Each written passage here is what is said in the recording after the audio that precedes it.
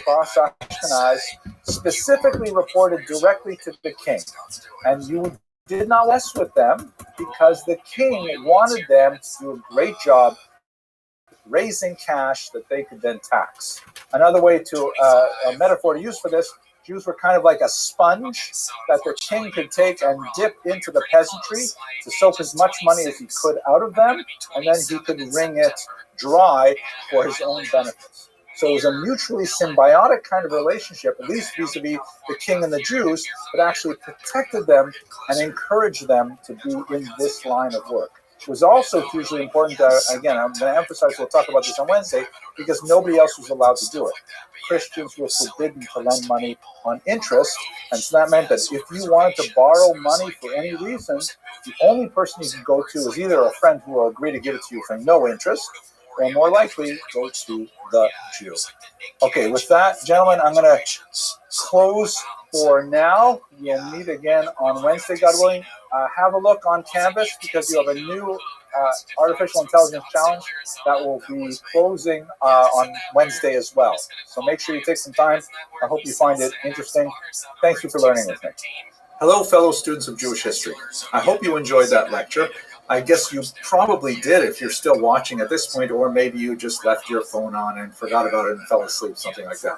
But I'm glad to be able to show this to you because this is just a sense of what we do here at Lander College for Men of Touro University. But you're missing the best part. The best part is not on the camera. It's what I get to see, having these bright young men in front of me, very inquisitive, very intelligent, very eager to learn everything there is to know about Jewish history, as well as the many other topics that they study here for their baccalaureate degree. We are extremely proud of our very vibrant base medrash, where students begin their day at 7:45 in the morning, and then after breakfast they spend hours delving into the intricacies of Talmud under the direction of our esteemed Rosh Yeshiva, Rabbi Yonasan Sachs, and the leadership of our Menahal, Rabbi Yosef Sonnenschein. And then after studying Talmud for several hours, they have lunch and they have a few other activities. Secular studies begin at 3 p.m. with a rigorous curriculum of the sciences, political science, English composition, history, of course, and a whole wide variety of majors like business, computer science, you name it. And then after dinner, they come back for a couple more hours of dedicated Torah study. These are really phenomenal young men. They only get to do their extracurricular sports and so on sometimes 10 o'clock, 11 o'clock at night. We have basketball that happens that late at night. Then they're back for it again the next morning. And they are just loving it. We have so much activity for them, so many retreats, and so much food. Actually, we give them a lot of food, so they really enjoy it. We also have a separate evening division, which is intended primarily for students who are studying in other institutions in our neighborhood, and then they come to us for the secular classes at night that begin at 6 p.m., and they're extremely bright, and we're very proud of them as well. And in fact, we're hugely proud of all of our students who have gone on to do such phenomenal things, going into medical school and law school and forging successful careers in finance and accounting and computer science. Wow, it's an amazing school. I'm really proud, and I feel very privileged to be here. And the thing is, we really need to support them with scholarships. So if you enjoyed this lecture and you want to contribute to the ongoing study of Jewish history here on this campus, Lander College for Men in Queens, New York, please have a look in the information box where you'll see a link, and you can contribute to the scholarship funds and help specifically those students who are very interested in Jewish history. Thank you very much for watching, and I look forward to providing more of these lectures for you as well. I know. And even geniuses have to get down and mop up and vacuum up the kitchen. Oh, really stinks in there. I mean, the guy's a musical genius. It's really like a nightmare. He blurred out the background so you can see the plates. It's just plates. Yeah, the horde. Okay. Okay, and is the microphone wireless? Great. Okay, we should be all right. You are screen sharing. Let's hope it all works. Okay, we talked about agriculture. We began talking about Servi Kamarai Regis. Right? Remember what that term meant? Servi Kamarai Regis? Mr. Edlerstein? Okay, I didn't bring my... go ahead. So that was the right to serve crystals. She got some good glasses.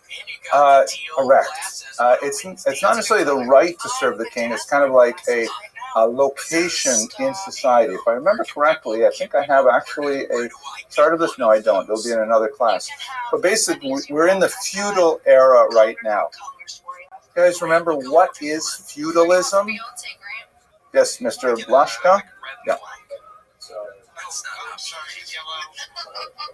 Yes. Can you tell me a little bit about that structure?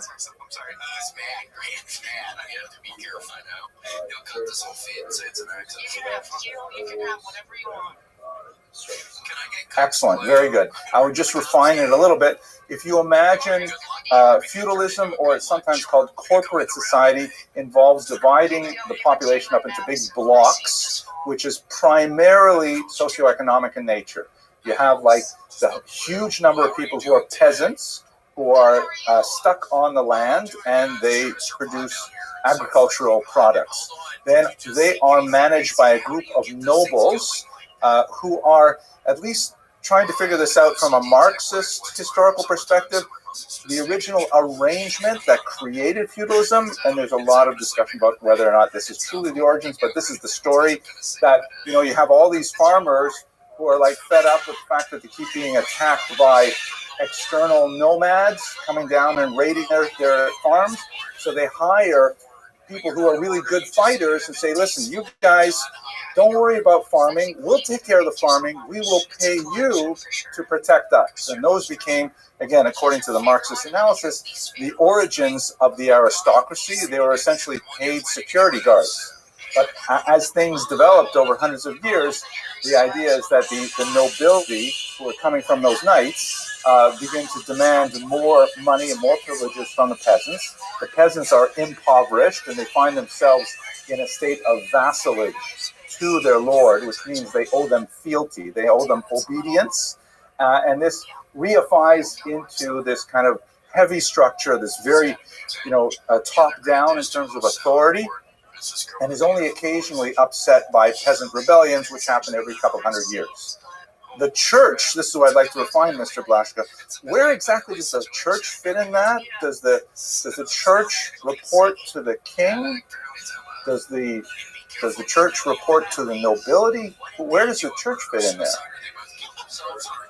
Good. Okay. Excellent. Very good. So that's essentially the case, as Mr. Adlersang puts it. The church evolves along with this whole structure of feudalism. And again, in theory, the king is supposed to be involved with kingly things of this world. And as the founder of Christianity put it, render unto Caesar that which is Caesar's, right? Give the king what he wants. He's a temporal authority.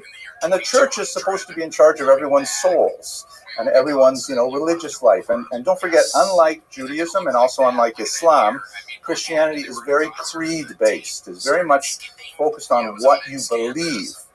We, in Orthodox Judaism in particular, spend a lot of time thinking about how you behave.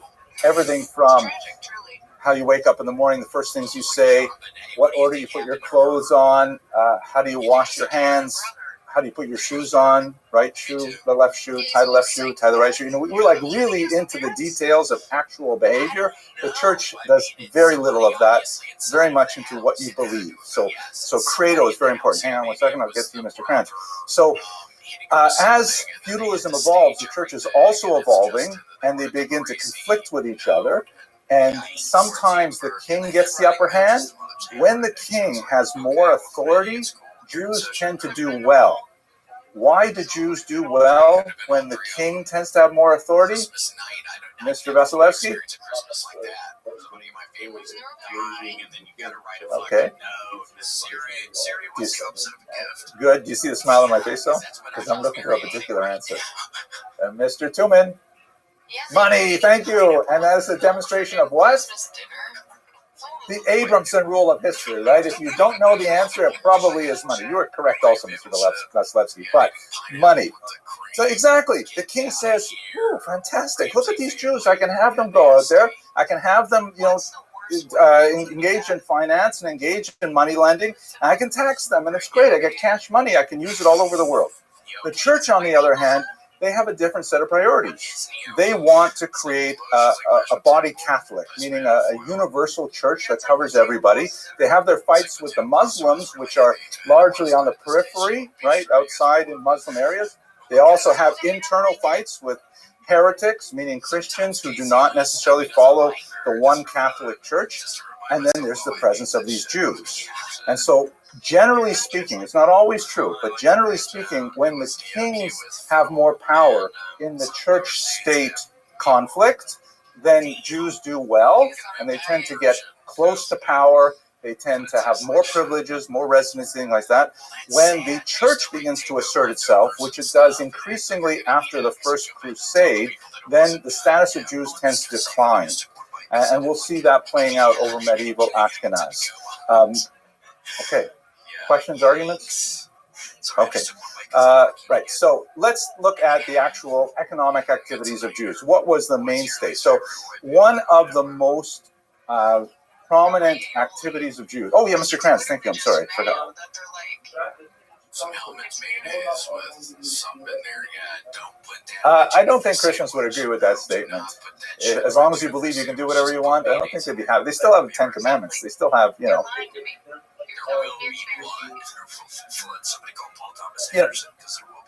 I will say that you're asking a huge question, and if we were teaching a class in Christian theology, which is like one of our popular electives, by the way, here, no, joking.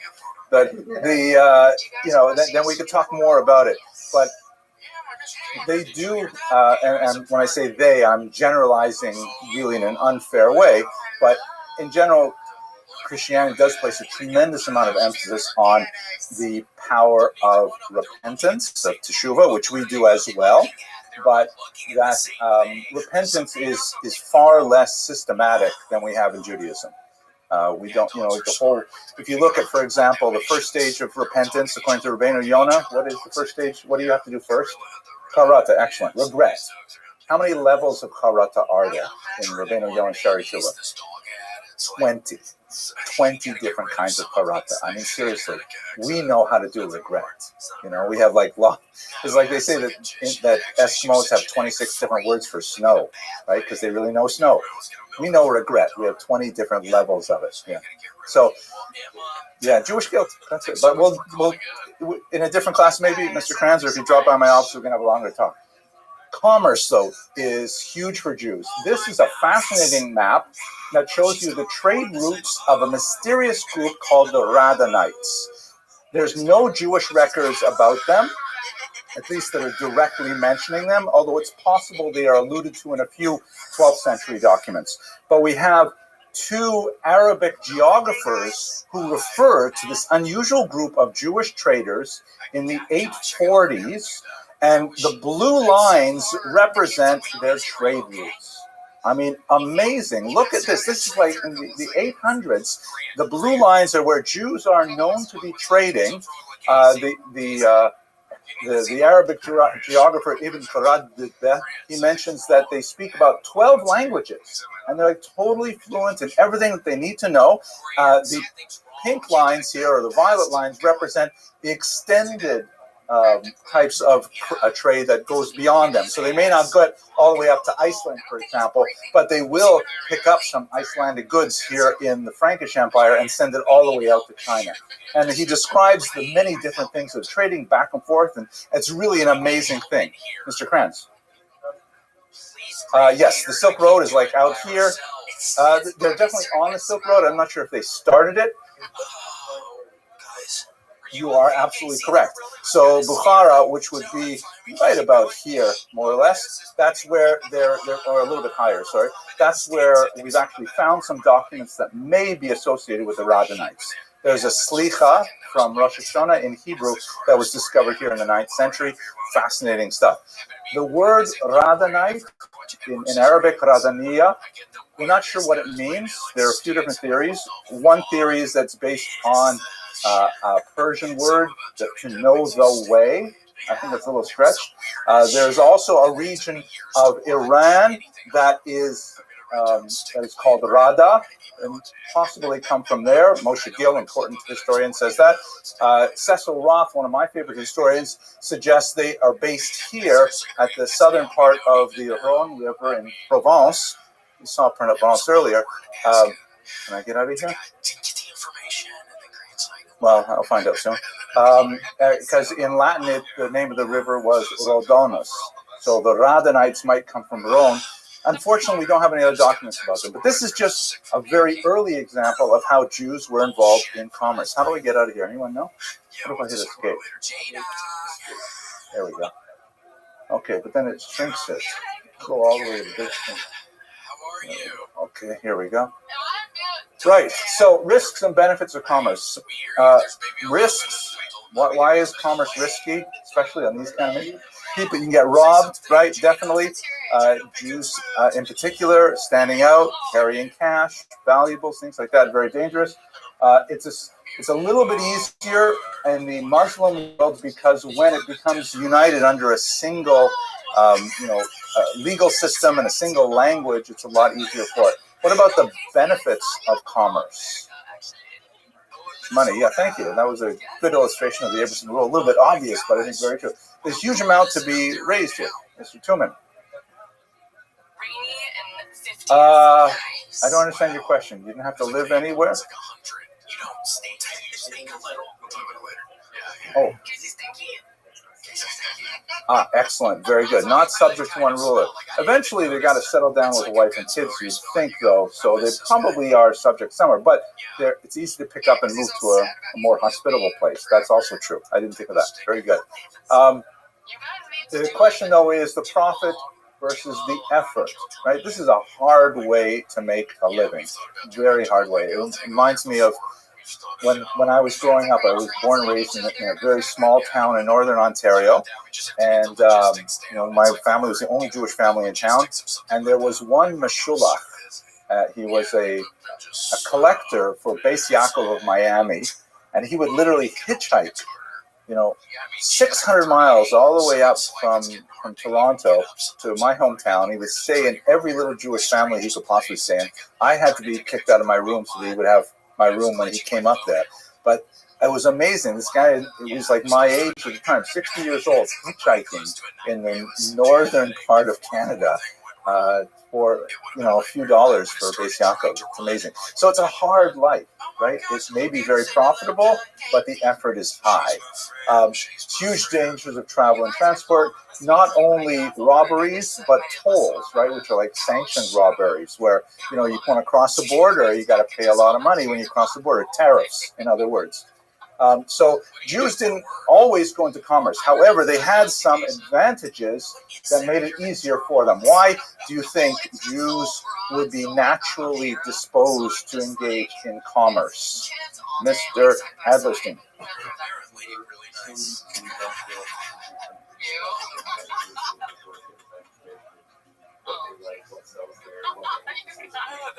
Okay, very good. So in other words, the fact that Jews were worldly, literally, because of the diaspora, they had a sense of what markets might go in different places. Very good.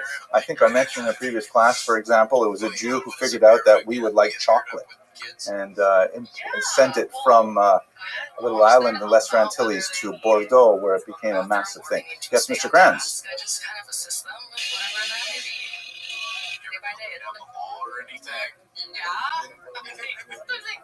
Spoken like a single guy, right? But what happens when you leave your wife and kids behind, and you go off on the road for who knows long?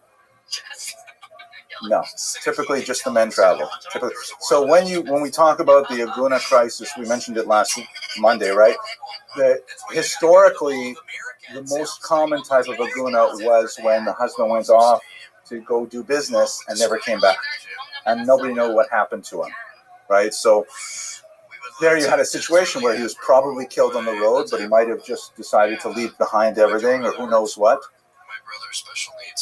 So that is a practice that we know from ancient times, of leaving a get behind, a conditional get. You see it in the Gemara and in Gita and Ksubos, long discussion of it. And of course, it's a practice today in the IDF as well, that if you go into Babylon, God forbid, you're kidnapped and MIA, nobody knows you're alive or dead, God forbid. So that's they would travel as men. It's got some dangers, but they got some advantages. Language, right?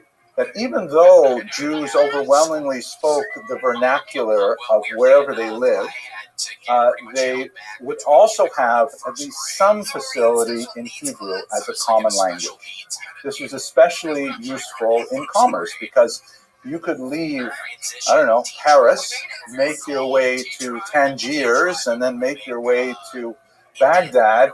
And even though you can't speak the local languages, you can definitely hook up with the Jewish community, show up in shul, and say, yo, I'm here, I'm trying to sell some furs that I got from Iceland, and you would find takers, and you would find a way in. So this is something that most Christians and most Muslims did not have, the diaspora community and a common language. Shall we go on? Yes, of course we should. Legal systems and norms, right? When you're going into a strange community and you want to sell things and you want to sell on credit, a person says, wow, I love these tremendous axe heads that you're bringing me from Germany. I want you bring me 10,000 more axe heads. And you say, no problem. All I need is a deposit of X amount of money and I'll be back here next year with your axe heads. So if you are a Christian and a Muslim and you don't know each other and stuff like that, it's hard to build the trust that is essential for these kinds of financial transactions. But when you have two Jews who are united by the same Talmudic code, when you sit down and you have Shabbos meals with them, you can see whether or not they seem like an Ehrlich person, and then you can rely on the same rules. You can go to the Rabbi, they're literate, they're numerate, you can draw documents up, and you have a much greater degree of trust that facilitates this kind of widespread trade. Also very important, one of the most popular games that Jews like to play is, of course, Jewish geography.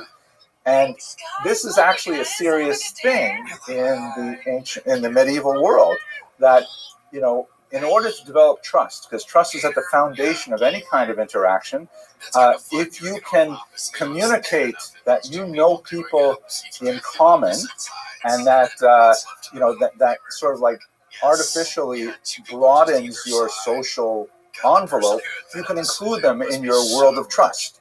So playing Jewish geography, when a guy from Paris shows up in Tangiers and he says, yeah, I'm from Paris. Someone says, oh, I know someone from Paris. His name is Moshe Cohen. He said, Moshe Cohen. I know him, but wait a minute, there's more than one Moshe Cohen. Does he have a hunchback? Yeah, that's the Moshe Cohen, right? And they would connect each other. They would trust each other. They would leave deposits. They would sell on credit, and it was, way more successful a venture. And this is an advantage that Christians and Muslims did not have. No, you can't tell your husband about this. Seriously, we're not even kidding. Largely through this trade network, which develops slowly and expands. The fact that the Rabbinites can do it in the 9th century indicates that they must have had a phenomenal reputation. Unfortunately, we only have basically 3 paragraphs talking about them. And it's one of the great mysteries in medieval Jewish history. Who were these strange people? We don't have any internal documents about them. But we all know that commerce is historically something that Jews have engaged in for a very long time. And we're at a huge divide from most of humanity, which overwhelmingly was agriculture in nature. Just off the top of my head, even today, maybe, I don't know, if, you guys live in a very special bubble because you're already an elite in a college-educated environment.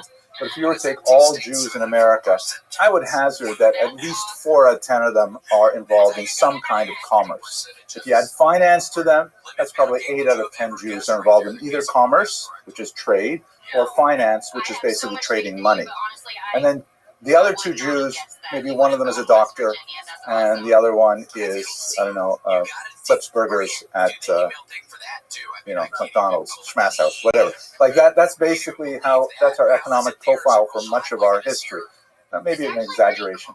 Why did I start saying this? I forget. Maybe we've been doing this a long time. Absolutely gorgeous. Yeah, so it just develops. Or don't forget also when we saw the Erfurt remains and the Norwich remains that we have been inbreeding for a very long time. Ashkenazi Jews in particular are hugely guilty of endogamy over and over and over again. Our genetics are so similar. So much more so than other people's who claim the same thing. Okay, now, what were they trading in? So here's a bit of a nasty part. One of them was slaves. This is actually a picture presumed to be a Jewish slave owner with two Jewish slave owners, and they've got some African slaves. And a bishop is involved in selling the slaves to the king and queen. This is, I think, an 11th century representation from a church in Germany. I think a king sitting with their legs astray like that is kind of like sort of a simian demonstration of power. You sit like that, you sit like you don't care what anyone else thinks. You sit like this, like, like you're the king. You can do what you want. If you sit like prim and proper, that's sort of like the queen would sit like that. How's she sitting? No, she's not. I don't even know. I don't think that's the queen. I think that's a knight or something. He's holding a sword there, I think. And there's like a representation. There's actually a fascinating. Oh, Mr. Lipschitz would know where this is, but there's a fascinating story with. I think it is maybe the Taz, maybe it was the Shach. I can't remember, but apparently when Shabbatai Tzvi was really active, they sent an emissary to find out if he really was Mashiach, and the emissary came back, and he described what he saw when he met Shabbatai Tzvi, and he described how he sat, and at one point he was sitting on the ground cross-legged, and right away, whether it was a Shach or the Taz, I don't remember, someone said, this can't be Mashiach. There's no way Mashiach would sit cross-legged. It's just not fair. I guess if you're Mashiach, guys like me can sit cross-legged. But slaves. So from the 5th to the 7th century, Jews are definitely trading in slaves. Slaves are I don't put them here, did I? Yeah, I'll get back to slaves, but we'll talk about it right now. We should disabuse ourselves of the notion that Jews were not involved in the slave trade. Slaves were a major element of all trade at the time. There was stocks for trade. Stocks mean like blocks to put their hands in, or like no. Stock market really develops like 17th century. We're still a few hundred years shy of that. But physically they would take enslaved peoples and bring them elsewhere and sell them. So we should not have this kind of a halcyon idea that, the Jews were so nice, Jews never traded in enslaved peoples, and we did. There is, however, a tremendous amount of energy coming from people who have not necessarily historical agendas to try and exaggerate the role to which Jews were involved in slavery. I think it would be fair to say that Jews were disproportionately involved in slavery if you compare them to the entire population, but they're also disproportionately involved in anything that's traded, like perfumes or silks or whatever, because they were more traders than that. When you get, hang on, Mr. Kranz, when you get to especially the transatlantic slave trade, then it becomes a very different story. But prior to the transatlantic slave trade, we should understand that slaves are basically a luxury good. People could only buy slaves if they had a tremendous amount of money, and they were used primarily as home servants. They were not used to farm massive plantations in inhuman conditions. It was basically like buying Bahavdil, a really expensive car. Like if you could afford a Bentley, you would take care of your Bentley. You would not let it get rusty. You would not you would wash it every day. So slaves were a status symbol that wealthy people had. Jews traded them like they traded in all other status symbols and much more beauty symbols as well. Just to jump ahead, for the sake of argument, Jews were also involved, of course, in the transatlantic slave trade, which is a totally different kind of very savage type of trade where they were prepared, people who were bringing them across the ocean were prepared to lose a large number of them just in the passage, the middle passage, where they would literally die of starvation, malnutrition, overcrowding, and disease. And then once they got to the plantations, they were often overworked to death, family separation, all kinds of terrible, terrible things. But basically, Jewish participation in the transatlantic slave trade, while not minuscule, was not disproportionate. There are a lot more people who are involved who made a lot more money than Jews did. But don't excuse Jews from this rather noxious trade, because it was a reality as well. Okay, Mr. Grant. And we meet up at the cafeteria. Yeah, we get a little grub after. Yeah, oh my gosh, it's right, not African Americans, but African Africans. Yeah, the slave trade in West Africa was absolutely disgusting, but it was because money, right? People made money from it. But I would write the answers of stuff I already knew they were going to talk about. I write it really small and a little. Yeah, so there's a lot of different ways to get slaves. It's not only Africans. Africans tend to constitute the bulk of them. The term slave may be derived from the same root as the word Slav, as in like Polish, Ukrainian, Lithuanian, Russian. So I'm not sure if Lithuanians are Slavs. And they were often captured in war. They're pagans and brought over. Where you do see, by the way, a huge issue is with Jews owning Christian slaves, or Jews owning slaves that decide to become Christian. The church has no problem with slavery at this time. By the way, this is an important point I forgot to mention. Like, nobody thinks slavery is a problem in the Middle Ages. Everybody thinks it's perfectly normal. They also think that way basically up until the 1700s. It's only at that point where people begin to say, maybe it's not so good that we should be enslaving other people, right? This was like, it's asking them to have a 21st century mindset and morality when those standards were not applied in the medieval ages. But what the church did really care about a lot is the idea of a Jew owning a Christian. That bothered the Jews, the Christians tremendously, especially churchmen, who were especially nervous that if they were to take slaves, not only Christian slaves, but even pagan slaves, much more common, who then decided they wanted to become Christians, then you would have an untenable situation where a Jew would be in a position of lordship over an individual, and the church definitely did not want that. Kings, on the other hand, were very happy with Jews owning slaves because Jews could sell slaves for cash money, and then they could be taxed for it. So quite often the idea of Jewish ownership of slaves is also a church-state conflict. Right, okay, so what will eventually happen is, as restrictions are going to be placed on Jews throughout the later Middle Ages, Gesundheit, Jewish trade is going to be reduced and become much more smaller scale. They tend to go, they're no longer great like the Radhanites used to be, but they're still heavily involved in it, and we'll explore that next time we meet. Oh, look at this, we close with this picture. This is kind of a cool image. I relate to this topic because this is my father, Oliver Shalom, and he took over my grandfather is Alex, and my father is the son. He did not want me to take over the store, so that's why I ended up a professor. But that's my dad. It's like 1957. The store was around for 100 years until my father passed away. My mother took it over for a few years, and then finally they closed it. But it was, Northern Ontario. Schmatas, textiles. Jews very big into textile industry. Work clothes, work boots, stuff like that. Okay, gentlemen, let's close it with tonight. I apologize once again for the delay. On Monday, we're going to have a very important class. We're going to get into Monday landing and the church, which is hugely important for understanding the economy. Okay, thank you for learning with me. Smokey, are you in a submarine? Yeah, currently into the sea. My God.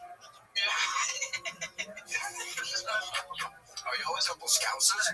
Yeah, what's going on over there? All right, so where we left off, we talked about trade and commerce as one of the most important elements of the Jewish economy in the medieval era. Another extremely important element, and in fact probably the most important element for much of medieval history, was specifically money lending. Using the nasty term is usury.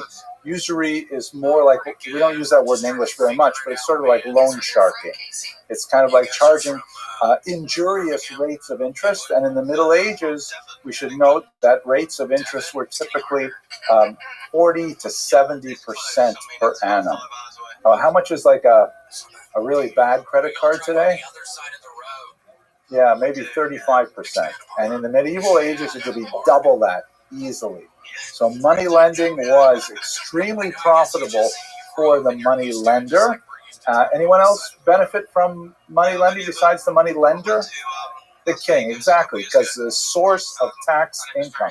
That's why, for example, if you think about vices like, let's say, gambling or alcohol consumption or cigarette smoking, that governments love vices in so far as they can tax them.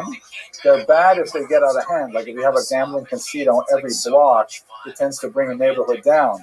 But having a few gambling casinos where people could go and then their winnings are heavily taxed, the governments love them. And that's exactly the situation with Jewish money lending. It was in some degrees a vice, and we'll see exactly why that is so in the medieval context, but it was a massive source of income for taxation, so it was not only tolerated but protected very often. Now, let's try to understand, why would there be an opposition to money lending? It really boils down to the fact that the Catholic Church interpreted the Hebrew Bible in precisely the same way that Jews did. Here's the key passage, which is from Devarim. You shall not lend on interest to your brother. Interest of food or money or anything on which interest can be charged. You may charge interest to a foreigner, but not to your brother. So Jews interpret this passage to mean a Jew may not charge interest to his fellow Jew, but he may charge interest to a Christian, a Muslim, a pagan, whoever. Right? That's pretty straightforward. I tried calling up Visa and MasterCard to find out if the CEO was Jewish, but they wouldn't answer my call. Now, Christians read this verse and said exactly the same thing. And they said, okay, Christians are all brothers, so Christians may not charge interest to other Christians. And that basically shuts down the economy very effectively. Because especially if you're in an agricultural economy, right? You buy your seed. That requires a huge upfront investment to buy the seed. You got to put a lot of energy into working the land. You put the seed into the soil, and then you got to wait. And all that time between buying the seed and the harvest, you have no income. So how do you make it, right? There's a big, natural drop in the middle of the agricultural cycle. It's expensive but every year. If you're smart, like Yosef Atzadik, you set aside from that first investment, and then you've got money to carry you through. But people are not always so smart about how they save money for the winter, and also all kinds of things can happen. Bad things like terrible harvests or rampaging nomadic civilizations and steal all your grain, or good things like you have a new baby, or you have a big party, or whatever it is. All kinds of things can happen, and all of a sudden you have no income whatsoever. The only way to get through it is with a short-term loan. Think like people have these payday loans with really high levels of interest, but if you're living paycheck to paycheck, and all of a sudden your car breaks down and you got to invest money in fixing it, you need money until your next paycheck. So you go to the Jew. You go to the money lender, and he'll say, no problem, they're happy to lend you money. It'll cost you 70% interest, and just make sure you pay me back. It tends to be very small amounts, but very lucrative. Mr. Truman. Keep up the good attitude down there, seriously. Yeah, Bob's your uncle. Precisely. This is where the stereotype comes from. It does not come from thin air. The big nose thing probably comes from thin air. But the idea of the Shylock, right, who's a character in Shakespeare's Merchant of Venice, who actually, if you've ever read Merchant of Venice, which I recommend, it's a very powerful play, I personally don't think that particular play is actually anti-Semitic. Shylock is very, very badly treated, and he when he finally has a chance to get his revenge, he loans money to, I forget the guy's name, Christian, and he says, but if you fail to pay me, what I want to charge you is not interest, but a pound of your flesh. Meaning, I'll choose a pound of your flesh as my payment. And then, of course, the guy can't pay, and then there's a whole lawsuit and stuff like that. In the end, Shylock loses, and it's a happy ever after. It's actually a comedy. But Shylock comes across, I think, when you read it, as a very human character, because he's deeply wronged by whatever his name is. Antonio, what is it? Antonio, there we go. So that's where you get the phrase, though, your pound of flesh, meaning that it's a usurious, extreme rate of interest. So here, but think about it economically, right? The Jews are living this very precarious kind of existence. Farming is not a good option for them because they can be kicked off their land, or they can be evicted, or they can be chased out by pogromists and things like that. They can make a small amount of living in small crafts and things like that, but quite often advancement requires membership in a guild, which is closed to Jews, just like we talked about the Cherem HaYishuv, where Jews would actually regulate how many Jews could come into a town. They also were regulated against by the various guilds who said only so many, leather workers and things like that. So this is like a field that's open to them, and they have a monopoly on it because there's nobody else who can charge interest legally in Christian countries. A lot of Christians do, incidentally. There's lots of examples of Christians who are also lending money and charging interest. And usually when they repent after they made a lot of money, they build a church to atone for their previous sins. But Jews are the only official sanctioned money earners. Mr. Vasilevsky.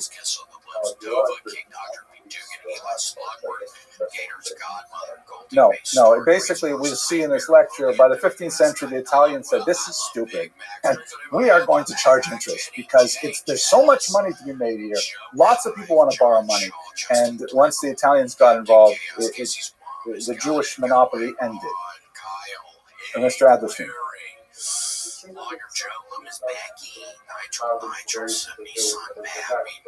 There are also a very limited amount of people and money lenders. Yes, there is a big need for money lenders back then, and it still is, but you can't have every single Jew Correct. be a money lender. You have to be the few.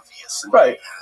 It's hard to actually quantify this. We don't have really good statistics, but just based on my sort of Gestalt understanding, if you had a shtetl that had 1,000 Jews in it, and let's say,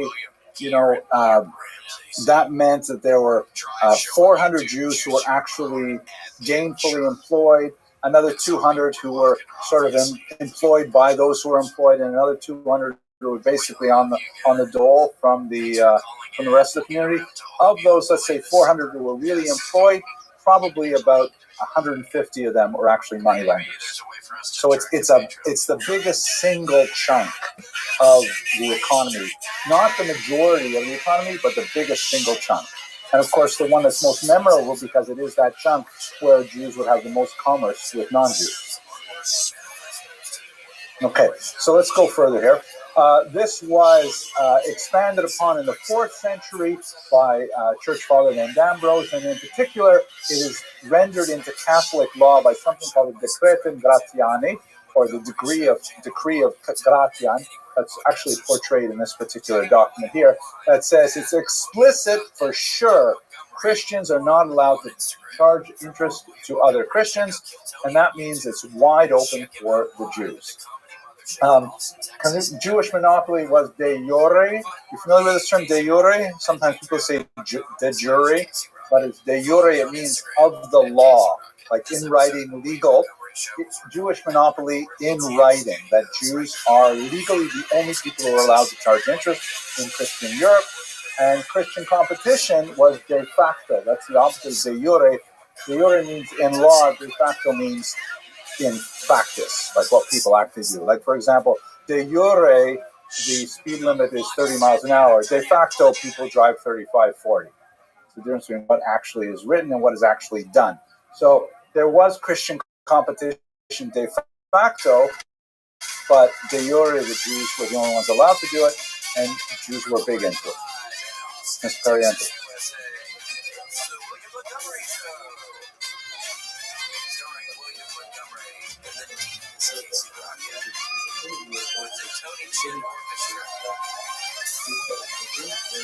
Correct. So there are a lot of things that they could not do, right? And also a lot of things they did not want to do either. Agriculture is the employment of the vast majority of Christians in Europe. And as we've discussed, agriculture is not a really viable option for Jews as a small minority, as a vulnerable minority. All kinds of guilds and artisan organizations were closed shops. You could not get in, and you would not be allowed to train as a swordsmith or things like that. Jews couldn't get in. Even like dyers and like pigment and things like that, Jews couldn't get into for the most part. But this is something that was open to them, and not only open, encouraged and protected by the king. So it was kind of a natural thing. One area where Jews were typically allowed, however, because they gained pretty much universal respect, was medicine. One of the reasons for the long tradition of Jews in medical fields and health fields is because this was an area where people were so desperate for good health care that Jews who were literate were pretty much universally respected. You had popes who had Jewish doctors, kings had Jewish doctors. So those fields were largely not closed to Jews. There were not every university, the vast majority of universities actually were closed to Jews, but there were a handful, I think about 4 or 5 universities that allowed Jews to study there for medicine. But you should realize that in the 12th century, there were only 3 or 4 universities total. Bologna, Oxford, maybe, very few of them. So people were learning medicine on their own, saying, okay, I'm a doctor. Oh, MCATs, Mr. Tinman. So Dark Ages, that actual term, refers to the period from the fall of Rome until the Renaissance. It's a big period of time. It's basically from, let's say, the year 500 to about the year 1300. This is the high Middle Ages, though. This is like at the very end of the Dark Ages, so the dawn is already coming up. Yes. That's a good one. How were you? Has your life changed? No, in regards to England. No, you're absolutely correct. It was far more lucrative than being a peasant. Way better than being a peasant, too. Right? In fact, let's talk about that. I think I have it over here. Let's do the risks and benefits of usury. Right here are some Jewish moneylenders. You see the coins here, right? So, benefits. Profit, right? Money lending is profitable. And that's the bottom line. You make a big paycheck with that. Yeah, Mr. Gertz. Oh, we passed by? Okay, sorry. Okay. Urban. This is an urban profession. You don't have to live far away from other Jews. You can stay inside a Jewish community. So that's a clean trade because, you can still go to Minyan in the morning. You can, walking distance of the kosher Chinese, walking distance of kosher pizza, whatever you want. It's so close because they come to you, right? You can have banker's hours. You can say, my money lending shop is open from 10 a.m.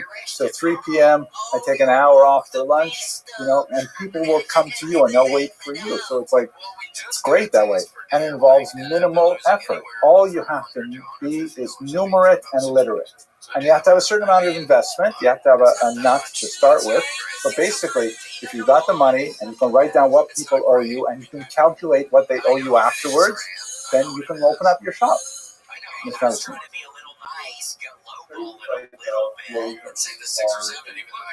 Mm-hmm. That's like $400. Yeah, that's like $400. What do you really think it is, Korea? What did you say you thought it was? It's about $400. Yeah, I think $900, right? It's a little too much. $150 to $300. So true, but remember who your partner is. Right, the king, right? So in other words, if a guy fails to pay you back and the king comes to your office and says, okay, where's my tax receipts this month? You say, oh, I'd love to give you your taxes, king, but look at my record book, and Jean-Paul did not pay me back and I'm still holding on to his pledge for this whole time. So the king gets upset, goes out and beats up Jean Paul. Right? You have muscle behind it, at least when it's going well.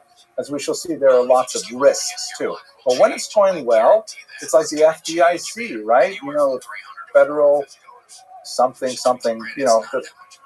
thank you so much, Mr. Rulin. The Federal Deposit Insurance Corporation. I don't know. It means that when you put money into your bank here in America, it's guaranteed up to like $150,000 or something. You got muscle behind it. Right? Okay. And so it's minimal effort. You have to be literate. You have to be numerate. The vast majority of people are neither literate nor numerate. And they're also not allowed to do it because the church forbids it. But the Jews can do it. In fact, they're the only people who are legally allowed to. Risks. So resentment is a big factor because everybody loves to get a loan. Nobody likes to pay back a loan, right? Especially when you're halfway through on your car payments and you're seeing like another 2 years to pay this off. It's not a fun thing. So you can get, if you're a moneylender, you will be resented by everyone you loan money to. The peasants, who are typically borrowing small amounts of money, just like payday loans to get through to the next harvest, that kind of thing, or even worse, we'll see this more when we get to Eastern Europe. Right now we're still in Western Europe, but in Eastern Europe, one of the ways that peasants would rack up a big tab is they would drink alcohol in a Jewish inn, something called a krechma in Yiddish. And this is also something that the nobleman would allow Jews to have exclusivity on the production of alcohol. So just think about this. Nobody in, let's say, southern Poland, western Ukraine is allowed to distill alcohol except the Jews are living there. They set up these inns. The peasants work hard all day in the fields. They come out. They have a few beers. They say, put it on my tab. And the tab grows, and the tab gets interest because you're borrowing that money. And then at the harvest season comes, and the peasant says, okay, I'm ready to pay up my tab. What? Look at this amount I owe. How do you calculate this, right? So it's why does the nobleman allow this terrible thing to happen? It's not that much money. It's like 12 per book. Because he taxes it, right? It's his profit, so he loves it.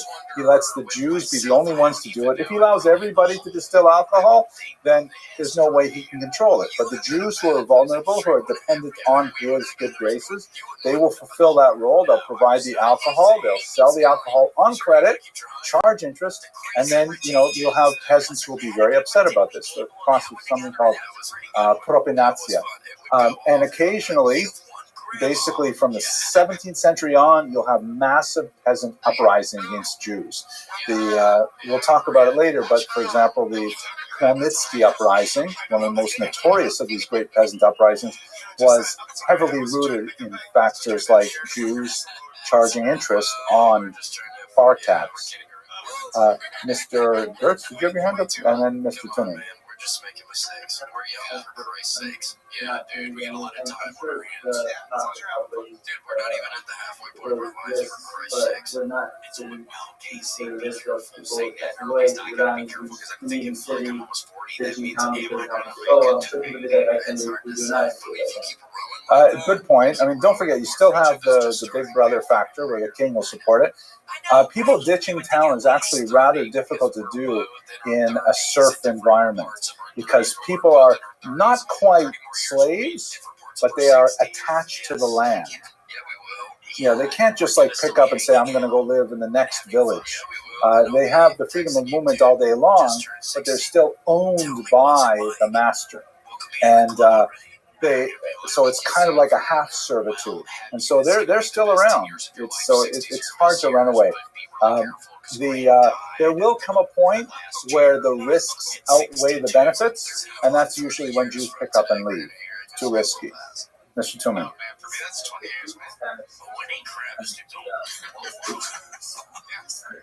Financially, they definitely had good control. Yes. In the 1780s, when the Jews started to be allowed into society, that was terrible. And told them like the Jews were like isolated, very. It's an overly rosy picture. And it's an overly, we talked about Gretz a few weeks ago, right? That's a Gretzian approach where the Jews are like always victims, never victimizers. It's not the historical reality. We definitely had our share of victimizing. You can answer that question for me at the end of this course, Mr. Jimmy. Just see how you feel about it. But the difference about the 17th, 18th century with the Haskalah, which we will get to in a few weeks, that was like entrance into broader society, into the world of culture, of art, of the media, of literature. This is actually pretty good compared to a peasant existence. I would take a Jewish existence any day, and not just for the schnapps and herring on Shabbos. The income was actually pretty good. Okay, Mr. Adlerstein, Mr. Cranston, I really got to go on. You mentioned that the king would occasionally use loans from the Jews. Yes. And if the king was the muscle backing up the loans, the loan to the king is high risk. Correct. You are absolutely correct, Mr. Adlerstein. You're giving me a segue to the word nobility here. It's not just the king, but it could be local noblemen, right? And what would happen is, and this especially happened as the money lending expanded, and as some Jews amassed really incredible capital, they would finance wars. Like if a nobleman said, I want to fight with the other noblemen across the valley, but I need to hire mercenaries, they would go to the Jew, and they would say, I'll pay you your 15, 20% interest on a big, big loan, get it for me, and they would come up with the cash. And that was great, and a few Jews became extremely wealthy. They were called Hofjuden, or court Jews, because they were like close to power. They were like, they bankrolled a lot of countries, literally. But it was extremely risky, as you point out, because what happens when the time comes to pay, and the nobleman says, this debt burden is too high? So the peasants would react by revolting. The king or the nobleman would just say, not I'm canceling the debts, but I'm kicking the Jews out. Oh, and by the way, I'm also canceling the debts. So quite a number of Jewish expulsions were due to the fact that the nobility found it financially expedient to get rid of their creditors. Is that the right word? Creditors? I always get those mixed up. Creditors, yeah. They get rid of their creditors rather than pay back the bill. What ends up happening, though, Mr. Adlerstein, what ends up happening is they kick out the Jews, and then after about 6 months or 2 years, they say, wow, it's so hard to get by without having a credit system in place, and they invite them back.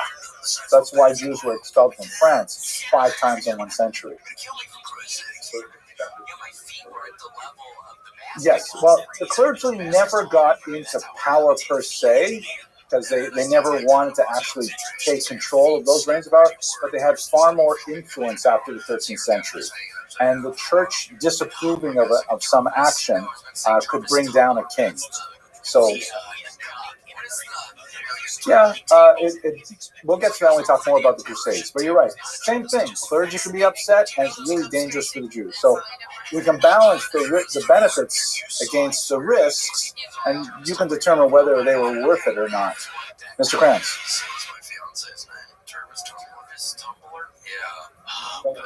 She's not with us anymore, so here, you can't remember that, okay? Yeah, she ran off with some bozo, and she ditched the hero to go with zero, so that's her fucking problem. She passed away. She passed, so there was mixed I think you are very perceptive there, Mr. Krantz. I will give you an example from South Central Los Angeles. Was subject to a whole series of riots about 15, 20 years ago.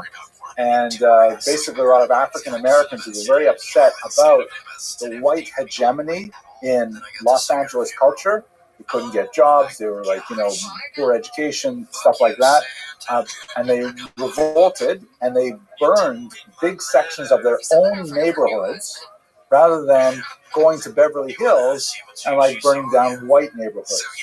But who suffered the most were the Korean shop owners, who opened up these things called bodegas, right? Because very few big shopping markets, like whatever Food Stop and Save or whatever place like that, are willing to build shopping malls in these dense inner city ghetto type neighborhoods. So the only place you can get food is either you get on a bus and you travel, 45 minutes to get to a proper grocery store, or you go to a local Korean store where they will sell you groceries, but in smaller amounts and for higher prices.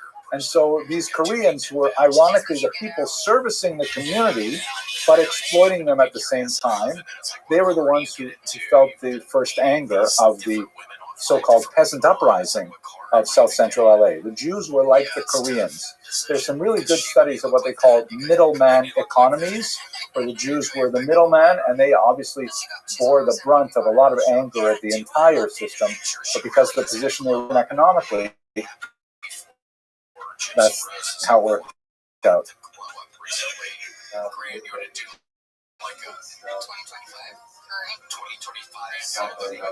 Yeah, it could be. Could be. I think there are a lot of metaphors. Let us line is Jews had relatively more wealth and power than peasants.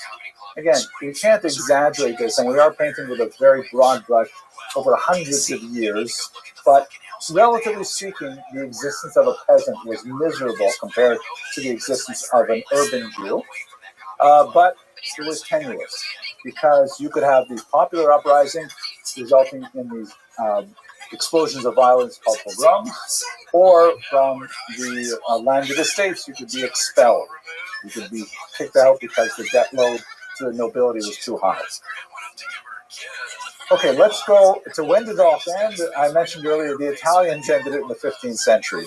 The Italians said, hang on a second, this is just way too much. It's been going on for hundreds of years. There's so much money to be made in money lending. Can't we possibly find a loophole to allow Christians to engage in money lending? And they came up with it. They called it the Monte di Pieta, which means the Mountains of Piety. I don't exactly know why they named their banks the Mountains of Piety. Maybe because they had like mountains of money that they could lend out or stuff like that. But by the 15th century, this, by the way, is a debt agreement, a loaner's agreement from a Monte di Pieta. They essentially charge interest 4 to 15%, but they didn't call it interest. They had a legal fiction to say this is to cover the overhead of the bank. Meaning this bank, this Monte di Pieta, still has to have a physical structure. We have to pay to keep the lights on. We have to pay to keep the heat on, stuff like that. So you can borrow money from us interest-free, but you pay 4 to 15% of what you borrow for the maintenance of the bank as a whole. Well, this is more like a bank. Right. But the thing is, I was about to say halakhically, the havdil. In the Catholic Church, halakhically, a Christian can't charge interest at all. So they're not allowed to charge 4 to 15% interest, but they can charge 4 to 15% overhead. Furthermore, quite often, the church, which was involved heavily in creating the Monte di Pieta, they forced the Jewish communities to underwrite the Monte di Pieta and to pay punitive taxes, like when the church was more powerful, pay punitive taxes to keep these competitors open. So the Jews were still lending money and paying their competitors a subsidy to keep them open. And the whole idea was to take that cash flow away from the Jews and direct it towards the church. Ironically, it failed. Anyone guess why the Monte di Pieta? I mean, they succeeded. They turned into commercial banks because society became more secular and people didn't care about the biblical provision anymore at all. But why did the Jewish money lending actually increase? Not only survive, but increased at this time. Yes, Mr. Blanchard, what do you think? The king was also taxing these guys. Not quite as much, though. They hid their money better, maybe. This is a counterintuitive. You're not going to get this. But Mr. Tillman, last guess. No. This 15th century, the Italians are really smart. They know this stuff. Mr. Pariente, last chance. Reputation? What do you mean by that? Yeah, no, the church has a big reputation too. This is the main reason why the Monte di Pieta did not extirpate Jewish money lending is because they had all kinds of religious rules attached to it. So when you went to the Monte Pieta, if you owed money, you had to give a confession. You had to say why you owed the money, and you had to make all kinds of religious statements that I promise that I'll never gamble again, visit prostitutes again, whatever it is that got him into debt in the first place. And it was they couldn't guarantee secrecy, they couldn't guarantee confidentiality. Whereas if you went to the Jew didn't care why you were in debt. The Jew just wanted to make sure you could pay back the debt, and all that kind of moral stuff was set aside. So ironically, even when the Monte Pieta is set up, and even when the Jews were burdened with more taxation to pay for them, people kept patronizing Jewish moneylenders, including nobility, going to them because they wanted their situation to be, private.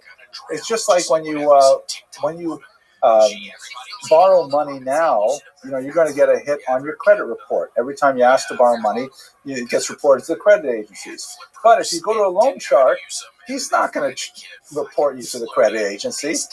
He just wants you to pay your money. And if you know you're going to be able to pay back within a certain amount of time, and you don't want the credit agency to know that you fell into debt again, then you go to the loan shark. And that's one of the reasons why the Jews were able to survive this. Yes, Mr. Tillman.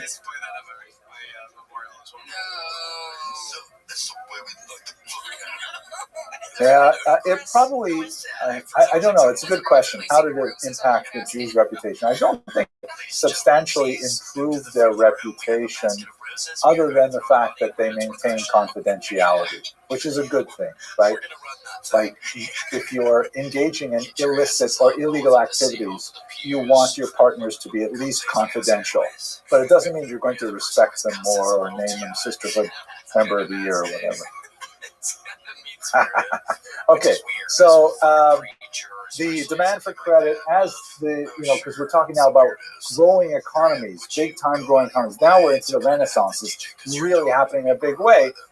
Societies need so much more credit to build themselves up. Jewish money lending was able to continue through this period. However, by the time we get to the 15th century, the Western Europe is far less hospitable to Jews, and we're going to move shortly into the Eastern European Ashkenazic period of history, which changes dramatically. Oh my gosh, I love gators wondering what that kind of stuff is. Gator, it's called a Z-bar. It's the only food we eat. Gator, it's a Z-bar. They're gonna be a sponsor at some point. Exclusionary pressures in Western Ashkenaz. So what's going to happen? Now we're at a transitional point in our history. We've looked quite a bit, especially the materials I put online from last week. We looked quite a bit at the environment of the Jews in Western Ashkenaz, which basically comprises England, France, and Germany.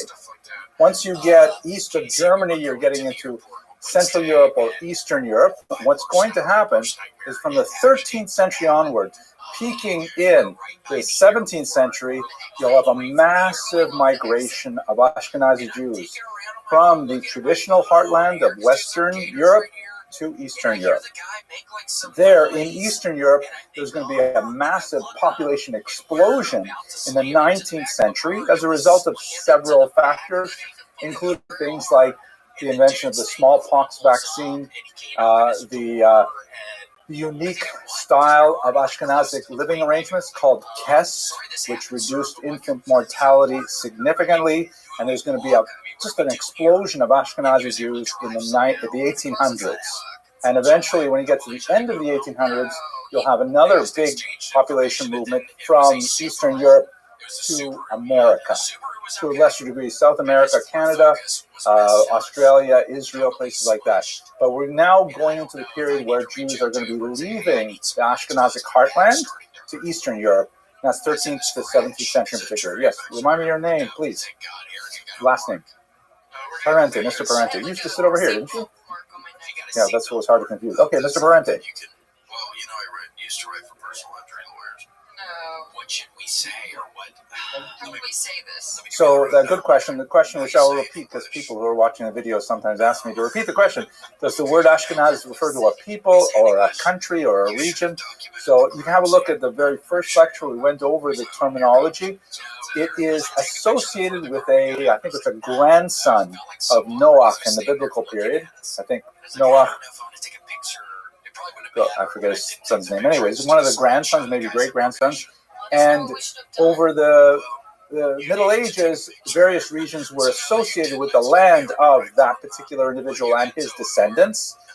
For reasons that we don't totally understand, this was eventually associated with the region of the Rhineland in northern Germany, and the Jews who moved to that area were known as the Jews who moved to the land of Ashkenaz, and then they were called Ashkenazi Jewry. We have no real good reason to associate specifically that reason with the place Ashkenaz. It's kind of arbitrary in some terms. So now it really only refers to the people, and Ashkenazim are only Jews now, obviously, because only Jews use that terminology. Okay, have a look at the first lecture. It's online, and you see it. Okay, shall we go on? Okay, so now I'm looking at the reason why Jews moved from Western Europe to Eastern Europe, twofold. First, there was a push for Jews to leave that will culminate in expulsions. Really strong push that Jews felt unwelcome in Western Europe. And at the same time, not for our discussion today, but probably next week, there was an economic vacuum in Eastern Europe inviting Jews in. Literally, leaders of municipalities, of kingdoms, saying, please, Jews, come here. We will give you privileges. We will give you tax breaks. We will give you specific, legislation that you will want, like the right to build a wall around your community, or the right to have a monopoly on X, Y, or Z. And so that will be like a vacuum, an invitation, bringing Jews in, pushing Jews out, bringing Jews in at the same time. We're going to talk about the pushing Jews out first. Mr. Kranz. It could have been. They did a really good job because that blood was everywhere. It was pooling. It looked real. It was brutal. Was the guy like screaming? At the beginning he was, and then he stopped screaming. Well, you're right, Mr. Kranz. The first Jews who are allowed to be full citizens, that happens in the 18th century. So we're talking about 1790 for the Jews of Bordeaux and Bayonne in southern France. We're still here like about 400 years earlier, when nobody has citizenship. There's no such thing as a citizen except maybe the king and maybe his wife. And that's basically it. Everyone else is a subject. So maybe not even his wife. Everyone is a subject of the king, right? That's feudalism. And all you can hope for is privileges that the king gives you. So we're still in that period right up until you get to the 18th century. All right, let's look at one major factor in the push for Jews out. The first is something called the Crusades. This is like a scene in history. This is one of those watershed moments. You know what the term watershed means? It's a good term. I'm going to tell you, actually, I grew up near the Arctic watershed. Anyone want to define that term? Mr. Silber? No. Watershed is the earth, like when rain falls, it either flows toward a body of water here or a body of water there, right? It depends on the elevation of a particular spot. And, like where we are right now, we're in, I guess, probably the Atlantic watershed, where every drop of rain that falls here in New York will eventually flow towards the east into the Atlantic Ocean, right? Like in the beginning of Koheles. So all the rivers flow to the sea, and the sea is never filled. But if we were to move a little further west in this country, we would get to a different watershed where all the water would flow into the Mississippi River and then down into the Gulf of something, right? What do you call it? Gulf of America. There you go. So then the Gulf of America. Or further west, then you'd be in a watershed where it would flow into the Pacific Ocean. I happen to grow up near the Arctic watershed, north of the Arctic watershed, where all the water that rained, all the rain that fell in where I grew up would flow into the Arctic Ocean because it flowed north. So our watershed means like up until this point, everything is going this way. After this point, it's going the other way. So if you think about that term as a historical term, the Crusades are one of those watershed moments where beforehand, people understand the world in such a way, afterwards, very different. Another watershed in time would be something like 9/11. Come on, baby. That's a huge watershed for the United States history. That was just before many of you were born, but you live in the post-9/11 era. Changed everything in so many ways. The Crusades are one of those moments. This is the history. This guy, Pope Urban II, 1095, he complains that the holy city of Jerusalem, which is controlled at this time by the Muslims, right? Muslims are in charge of the land of Israel at that time. They are not allowing Christian pilgrims appropriate access to the holy sites. Church of the Holy Sepulchre, various sites that Christians revere in a very significant way.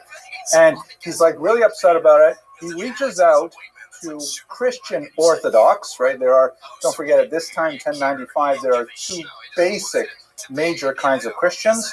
There are Catholics who are ruled from Rome, the Pope in Rome, and there are Orthodox who are ruled by 7 patriarchs in the Eastern world, sometimes called Greek Orthodox, sometimes called Russian or Armenian Orthodox. It's a different form of Christianity than the Catholics, but they both are Christian faiths. If you want, it's not really appropriate to use the term denominations, but they are two different, let's say, flavors of Christianity. And they have not gotten along well for the last couple of hundred years. But he says to them, wow, it's just so awful that, we're hearing about Christian pilgrims not getting in to see the Church of the Holy Sepulchre. And the entire Christian world just, resonates with that message. He says, yeah, it is terrible.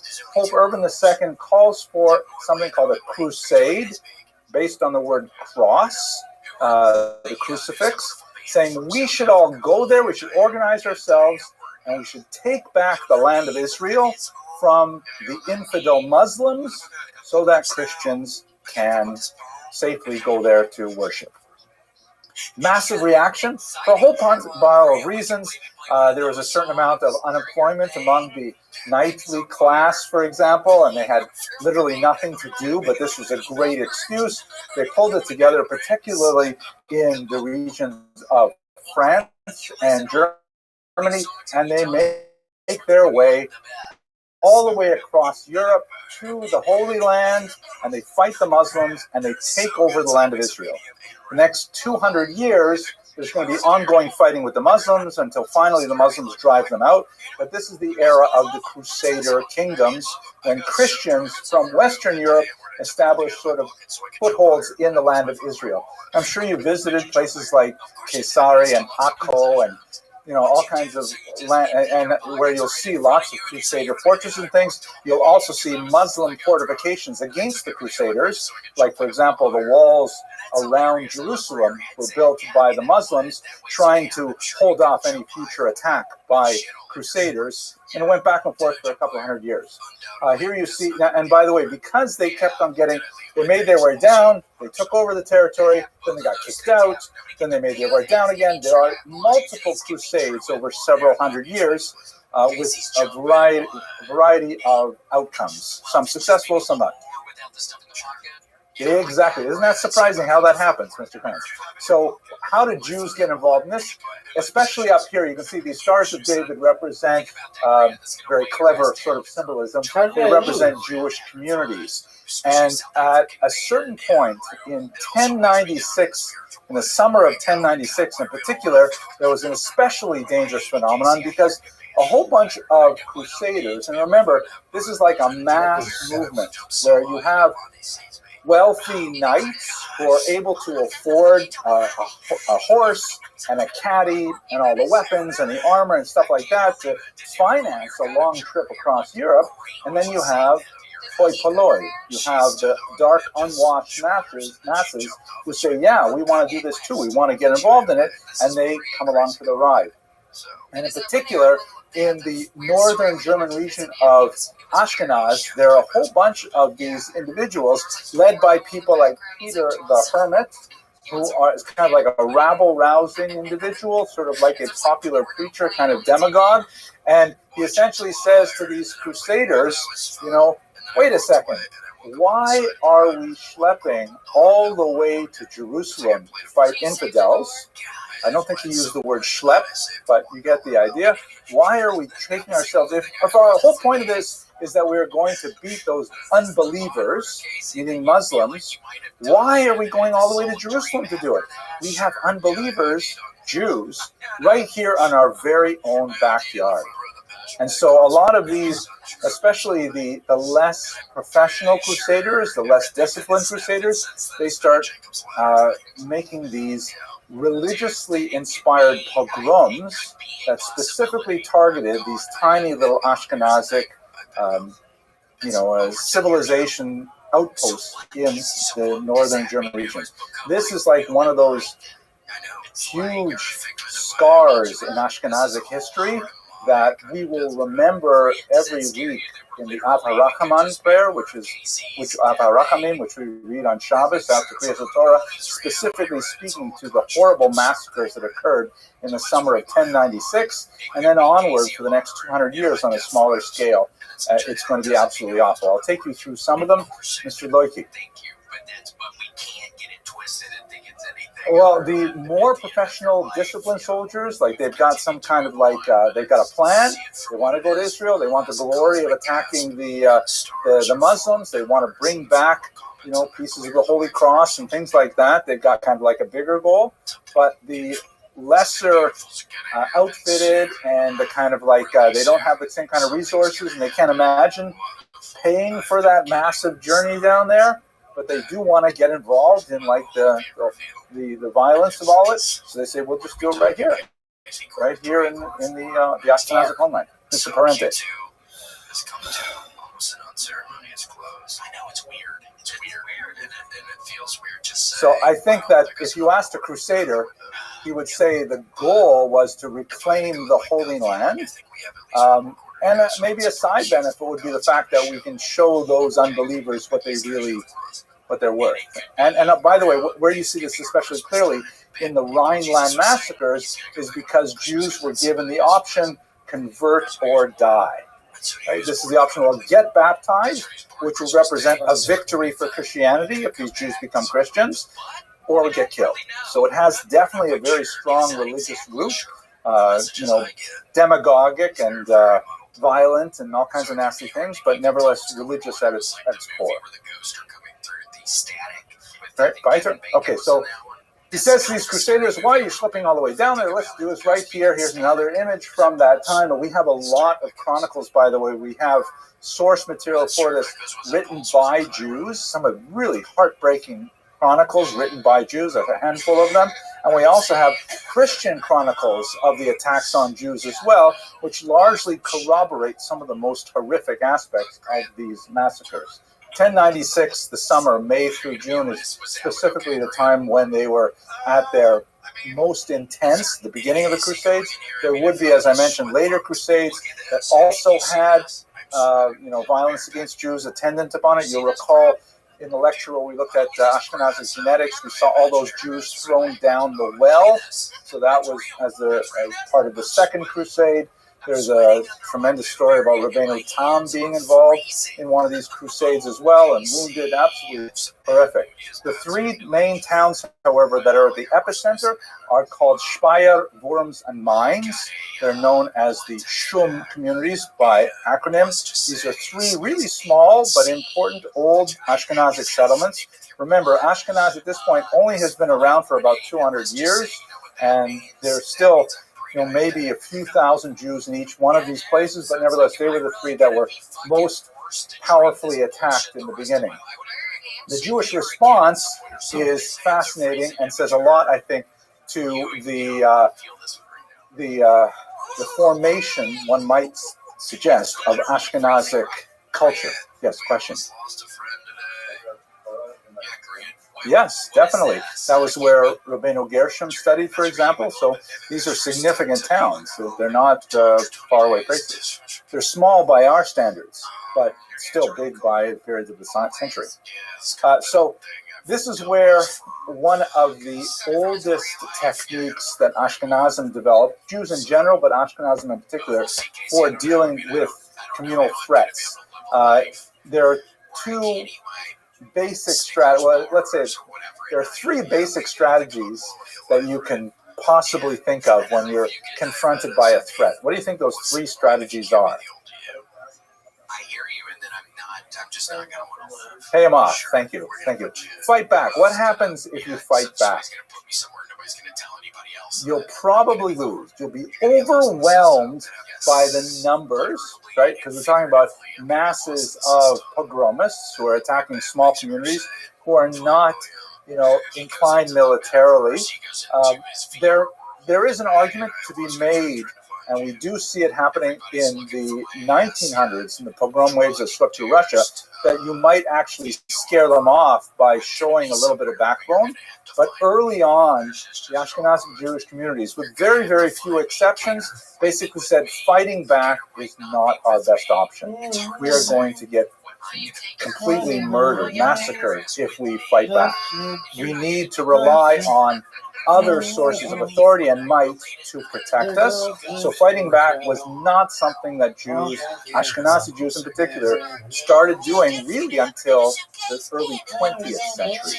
We have a long, old history of military resistance that goes back to biblical times.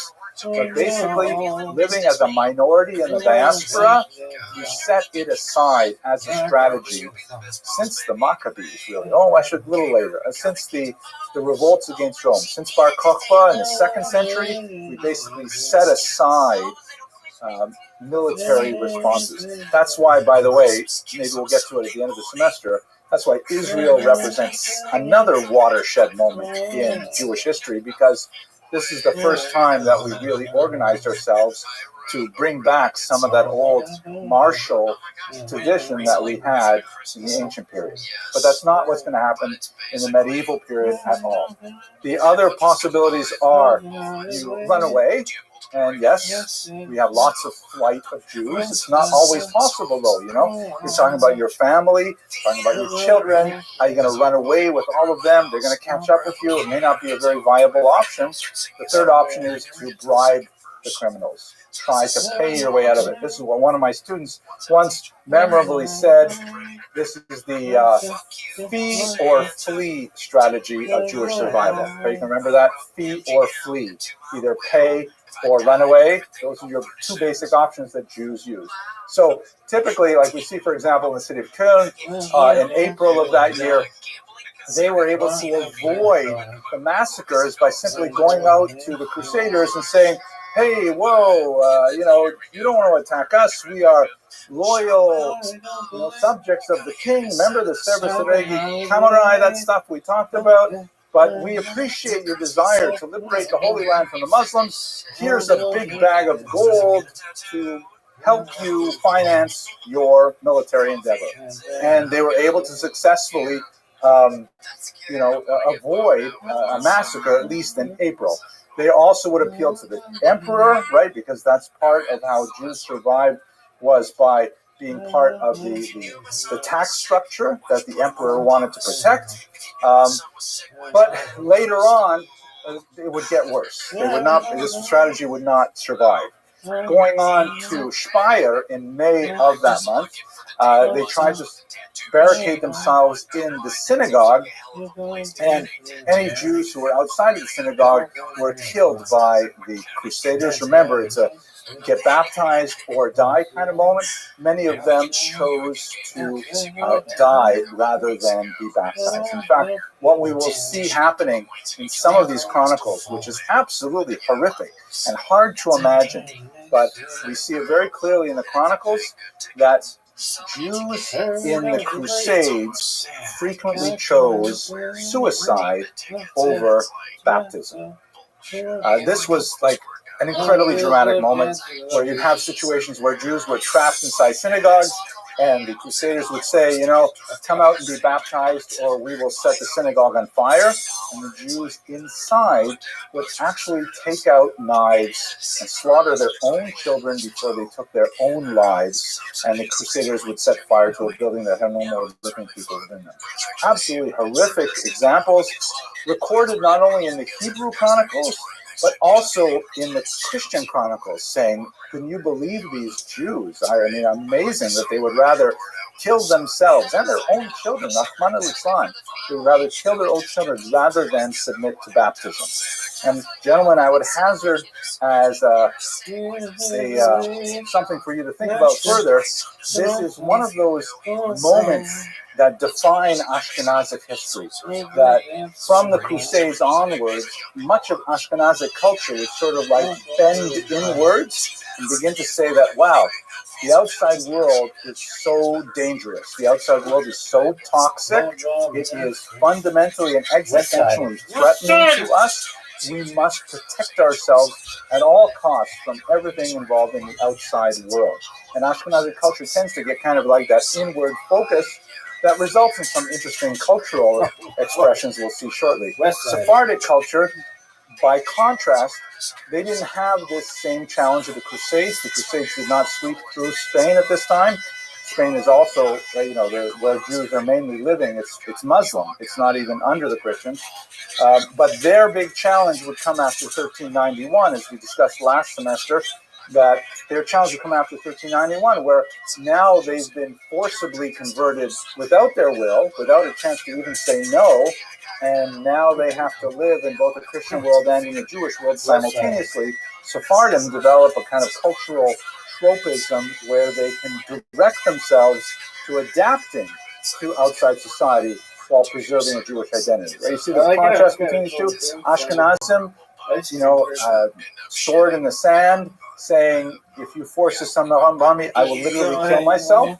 Sephardim say, give me your worst, I'll find a way to cope with it, and I'll do sort of, if you'll pardon the pun, Jiu-jitsu, and find a way to keep my Jewish identity, despite the fact that I'm living outwardly as a Christian.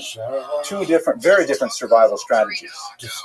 Okay, so it was in Speyer that we have the first example of this, at least recorded in the Jewish Chronicles, of a Jewish woman who chooses to die rather than to submit to baptism, and this becomes kind of like a major theme of the Crusades. Finally, in Worms, the Jews at this time, they go to the bishop. The bishop has a big fortified castle, and he says, please protect us.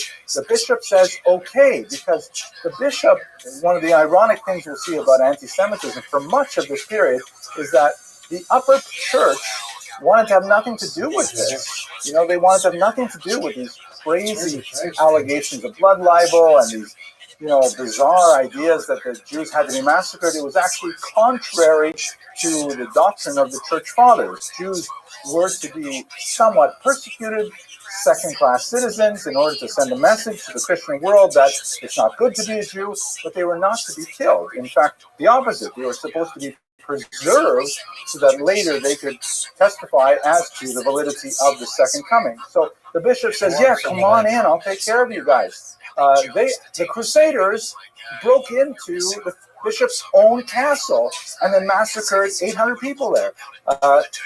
You have, more and more of these examples of mass suicide among Jews happening. In Mainz, the bishop was willing to help, but he could not do it. There are some interesting examples of when you do have a little bit of a pushback. I can't remember which town it was. Maybe it'll come up in my notes here. But one town, they actually arrested one of the rabble-rousers, and they cut off his hands, and that stopped the violence right away. But otherwise, the violence just ran over even the bishop, even the church.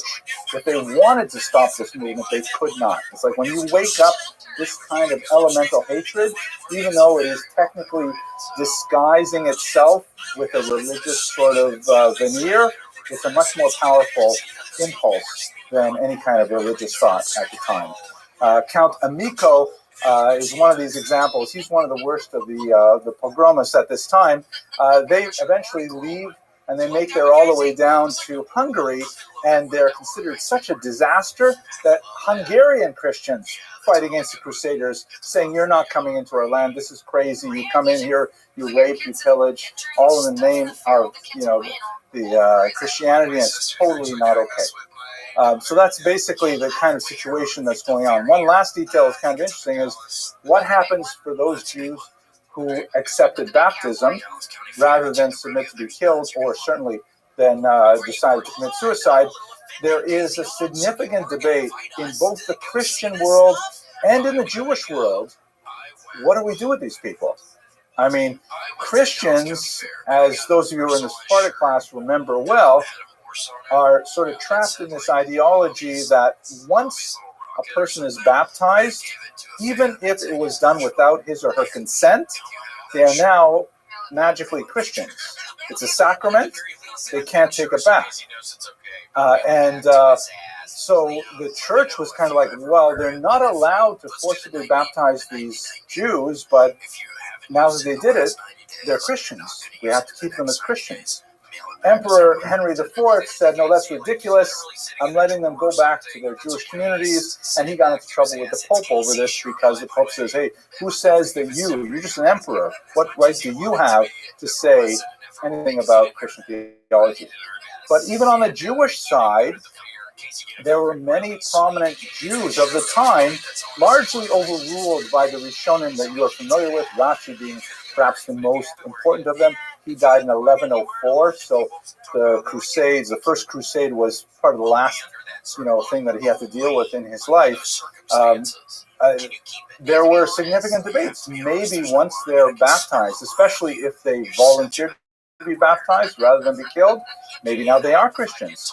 Maybe we shouldn't accept them back. Maybe you're only allowed, this Yehareg Val Yavor, right? You can't be allowed to, you have to force yourself to give up your life for this. Nevertheless, the consensus developed over the course of about 100 years. It was not such an easy thing to do. The consensus developed that, we'll allow them to come back. We'll allow them to be considered Jews. We'll consider this an ones, a forced situation. They were not responsible for that decision. Okay. Arguments, discussions, anything on that? Clear as the sun at noonday. Patreon people. I mean, this is a disaster. What's going on with the power? Is it all out everywhere? Well, when you say we, I'm not sure who exactly you mean. It's athleticism. I don't know. I really don't know. I think that the consensus, the Rishonim, are that, baptism has no impact on Jewish status based on the principle Yisrael, Afal Pi Shechata Yisrael. Right? A Jew, even though he sins, he's still a Jew, and you can't remove that Jewishness from him. But I am not a posek. I'm not even a rabbi, just a regular guy, so I can't tell you for sure. That's Rosh Hashiva. Okay, so what about Jerusalem? Jerusalem, of course, deals with the Crusaders in 1099. They finally get their way there.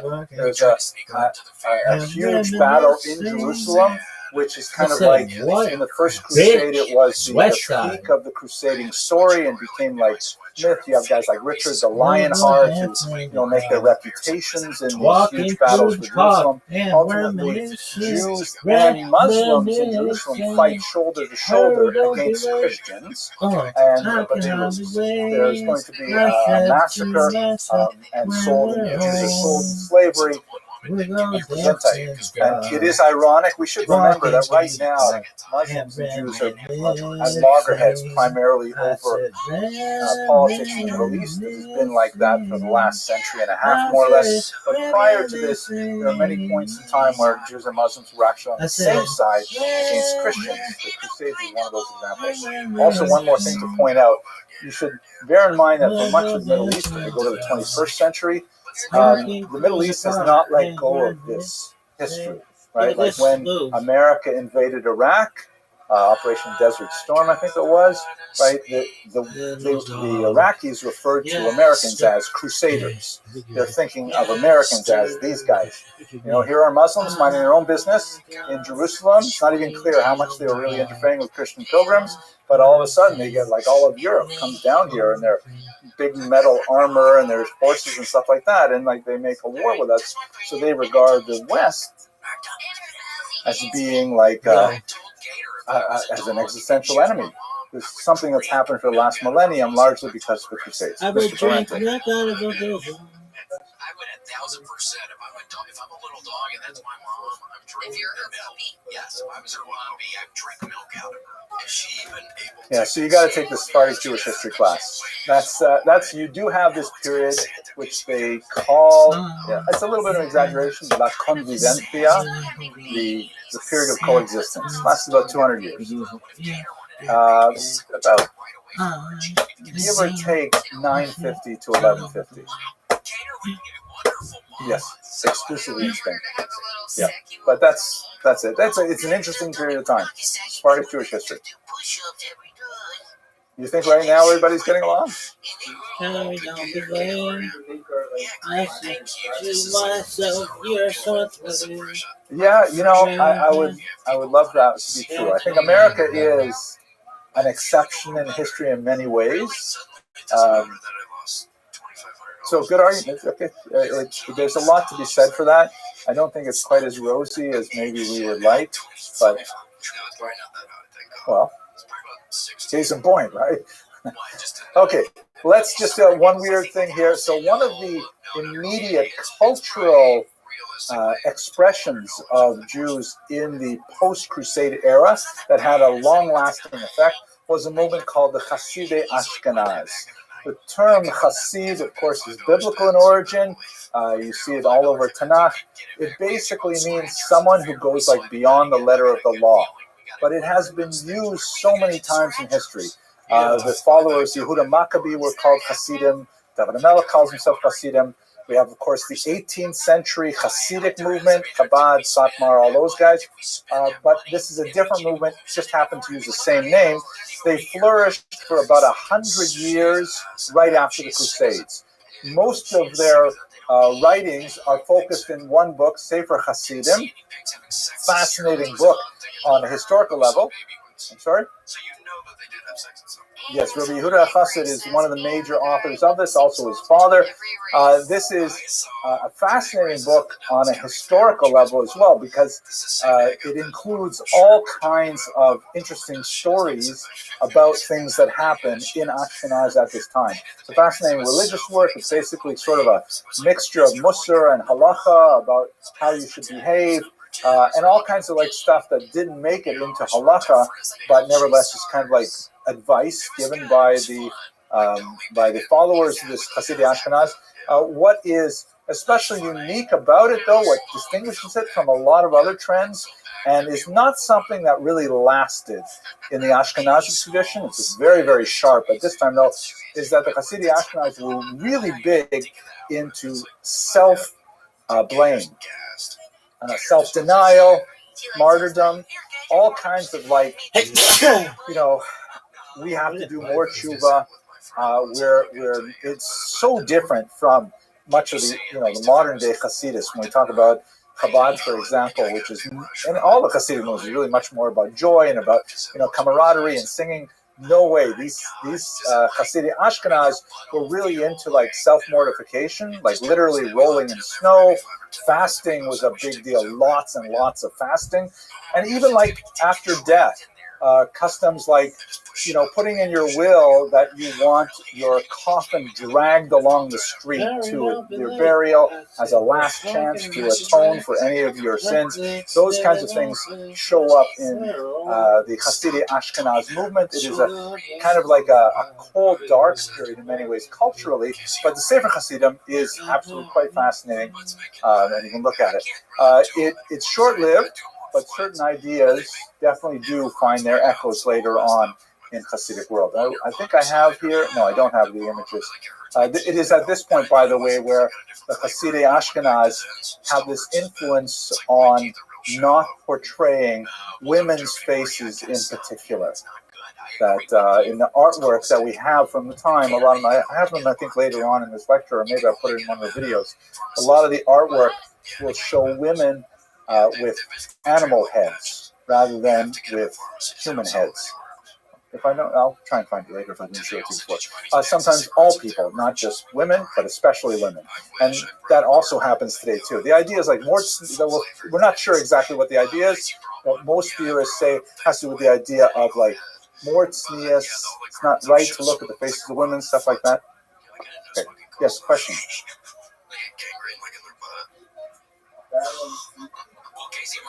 The Hasidic Ashkenaz? Well, it was kind of like an intellectual religious movement, and there were several prominent rabbis who were deeply involved in it and influential. And so people followed it, you know. People thought like that's how you express your Judaism. Nowadays we express our Judaism by like, you know, having lots of sufganiyot and hamantash. And back then they would say, oh man, I gotta go like roll in the snow a little bit. I should like stop eating for 2 days. You know, it was just, that was the style. Wear dark clothes, don't wear bright clothes. Well, that's, I think, precisely what a lot of historians would say. The Crusades maybe were seen as like a divine punishment because we were having too much levity. Yeah.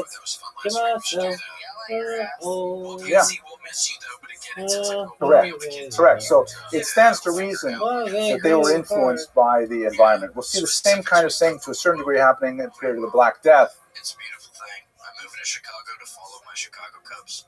Yeah, which will be so fun. No way to know for sure. I'm so excited. No way to know for sure. But I would think it did survive. I mean, we still have their writings, which indicated they were circulated. I'm gonna live my destiny. Like a real dog or a hot dog? Yeah, no, hot dog, of course. You'd have to find a way to measure that, and I don't think anyone knows. Mr. Kranz. Look at these. Look at these moves. Look at this move. They're very exciting. But yeah, well, that is gonna be so much fun. I'm excited. It should not interrupt the podcast, but just know if you guys are in bed and you're thinking, where's Casey? I'm in Chicago. Yeah. Habana in particular did not like that, Yeah, he's living in Chicago. Look at this move. No longer in Austin. And it'll probably be cooler. You're going at a very good time because now it's getting very hot here. Could be. I don't know. Could be. I'm not sure. Okay, let's go weiter. Now, the next nasty thing, right? The whole point of today's lecture is to illustrate exclusionary pressures, right? That reasons why Jews want to leave Western Europe. Crusades, fairly focused violence associated with the crusade itself. The Jews were able to, over the course of the next couple of hundred years, sort of see when these things are developing, reach out well in advance to authority figures to try and protect them. It helped quite often that he didn't have the same kind of big massacres like he did in 1096, but there were other things happening at the time as well. One of the most awful of the developments of this era was something called the blood libel, which I'm sure you have heard of because unfortunately it is a myth that continues to this day. This is a map from the Encyclopedia Judaica that shows you the places in Europe that had a blood libel with the centuries when they occurred. And you can see the numbers in circles are the 19th and 20th centuries. So there's definitely an ongoing persistence of this bizarre idea. It started first up here in Norwich, and right here in it's actually the earliest one is in 1144. The story goes, and this is basically repeated over and over again, that the Jews need to kill, God forbid, a Christian child. There's actually two distinct charges. The first one is called ritual murder, and later it develops into what's called the blood libel, alilat dam in Hebrew. Ritual murder is this idea that, well, why would Jews need to kill a Christian child? Well, the reason is because, as the crazy theory goes, and for those of you who are going to be watching this in the recording, it's not true. Jews don't do this stuff. And the church has, by the way, said this over and over again. The popes are constantly publishing bulls saying, no, it's not true. Don't believe those crazy people who say this happens. But nevertheless, it is one of those things that is, hard to root out of the psyche once it gets in there. The charge is that Jews need to ritually murder a child in order to vicariously reenact the passion, meaning the crucifixion of the founder of Christianity. That because Jews so hate Christians, they want to do that same thing again, specifically around Passover, right? That's the season of the Passion. The term Passion refers to that whole story of the crucifixion. And so whenever it happens, unfortunately, and it does happen, young children, God forbid, are kidnapped, frequently abused, and then murdered. Such things happen, of course, Rahman al-Islam, even in our own day. So, people are really upset, and they say, who did this terrible thing? And someone says, I bet it was the Jews. I heard that Jews do this. It is April after all. It must be part of their ritual murder. And the story goes out, and then what happens afterwards is sometimes there's like a mob lynching of Jews. Sometimes there will be like a bizarre sham of a trial that will result in mass hangings, and it never ends well for the Jews. The evolution of this charge of ritual murder, which really begins in 1144, and then it just goes like crazy. Everybody just catches on to this idea. It's a little bit like an urban myth. Like, people for a while were talking about how don't go to these countries in Central America because one day you'll wake up in a bathtub and you'll find a scar and someone has stolen your kidney. All right, you ever hear those crazy stories? You'll go to a bar, someone will put something in your drink, you wake up the next day missing a kidney. And people say, yeah, that happens. Oh, man. But even though, I don't know how often or how seldom it happens, it just sort of like takes up way more space in people's brains than it actually deserves. Historically, that's what happens with ritual murder. The blood libel just added a dimension of crazy to this that made it even more popular. The blood libel is the argument that not only do the Jews need to reenact the crucifixion, they need to drain and drink the blood of the victim. They have to actually go, why do they need to drink the blood? Well, there's lots of different crazy reasons. By the way, I'll show you. Here's like you see a crowded map of how many places had blood libels after that first one in 1144. This is Simon of Trent from 1479, one of the most widely publicized blood libels. And you can see all of the Jews gathered around here. This is like it's part of a large broadsheet. Like one of the reasons why it's so popular in the 15th century is because that's when the printing press comes out, and public announcements were often made on these large sheets of what would look like newsprint, and then they would like post them on walls. Sometimes they would actually make, if you've been to Europe, you'll see they're like round pillars in public spaces, and they post these big things there. In Israel, you see in Pashkevilin, same kind of idea, like don't go to Torah College kind of messages that you'll see in some places. I shouldn't say that, but they that's how this would be posted. It was not colored. This is a colorized version. It just adds a little level of vibrancy to it. The Jews here, and they all have names because below it would be a long text in medieval German that most people could not read, but they could see the cartoonish image.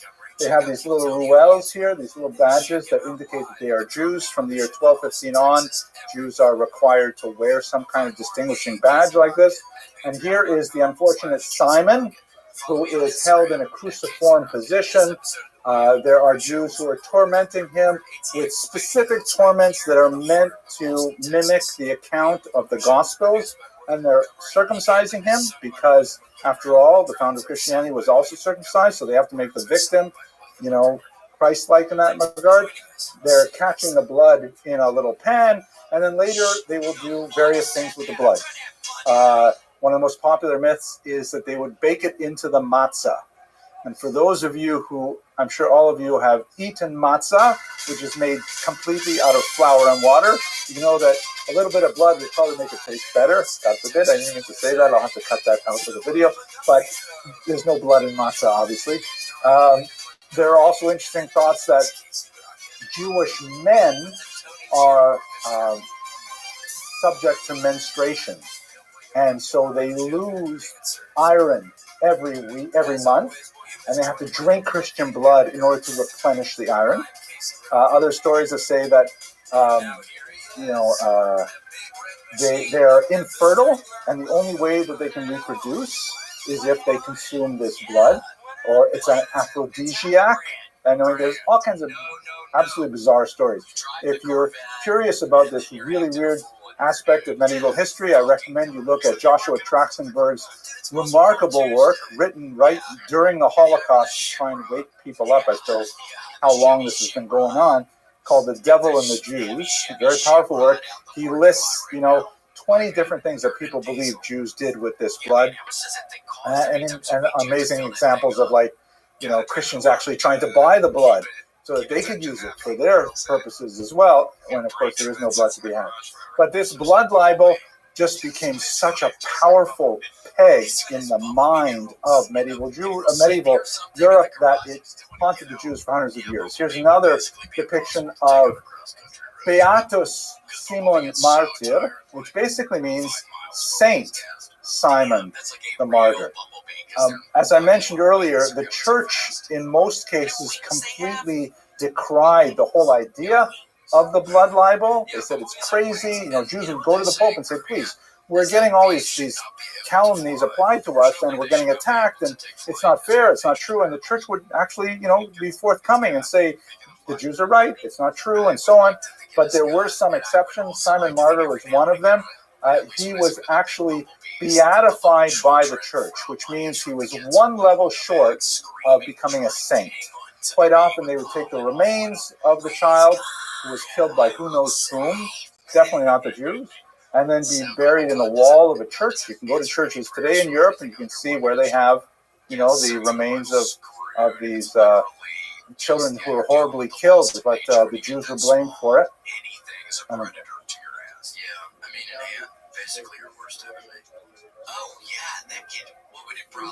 Well, I don't think you'll find too many people who are willing to go along with that, but historians recognize it for what it is as best you can. Here's another one from the 18th century in Poland. They often have these kinds of horrific images of Jews. It relates to the whole idea of pedophilia and things like that. The Nazis would just make tremendous use of this entire story in their propaganda. It is one of the horrific attacks on Jews that is another really good reason to start leaving Western Europe. It would follow them to Eastern Europe, but the idea was we got to get away from these crazy people. Yes, Ms. Parente.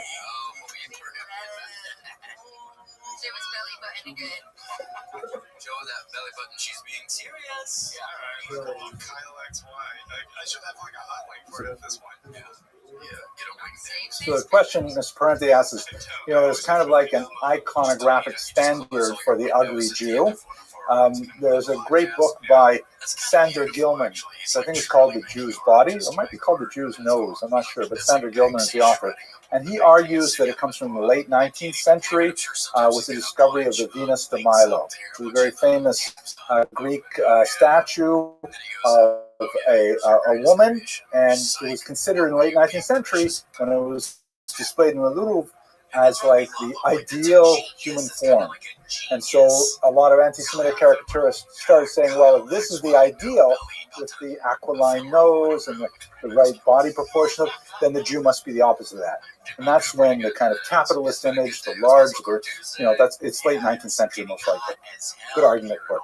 Okay, let's go to one last related charge, and this is not great. Now, the ritual murder morphs into the blood libel, makes Jews feel very uncomfortable during this time period. And we could say much more about this. Literally, we could teach a whole semester on the blood libel. There are crazy examples where, for example, you didn't even have to have a body. Like the Blois incident of 1171, where some guy thought he saw a Jew carrying a body, but nobody reported a missing child. Nobody found a body. Nevertheless, they attacked all the Jews, massacred them, over a blood libel. It was a crazy, crazy thing. Post-desecration, however, is kind of like the next step up in this entire crazy belief system, and it affected Jews very heavily. And unlike the blood libel, post-desecration tended to have the support of the church. The church actually the Catholic Church found it advantageous to even promote, to some degrees, the post-desecration story because it served their own agenda. I'll explain. So the term host refers to a little wafer that became part of Catholic religious practice. Gesundheit. It was part of a ritual called communion, that when you were a Catholic in good standing and you had said your confession and done whatever penance was required, then you would enter into communion, which would involve the drinking of a little bit of wine and the consumption of this little cracker. It looks like a Ritz cracker kind of thing, like you have a kiddush. This would be like a very dramatic moment. And from the 14th century on, in particular, the Catholic Church adopted a doctrine called transubstantiation, where they said that the consumption of this wafer and this wine, which is in memory of the Last Supper, actually literally becomes the body of Christ. That it's literally the body of Christ that you are consuming. I know that sounds a little weird.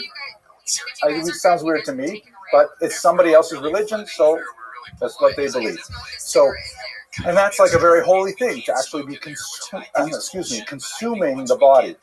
So, through this doctrine of transubstantiation, where it's not a symbol, it's not like representative of, it's actually the thing itself, mamash.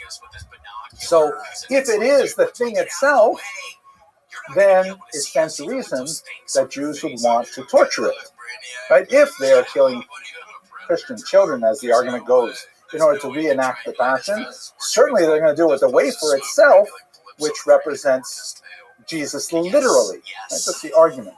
So the church, whereas they thought the blood libel was really dangerous and they put it down, host desecration actually supported the argument for transubstantiation as a doctrine, which was not an easy sell. So here's a host desecration story that is described from the German city of Passau. It's also 14th century. And it's basically, again, written with cartoons, because most people were illiterate, even though it does have the German text above it, kind of like a, graphic novel. And the stories are almost all the same. Here is a Christian accomplice. Typically, there will be like a renegade Christian in these stories. There's also a renegade Christian in a lot of the blood libel stories. A renegade Christian who, helps the Jews find the child, that kind of thing. Here's a renegade Christian, goes into the church, and you can see he's looking over his shoulder as he steals the host. Right, here's the host, here, these little wafers. Oops, sorry, jumped ahead. And then he goes and he takes them to the Jews. You can tell they're Jews because they have the ruel on their shirts there, their tunics. And he accepts money for, that's so irritating. He accepts money for the host. The host is then brought back to the synagogue by the Jews. They got it in a little box here. And in their synagogue, they torture the host. You can see they're stabbing it with knives. Miraculously, it bleeds. Right? It starts to bleed. That's again, demonstrating the miraculous properties of the host. You can see that the Christian artist has never actually been in a synagogue or hasn't looked carefully because he's trying to reproduce the Shnei Luchot Brit here in Hebrew, but he doesn't know how to write Hebrew, so he can write gibberish up there. And then what happens is, like, the police come to the door and say, hey, what's going on in here? We hear like some screaming, right? Like the host is screaming, as it were. So the Jews say, quick, get rid of the evidence. They collect it up. They throw it into the furnace, and miraculously the form of a small child appears in the flames, and doves fly out of the flames to be caught by waiting angels, right? Like, all these miracles are attached to it to sort of reinforce the idea of transubstantiation. All of this stuff is Narishkeit, Bobomais, is not true at all. The next part, unfortunately, is typically what actually happened. There's a mob, bursts into the synagogue. They arrest all the Jews. They behead them. This is also a typical Jewish hat from the 13th century. They torture them over the flames. They set them on fire. The Christian is later taken away for other punishments, and the synagogue is rededicated as a church. You can see the body parts up here from blood libels, things like that. So host desecration, also hugely popular from the 13th century onward. Goes from ritual murder to blood libel to host desecration. It just gets crazier and crazier. This is the map that shows the spread of the host desecration. This also spreads into Spain quite heavily as well. Okay, Oof, that's so exhausting and nasty. Questions? Yes, Mr. Valente. Anybody we talk to, we thank you, and we're gonna figure this out together. We will. Should we do a 5-minute time limit? Try to get through as many as possible. Sure. I'll check the time right now. Okay, let's do a 5-minute timer on each person. Timer. GG. I got a timer. Let me see if I can get the first person's video connected. I didn't understand what your question was. Were they spread separately from what? And then we realized people didn't like it. Oh. But then they missed it when it was on. That's good. It would be interesting to try to correlate this stuff with the witch hunts, which happens quite a bit later for the most part. I think there has been a lot of stuff written on the spread of superstition connected with mass media. Like, when it's one thing for two guys sitting in an inn telling a story, you know, there's only a certain degree of impact you can have when it's one-to-one or one-to-a-few. But once you start like getting broadsheets, and once you start getting like, you know, you won't have newspapers at this time, but once you have like more technologies of dissemination, then it just goes crazy. You know, we live in the same time. We live in the era of the internet, right? Where someone can have a super crazy idea, like QAnon, right? And within weeks, all of a sudden, QAnon is like a real thing. And people start saying, oh my gosh, is it true? Who is Q anyways? Do you guys know what I'm talking about, by the way? Is it, or what else? I'm sorry? Where are you from? Where's that accent? Yes, stay away from social media. It's really unhealthy. QAnon is a bizarre sort of super crazy idea that involved the most weird ideas. Like, for example, it was back in the 2016. It was especially got huge during COVID, but it goes back really 2016. One of the weirdest aspects of it was the idea that Democrats were actually lizards from outer space. I'm not making this up. Lizards from outer space who were bent on kidnapping children and committing pedophilic acts. It got so bad that for some reason, there were people who identified a particular pizzeria in Washington, saying that this was like a QAnon. This was like a QAnon belief that this pizzeria had a basement where they were doing this, and some guy brought a gun to the pizzeria and shot it up, looking for the basement. There's no basement in it, but it's just, you know, this is blood lab. This is human psychology. Sorry, and in the back, I You guys would never do good at the carnival. Yeah. What's your favorite carnival food? Yeah, it did happen. There's super crazy things that happen. And it has a lot to do with how information is shared. And we don't know what it means to share on the internet. Maybe you know better than I do because you're digital natives, but we don't know how to protect it. Mr. Rubin. I know. True. Which is good. Well, how's your day going? So Yeah, you're going to pick up your that sounds reasonable. There are some really crazy things. Okay, so we have 7 minutes left. We'll do the expulsions part. Okay, let's go. Oh, Black Death. We might not get the expulsions. We'll start. If things couldn't get worse, you have the Black Death in the middle of the 14th century. Right, the 1340s through about 1360, you have this terrible plague that reaches Europe, and nobody has natural immunities to it. The contemporary opinion is that it's based on a particular bacteria that's on a particular kind of flea that was on a particular kind of rat that made it from Asia on some of the boats landing probably in Italy or maybe in Sicily, and it just like carves a swath of death through all of Europe, with mortality rates reaching like 40-50% in some places. Horrible bleeding death with these big ulcers called buboes that would grow up in, the lymph glands and things like that. And people are like, obviously freaking out. Think COVID-19, but with a lot more blood and with a lot more mortality. Just intramuscular. Yeah, mortality. Yeah, Yeah, it was happening really fast, and also people don't have any good idea about how germs spread, right? Yeah, they don't have a good idea about any kind of this contagion theory. There are a lot of interesting Jewish accounts, because remember, how would Jews be related to this in any ways? Well, they'll be playing trouble. See, no. Okay, so unfortunately, as much as we'd like to think that, we have no basis for saying that Jews suffered less. We do have these arguments that, okay, Jews wash more because they wash their hands before bread. Again, usually without soap. I don't know how many times you guys wash Natilas Yadayim with soap, right? So they wash without bread, without soap. And we would bathe more often, like once a week, right? So that's not exactly bathing so much. There's another argument that says that it's kind of crazy, but Jews didn't like dogs, right? There is some stuff in the Gemara about owning a bad dog. So Jews own cats instead. Cats chase rats. Rats run away. No rats, no fleas, no bubonic plague. But all of that is just supposition. In fact, more likely, Jews probably died at a higher rate because of the urban penalty. They're living in close contact with each other. When you have a contagious disease like this, you're much better off living isolated in a farm than you are living in an urban setting. We simply don't know if there's a Jewish death rate different from Christians during the Black Death. The reason we do know a lot about the Black Death in Jews, though, is because a lot of Jews were doctors. And Jewish doctors are writing down, hey, I tried this, it worked, it didn't work, I tried that. And we have a lot of fascinating accounts that are specifically from Jewish doctors describing the progression of the disease.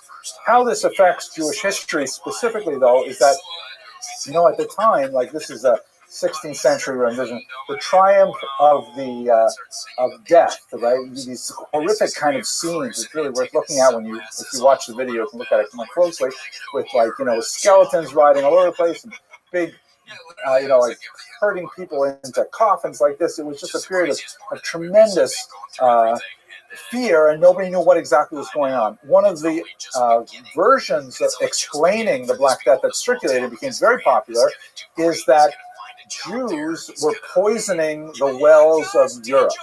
And what they were doing is they made a pact with lepers, and they were taking bits of their flesh that fell off and poisoning the wells. So here's an example. This is actually from England that shows a Jew. At the time this was designed, they didn't know what Jews dressed like because Jews had already been expelled from England at the time, but he's wearing like kind of their impression of what a Jew must wear as a special hat and things like that. And he's holding this leather pouch that has, the flesh of lepers in it, and he's dumping it into the well, and coming spinning out of the well is a kind of a demon that urinates back into the well and poisons it. In the background, just for good measure, is a ritual murder victim as well. And since this is in English, I'll show you a little close-up of the text. It's kind of interesting to look at. You can read here, it says in the little shoulder note, a great infection throughout all Europe by reason the water in the wells was poisoned. Right? They allied themselves, meaning the Jews allied themselves in consort with their diverse lepers. By horses and means they made an ointment with the confection of the blood of man, being composed with certain venomous herbs, wrapped with in a little linen cloth, applying a stone to the same to make it sink to the bottom. They nightly cast in the said infection unto all the fountains and wells of the Christians. That's a bizarre kind of idea circulating. All of these things together make this is like why Jews felt not welcome anymore in Western Europe. Ritual murder, blood libel, the Black Death. This is the burning of Jews in Strasbourg in the 14th century. Lots of reasons to leave Western Europe. And again, as we shall see, God willing, on Monday when we meet again, Eastern Europe was saying, hey, please, Jews, come here. We don't have a very advanced economy. You guys are great at developing economies. Please come. We'll let you settle. We'll give you all kinds of permissions and so on. And this is the time when Jews are being forced out of Europe all over the place. This is from 1182 when Jews were first expelled from France. Largely reasons that we talked about with the economic situation, and this is where we're going to leave it off. Most important of those expulsions, of course, will be later in 1492 from Spain, but we're still just a little bit shy of that. Okay, I managed to get through the entire lecture. Any last minute questions before we wrap up? Thank you very much for learning. Real partying. Yeah, what real doing? Yeah, I don't usually party anymore. I've got that out of my system, but yeah, everything gets into crazy. But drinking Budweisers and stuff, they started calling it crazy after y'all left. Yeah, Budweiser. We had 3 Budweisers each. Here we are. We're thinking of the last week, like last century when we spoke. We were talking about these negative pressures that were pushing Jews eastward out of Western Europe, right? What kind of pressures? I mean, remember what was going on? Mr. Silver, you got any idea what was pushing Jews out of Western Europe? Barbaric crusaders, right? Exactly. The massacres of Shunta 96 and onward. Good. What else? Government's taking them out, right? You've got expulsions in France from 1182, and like 5 or 6 of them through the next century and a half, and England 1290, right? Yeah. Why are they taking them out? Because they right. And generally speaking, when the peasants owe Jews money, you have a rebellion. When the nobles owe Jews money, you have an expulsion.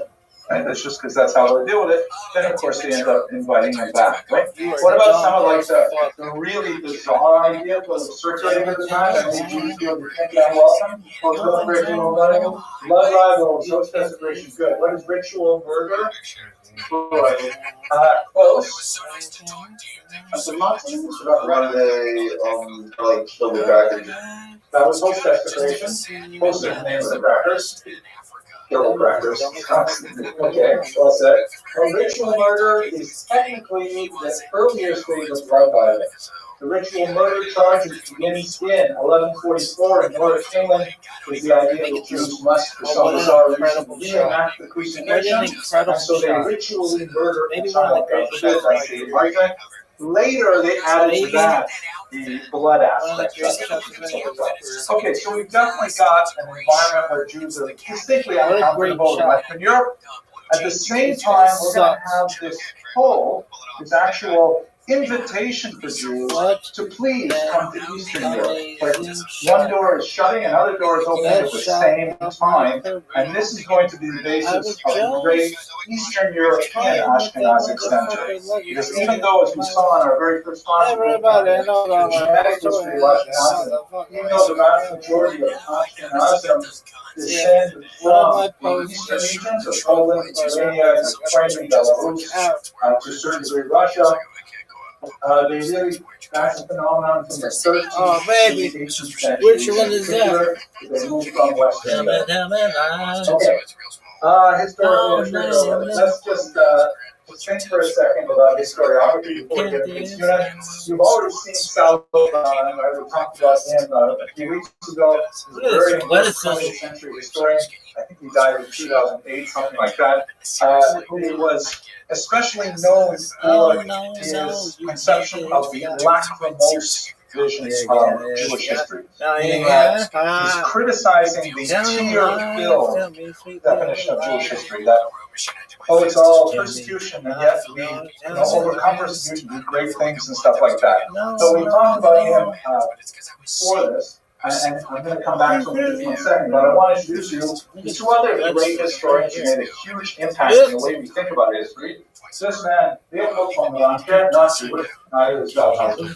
Von Ranke was one of the first people to really try and figure out what is history, what do we mean by this discipline we call history. Notice his years, right? He's really quite late, 19th century. That means that all those people who wrote history centuries and centuries before him were not necessarily writing history the way modern historians write it.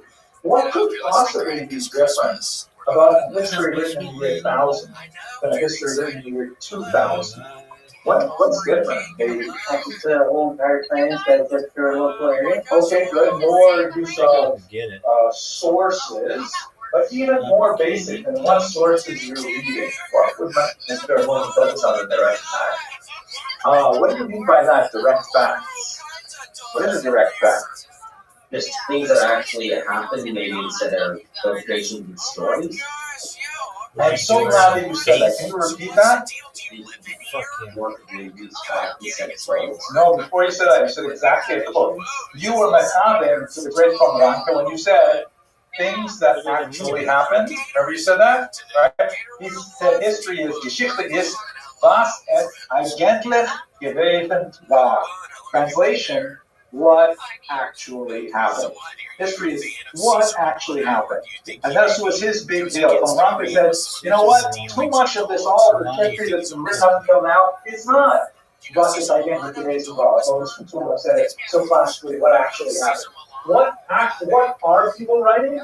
They're writing, like Mr. Silver suggested, stories, edification. You know, they're writing like kind of narratives. And the purpose of these earlier histories are not to chronicle the facts, what actually happened. It's really impressive that this motherfucker throwing up gang signs like a pimp. Where? To feel religious.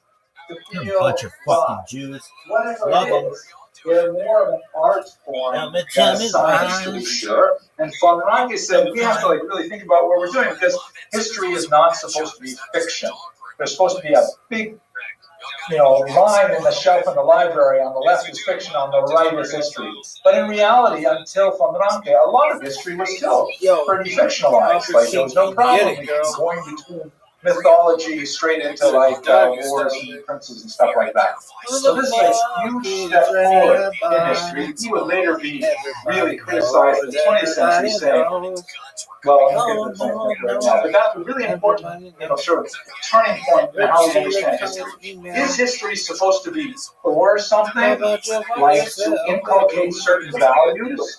Chances are when you went to study history in high school, particularly if you studied Jewish history in high school, they were trying to teach you a certain value set rather than teach you a bunch of facts. And now listen, it's appropriate. That's what you want to do. You want to build up people's identity one way or another, but it's not necessarily the kind of history that Pomeranka would be happy with. You fucked up, son. Another really important thing to bring here is this guy, Wellhausen.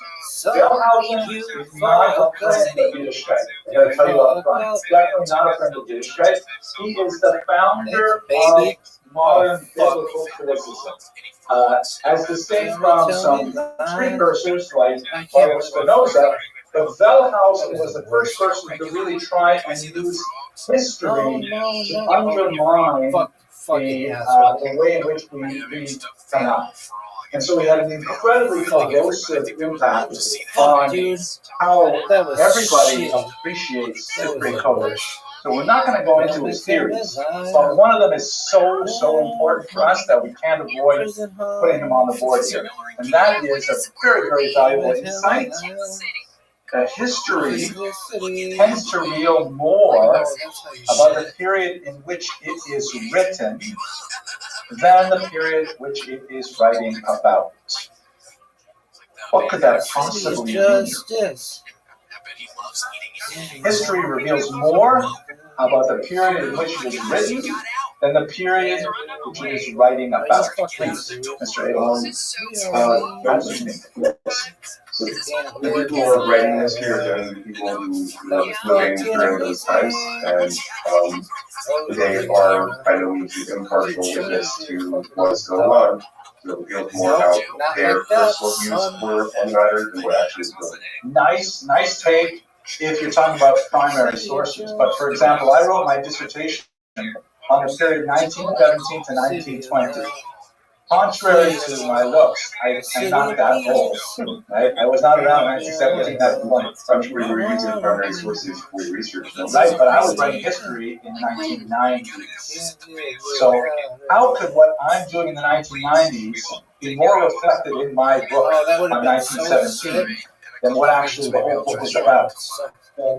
Rabbi, come on, bitch. I definitely wasn't there. You little So slut. you're reflecting Your bias and your Gotham political City. reality situation of what's going on. Very good. Now you're Then getting one up of to my because posts obviously I'm that you using posted like sources by from Rabbi Tons, I'm 1917. I'm deleting reading this account. newspapers. I'm reading diaries. I'm looking at documents. I'm looking at archaeology and all that. I'm This looking at account 1917 is totally sources, a but I'm parody. writing it with a mindset of This guy 1995. 60s Taking all my 1995 issues and I'm filtering everything I know historically to the 1995. Right? Also, it's interesting. The way we usually do hindsight is to do clarity. But here we are, shit, I'm going with that.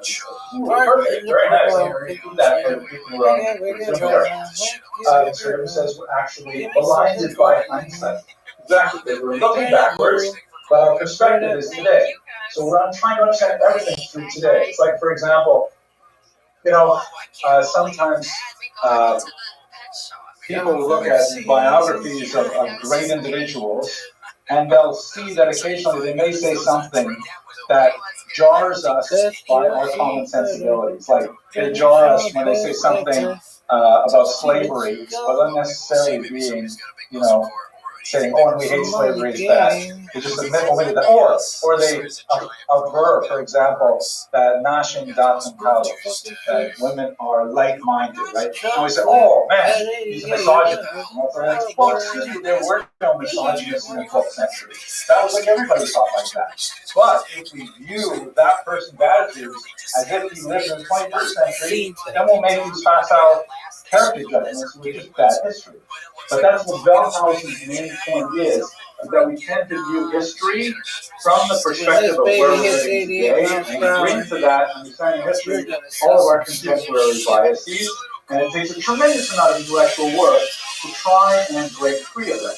Some historians, some philosophers of history would say it's impossible to break free of them, but that's not right, it's technical. Finally, Sarah O'Brien, his poem, because he says that's what's going on with the history that we're going to look at today, which has a tremendous amount of biases built in by our contemporary situation. We tend to look at what actually happened, but we only look at a narrow slice of it without looking at a broader picture of what actually happened, as I hope to demonstrate in the next 45 odd minutes. Right? For example, if you think about what's going on in Ukraine right now, and I made this part of this lecture a couple of years ago, when the war broke out in 2022. Now it's even weirder because we're in a strange moment with the U.S. and Ukraine and with Russia.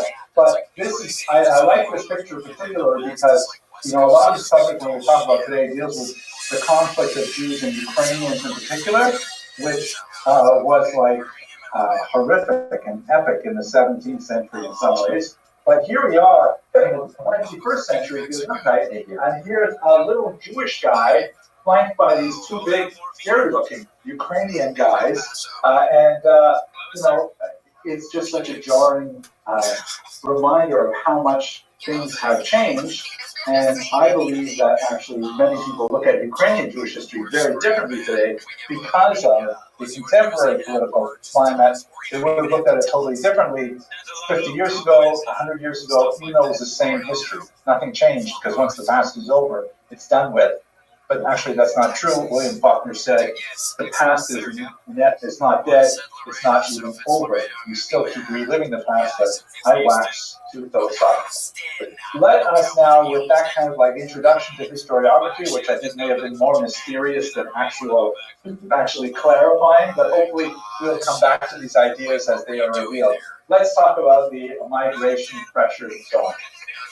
Here's a map that basically shows the movement of Jews from central Germany. It's a little bit, I want to put this yellow part a little bit higher as well, but this is them making their way in specific years to many communities in what would later become Latvia, Estonia not so much, Latvia up here, Lithuania, Poland, Belarus, Ukraine, and Russia.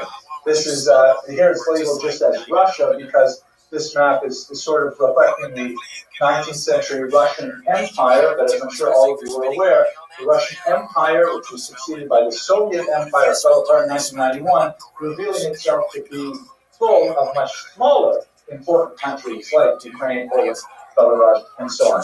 But we've got this significant eastward movement of Jews, pressured from the nasty things we talked about last week, but at the same time invited into Eastern European communities. So you have to figure out, why are they invited into it? Okay, let's look. Here is the political map of the largest country in Europe for much of the later Middle Ages and early modern period. It's a country known as the Polish-Lithuanian Commonwealth. The reason why it's called a Commonwealth is because it was produced as a result of a dynastic union between the monarchies of Poland and Lithuania.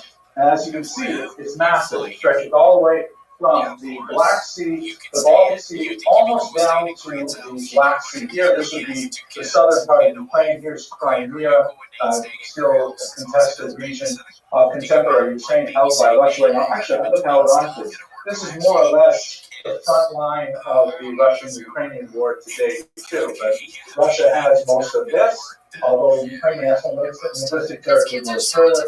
And the Crimea down here is part of Russia, although this part is still Ukrainian. Let's be close to contemporary war.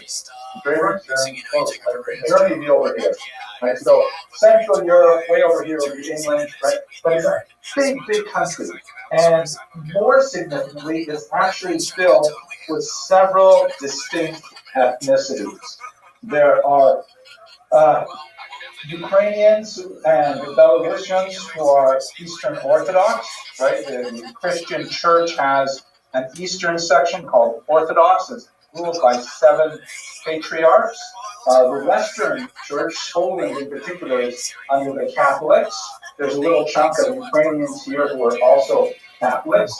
And they're also speaking closely related Slavic languages for the most part. Ukrainian and Belarusian are both written with a Cyrillic alphabet, like Russian, with a handful of letters different, both in shape and in pronunciation. Poland is also a Slavic language, but written with the Roman alphabet, the one that we use for English. Lithuanian and Latvian, Estonian are a totally different language family altogether. So many different peoples in here. You also have a certain amount of Greeks and Armenians, but the next biggest minority, of course, will become the Jews. The Jews first enter this area, as far as we can tell, from the Crimean Peninsula, where they were first there with Greek trading organizations back like around the year 0. And then you also have some Byzantine and Khazar migrations, specifically to the region around Kiev, or Kiev as they say nowadays in English. Actually, let's clarify that for a second, kind of a weird thing. When you listen on the radio, everybody says Kiev. Kiev is not a place. I don't know why they typically say there's 2 syllables in that word. In Russian, it's pronounced Kiev, or Kiev. And that's why in English, for the longest time, that's what you said, Kiev. Just like, That's where it was, right? I don't know. If that's the name of it. But in Ukrainian, they have a slightly different vowel combination. The sounds are sounded differently, and it is pronounced K-U. 2 syllables. I don't know why people say Kiev, but it's K-U. So it's Kiev, Kiev, this city right about here was actually the center in the medieval period of a massive princedom, wasn't really a kingdom, that was later regarded by Russians, Ukrainians, and Poles, and Belarusians, excuse me, as their homeland. But in many ways, they were totally separate, and in fact, after the Mongol invasion of 1240, they were literally separate, because that was it for this Kievan thing. But we do know that there's lots of Jews active in Kiev from the year 1000 on. There's lots of archaeological evidence, there's topographical evidence, places like the Khazarian Gate and so on, and I believe we even discussed, we did, the famous Povest Ramenyefet, the Chronicle of Bygone Years, where Prince Volodymyr had to decide between religions. So that dates from about the year 999. So we definitely know that Jews are very active in this region from a very, very long time ago. Then you've got this massive influx that comes in from Germany. then this is really where we get the huge bulk up of Jewish population. So much so that they're really involved, among other things, in the very first mints in Poland, meaning making money, literally making money. Here's a whole pile of very early Polish coins. Can you notice anything unusual about them? They have Hebrew all over them. They are like totally Hebrew.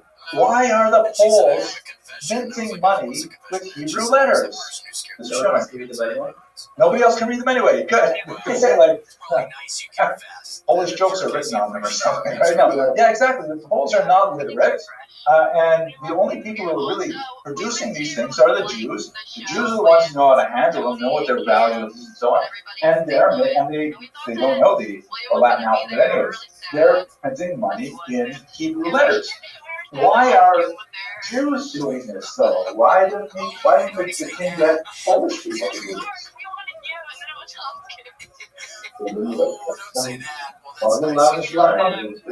So yeah, but why don't we want to attract them if he has Poles already in the country? We can do this. Maybe I'm asking that question.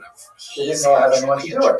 The Jews already, by the time we get to say 1300, they've got a long track record of being extremely strong in finance. We discussed a couple weeks ago, right? They've got a basic monopoly on money lending because of the church's law of Vatican. They're the only people allowed to lend money.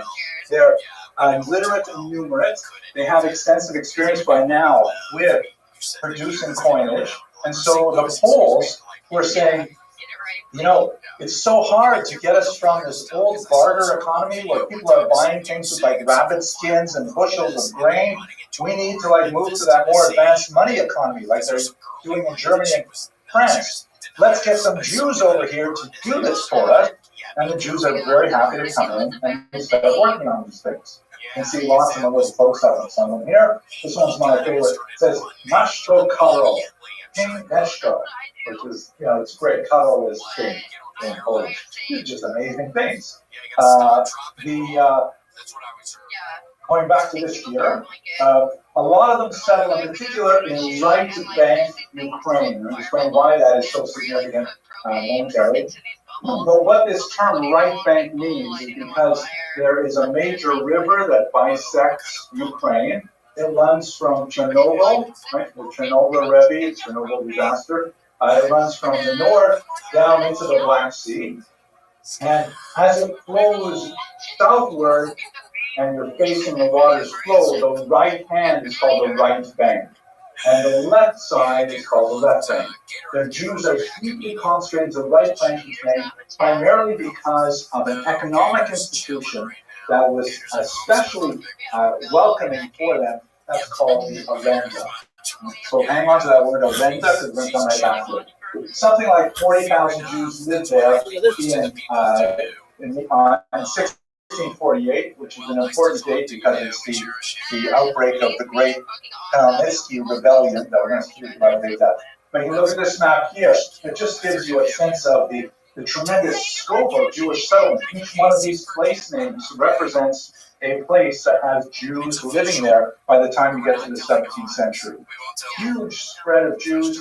Unlike in Speyer, Worms, and Mainz, where you have a tiny little group concentrated in 3 places, here Jews are spread out. They have small numbers, but they tend to be village and town-based, some cities as well. Why do they put some more large-scale ways? This looks like a good question for the Abramson to answer. Why do they prefer this setup rather than a really concentrated urban environment? Money, thank you. Right, money. That's you were here for the Abramson rule. No, why money? Economic opportunity. You know, like if opportunity of descendants. Yeah, exactly. As we shall see, the kinds of economic opportunity that this environment afforded was especially good for much smaller pockets of Jews rather than the massive concentrations that you would get with industrialization when factories start developing and new industries like department stores, things like that. That's really when you start seeing Jews in really big communities like Warsaw, places like that. But in these tiny little settlements, which were called shtetla in Yiddish, the word shtetl is the singular. Shtetl is a Yiddish form of the Ukrainian word mistechko, which simply means village. So shtetl is like a little village. The L at the end of the Yiddish word is diminutive, making it smaller. And so shtetla is the plural of shtetl. So they're setting up all these shtetls over. Here is the Dnipro River, so this is all right bank over here. Okay, we're going to talk about the specific environment.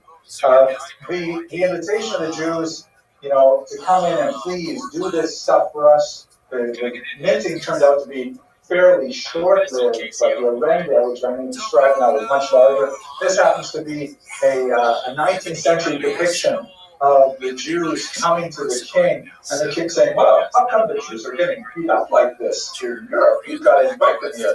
You see the Jews are like, oh, please invite us in. This guy looks rather mosaic, but it's unusual to see him without a shirt that doesn't have a 19th century adaptation.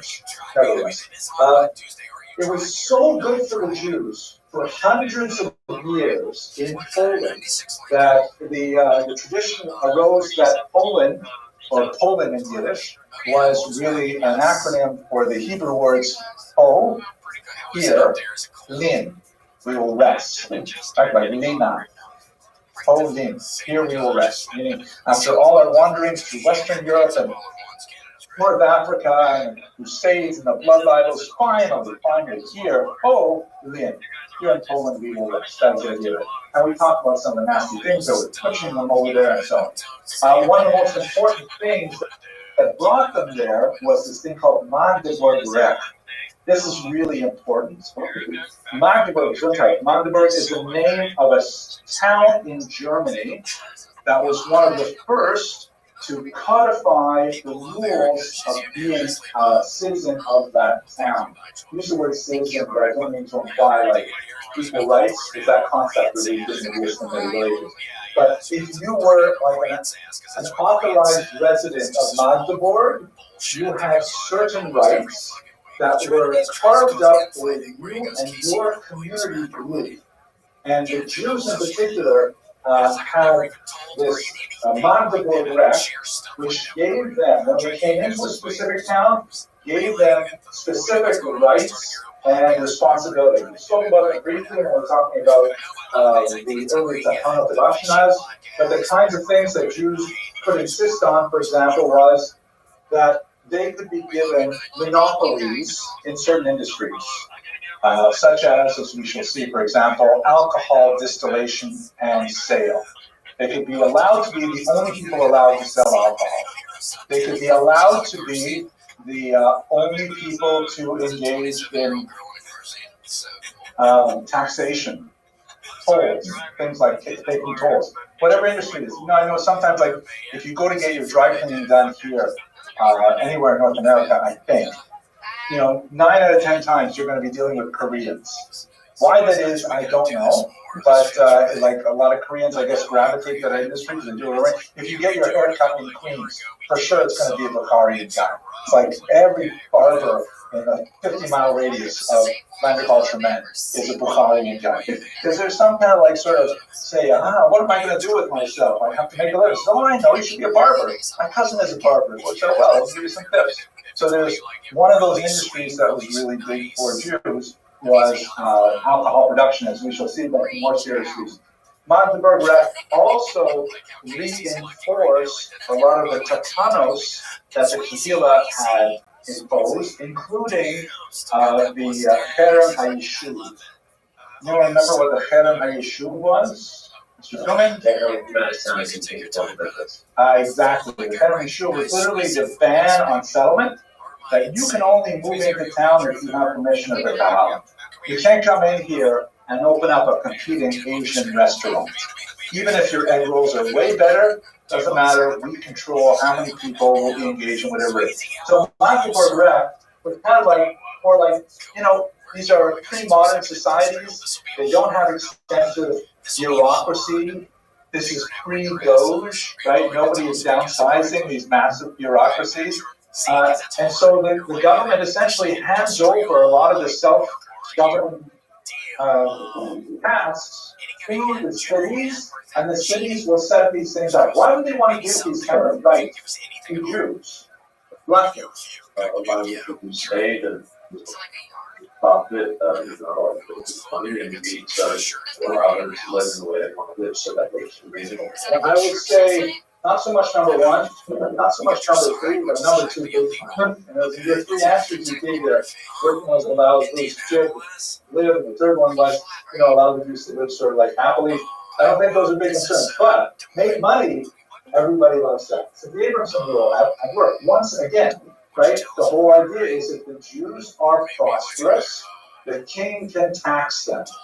He's not the only one to tax them. The local municipalities can tax them too. And so there's an open recognition that Jews are very good at making money through a lot of skills that are not widely shared in the population, like literacy and numeracy. And so let the Jews live here, give them the privileges they want so they can set up shop, and then we will tax them.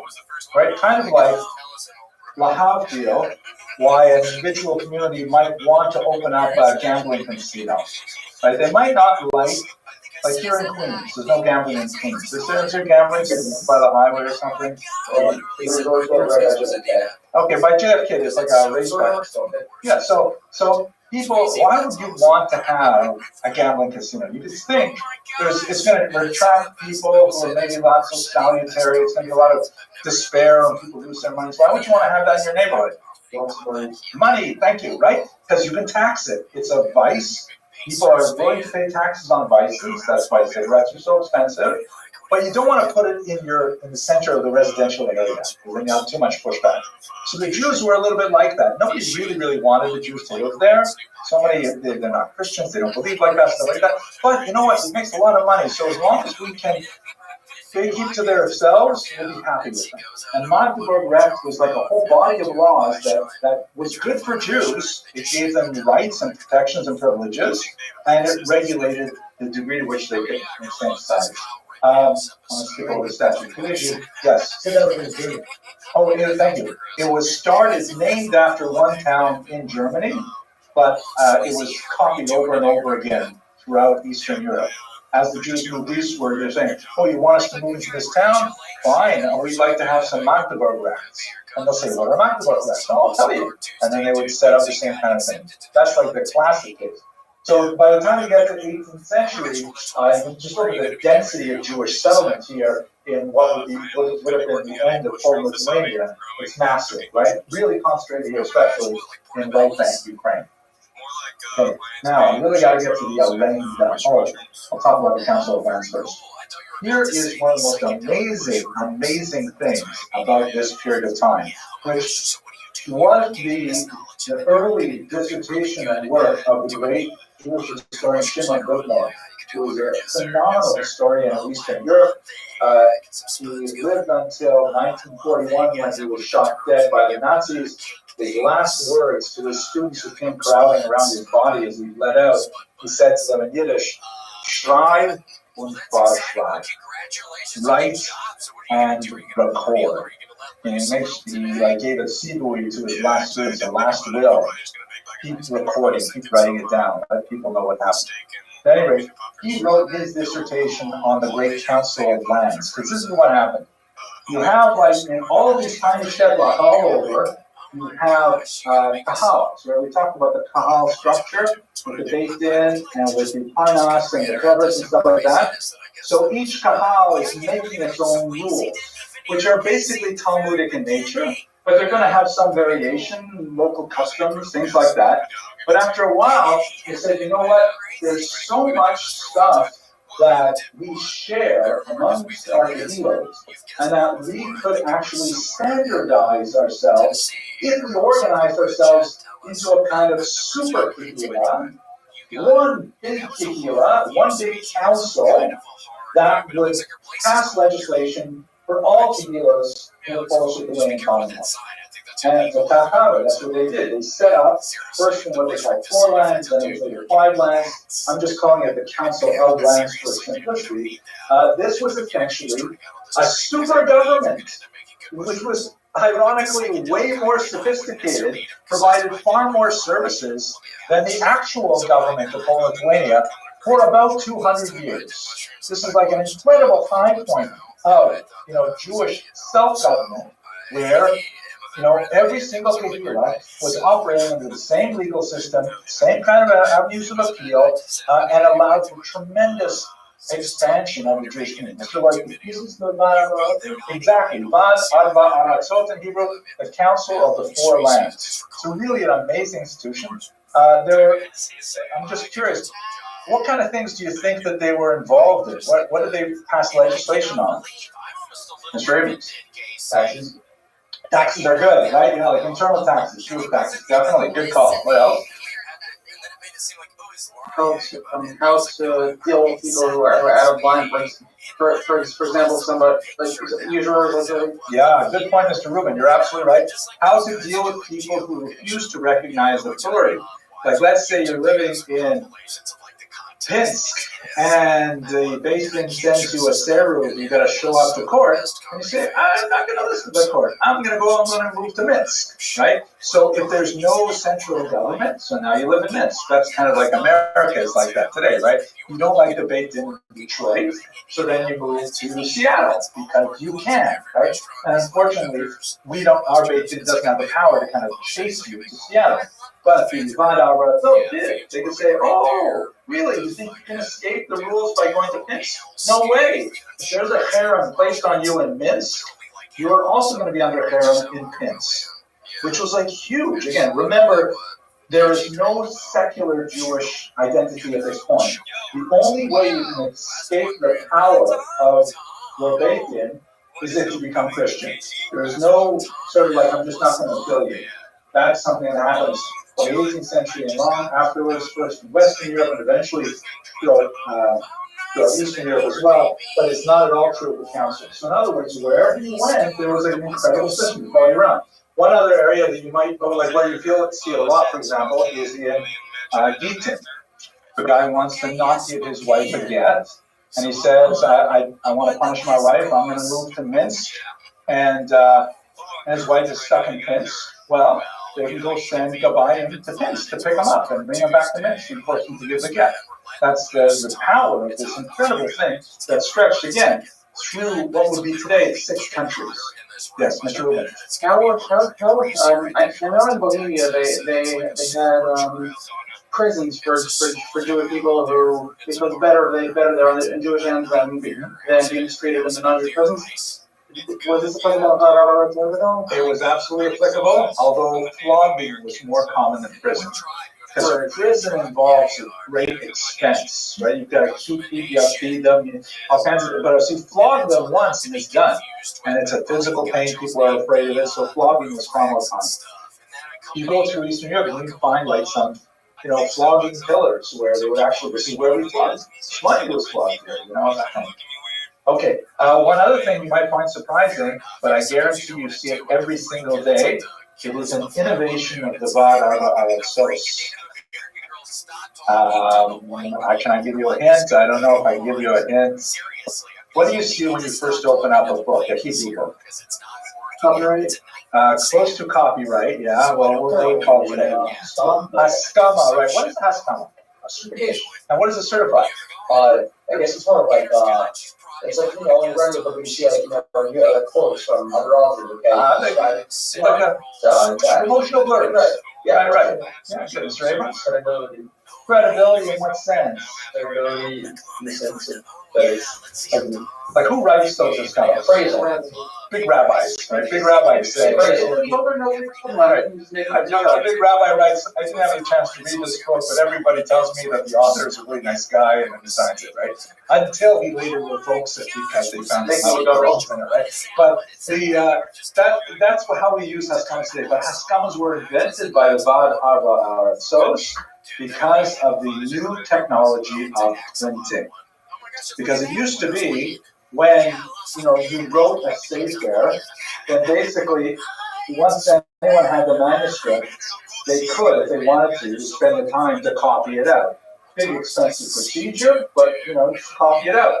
But once printing happened, the good time, and the price of printed books dropped significantly, and then it suddenly became a great adventure. Oh my gosh, I found this manuscript here. I can just put it into typeface, print it off, and I'll make $1,000,000 zloty, which is worth about $12. I get not, but people were saying this is great, and you can also do that with someone else's printed book. So let's say, for example, you live up here in Danzig, and you visit Krakow, and you see this great book. You say, "Oh, this is a fantastic new book." You grab a copy, you quickly go back to Danzig, you typeset your own version of the book, you print it off, make a lot of money before he can possibly ship his books up to Krakow. And it was a real problem because, it was upsetting authors, it was upsetting people who put a tremendous amount of money into the printing process in the beginning. So the Vaad Avarosot came out with Haskamos, which originally were just agreements that nobody else was allowed to publish this book for a certain number of years. So we're back to what Mr. Rubin said, copyright. That's essentially what Haskamos were at first. They did not say anything about the quality of the book or from kind of the author. They basically said nobody else is allowed to publish this book for 5 years, 10 years, whatever it might be. And that was how that evolved into the Haskama that we have today. Ironically, the Haskama that we have today is closer to what the Catholic Church uses, called the imprimatur, which is basically the sign that says the Catholic Church says this is okay reading, which you've probably never seen in any of the books that you read, but sometimes you can see a Catholic imprimatur. So these are the kinds of things the Vaad Avarosot did, and they continue to fulfill this function at various levels, really up until 1844, when the Kahal was finally abolished by the Russian Empire. But very, very active, really up until the late 1700s. Okay, arguments, discussions, questions? Yes, Mr. Yeah, only the Lord still refused to do the rest of it, and then convert to Christianity.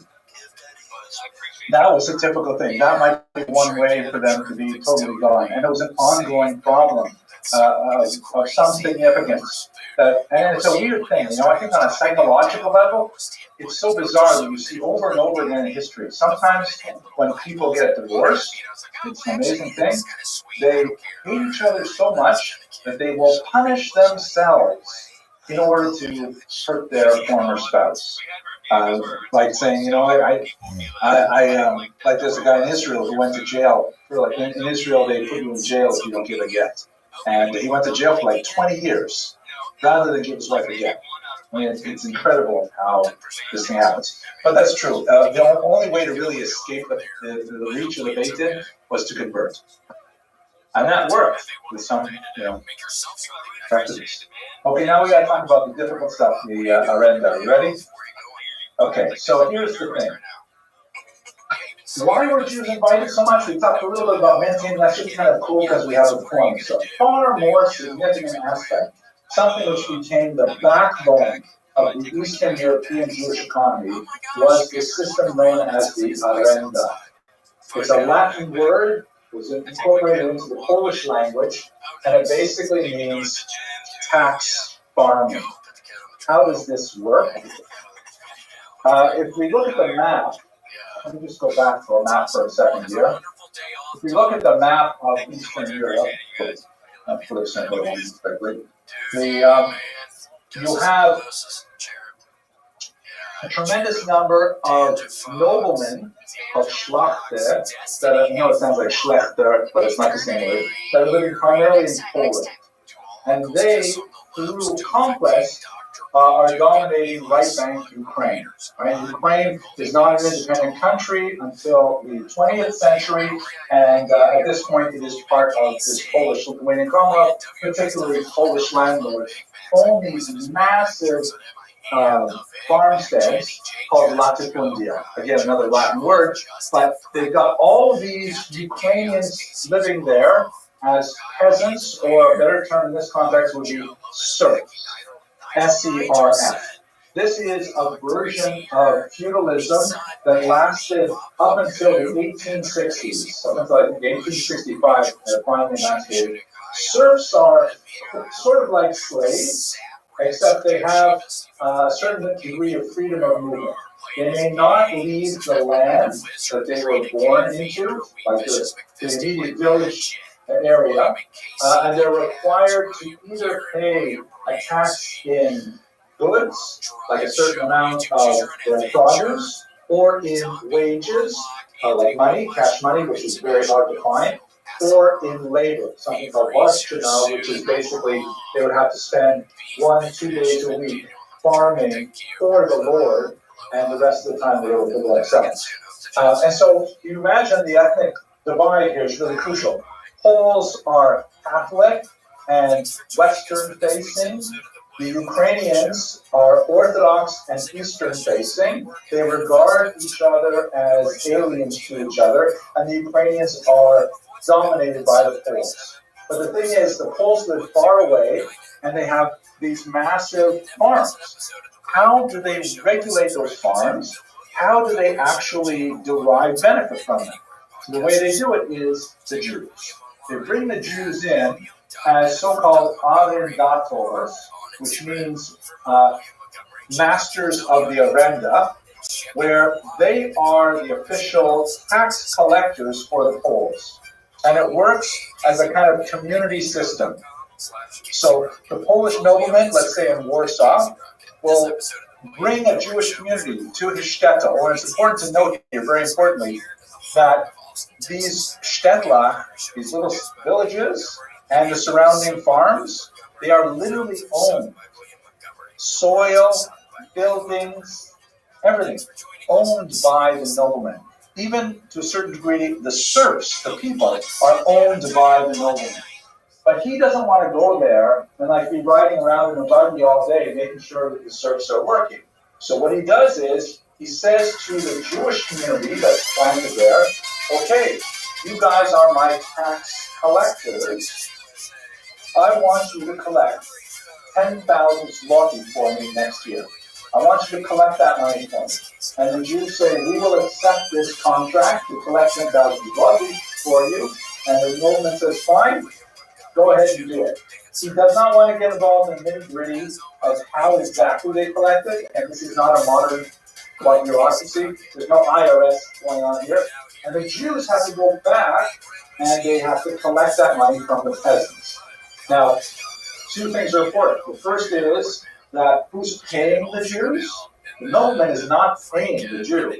The Jews are paid by the amount that they collect minus the amount they have to give to the nobleman. So in other words, if they agree at the beginning of the year, we're going to provide 10,000 zloty, then the nobleman says, okay, that's your contract, come back to me next 1st of Elul with 10,000 zloty. The Jews go back, they've got to collect 12,000 zloty, and the 2,000 they collect is for the Jewish community.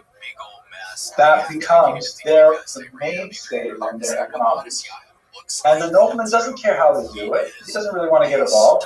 So they involve all kinds of tax collecting devices, such as most commonly a tax on produce, meaning you bring in 10 bushels a week, you've got to give one to the nobleman. You trap 100 rabbits in the nobleman's forest, you've got to give over 10 of them. You want to cross the bridge over the lake, the nobleman built this bridge, you've got to pay a toll.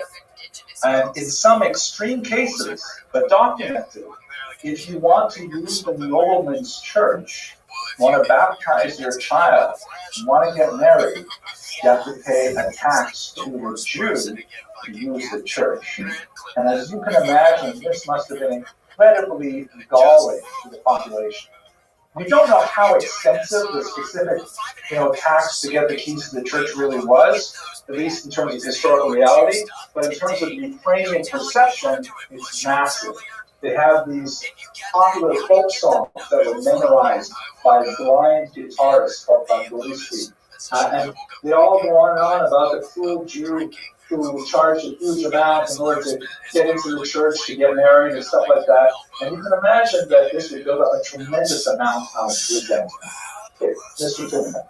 So first of all, the Jews, the way we picture them when they were Congress, like they were really impoverished, they were the lowest class, the lowest peasants. I don't think they were the better people that took all the money and farmed with it and had the money. Well, there you go, Mr. Tillman. That's like Salabaran, right? There are elements to what you're saying.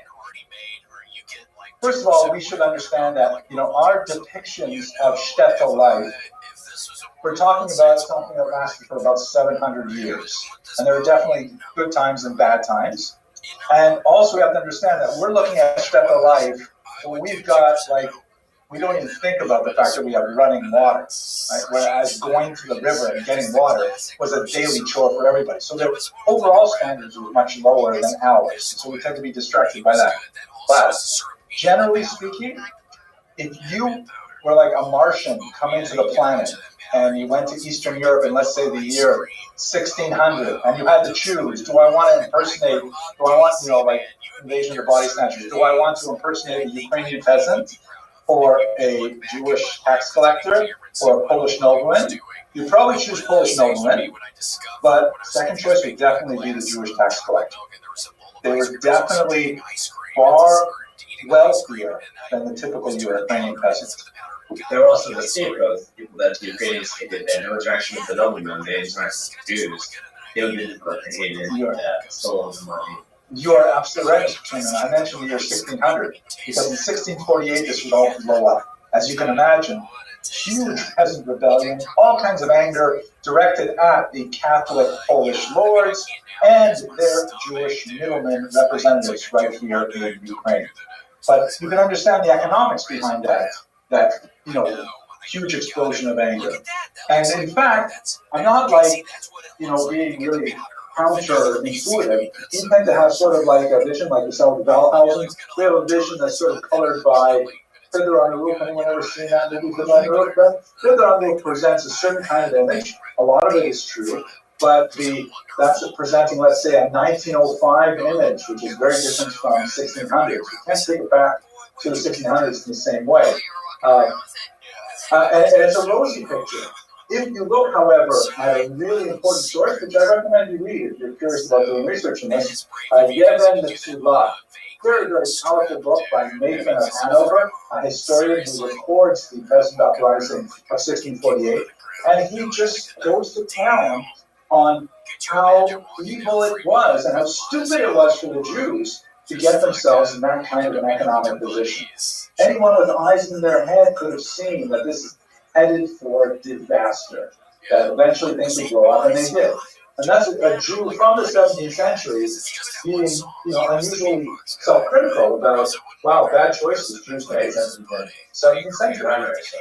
Primary source, oh, absolutely. But, primary witness. Another example might be like, if you look at, it's a terrible shanda. It's such a Hillel Hashem when you look in the newspaper and you see there's a financial scandal. Someone cheating government, someone cheating Medicare, something like that, and you say to yourself, well, please let it not be a Jewish name.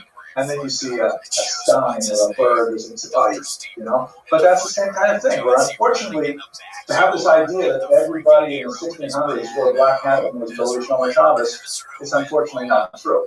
And even the people who wore black hats and were Shomer Shabbos were sometimes unfortunately involved in very shady and exploitative economic practices. People were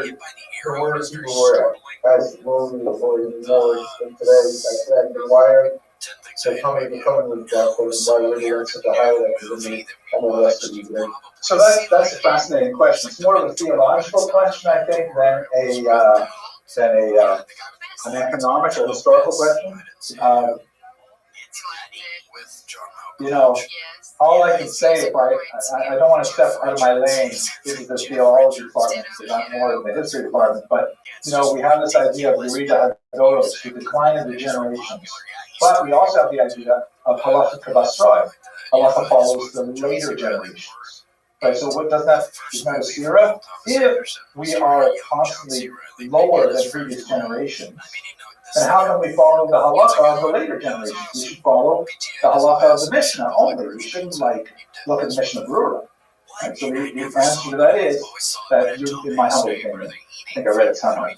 Yerida Hadoros refers to their spiritual capacity, their ability to, empathize or to see the truth of something differently, but not their scientific intelligence, not their, grasp of advanced math. Those things we follow where we are today.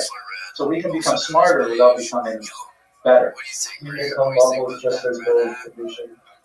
I think if you ask Rabbi Sachs, he would say, of course you can come up with just a mere tradition. Because he wants you guys to max out all of your efforts, So I don't know, but you guys are asking outside of my lane. I don't know what that means. Let's talk about a couple other aspects of the Orenda, which is really nasty.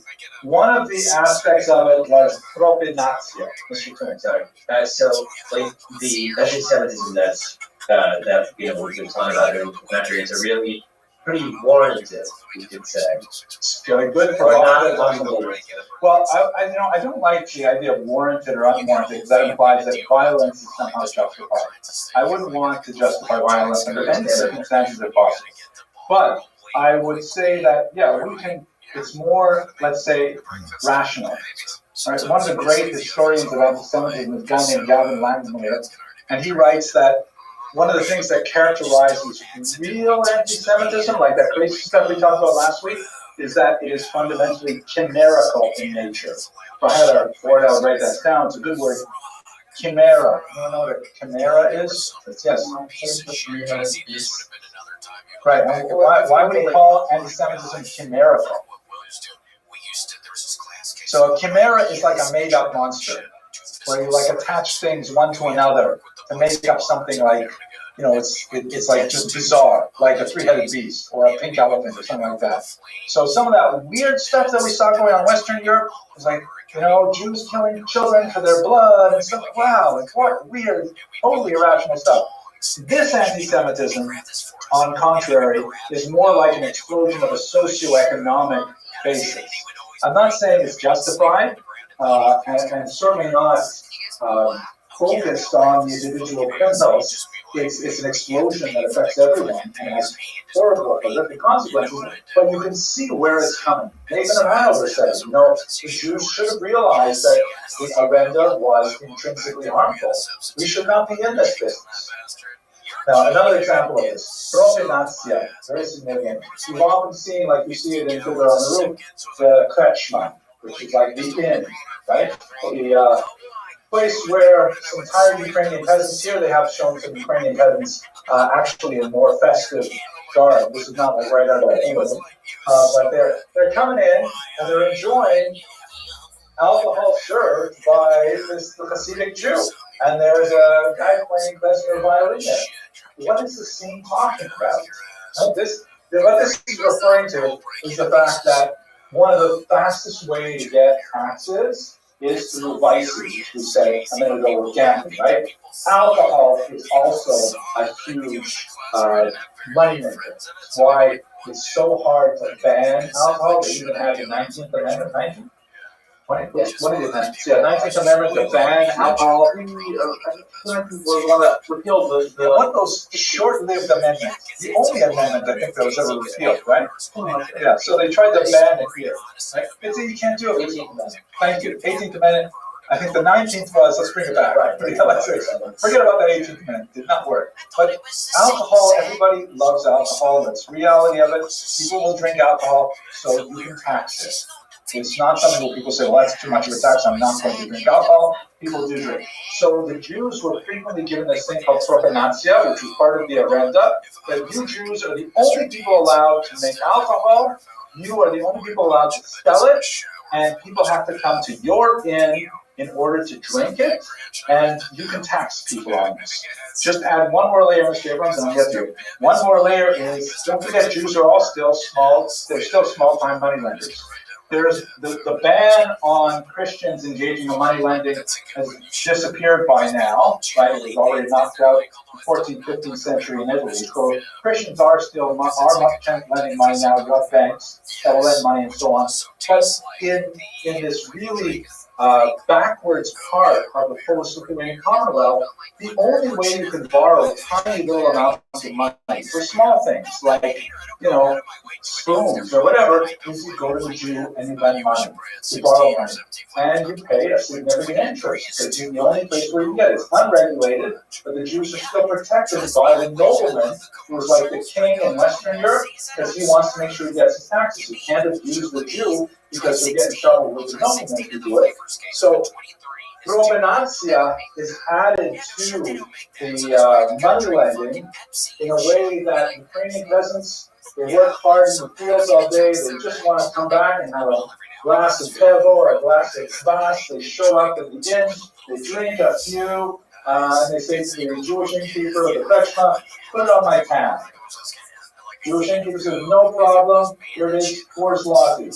And then at the end of the harvest season, the guy has all kinds of money because he pulled in all his wheat, and he says, okay, I want to settle my tab, and that 4 zloty has with interest become like 6, 7 zloty.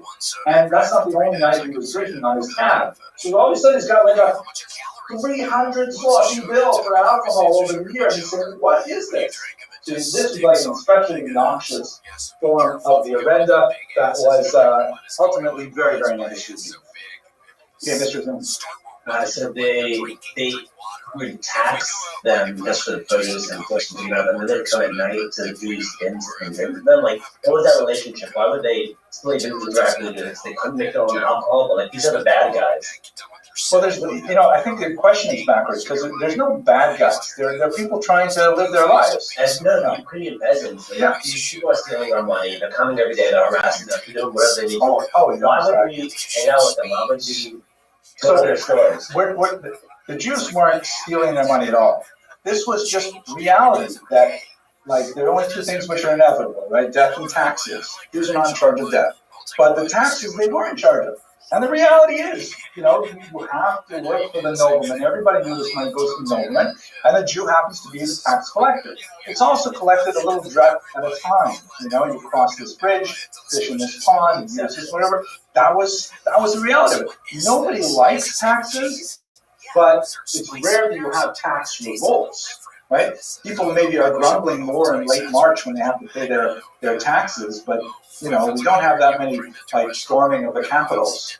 Maybe once every who knows how often, right? So hang on a second, just let me get these. So they basically may not have always liked them, but it was not like a wartime situation. Also, let us not forget, and it's so hard to teach this properly because I have to keep both of these in mind. The Jews and Poles and Ukrainians lived together in great peace and prosperity for about 1,000 years. 1,000 years with only a few very memorable moments of violence in that time. Now, some of those moments were like incredible explosions, like 1648, and they're also accelerating when you get to the modern era. You have pogroms 1881, 1903, 1905. 1919 was horrific, and then, of course, the Holocaust. But for most of those centuries, they lived with each other.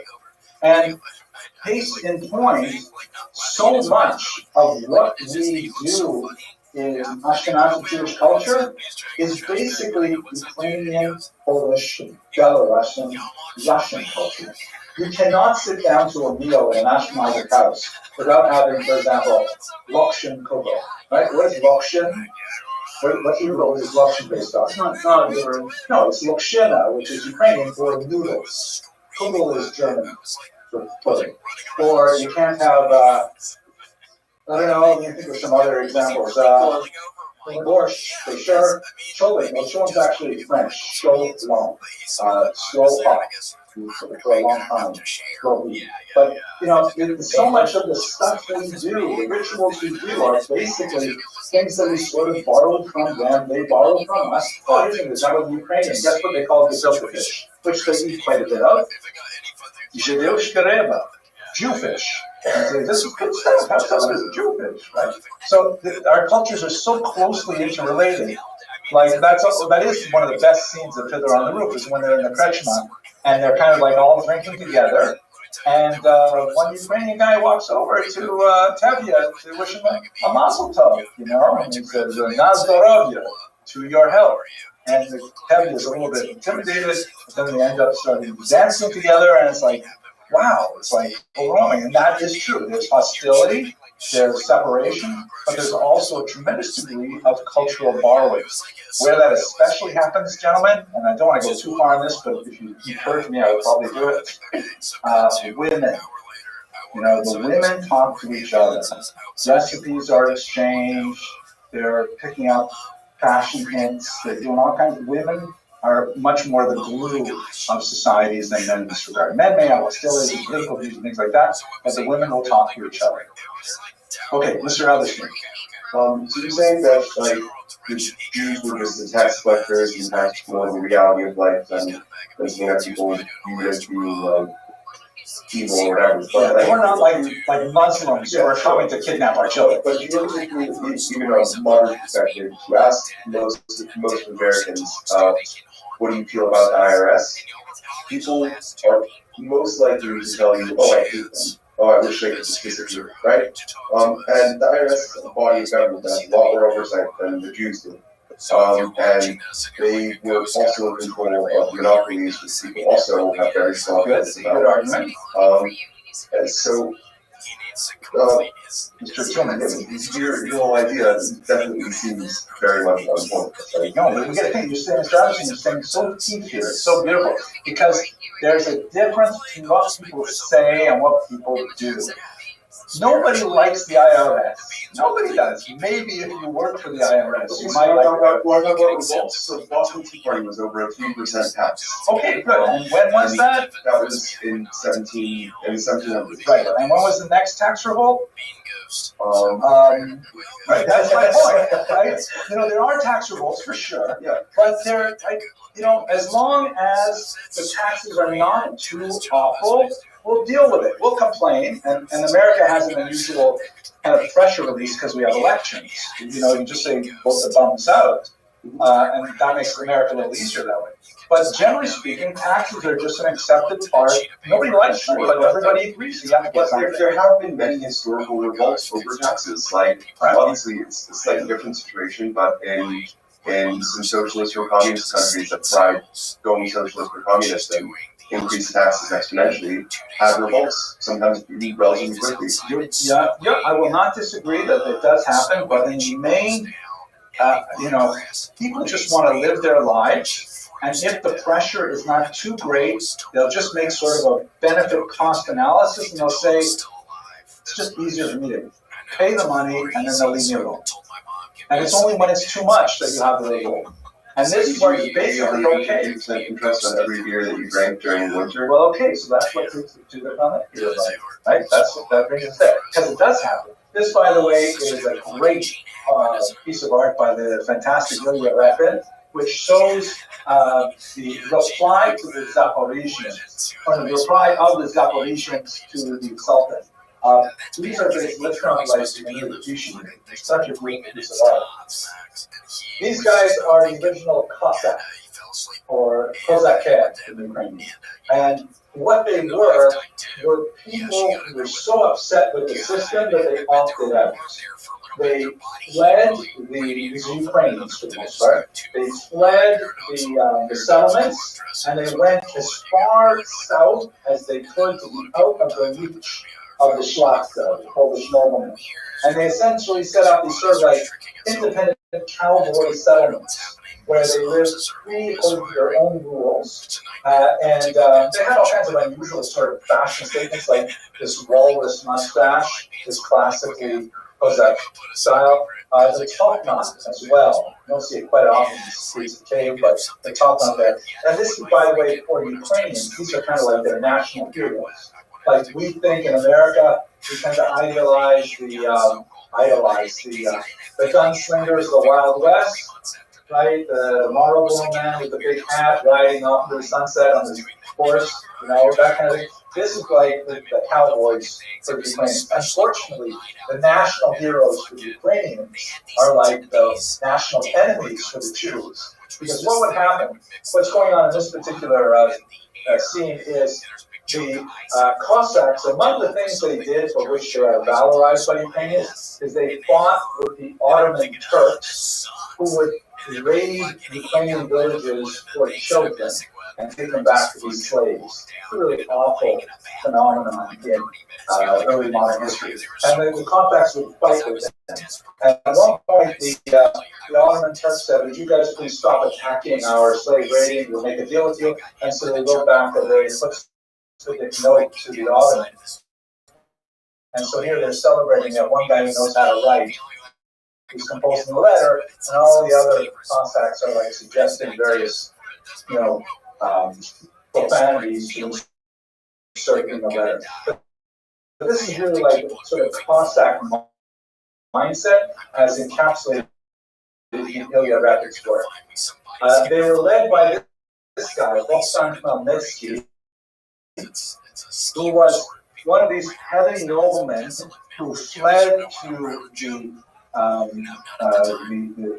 organized all of these kind of like bands of freebooting Cossacks, and he said from the Polish noblemen, let's run at them and let's attack and let's kick them out of our territories. And of course, this was like hugely bad for the Jews, because the Jews were the tip of the spear for the Polish economic system, right? The Poles were living far away, but the Jews were living right there in right bank Ukraine. And so when these Cossacks came and they had all this pent-up anger at the Polish noblemen, who were incidentally also sort of culturally trying to dominate them, trying to get them to convert to Catholicism and leave their orthodoxy, so there was also a religious element to this too. They came sweeping into these Jewish shtetl, and the massacres were horrific. I mentioned Nathan of Hanover earlier as the chronicler of this period, and although he does criticize the Jewish involvement in the Arenda system as being really the basis of the problem, he does provide such a horrific and like emotional description of these pogroms that I'm not going to tell you the kinds of things he describes, because they will scar your minds and you'll never be able to forget them. If you are curious about reading this, then look up Yevon Metsula. It is a chilling, awful read. Now this comes into the region, or the region by the period is called in Hebrew Zeras Tach Ve'Tat. Tach and Tat refer to the 2 years 1648 to 1649.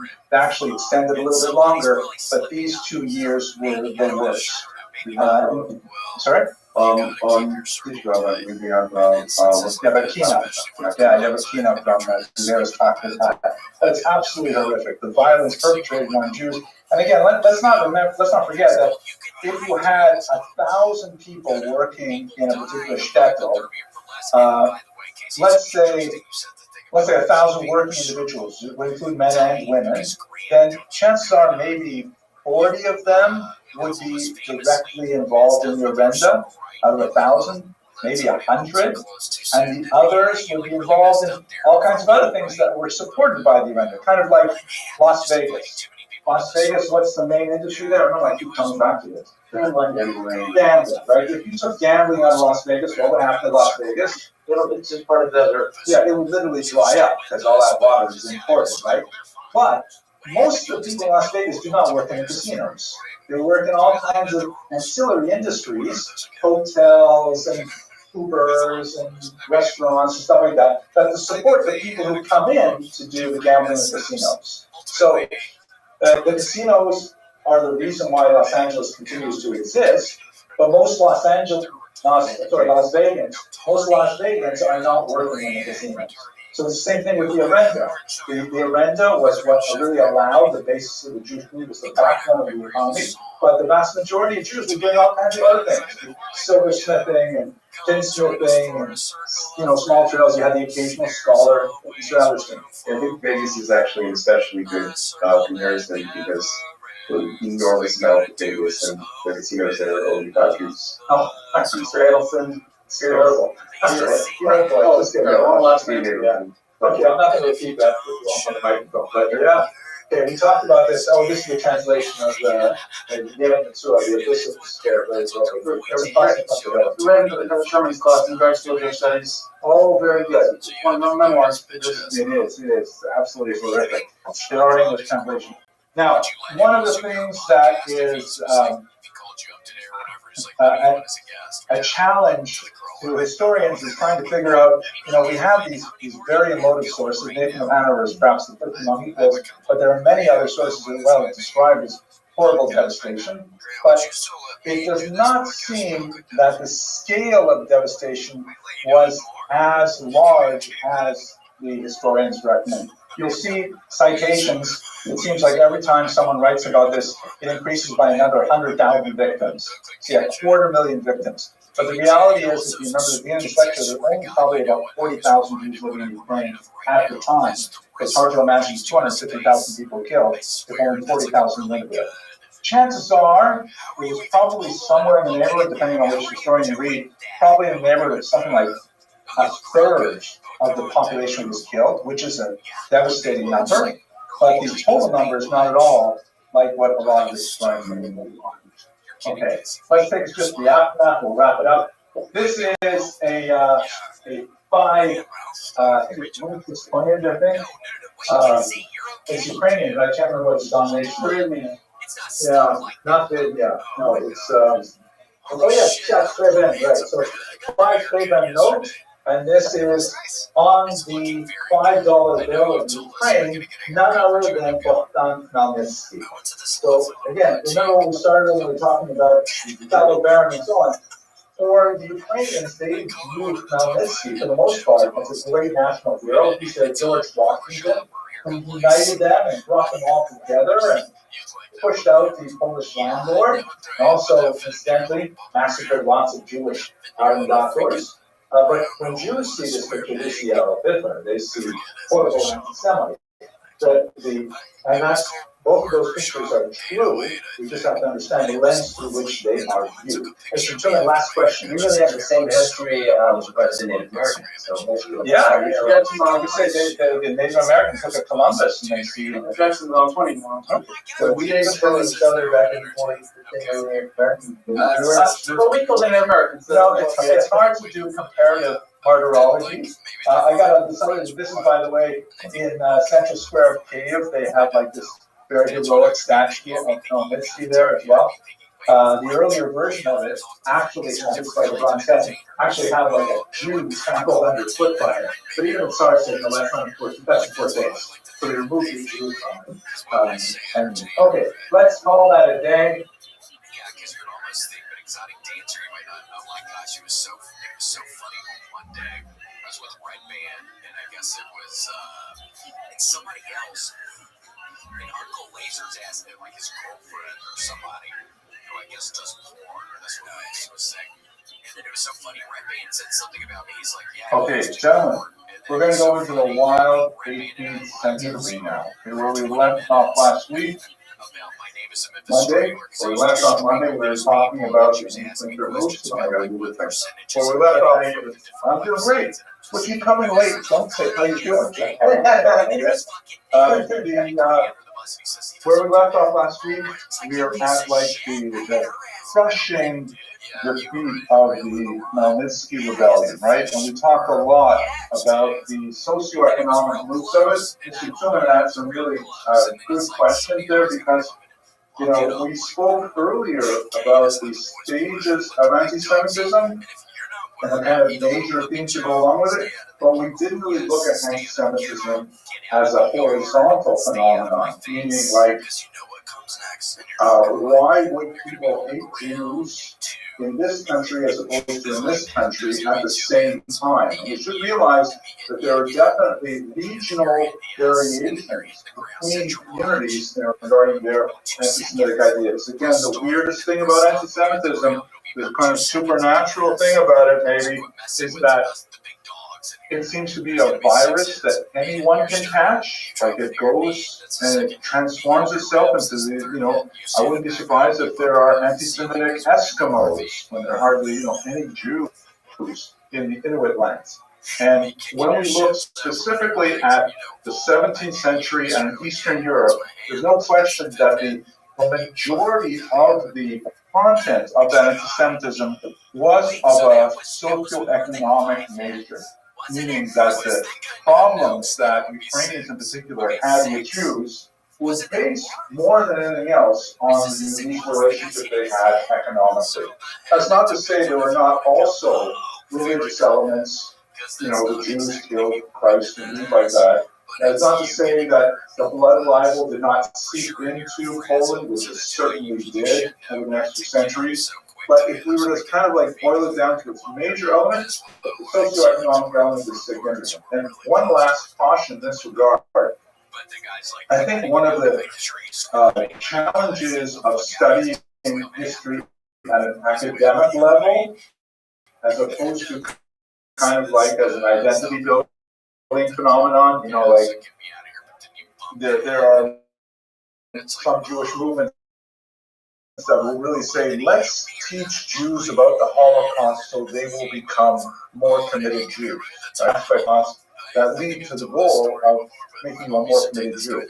But if you are interested in the academic study of the phenomenon of anti-Semitism, without the ulterior goal of what it will do to the person in terms of their ideology, their philosophy, their religiosity, then you got to recognize the fact that it's not always true that Jews were completely blameless. There are elements of our behavior over the centuries which have, from time to time, occasioned a backlash, which is, generally speaking, far out of proportion to the nature of the original offense, but nevertheless, that's part of the autopsy of hatred that we're engaged in.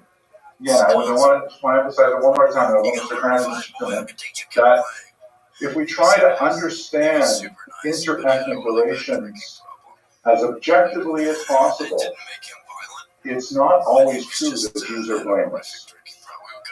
Okay? I don't think that I can say with great confidence there has been no case in Jewish history of a Jew ever being caught murdering a child and drinking its blood. That I can say for sure. I cannot say for sure. And in fact, I would not say for sure there's not been a case of a Jew kidnapping and killing a child. God forbid, Lorraine. That has happened even in Brooklyn with that young child. I can't remember his name offhand, unfortunately, but that does happen. And how that sometimes gets translated into popular violence is really what we're trying to understand. Okay, Mr. Cranston, talking about how anti-Semitism always targets all over the place. Doesn't have to be the fact that people are always listening to blame on when they're not happy with life. It's this minority group that somehow has persevered through everything possible, and they're like, oh, this is the perfect thing I can just yell at and say, correct? No, you're absolutely right, Mr. Kranz. That is Rabbi to the thesis of the great philosopher Jean-Paul Sartre that we even talked about at one point, who said, si le juif n'existe pas, l'antisémite l'inventerait. That if the Jew did not exist, the antisemite would invent him. Right? The antisemite needs some kind of construct to explain his own failures. The Jew is a great construct. And ironically, the more Jews are blamed for it, the better a construct it is, because they can, look in books and say, oh my gosh, people felt this way about the Jews 100 years ago, 200 years ago, 300. It must be true. Right? It's a conspiracy that builds upon itself. So you're absolutely right. I don't think that's sufficient to explain all types of anti-Semitism, but that is definitely one major psychological motive. The question is so well formed, but like what happened recently, Killer 7 or these pogroms, we consider very out of normal human nature. It's not normal violent uprisings. These are horrific attacks. Are there some instances of anti-Semitism where the violent reaction was sort of in proportion and understandable with what the Jews had done to them? Like, even no matter what the Jews had done, doesn't warrant barbarism. But violence we can sort of understand a little more, let's say, again, whatever the BLM march is going to be ridiculous, but they're just trying to express something about, barbarism and barbarism involved. So, do we have situations where they're less barbaric and also more understandable? Yeah, to answer your question, we have to separate a little bit. Because once we talk about the state of Israel, the paradigm changes entirely, right? Because it goes from an interethnic conflict that involves a religious and distinct minority in a society, and those are certain kind of dynamics that happen when you have, social tensions with peasants and lords, and Jews are somewhere in that mix, and a modern nation state with awesome army and with powerful friends, then becomes international relations. So maybe a good case in point would be Egypt, right? Israel fought 3 wars with Egypt, 48, 56, 67, and then when Egypt finally was able to, and in each case Egypt lost miserably, when Egypt was finally able to bloody Israel's nose in the October War of 1973, the Yom Kippur War, at that point there was kind of like a alignment of the Egyptian mentality, and they said, well, look at that, we can hurt the Jews. Israel is not completely, Israel took a horrible beating in October 1973, and that allowed Egypt to kind of say, so now we can make peace with them. Doesn't mean they're friends, doesn't mean that the level of anti-Semitism subsided, but it was not like suicidal anti-Semitism. It wasn't kind of like, we don't care, our entire country is destroyed as long as we can kill some more Jews. That's real crazy anti-Semitism. This is like international relations. Countries are always fighting, always, getting back to it. So that's normal, as it were. It's horrible in the sense that there was a lot of people died, God forbid, horrible wars, but it's normal. What is not normal is Hamas. Hamas is definitely... That's in the case of the Gazans, you can understand why they hate Israel. They do feel oppressed, and maybe there's a political and economic conflict that's real there. Yeah, and Israel is just devastating the entire country, but so you can understand that aspect of it. So, do you ever have reactions that are anti-Semitic in nature, but responding in a less violent way? Yeah, sure. To such things. Yeah, you're asking a complicated question, which is totally derailing us from the 18th century. But you're also conflating 2 issues. You talked about Gazans. I said Hamas. Right. No, I understand. Yeah, because they're not the same thing. Hamas, I think, is the closest thing I can imagine to a Moloch. Maybe the Nazi SS is second choice, or they're competing for that. Because Hamas is really a death cult. They actually explicitly, in public statements, they think it's better for them to be martyred in the fight against Israel than to have any degree of material prosperity and happiness. And that's just bizarre. Like that escapes my understanding why you would want to choose that.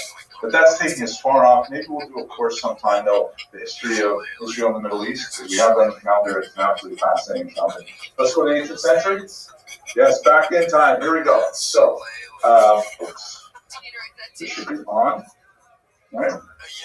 Okay, so I gave this lecture a few years ago, and I decided to recycle it, and we're up to that stuff. And you may have seen, this is a popular show. Thistle, right. And it is really great because it's set in Israel. Fascinating characters, really fascinating. But it's essentially depicting ultra-Orthodox life in the 21st century. And in so many ways, it's reflections of the 18th century. The same kinds of tensions that were going on a few hundred years ago, we're still enjoying them today, even in a very different modern Europe.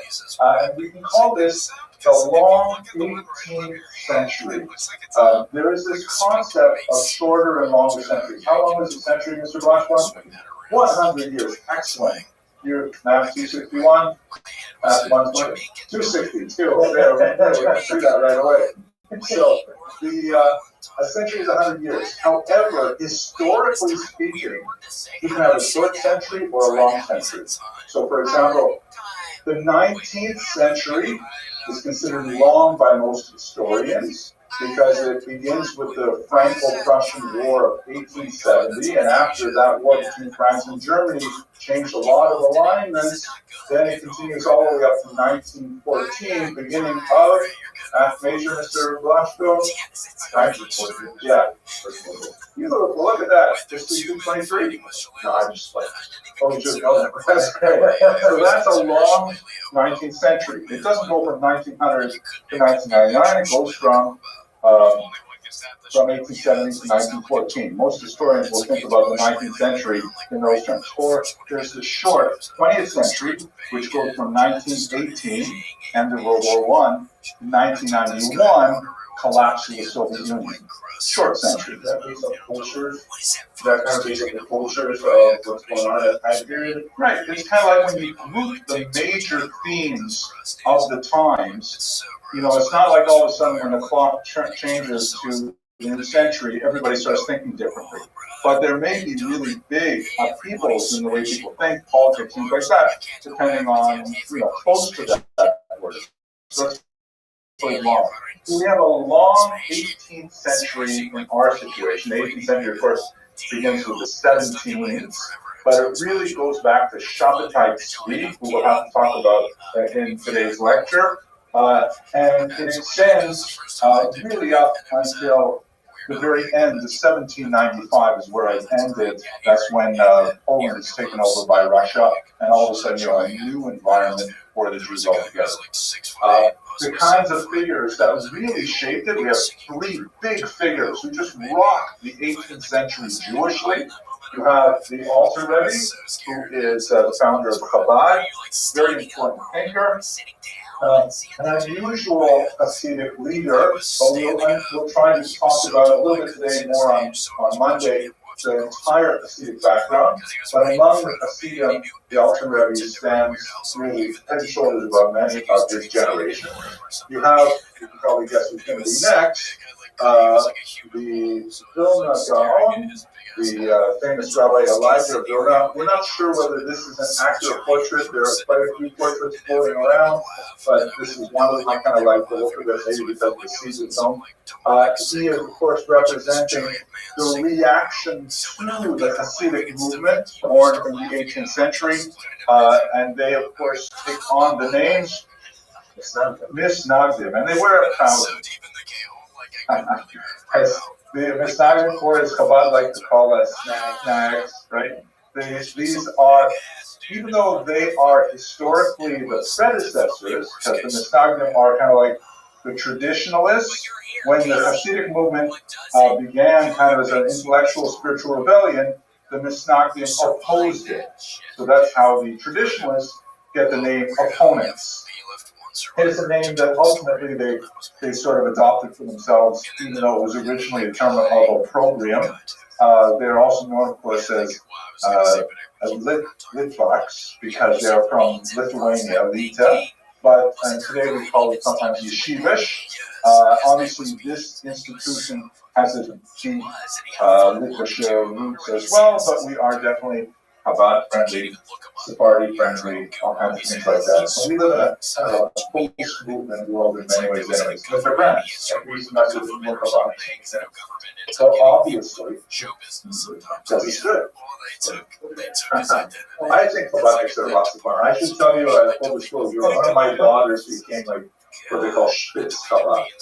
Super Chabad. She's like, they have so many Chabad in Hadrian. If someone whispers that they heard someone read in the book that the Rabbi might have done this particular thing, that immediately that's like shocking off.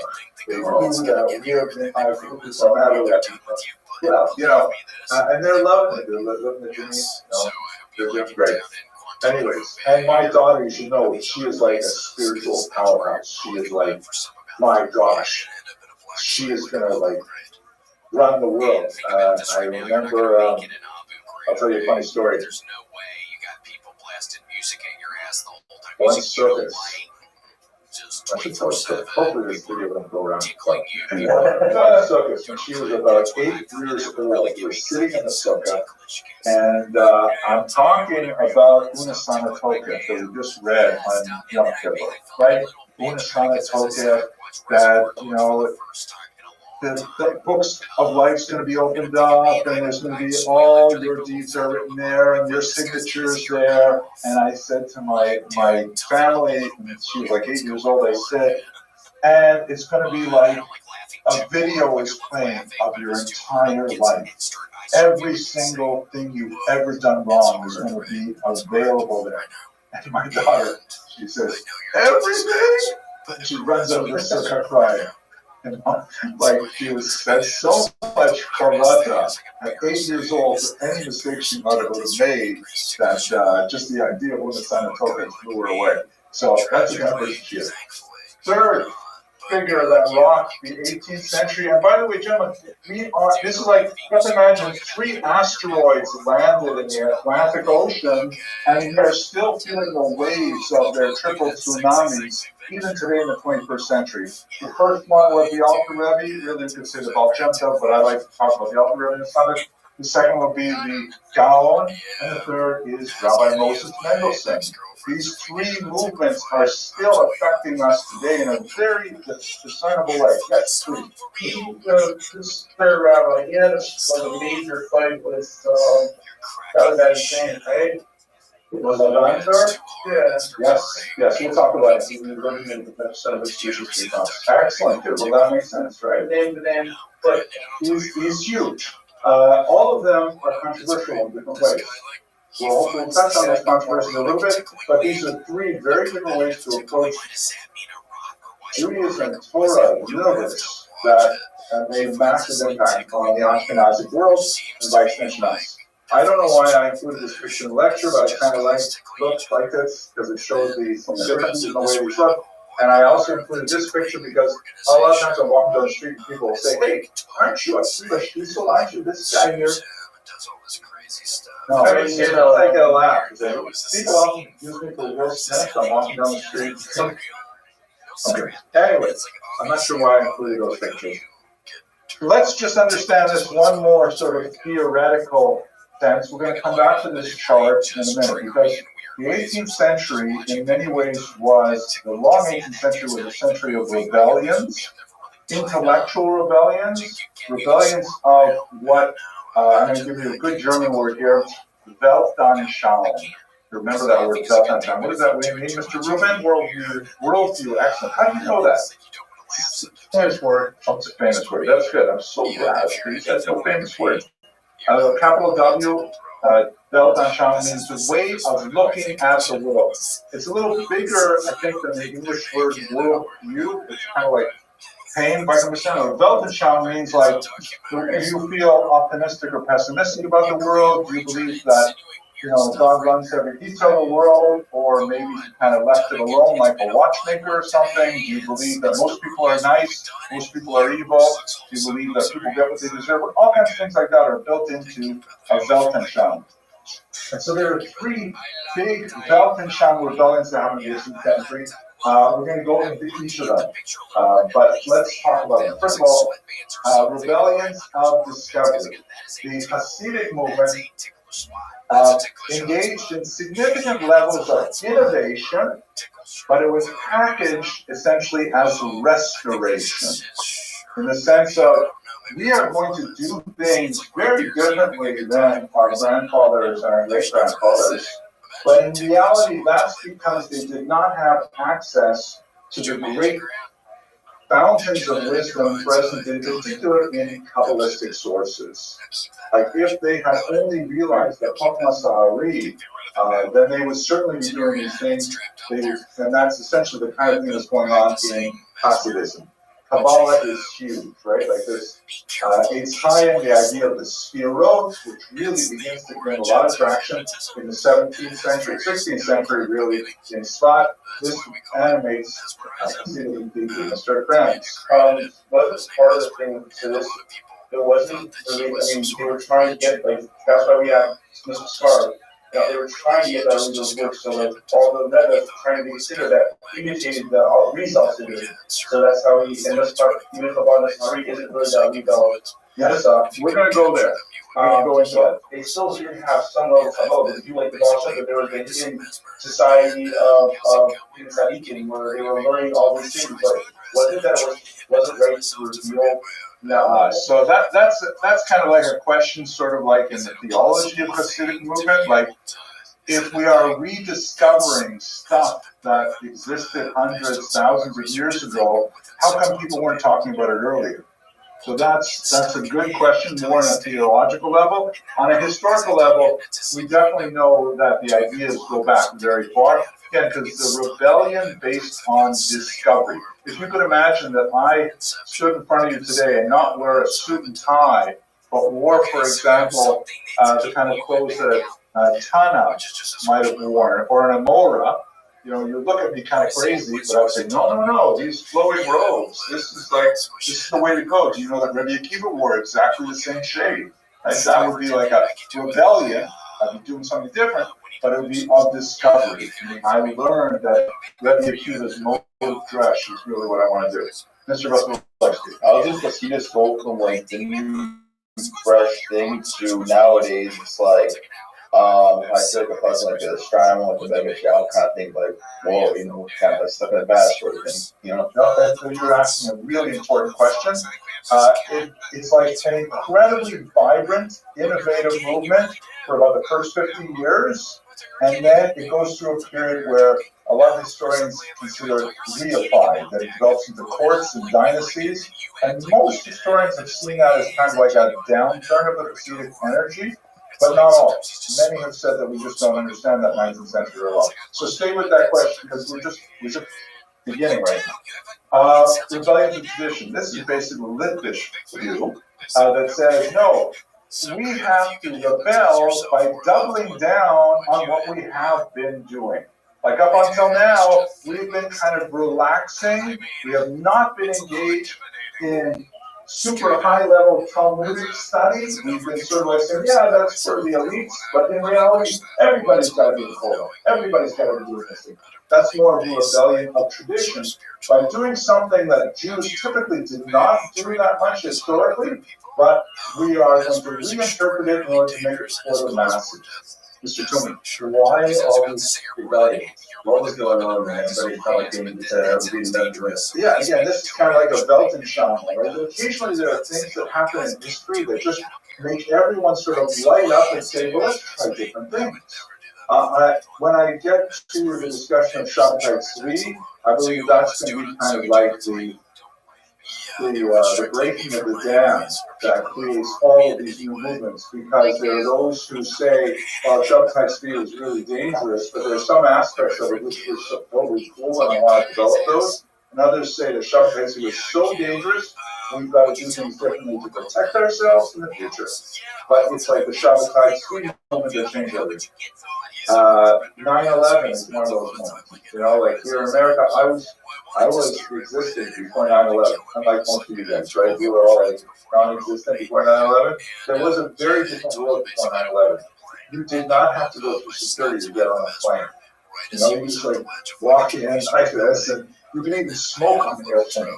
You ever wonder why they tell everybody you're not allowed to smoke on an airplane? So everybody's smoking on an airplane. Doesn't matter if you're a tiny fuselage flying through the sky with all this smoke in there. People say, cancer, it's not that big a deal.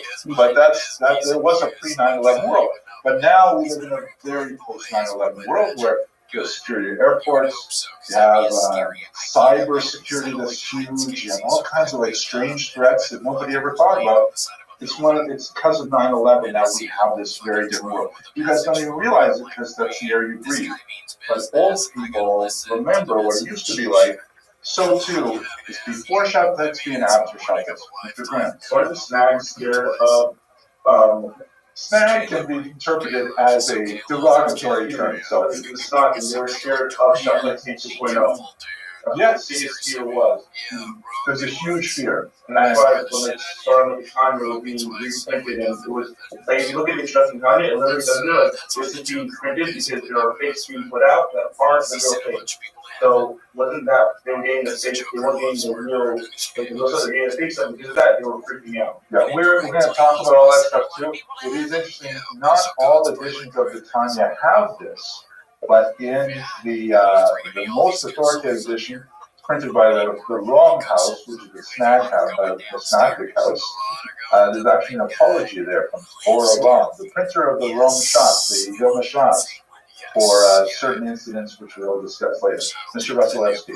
So what today's like modern Orthodoxy movement be comparable to the Hasidic movement back then? Mr. Vasilevsky, great question. The 21st century question, though, and I think as you shall see, modern Orthodoxy, depending on how we want to define it, borrows from all of these movements. You know, it's the waves of that tsunami. These are the three asteroids. We're like absorbing those waves and mixing and matching. Last question is Jim. We got to make some Why progress. did the Fish learn so much prior to this rebellion? Why wasn't there that emphasis? Okay. If you don't know the reason for something, the reason probably is money, exactly. And you know how expensive it is to devote a working age male to full-time Torah study? Right? It's incredible. You guys, 60 years ago, you would have been already earning a pension working in a mine or something, you know? But to imagine this number of men engaged in full-time study at age 20, 21, 22, it's virtually unheard of. It was too expensive. But it became necessary because of whatever the residents. Well, we reassigned our priorities. And also, we lost the vast majority. Don't forget, you guys, I hope you realize that you are really the elite. Right? Just do the numbers. Mr. Blashley will help me out here. It's about 10% of American Jewry is Orthodox. Of that 10% that's Orthodox, how many are like really devoted to full-time study as young adults? Maybe half? Which are like, well, so maybe half of those, that 10 is interested in 5%. Of those people who are engaged in it, you're going to go for a few years and you got to go to work, right? So maybe 0.5% of the entire Jewish population is engaged in full-time study like you are. You guys are so elite, you don't even realize. You are the Navy SEALs of the Navy SEALs. The Navy SEALs say, look at those guys. That's you guys. Okay. So that's very unusual, and it costs money. You know, your parents, whoever else is paying for your tuition and for your ability to not be working in the sulfur mines, you got to be thankful to them. Okay. So the innovation of the rebels of tradition was sometimes perceived, the innovation of the Hasidic movement, as we shall see demonstrated, was often perceived as antinomian. Cool word, what does it mean? The Greek original is nomos. You ever hear that word, nomos? Nomos means law. Antinomian means breaking the norms.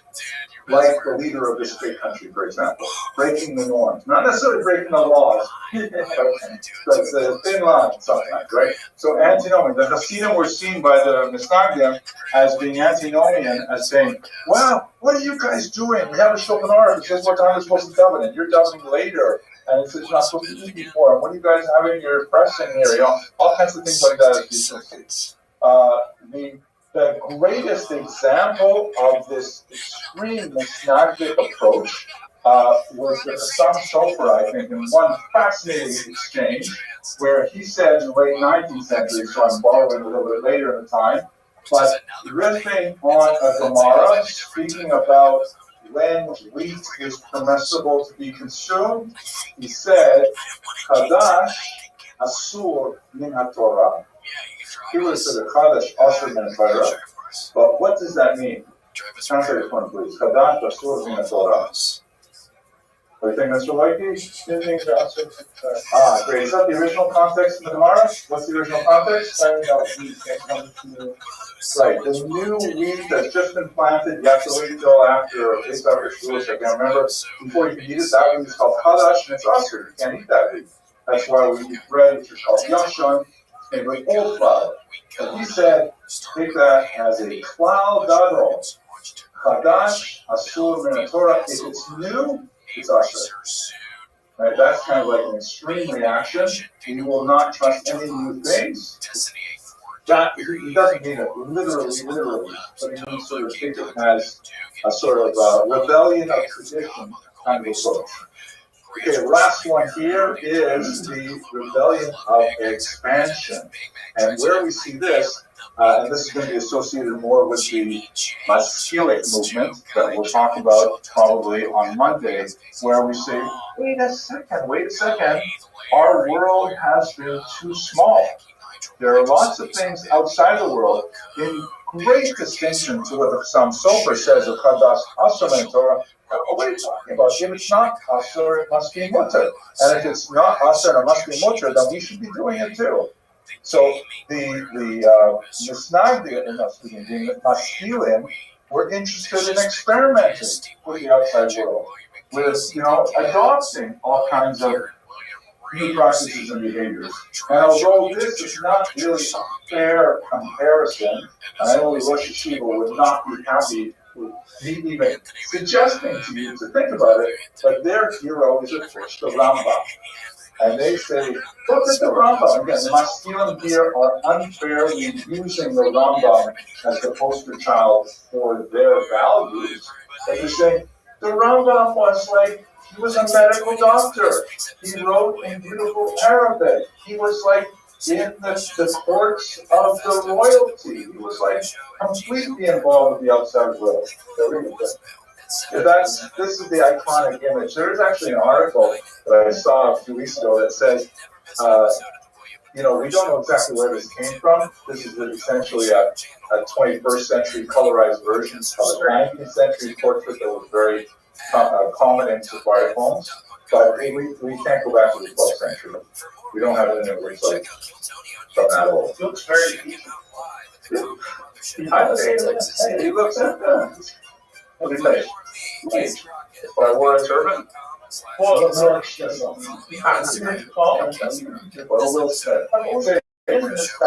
again, this is the rebellion of expansion, saying we have been too narrowly focused. With a lot of the political changes that's happening in the 18th century, don't forget the 18th century is also birth of modern France, the French Revolution, birth of America, right? 1776. These things are happening in the 18th century. Maybe things are different for Jews now. Maybe we can engage, right? Okay, so those are our 3 rebellions. Let's go now to Shabbatai Tzvi. Any last questions before we do this?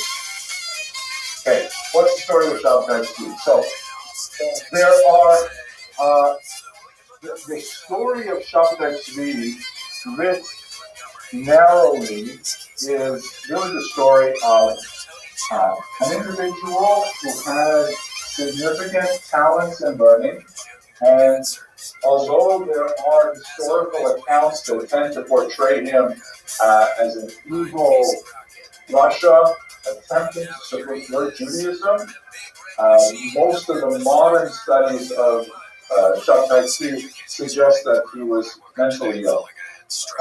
He was in his early 20s when he began to experience things. Again, we have the descriptions of his followers who tell us what he was going through, and it sounds a lot like bipolar disorder or manic depressive syndrome or even schizophrenia, which is especially associated with young men in their early 20s. So obviously we can't really do psychoanalytic dissection from afar, especially over centuries.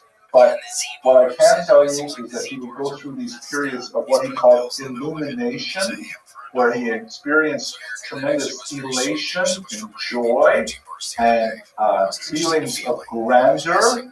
It was during the worst of these periods that he described how he could levitate, that he could engage in pizzos hadera, meaning transportation over wide spaces of territory, and with the encouragement of an unhappy colleague named Nathan of Gaza, he came to believe that he was in fact Mashiach. And not only that, if you have to imagine this guy, he's tall, he's good looking, he had several marriage offers, but he wanted to remain in his studies for a long time until he started getting involved in this. Later, he would get married, actually, I think 4 times, but you can't count one of those because it was a Torah scroll that he got married to at one point. Very interesting, symbolic kind of marriage, I guess. It's a very weird kind of story. But he not only convinced himself that he was Mashiach, he convinced thousands of Jews across Europe and North Africa that he was in fact the Mashiach. And so he gathered this massive movement with him, and the debacle at the end, I'll explain it shortly. Mr. Parente, how will people people will That's mentally ill, obviously not. You're asking an amazingly important question. I'll repeat it for people on Zoom that how were people so gullible? How did they run it? I mean, historians point to the fact that there was like widespread depression after the Khmelnytsky rebellion that we discussed on Monday that ended in 1649. Trails of violence extended over the next half dozen years. And that contributed to the idea of, wow, after such a horrible massacre, Mashiach must be around the corner. They tie it to the growth of Kabbalistic doctrines that were emanating from Tzfat, and the idea of, wow, look at these totally new ways of understanding the world and thinking mystically, and here's a guy comes along, deeply soaked in this Kabbalah.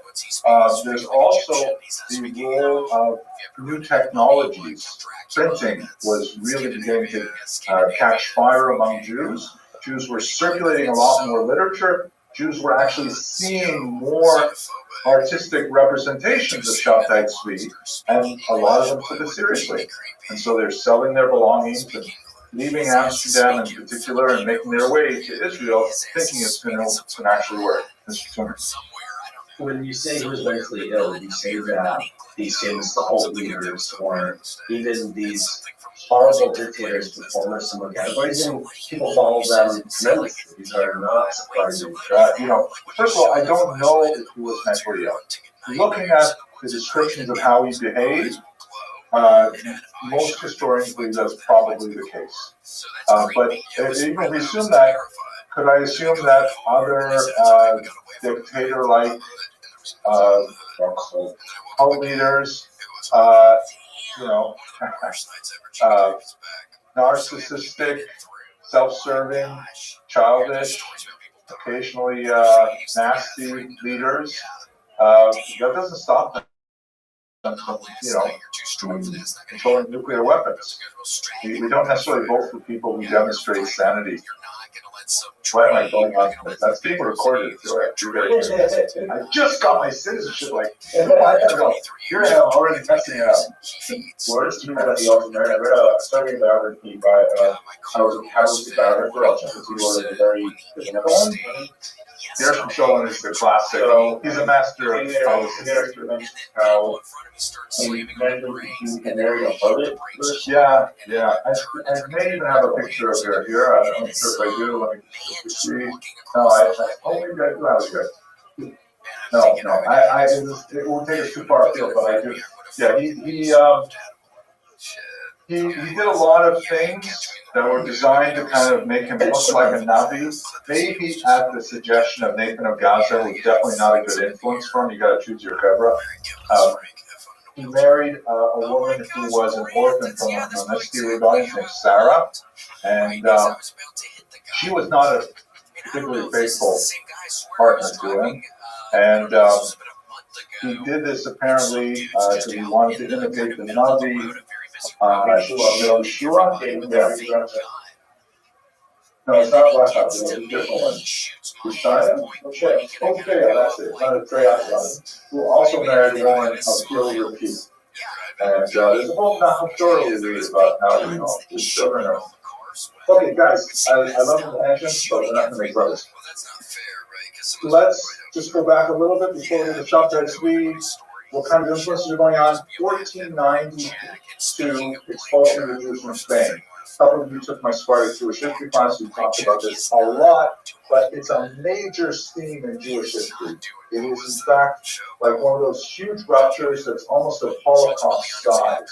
Spain was, without doubt, for a few hundred years, the most powerful center of the Jewish people at that time. Centuries upon centuries of scholarship, large communities, wealth, basically like America, like the Northeast, New York and New Jersey. That's what Spain was like. And then all of a sudden just collapsed. The pogroms of 1390, the forced conversions, the Inquisition, and then finally the expulsion. And all these Jews find themselves scattered to the winds making their way across the Mediterranean basin, up into Europe, many of them a las Americas, right? All trying to find a way to reconstruct themselves. And many Jews turn to mysticism, saying, how do we explain this huge rift in our experience here? It must be that there's something has changed dramatically. We need to find a new Jewish people. In particular, the Jews who made their way to France, who founded the Sfat Circle, where you have, the great Kabbalist Ramak, his student the Arizal, hugely influential. Also, Rabbi Yosef Karo in his old age settled there. The Al-Sheikh, many others, the Al-Kabetz, the Chadodi, all the things are from that part. Mr. Chum, Why do people always do that? this is an easy question, right? Why do people always do what? They turn to mysticism and they're hot, and we have COVID, and everybody's like, they have to figure out how to answer it up that Mashiach's coming this week or next week or the week after. Well, we keep doing it every year. So huge overgeneralizations, right? Because not all people do it, not all people do this, not all people react. But I think mysticism, it can be a refuge, right? If you have difficulty understanding the world and reason does not give you the kind of emotional support you need, you may find it in mysticism. You may find it in poetry. You may find it in saying Tehillim. I don't know, but mysticism is a refuge. If you study my book on the possession of Rabbi, more of a discussion there, because he wrote in the Holocaust. But let's go do this stuff. The 18th century.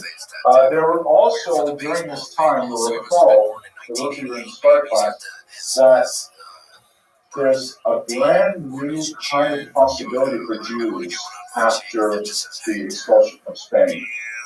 And that is something we have not seen before in Ashkenazic history, the possibility of identifying as a Jew while disaffiliating from the community.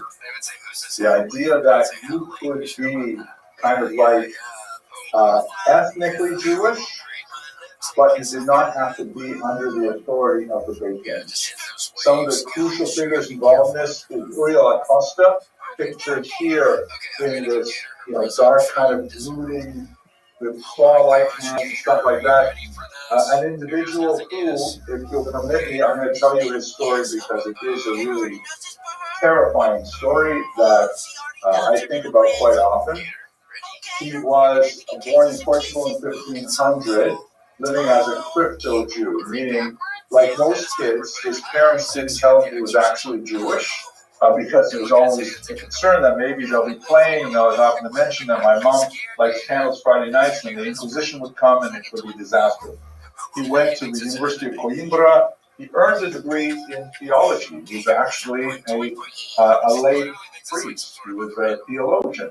And then when he was in his early 20s, his mom said to him, Uriel, I have to tell you the truth, we're actually Jewish, and we're moving to Amsterdam, right, which was a free city where Jews could express themselves.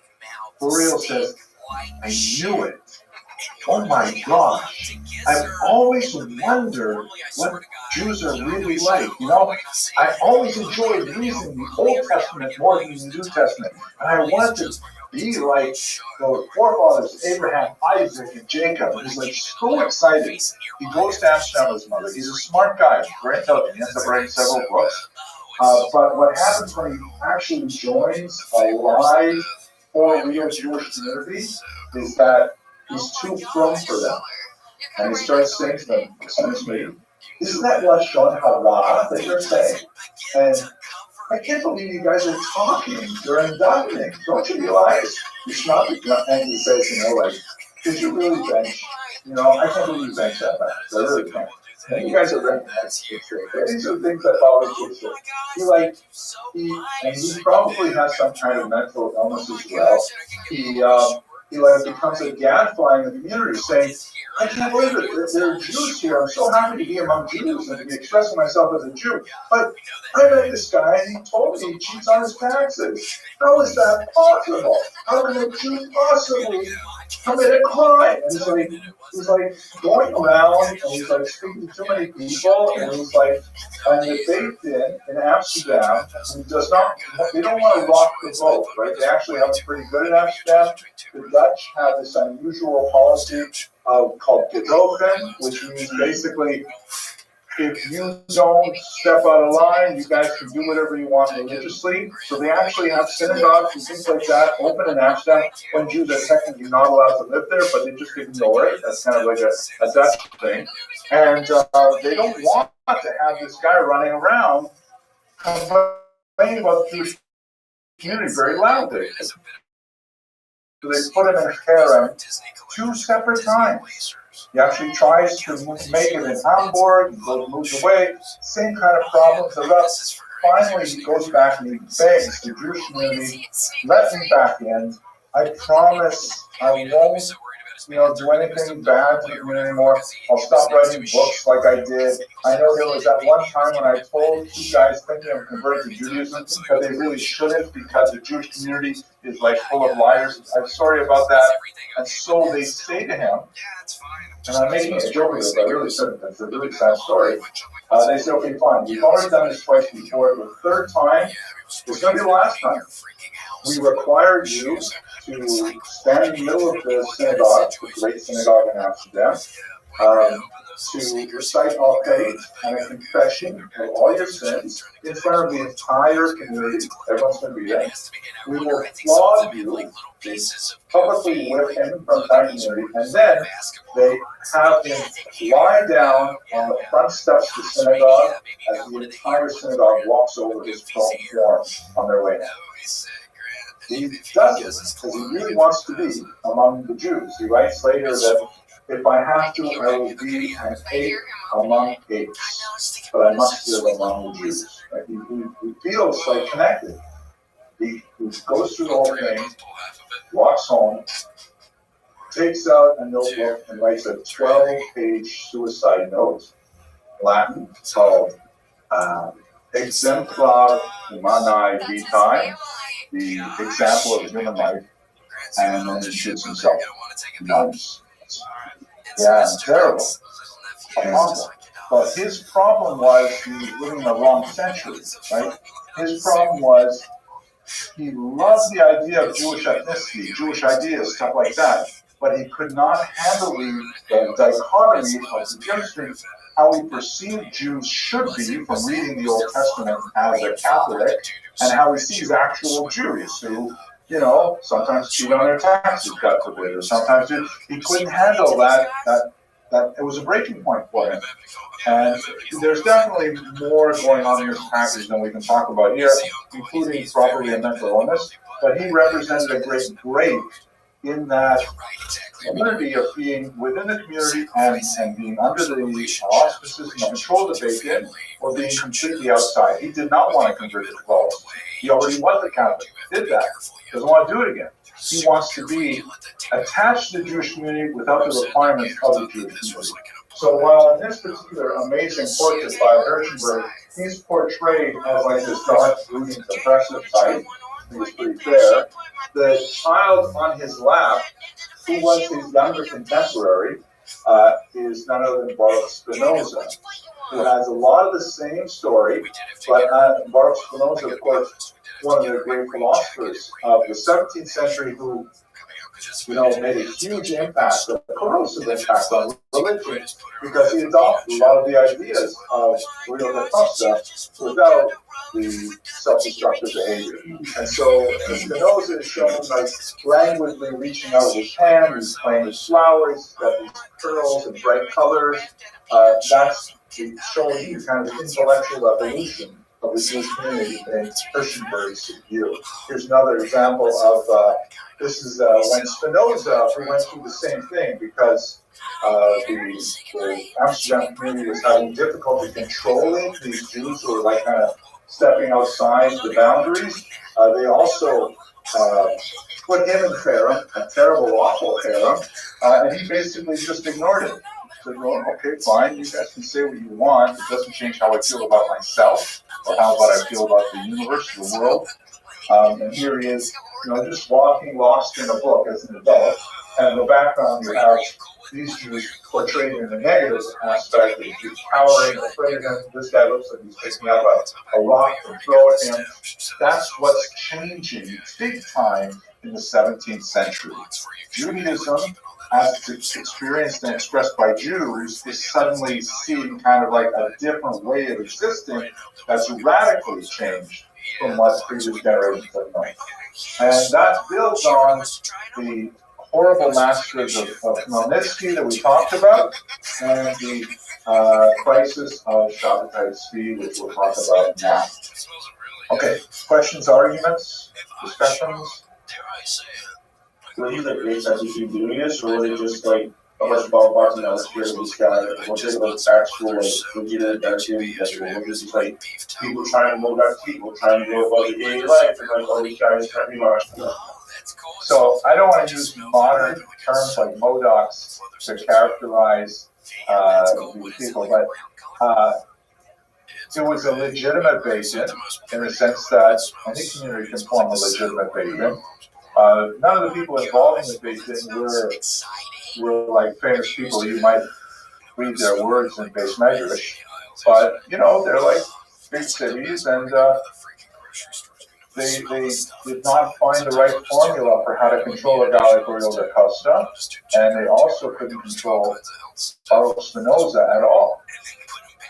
Although it's interesting that we mentioned in that context, a little while ago, there was an incident where an Israeli historian wanted to get access to the famous Sneaks Chaim archive in Amsterdam, but he had written some nasty things about, some critical things about the basic handling of Baruch Spinoza. So they surprisingly and characteristically, they banned him as well. They said, sorry, you're banned. There's a harem on you coming into our library. You know, it's one of the famous libraries of Jewish texts in Europe. But because you wrote nasty things about us, we're going to borrow a page from our ancestors and put a harem on you. Intellectual. Shabbatai. Okay, so we talked a little bit, we started with Ishmael Renoff, the Portuguese.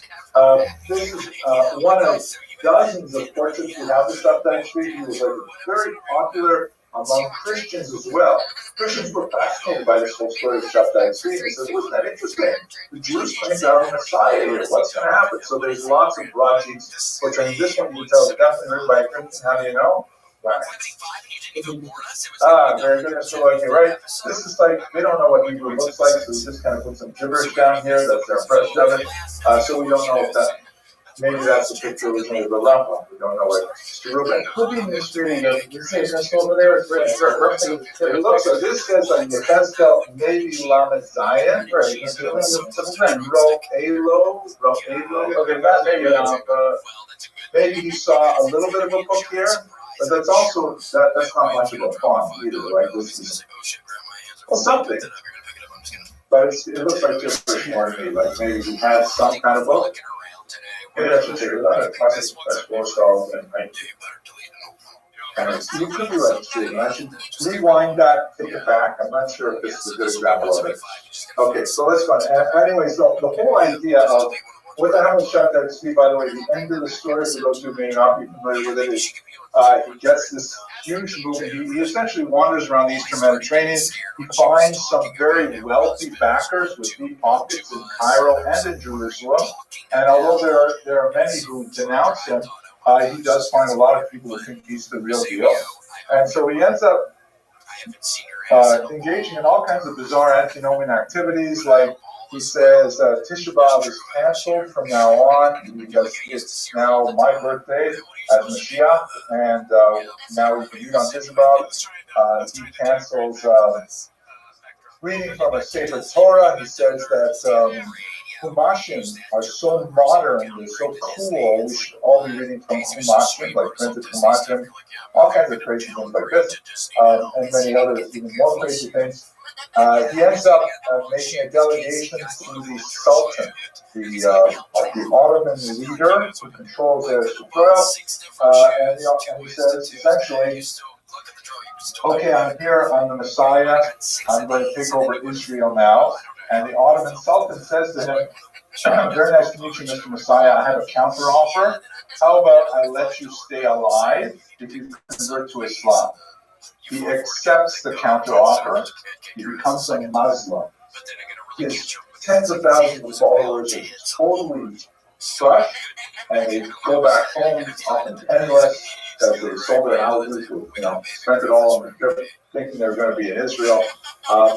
Except for about 3,000 of them who figure that maybe his conversion to Islam is part of this messianic process.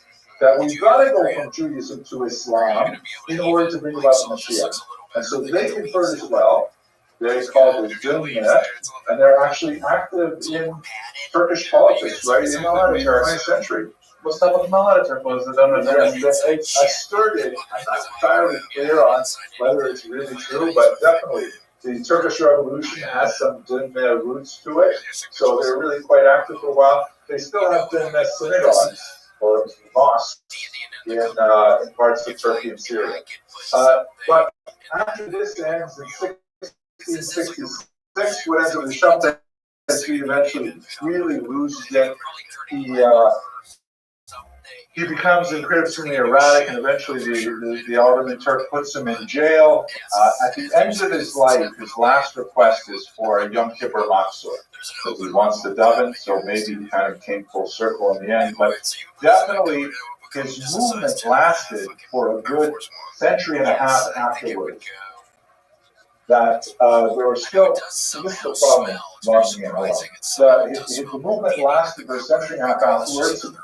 There are a lot of these kinds of things, kameot, that were commissioned. These are essentially like amulets for a variety of things, parnasa, shidduchim, real things like that. And quite frequently, very prominent rabbis were accused of having Sabbatean leanings or being secret followers of Shabtai Tzvi.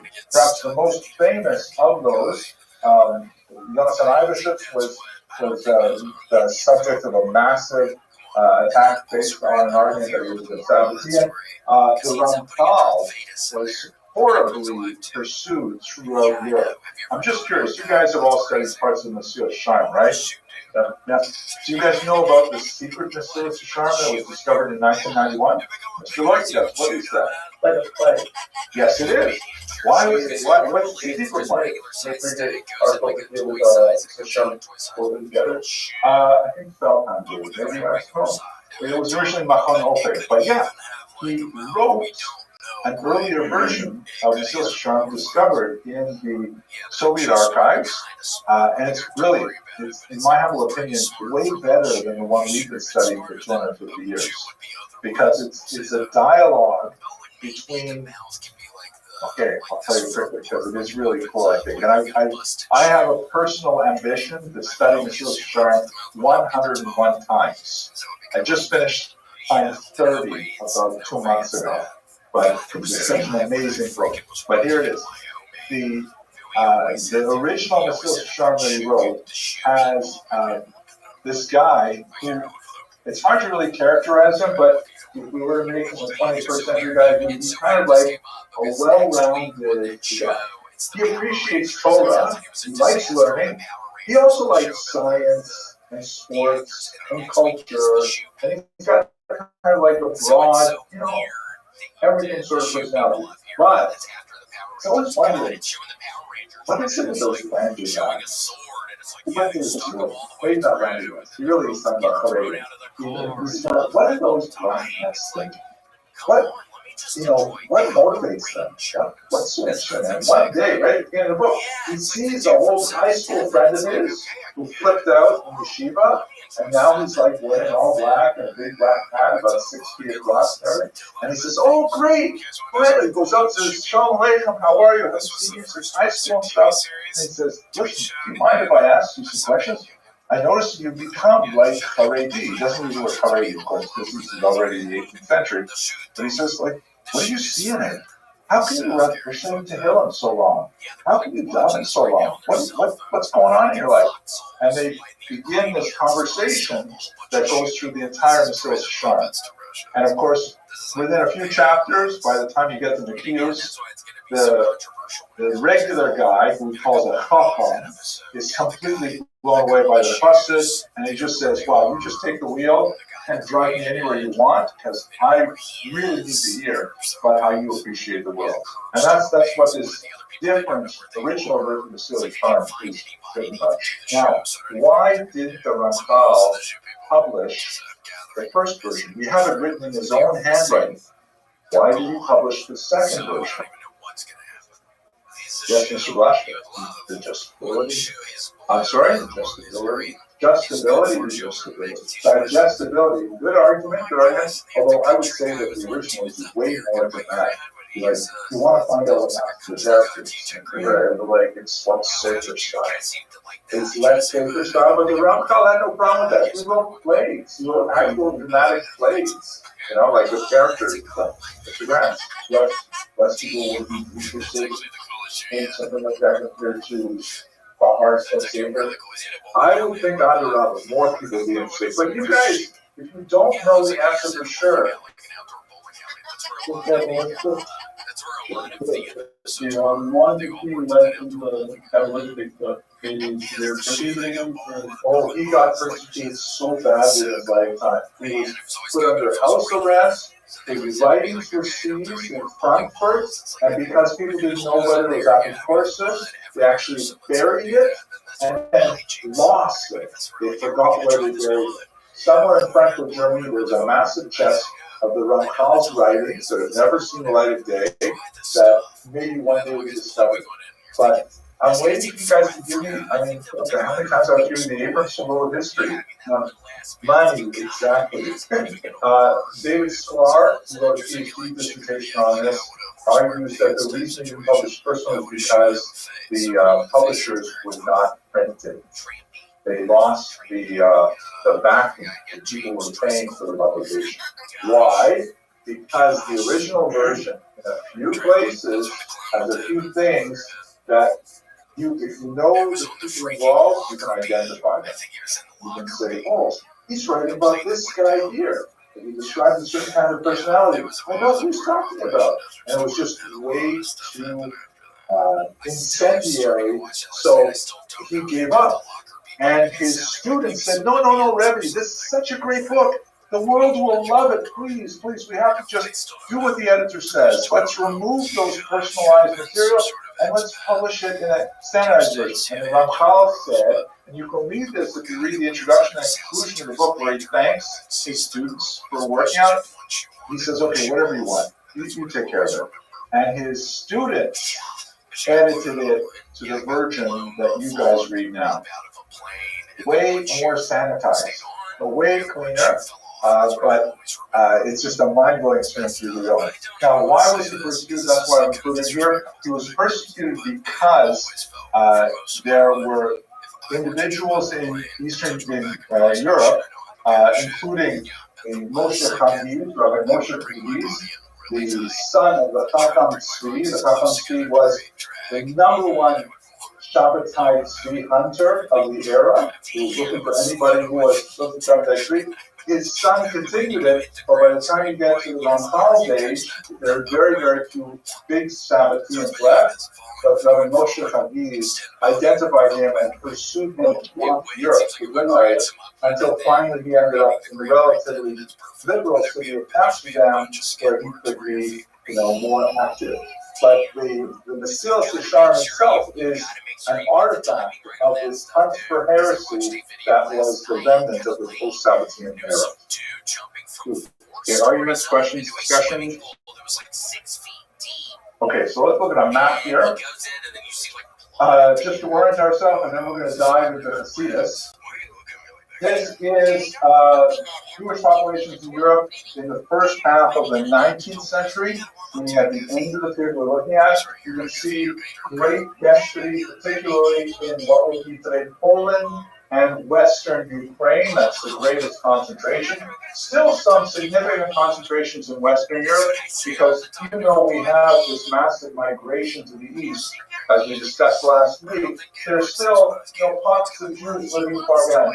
Not so much in France, which that they have been actually banned from there since 1306, although we will have a assertion of Jewish population, particularly in the south here, and none in Spain, because Spain is still officially Judenized, and mainly concentration in the regions of Lithuania, Poland, Belarus, and Western Ukraine. How does that map onto the three great asteroids of the century? So the Hasidic movement is primarily in the southwestern part of the Russian Empire, down here in what will be Western Ukraine, southern Poland. But there are definitely Hasidim who are active further north. The one example that I've been concentrating on Chabad is ironically an exception, because Chabad is a Lithuanian Hasidic movement.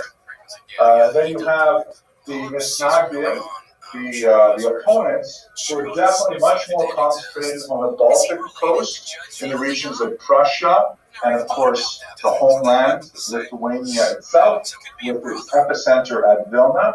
And then finally you have the Maskilim, the adherents of the Haskalah, that's the most Mendelssohn, who are much more associated with Germany in particular, so they're to the west. But what you notice about a Venn diagram is that they overlap, right? So you can have regions where you will easily have Hasidim, Misnagdim, and Maskilim living cheek to jowl, arguing with each other, influenced by each other, and so on. Mr. Brandt. You mentioned that the Rippling facts that exist today, today actually different combinations that we had performed So, it's a great question. The question is, how does it affect denominations? The denominations derive primarily from the Haskalah. I mean, the whole idea of what we would call today a denomination is in itself a major breakaway. Because even when they are fighting and trying to strangle each other with the most violence, none of the Hasidim or the Misnagdim were saying that the others weren't Jewish. And none of them were arguing that we don't have to follow Tariq mitzvahs. The Maskilim were the ones that kind of broke that open and said, well, wait a second. And so their denominations really are an offshoot of Haskalah. Of course, once the denominations were really created in the 19th century, then they might dip back in and say, oh, let's be, Hasidic flavored, or let's be, Misnagdic flavored. But that's a much later phenomenon. Mr. Krantz, then let's talk about that. Wasn't it someone said it? That a long time when engaged players of the Maskilim movement? Yes. That's very that's when the Misnagdim and all the cities came together. Like, okay, we are all serving Hashem. We're all trying to deal also different ways to respect Hashem. These guys are first. I have a one-word answer for you, Mr. Krantz. Monday. Monday, we're going to go deep into that. Okay, at this point, it makes sense to stop. Number two would probably be like the lower part of a root. Like I'd be digging up tree stumps and eating the stinky parts. Oh, nice. Full of grub worms. And that'd probably be good for your tummy. Like Simone and Pumbaa. Remember when Pumbaa eats those big juicy bugs and they kind of look kind of good? Yes. Oh my gosh. And then Survivor. When they do it in real life, it ain't the same. Yeah, it looks horrible on Survivor. They had to stop doing it on Survivor. Makes people too sick. Really, they stopped making meat bugs. Yeah, you don't have to do that no more. The big stinky grub worms, big fat ones. Yeah, not allowed. I know, it looks like it'd be yummy. Especially if you're real hungry. Yeah, like a big marshmallow. And that's where you can take it, it would probably help you. Then you can be like, oh my gosh, what is this freaking marshmallow? Y'all got more of these things? I'm kind of starving. I need more of these. Make a s'more with a grub worm, a beetle, and a piece of bark. We need to do that. Maybe that, again, it's the beginning of Q2. Maybe we need to think about that for Shark Tank thing. Sure. Seriously, we gotta get on Shark Tank somehow. I'm down to pitch basically anything. We gotta figure it out. And Grant, are you gonna be game? Yeah, you think Michael let your ass out of here some? I think so. You might have to be on the road some doing it. Mine's gonna let your ass get out of here. It's not a one-day thing, dude. This is like several weeks, probably. Wait, this is Shark Tank? Yeah, like us preparing for Shark Tank. We're gonna get everything together. We might have to fly to another country. We gotta go to like road shows. We gotta pitch it to Lowe's and Home Depot. My dad does it all the time. Trust me. Maria, we already know kind of what's going on. Seriously, I didn't realize you guys have an N. I'm down. I have an LLC, Grant. I'm basically a businessman as it is. It's called Refresco Inc. Okay. It's a tax haven. You set it up down in the Bahamas or somewhere, or yeah. In Liechtenstein. I just set one up in Liechtenstein. Really? Yeah. Super weird people over there. Super, but Grant, that's it. That's what we're gonna have to be doing. We're gonna have to be traveling around. Sure. I am down. I'm down to do this. What about your kids, dude?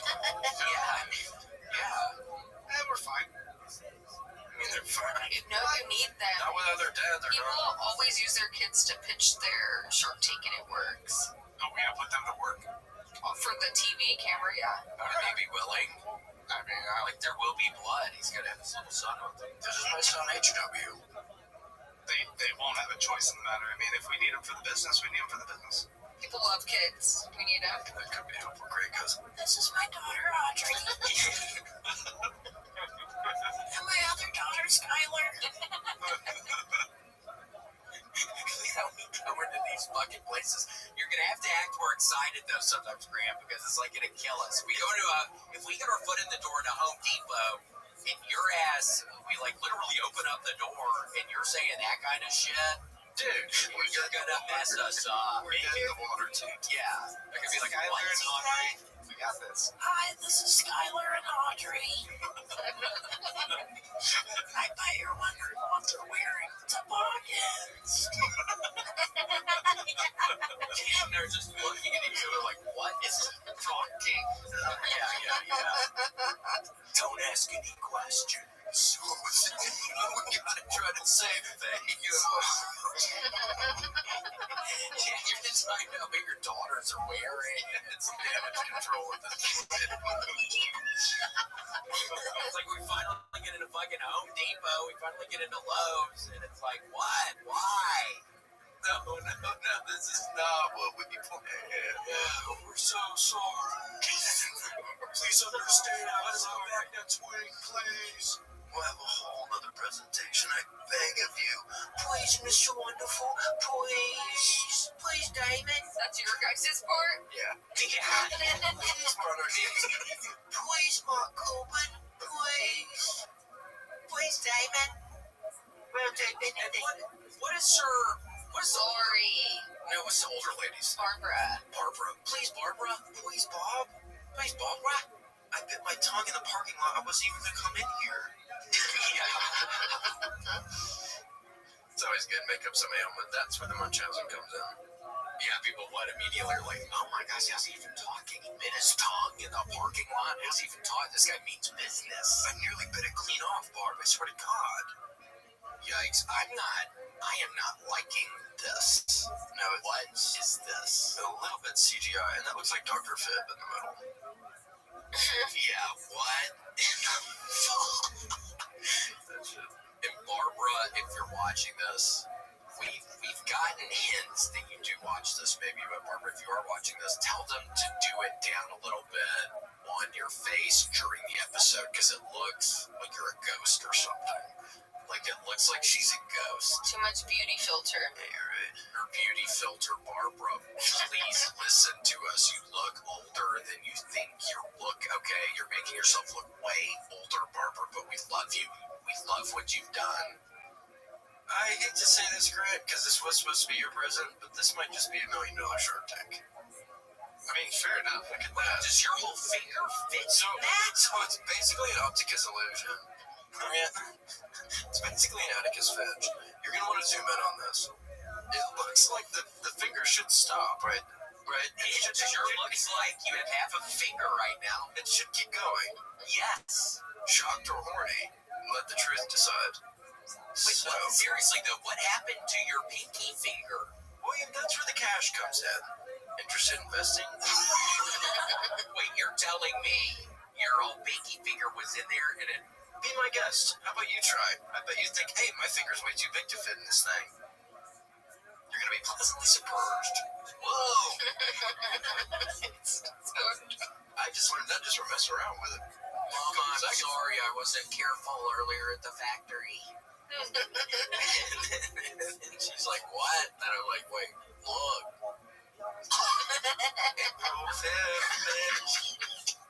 Get some sleep, bitch. Yeah, go back to bed, bitch. We know you were sleeping in there. Oh, yeah. Oh my gosh. If an idiot like me, a total numbskull, arguably a knuckle dragger, could stop. What possessed you to say that, Casey? Gosh. But if I can figure it out in a matter of seconds, imagine what our nation's elite could do with this in a matter of months. Think about it. If it took me a couple seconds to figure this out, imagine what we would do in a couple months. Seriously, and we need help right now. Seriously, America needs help right now. We need shit like this. I reps my capes. I eat my grapes. Wait, what did you? I rest my capes. I reps my capes. That's a funny thing to say after. It's kind of a new little thing I've been getting. Oh, that could be Shark Tank too. Yeah. I have some things. Maybe you've heard of certain sayings before. Well, I'm kind of putting a twist on them. I'm looking for $10,000 for 100% steak and all these new words I've made. I reps my case. Get nibbus. Where's the ribbus? Yeah, I can't. Damn. I can't even think of it. Damn. We're gonna need your ass up there. You gotta commandeer that one, Casey. I can be behind you. I can be, or whatever. Maybe you don't even want me up there, but I could not do that one. You're really gonna have to. Maybe I can learn though. Trust me, man. Couple weeks in my house. You sleeping on the couch, me staying up late watching movies. You're gonna be able to get it. You're in the clear. Okay. You're gonna do just fine, my man. And Gator can come. Gator's coming too. Gator can live in the bathtub like we found an anaconda. Oh my gosh, yeah, little baby anaconda. We could actually see a little snake in there. It's a little dog. Give her little frozen rats. But then she wouldn't eat them. She needed a dog, but not a rat. Because she couldn't even eat one. She's just the most beautiful dog. She really is quite gorgeous. And she's sweet looking. She is. Well, we gotta get her haircut. What are you looking at? I know she's getting into kind of a staring mood. I think she might be bored out. Gator. Give her a bunch of chocolate earlier. It's like catnip for dogs, chocolate. She likes it. Makes them a little loopy because they're getting really sick. Yikes, Graham, come on, man. Dude. You know we're going to Thailand in a couple weeks. We don't want to see this kind of crap, dude. I know. We're going to the Serengeti and we're going to Bangkok. Yes, and it's going to be fun. Taking a cruise. We're doing karaoke classes.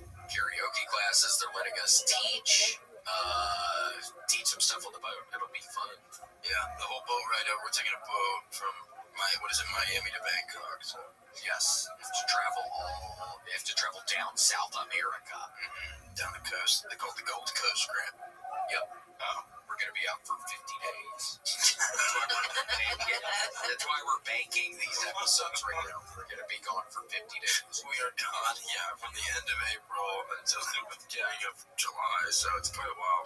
Yeah, it's a couple months, but sometimes you gotta discover yourself sometimes. You gotta figure things out sometimes. I need some air. I don't know about you guys, but ever since COVID, I feel like I need some air.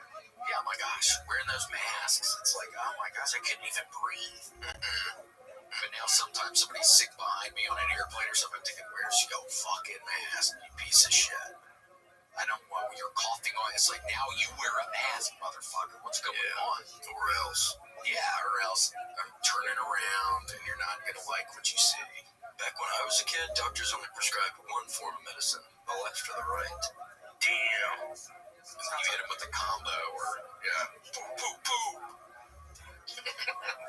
And then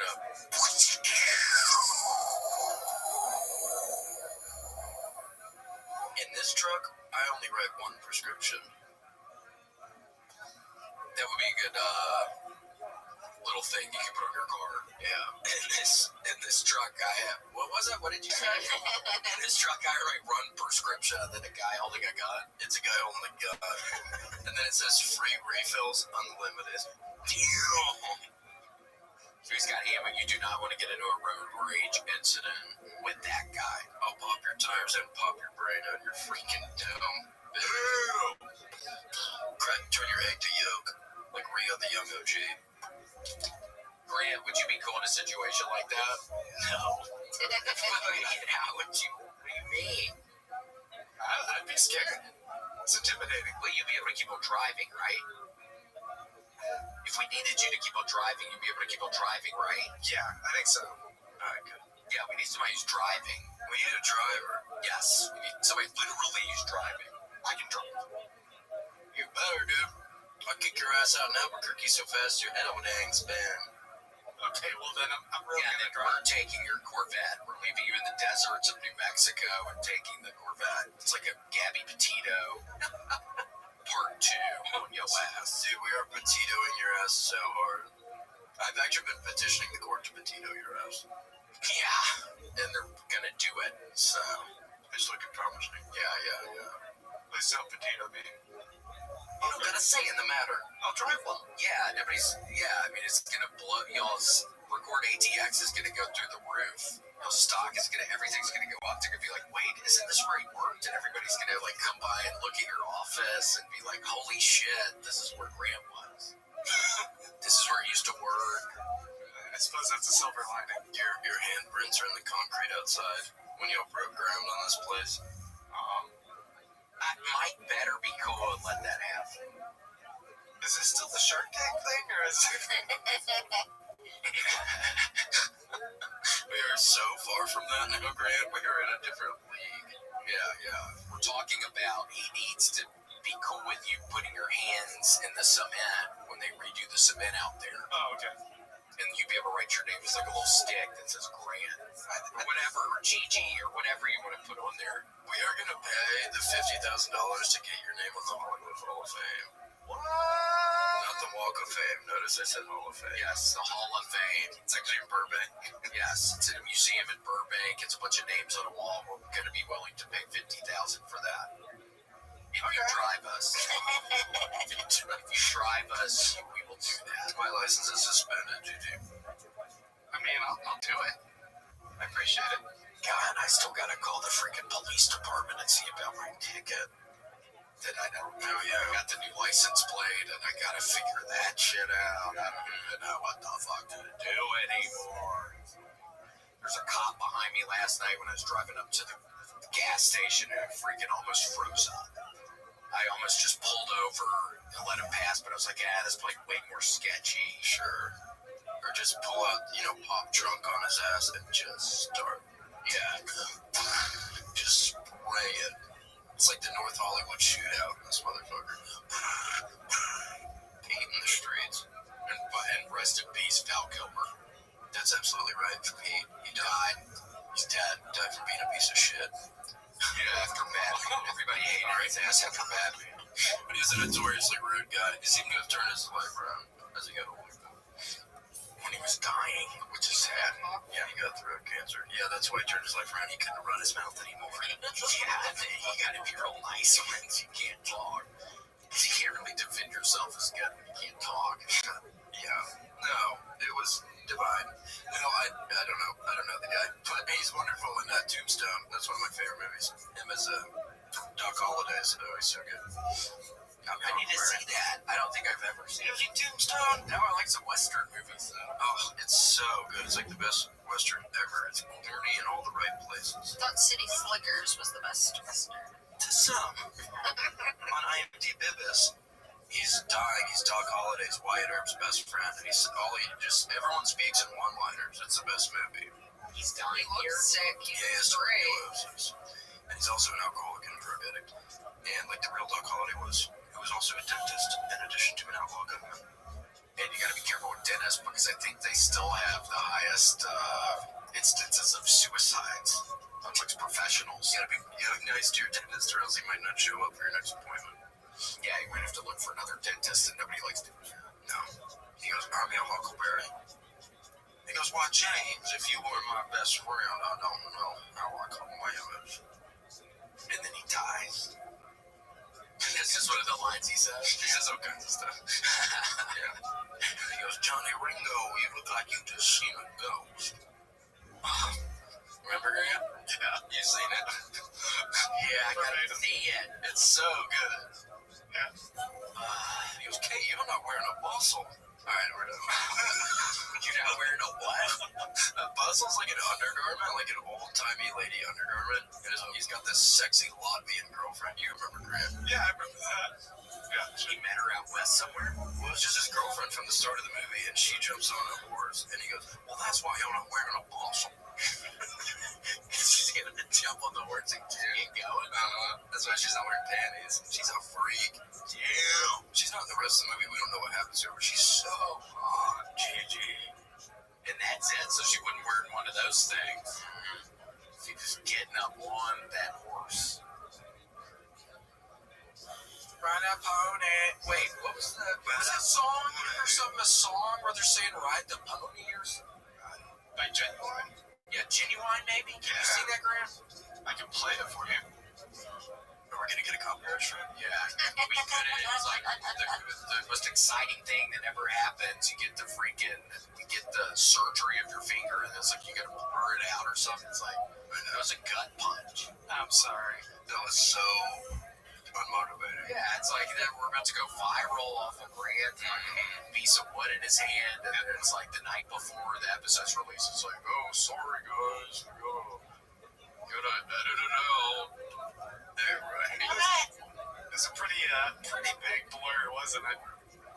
I guess. Yeah, it was massive. Life's a big blur. Yeah, I know. Wow. It's flying so I know, it's flying these days. You think we'll get pinned by the Genuine pony? How you played it? With the Genuine people, I don't know. Is Genuine Rabbi's looking out for it? I mean, what is it? I thought, no, man, we're probably gonna get a fucking copyright. He's doing it. Yeah, no. He's doing it. Oh, Grant, no, we're not kidding. Oh my God, I muted it. We muted it. Yeah, we heard for them. Yeah, well, no, for you guys. Well, then what was I just hearing? Yeah, I heard something. That's like the music video. Well, I'm wondering how long it takes before the music actually starts playing. Was that like a home for the holidays Hallmark ad? I heard a glass break. What was that? Oh, there we go. I think I can play just a few seconds and I gotta get rid of it. So that's what I was picturing when that lady gets up there without the muscle on. And that song just starts playing. That would be cool. That's hot. Yeah. Well, I wish I lived in old times when my teeth were rotten and my body was dying. I know no indoor bathrooms or anything. Everybody pooped in the same place and it's full of snakes.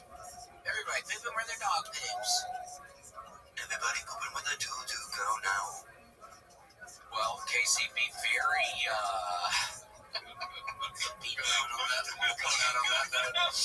Well, good. I knew I was going to put a pin in this episode. A bow on it. Put a bow on it. Casey, I was just going to say, though, you have to be so careful in Australia, okay? Have a wonderful time. I will. Grant, before we go, pull up a picture of the huntsman spider. Because Australia has a foot-long spider. It's the biggest spider in the world. You gonna find one? I'm gonna find one. I'm gonna put it in a Ziploc. I'm gonna seal it shut. I'm gonna put it under Red Band's pillow. Yeah, you need to. You need to. Now I'm gonna put a little collar on it. Walk it in this dude. They're huge. They get like a foot long. They're fucking disgusting. I'm gonna try to find one. Gosh.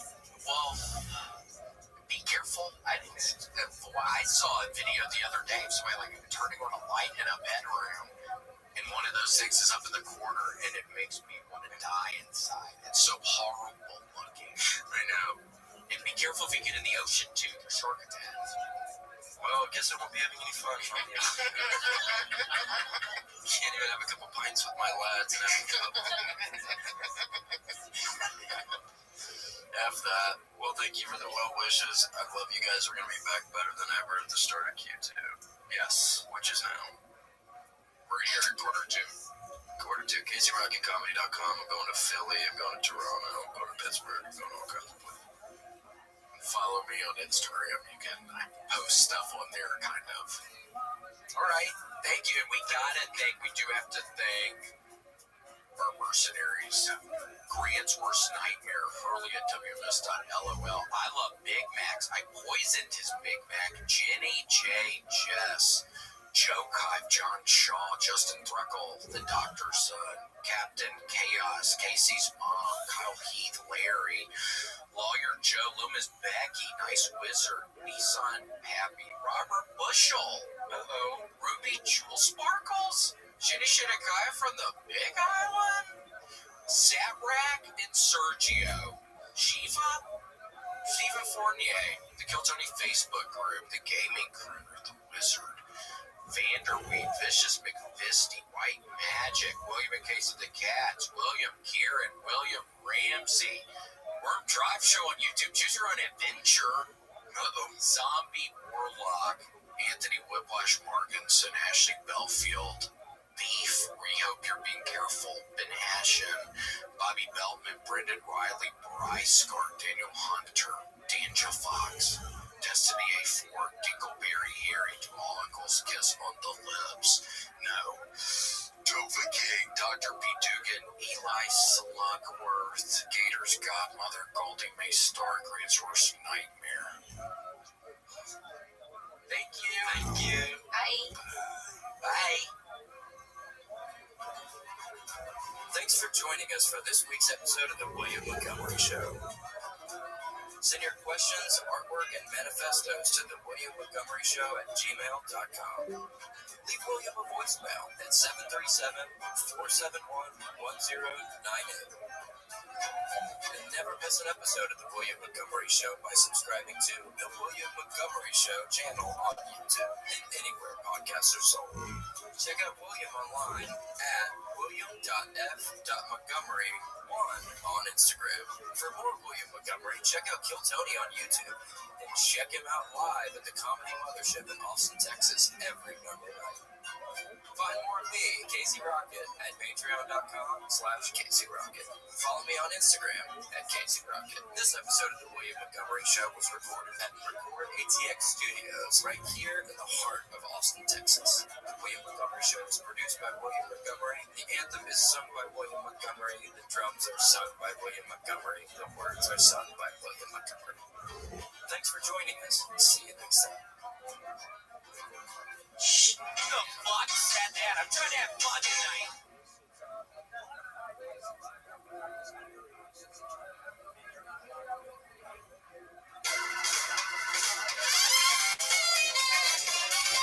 Recorded live in Austin, Texas, USA.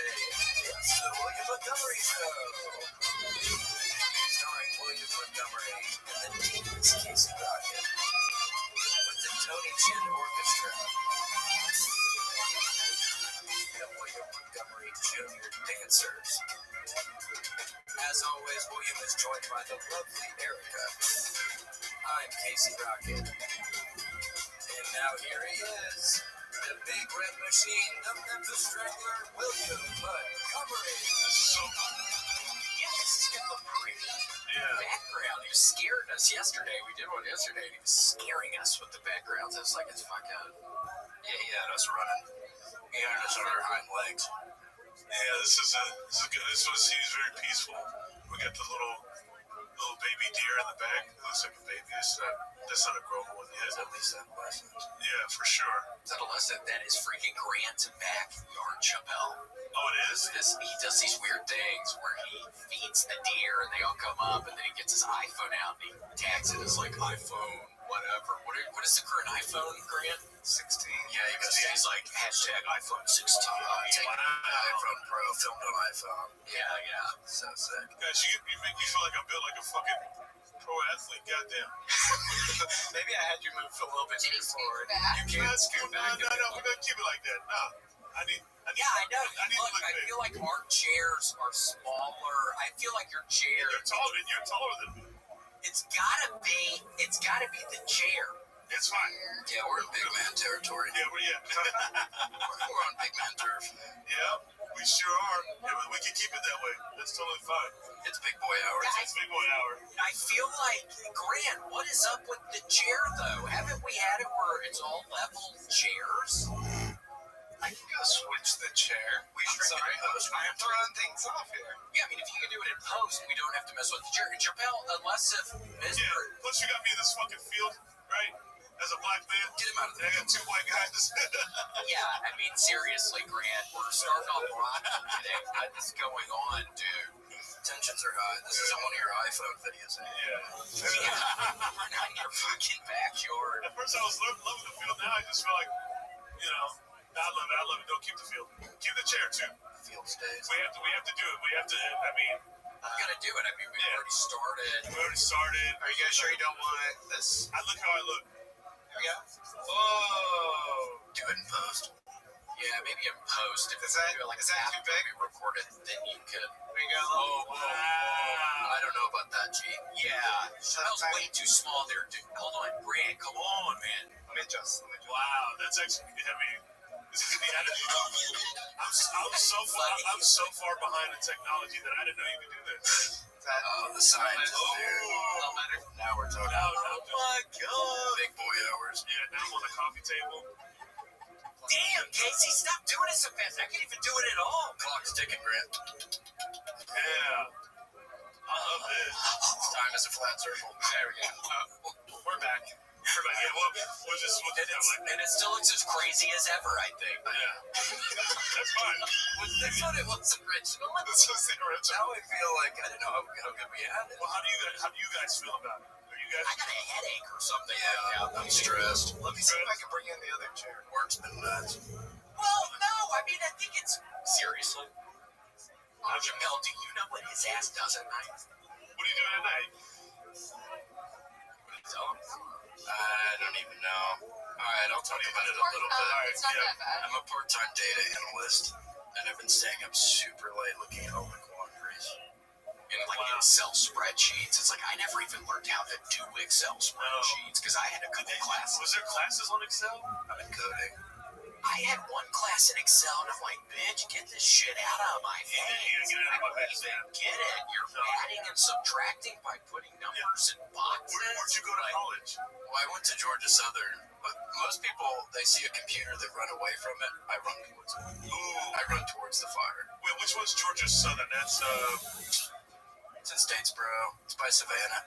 Savannah? South Georgia. Oh, okay. That's where I'm at home. That's my pillow. You can read all this. Oh, yeah, code, binary. And I mean, we're talking about multiple hidden layers on this freaking thing, dude. I don't even get it. How does one get there? How would I get there on this? How did you get to where I am today? Great question. A guy like me, and I've said this for years, I'm just as comfortable with a good book. So, you just gotta find what you're enjoying. I love a reader. I'm an avid reader. I love a reader. And is that so wrong? No, I read a lot too, but I don't read books on coding. Mine's more self-help, so I don't go crazy. Holy shit, some freaky's fucking wow. This reminds me of one of my data setups. So how do you solve this one? No, I'm not as good with people as I am with typing. So this is new. Yeah, that's right. Yeah. We're doing a live switch. I think Grant just wanted to show his finger on the camera because where he's going to show us the video, Chappelle, it sounds like, of him literally getting surgery earlier today. Don't poke my friend. Surgery on a finger. He's on Dilaudid. Yeah, he's on pills. He's gone. And he's on pills like frequently, but he's really on pills today. He can barely stay up. Now let me know where you need me to adjust. We had to do the needle like Pulp Fiction just to get him to turn the camera on. Yeah, so thank you, Grant, for getting up. He was on the ground. Grant, thank you for He was literally on the ground in his office. Yeah. Oh, he just sits on the ground? Yeah. When he's faded. He produces and sits on the ground. That's great. At the same time? Yeah. He gets faded in there, and then he does all the drinks. If you notice, all the drinks were pretty well set today, because yesterday it seemed like they were all, it was like freaking, Yeah, free for all. I thought he was playing Jumanji in here yesterday. I walked in there. We love Jumanji. Yes, I love Jumanji in real life. Oh my gosh. Except that do you remember the name of the factory? We were actually, weirdly enough, talking about the factory in Jumanji yesterday. Yeah. Do you remember it by chance? No. The Pierce Shoe Factory. Wasn't it Pierce? Parrish. God, why do I always want to say Pierce on that fucking thing? Hey, you know what I didn't realize about the Jumanji? I'm sorry, I just always want to say Pierce. Tensions are high. Tensions are high, emotions are boiling over. Yeah, Grant's fucked up in the back. Wait, what were you going to say? Oh, what I didn't realize about Jumanji. I feel like a teacher. Don't worry, I'll wait. The dad in the beginning is the dude that's also like shooting at them. The hunter, the British hunter. Yeah, same guy. Same. Yeah. Same. Holy shit. I did not realize that. And it's like, what does that mean? Was the director like trying to go for something there? Is there a hidden meaning behind that? I wonder. I don't get it. It's a wink to the audience. We could have been the Jumanji reboot. It could have been us. Yeah, I'm David Spade. Yeah. Was he the reboot? Yeah, I was David Spade. I don't think he was in the reboot. He's Robin. Would you know what you mean? Yeah. Look at it. Same. It's close. See, that was originally supposed to be David Spade. Yeah. The guy on the left or right? The right. But I think he was doing SNL. Yeah. And Lauren Michaels wouldn't let him. Contracting. And I heard they really got him because he can grow out. A lot of people don't know this, but I think David Spade can grow out a hell of the mustache with the mutton chops because I think he has blonde hair. So yeah, he does. Yeah, just like this. Yeah. And David Spade is also from Arizona, just like me. So no, you see that? You see this correlation? This big one. He knows his Arizona cities. Two right off the bat. Deep cut ones. Yeah, deep cut. No one comes swinging out the gate like that. Not on Arizona references. And what also is the Grand Canyon in that Arizona? Yes, the Grand Canyon is. Yeah, good job. Tell me, Grant, what a pole. It doesn't look exactly like him. Yeah, that's... Casey, that could have been you. In a perfect world. I don't know how old you are, Casey, but... Just old enough. Old enough for Jumanji. Yeah. I'm 30. Okay, that's good. That's good Jumanji age. That's good Jumanji age, yeah. So you're probably, when were you born? What year were you born? 95. 95, and then it came out, right around. So you would have been just a little guy watching it. Yeah, they brought me, I was fresh. My mom was still licking the stuff up. Your birthday's in January? Mm-hmm. How do you know that? Because he's also January. Oh, yeah.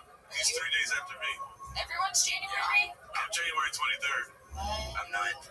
And 26. Grant, you're January what? 14th. No way. Wait, really, Grant?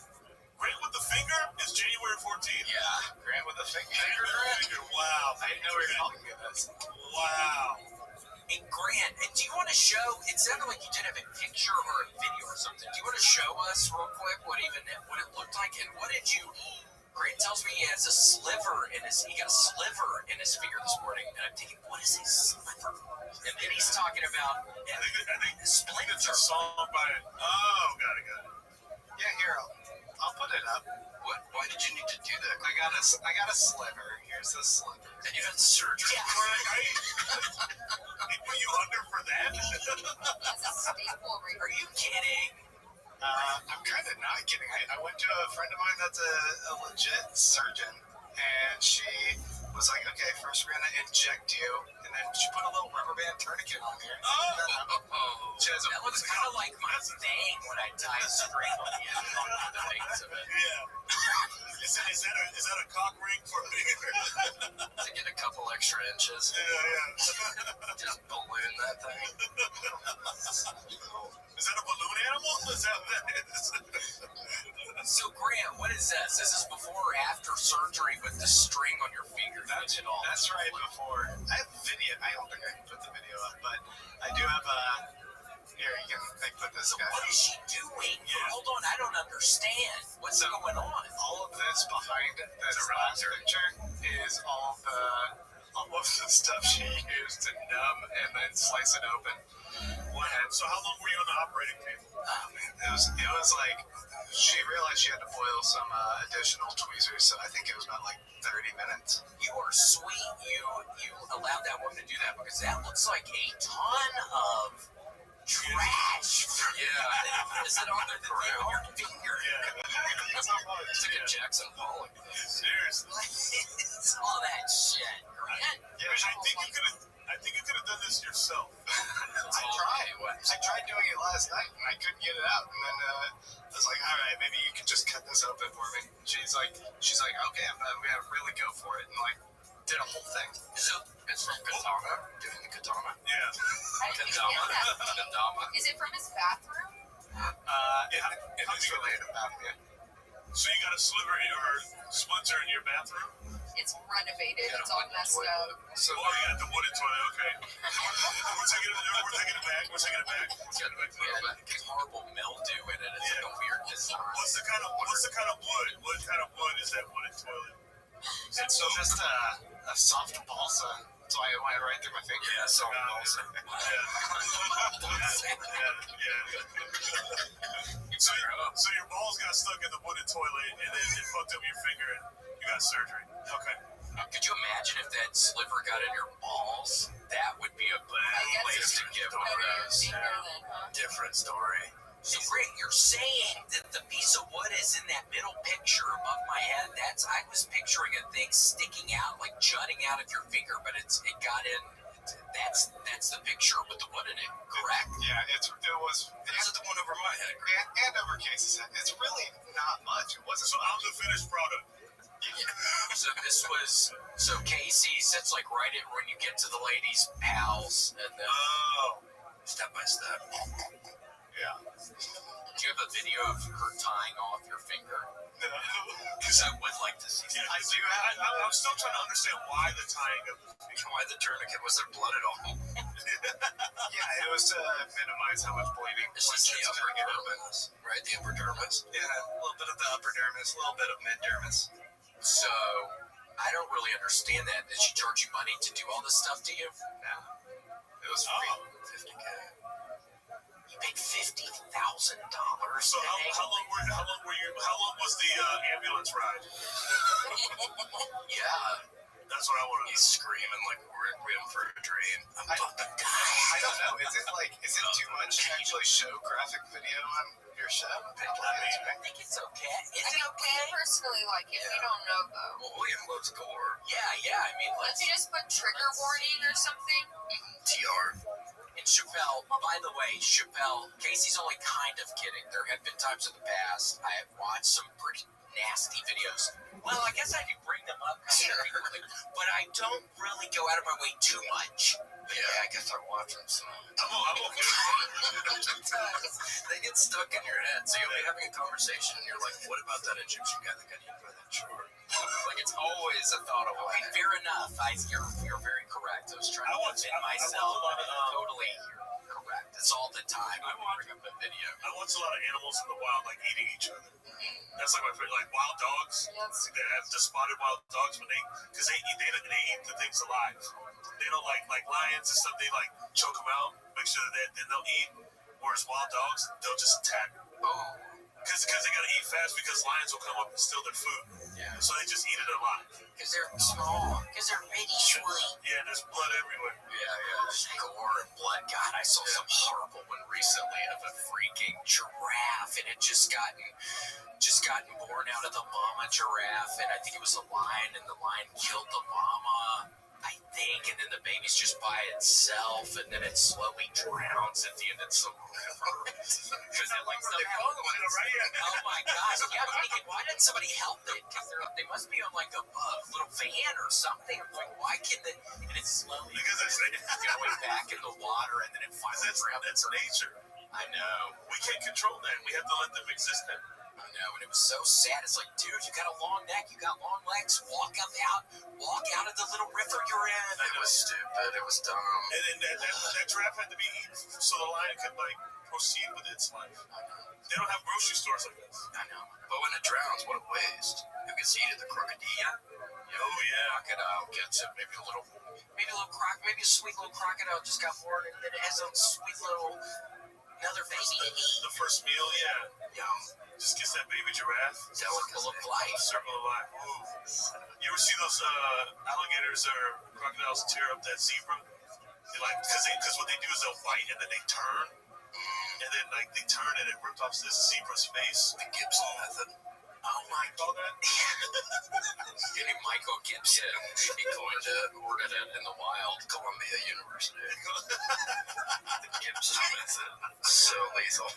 Yeah, it's nasty because it bites off the snouts and the freaking. I have seen that. It's horrible. And I've seen it where the guts are all ballooning out. And it's like, dude, what is going on? You're screwed. No amount of surgery is going to be able to help that. No, right? Also, you're an animal. Totally. Yeah, first of all, you're an animal, which is bad enough. Yeah. You can't even talk or eat or use a fork. Yeah, I mean, where even is the closest hospital out there? I don't know. And you ain't finding it. And I'm sorry about that. Yeah. I'm really sorry. Yeah, Grant, is your friend going to be out there to fix anything? I found the video. You guys want to see it? Of your fingers? Of what? For the zebra? Yeah. No, not the zebra. Just my finger. Let's see it. Okay. I can put it up here. Whoa!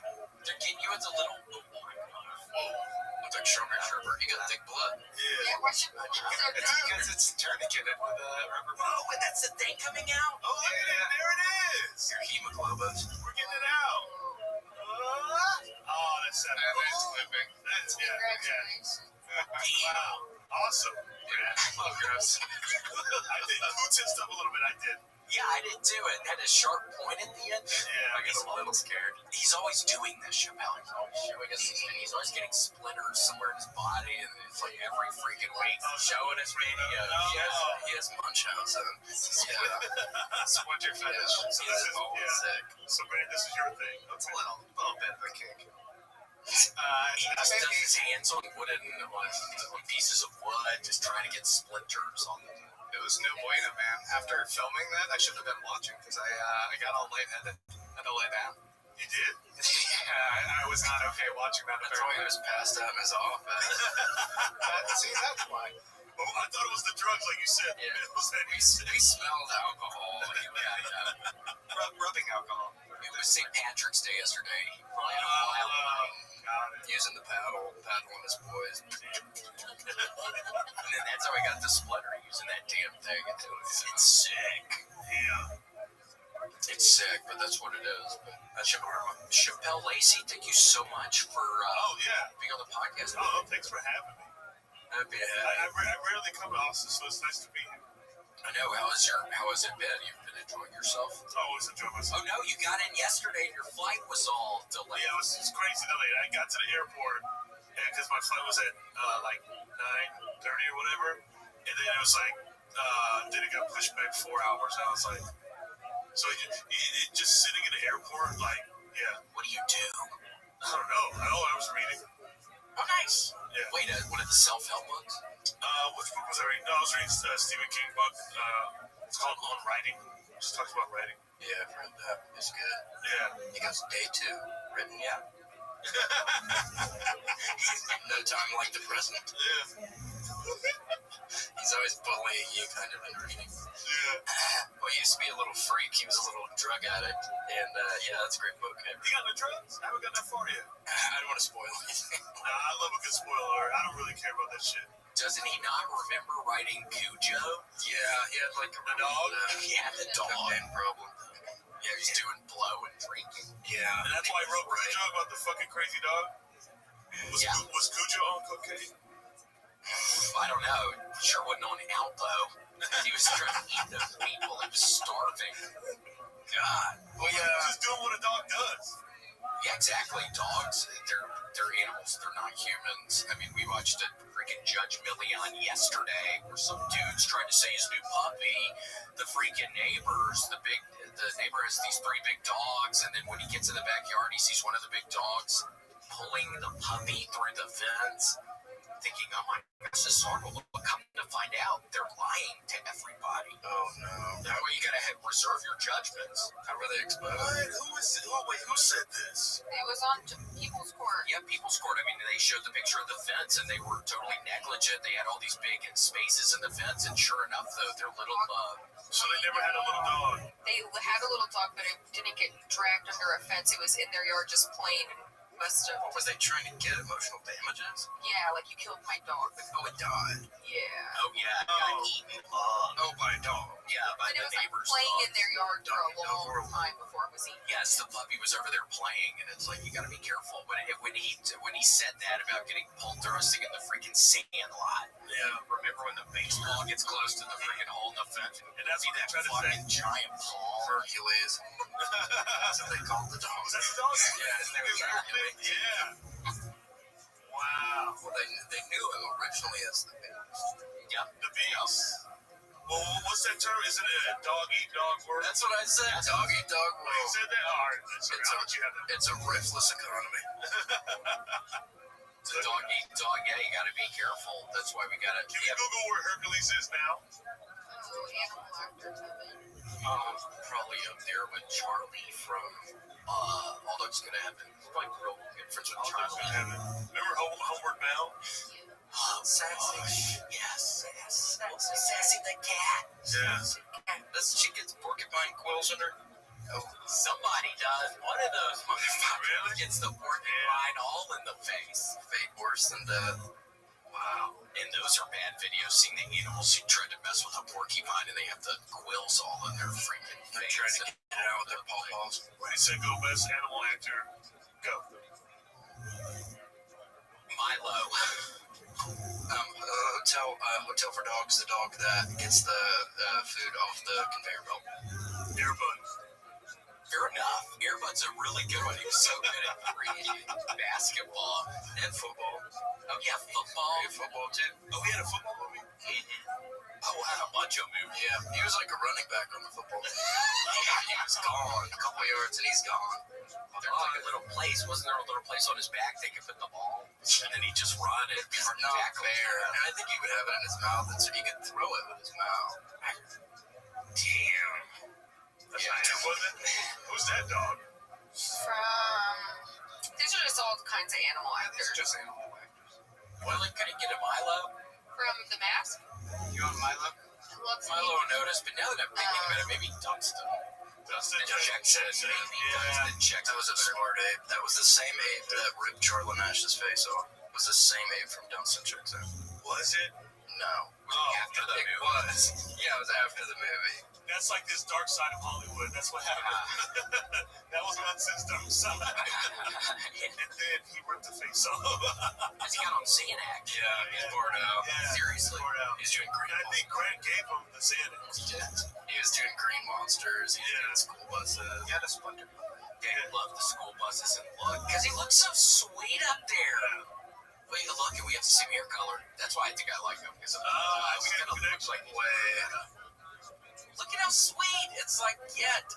Oh, my God. Wow. How do you know how to do? How did you do it? Wow. I've been practicing that for years. It wasn't ready, but I'm happy to pull it out. Wow. It was really good. Well, it's close to ready. If it's not already ready, it's pretty close to ready.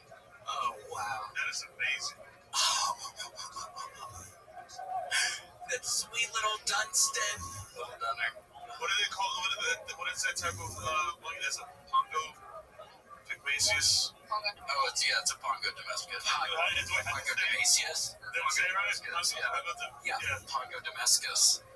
Yeah, well, they stopped using Pongo domesticus after Dunstan checks in, because that really was one of the premier breeds of these. Yeah, so you know there was like a chimpanzee show where they would use live chimpanzees to do the show, they would have voiceovers for them. They would hack. It was from they would act. It was from they would dress them up and all this stuff. It was from the 60s. Gosh, what was it called? It was like a comedy. I think What is it, Grant? I only think they did one season. It's just the month. Because they only do one season. Hard to get them on. And all the time. Look it up. I know I'm not crazy. Was it Lancelot Link? Yes. Secret chip. Yep. Secret chip. Driving? Yes, they can drive. They can drive. They can drive. A lot of people don't know that, or they're afraid to admit it. Yeah, I don't know why they don't want to admit it, but yeah, they can drive. What? Yeah, it's look at that. Yep, right there. He's like a secret chip. Mind thought me. He has a gun. Or is that his telescope? That's a telescope because they can see. And then he does ventriloquism, it looks like. It looks like he has a little ventriloquist dummy that looks like him. Which that's kind of funny. Yeah. That's kind of Jeff Dunham. He was the original Jeff Dunham. Hey, Grant, was this in the Yeah, wearing this little bow tie like Jeff likes to wear. Yeah. He's so hot in here. He's doing like Mexican accents. It was 1970. 1970, yeah. So I knew it was there. But look at that. Yeah. We learn something new every day. I gotta look this up. I wonder where we can stream this. Yeah, I can't get one fucking acting job. Can you believe that? Can't even get the Jumanji reboot. But Lancelot Link is just fucking all the glory. I wonder if he's still alive. They live forever. They live for a long time. Who do they have to pay to be alive? Michael Jackson is still alive. Bubbles, yeah. Bubbles could Google. Do you think Bubbles thinks about Michael often? Yeah, because his sister went and told Bubbles that Michael had passed away. He went. They can do a sad And that's crying. He's crying. Yeah. That's and then he just kept walking around. God. He was like, oh no, goodbye. Oh no, he died. I want a pancake. Yeah. There he is. Look at him. Look at those eyes, though. Something's a little off with him. They said he got aggressive too, because they did get aggressive. They said Bubbles started like pimp slapping him. Yeah, think about trying to put the little sweet shirt on him, and then he starts pulling your hair out. It's like, get out of here, dude. Get out of my bedroom. I'm like over this now. Please just get out of my fucking room. Did y'all see that there was a documentary? Please get out of my room. Seriously, like, I've been doing good, but it's like, what's going on? I'm trying to dress you right now, and you're pulling my hair. Get out of my face. It's just slapping your ass. Yeah. I'm trying to help you here. Yeah. I'm doing you a favor here. Yeah. You don't know how to do this. You'd still be in the jungle if it wasn't for my bitch ass. Yeah. True. Bubbles could fight. Did you ever see that documentary about the crazy chimp lady? Yeah, Chimp Crazy. Is that what it's called? I think so, Chimp Crazy. Where she has to wear the veil. Tries Charlie Nash. Is that the one where her face is Yeah, her in? face got ripped They off talk to her? by Travis. Yeah. They did not talk to her, but they talk about that incident. Travis was big as hell. He was a big mungalo. That chimp, yeah. Was that lady died? Charlie. She's got her face eaten off, I think. Someone, a And friend. fingers, maybe. And it goes her hands and her face. That lady right there. No, Charlie Nash, different lady, but they talk about that case. Who is she? She's like the crazy chimp lady. She owns a bunch? Yeah, you're not supposed to. At least that probably wouldn't hurt, right? Like a plane crash. Like if you're getting your freaking fingers, it would definitely hurt. Yeah, look at what happened. Slowly. Look what Grant No, I'm went through. kidding. That'd be Look horrible. what Grant went through for a fucking Twitter. Yeah. You don't think a chimp eating your fucking... I'm imagine. Yeah, you're looking at your fingers. Look at Burning out of your stumps on your fucking. Is that the lady whose face got eaten? Yeah, I think so. I would go for the eyes. He wouldn't be able to get me like that, even if he was barred out. Because I'd be barred out too. I would meet madness with madness. Yeah. I would pop a Xanax. I'd be like, bitch, I fight you. Yeah. I love getting barred out. You think I don't like getting barred out? Grant, what is the strength of a chimpanzee in comparison to humans? The strength of chimp. Versus humans. Yeah, so it is for anybody listening or whatever. It's not the same. It would hurt. Like a plane crash maybe doesn't. But getting your nose and ears and fingers and if it was a boy or something, you'd think like your genital like that. Rip your pocket balls off. It says 1.35 times stronger. That doesn't seem accurate. Yeah, right? 1.3. Did you put 20? So that's almost not as That's vintage, right, Grant? Yeah. That was in the 40s. Right, this guy right here. Whoa. and they're stronger now. Oh, I'd beat that guy's ass. I'd go for his legs. Yeah, just go for the legs and they can't do shit. Yeah, He's just gonna get throwing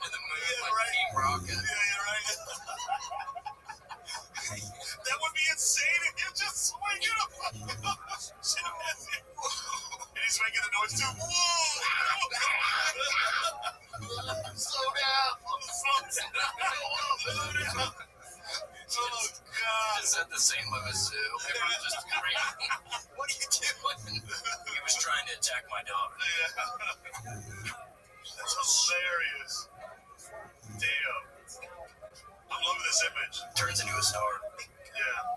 Oh my gosh, I miss that. I feel like they used to have it in like movies and stuff all the time. Like someone gets thrown up into the sky and then it turns into a star. You never see that. That's weird. They don't make them like that anymore.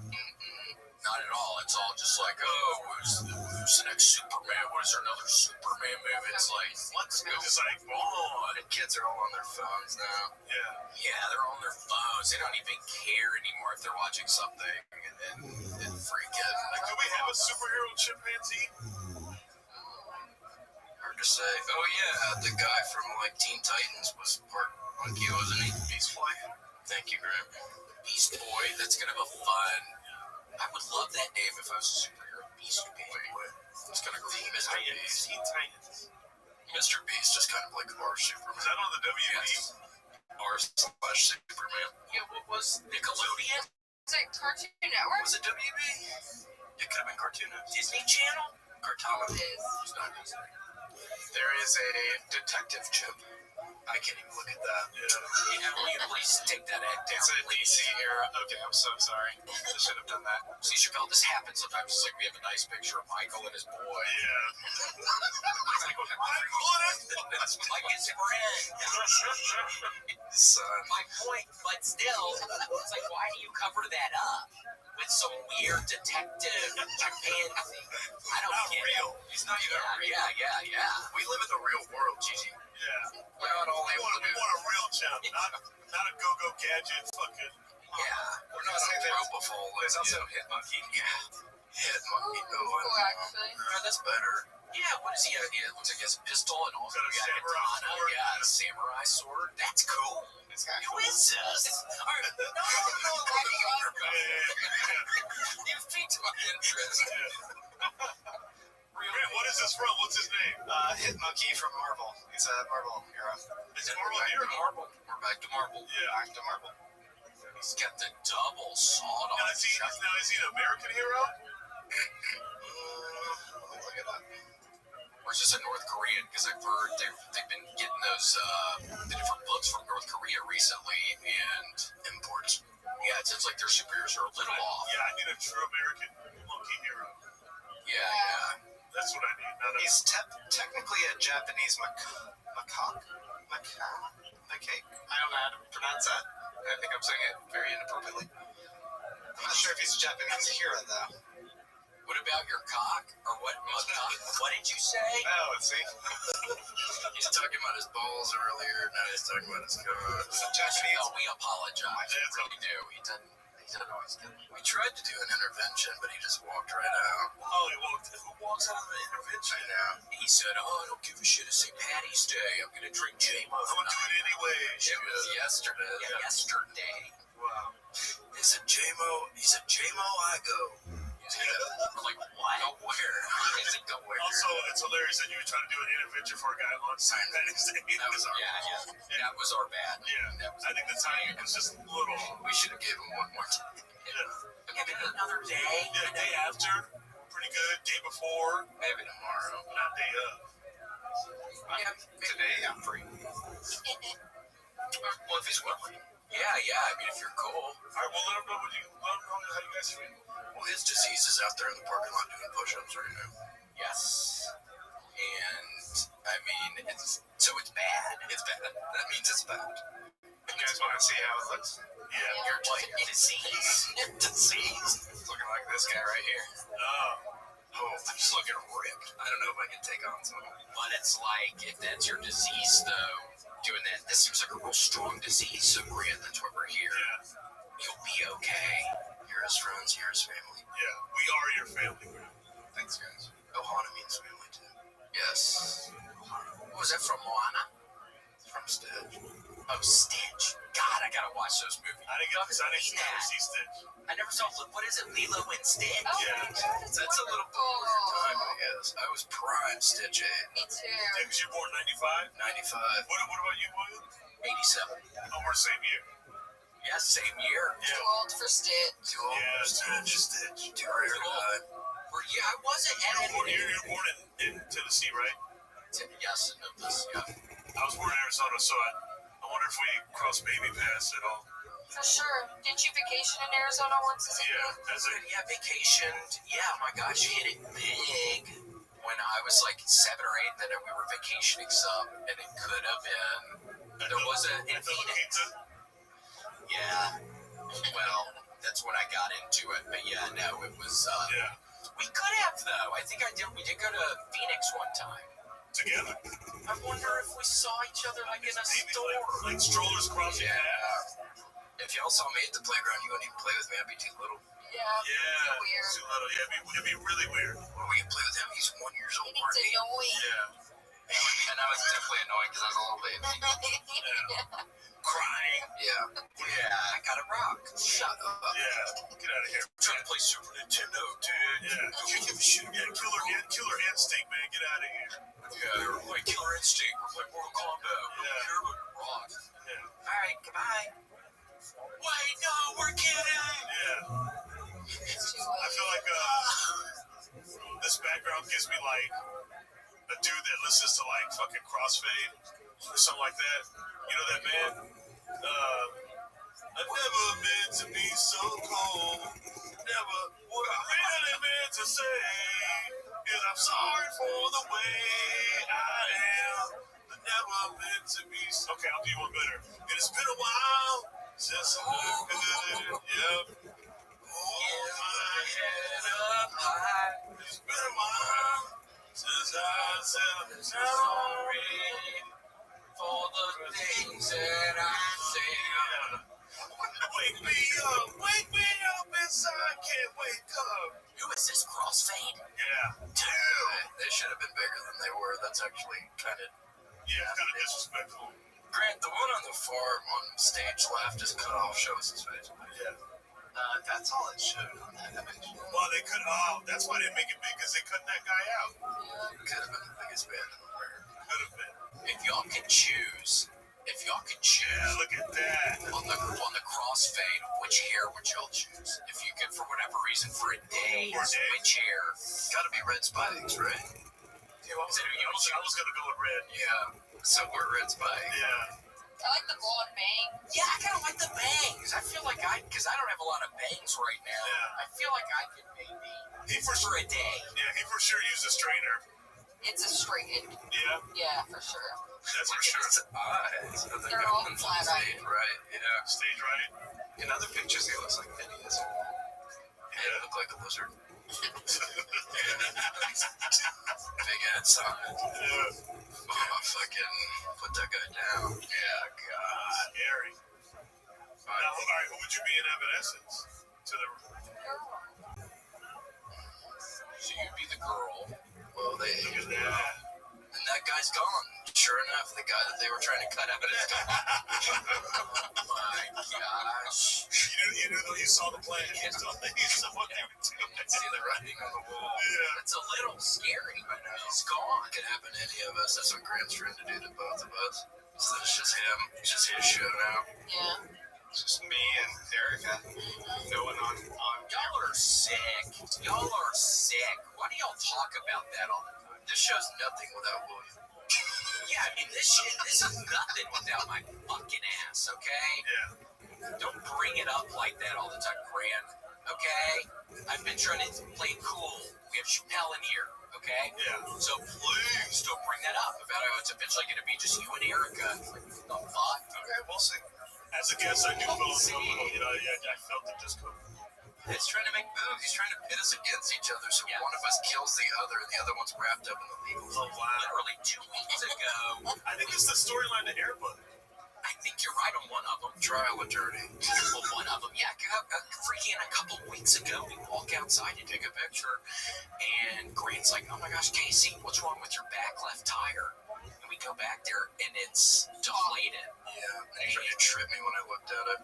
Yeah, and he does that, and it's like Casey literally almost hits his head on the side of his freaking car on the metal.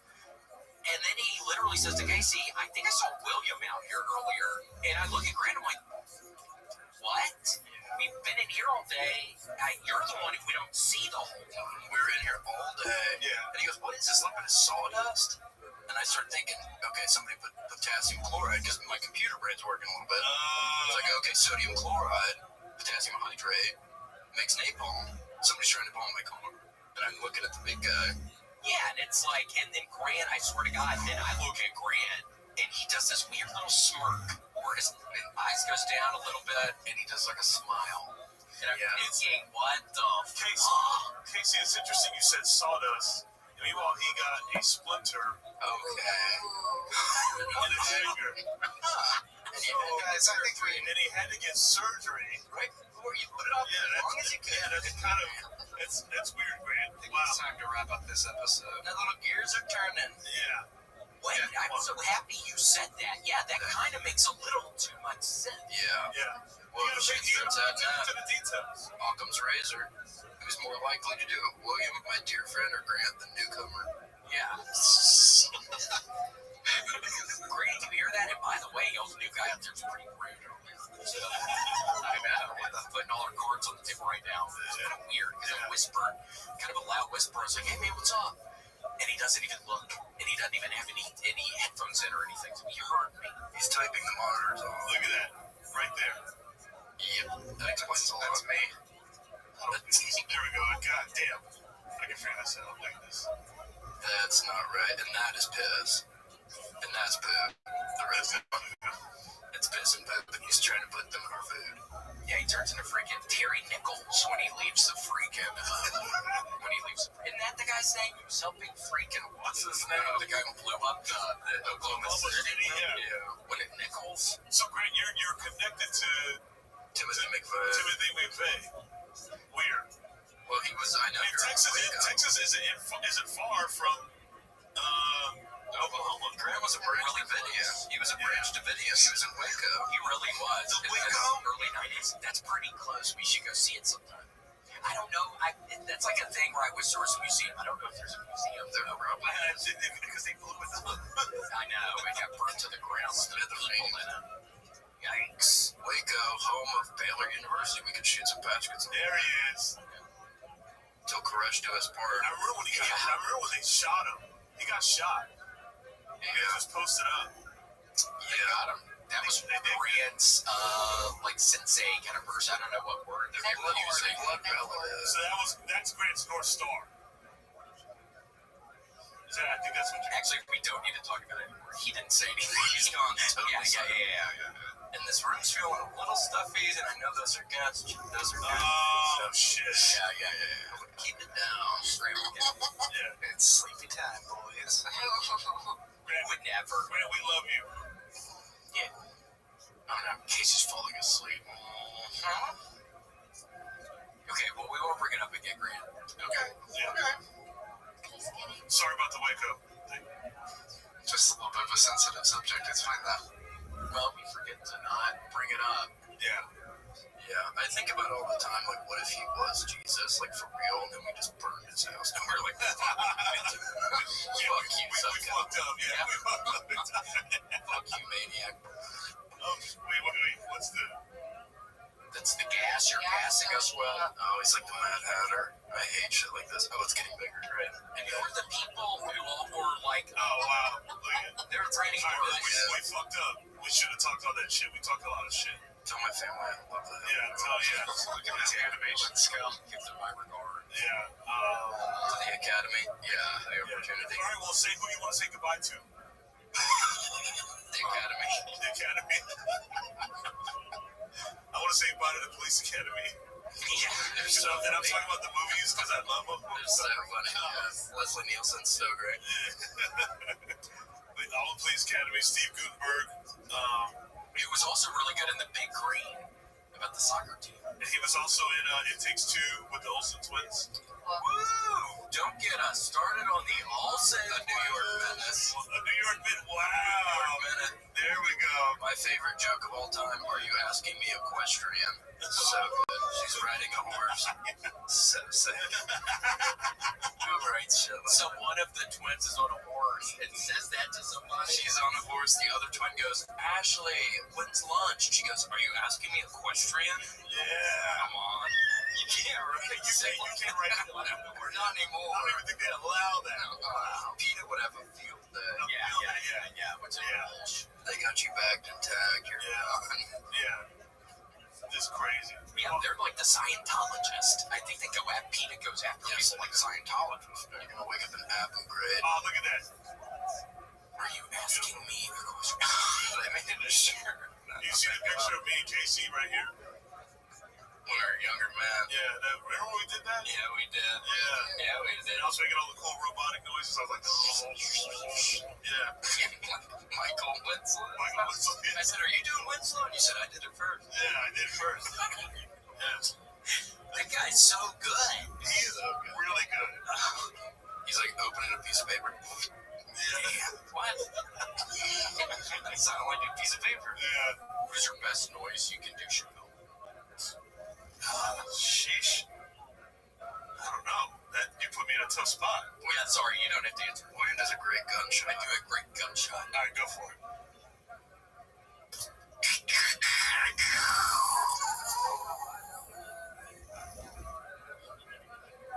It's like from kind of far away or something. Like you're in a desert.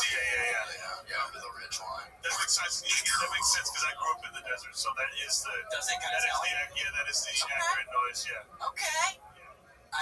We have never spoken with anybody who grew up in the desert, and you swear to God, so it really is. Yeah, it feels good. Yeah. Okay. Yeah, I was thinking like a big I will vouch space. for that. Yeah. Anyone listening, like, who else is from Arizona, like, vouch for that too, because you know. Cool. They get the right ears for it. Yeah. This is me. I'm a waiter, and I'm carrying a big tray. I'm carrying a big tray of drinks. Okay, so this is my impression. Oops. Oops. What is that? Like something like one of the drinks hitting the other one or something? It doesn't spill, but it's a. Oops. Sorry. Oh. So, you guys got good noise. Yeah. Thanks, guys. I can see that you got a Bloody Mary. You got the Mr. Cerberus. Yeah. Are you able to? Do you tell the people to grab it real quick, or you can grab it? It's probably a heavy thing. You grab that for me. Sorry, I might get my hands full here. Kind of impression expanded. So then when you walk back to the kitchen, you go corner. Yeah. Corner, guys behind, corner. That's what I used to do. When I was a dishwasher, it would make me feel like I was a part of the team. When it'd be like a real busy night or whatever, I'd always be like corner, and I'd have my backwards hat on and stuff, just have my little apron on. Just like I got these dishes to lay on in Denver. At Applebee's. No, a place called Metal Art Kitchen, which is now a pizza place because they let me go back there to look at the dish pit, and it looked totally different. I had to go back and look at the dish pit last time I was in Denver. You said, can I come back here? Yeah, and they let me. I was like, I worked in this motherfucker. I had shed blood, sweat, and tears back He was in like, that please let me go see it one last time. I just want to see it. And they're like, okay, you don't need to fucking blow my cover a little bit. I should do that with I pled. I wanted to go see it. I should do that with the apartment I grew up in. My family. Yes. Like, hey, can I come in? That's it. I was thinking like in documentaries, like true crime documentaries, and they go, I used to live here when I was a kid. Can I go see my old room? And it's just some little kid's room now. There's just an adult man in their room. My mom was killed in here. You ever see that thing of J-Lo when she goes back to her old neighborhood? yes. And she's like, she goes, I used to live here. And the guy goes, who are you? That's hilarious. The best. Ooh, yeah. It'd be funny for an apartment because they're all the same, right? Like it's like cookie cutter, like college apartments. This used to be my kitchen. Yeah. Look at that bedroom. That's a dream. Would you sleep in there? Yeah, fuck yeah, I would. For the right price. Would you think it's haunted? Do you believe in ghosts, by the way? Do I look like I believe in ghosts? Maybe. Yes. Nah. Fuck.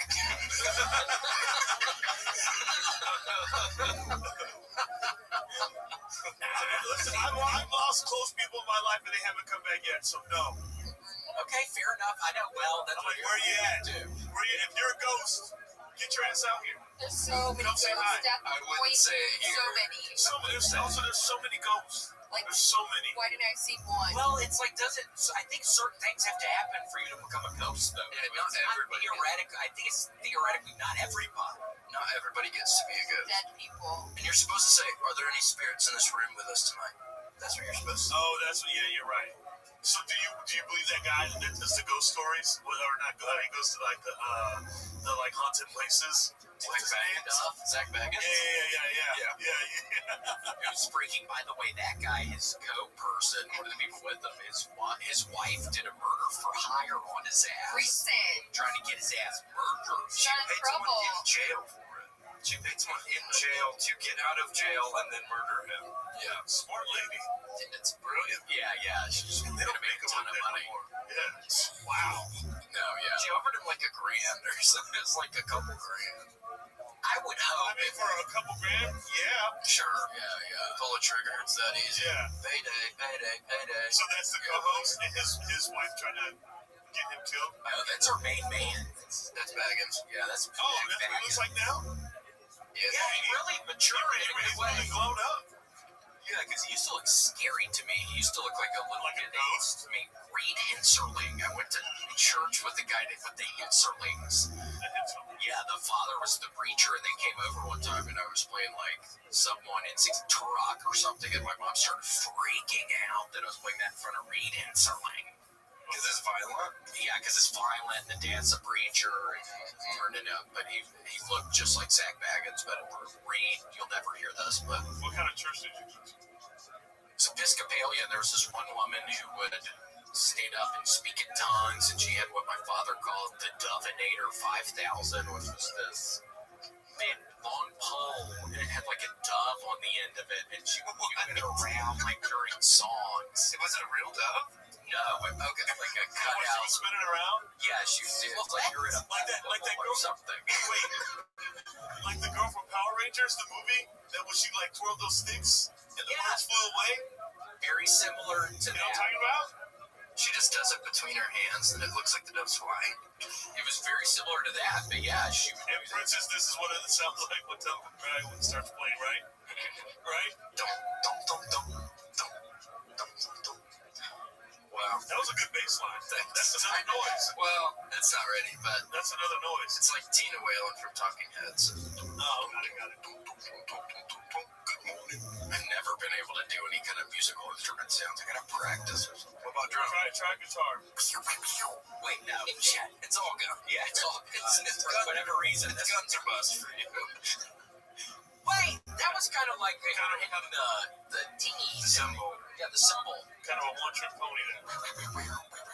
Right. He's gonna work on it. Okay, that's pretty good. Then I come in with the bass line.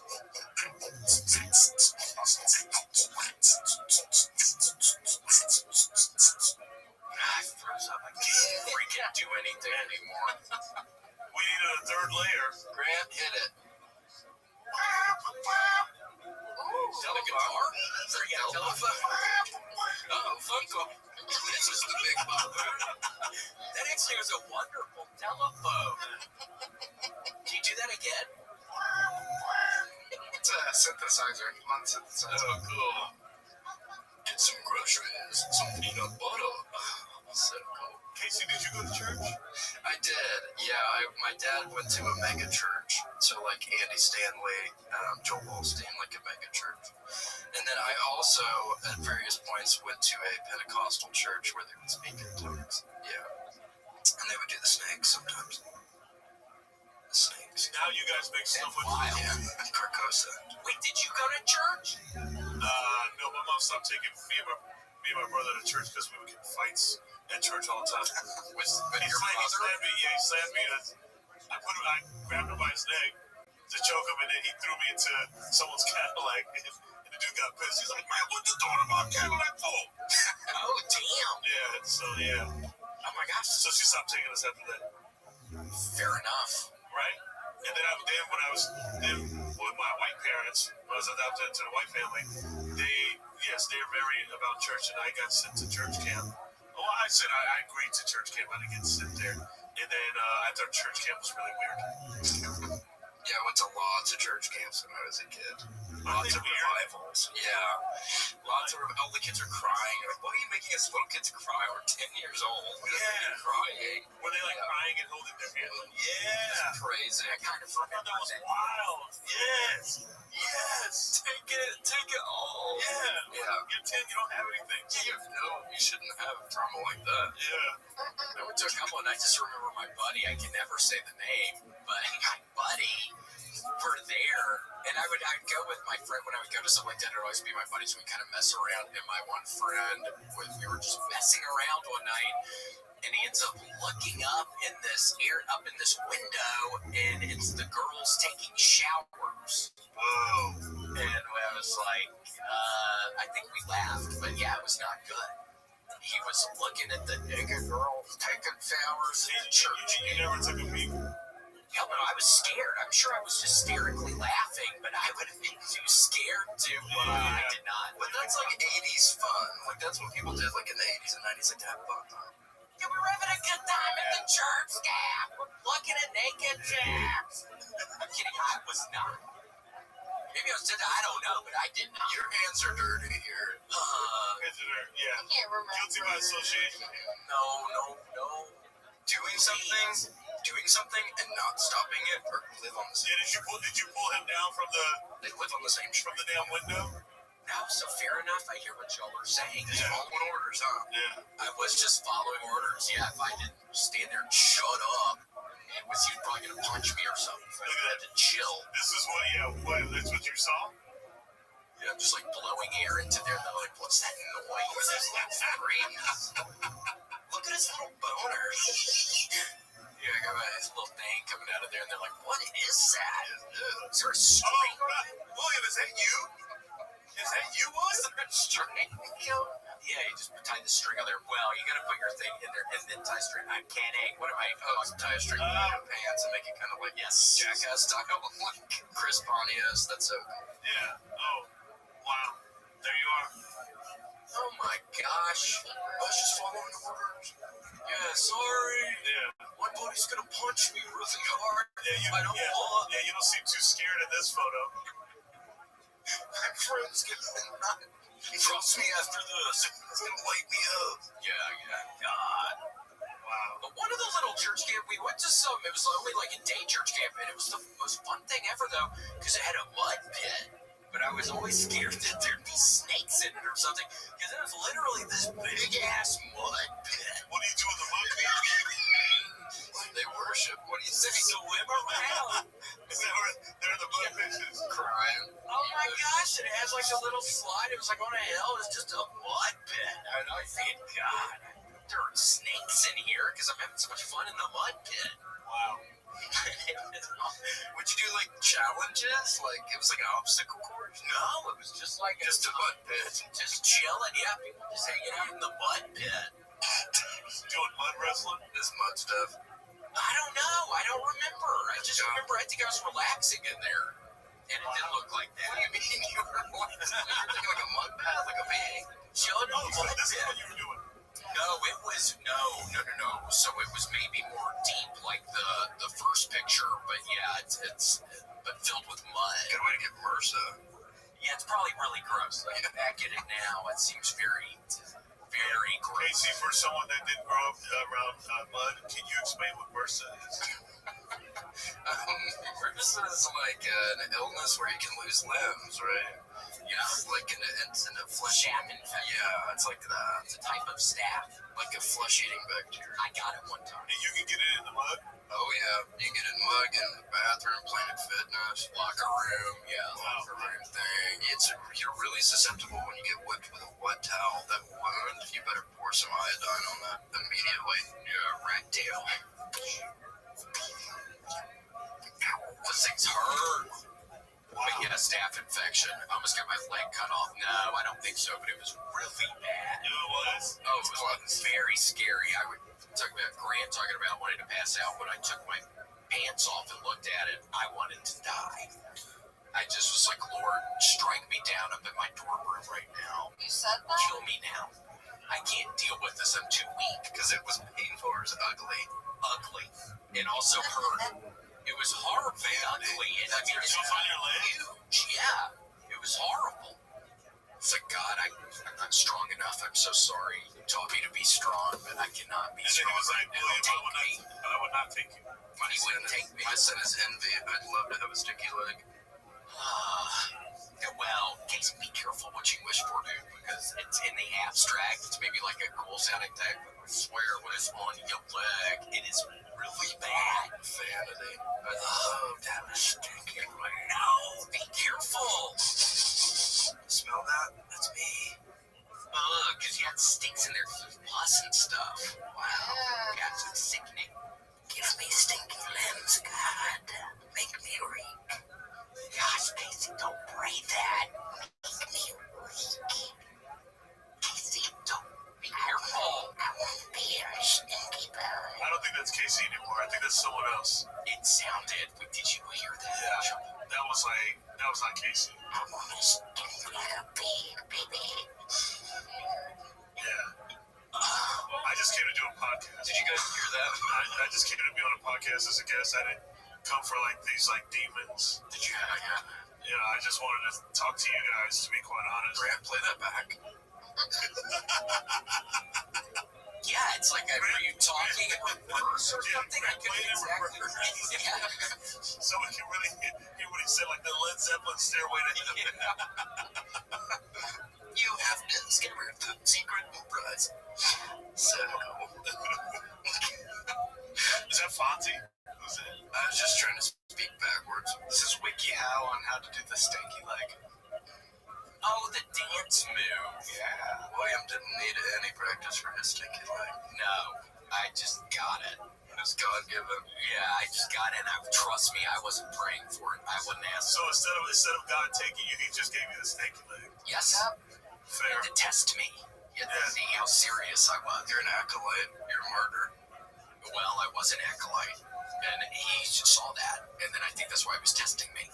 So I just got to keep moving forward. When I start sensing these tests, I just have to keep going forward.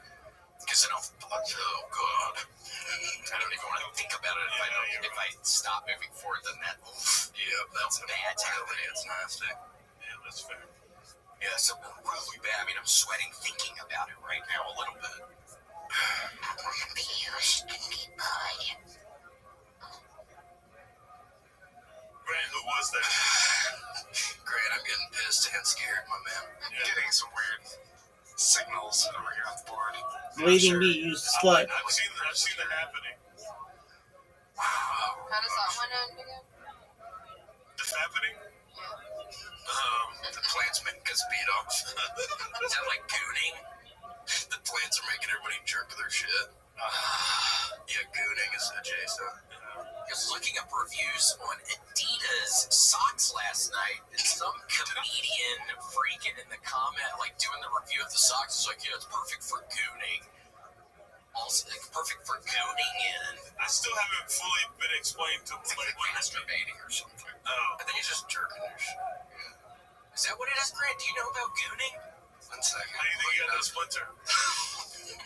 Gooning with this fucking piece of wood. The wooden toilet. Jerking off a new Jerking wooden off, sock. yeah. How do you think they got the old wooden sock trick? Yeah, can we see wooden socks after you search this? Let's just pull up some nice Welcome. Adidas socks. But Those aren't wooden. let me look at it. How are you? I'm not gonna want to put any of these pictures up, am I?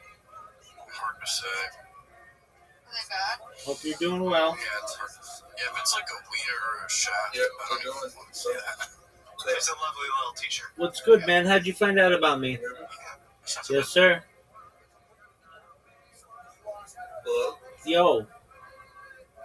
Can you hear me? Yo. Just one moment. Yo. Just one moment.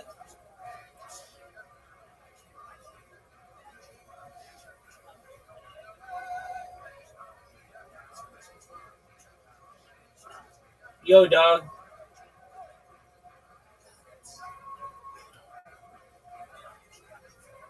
Yo, dog. Can you hear me?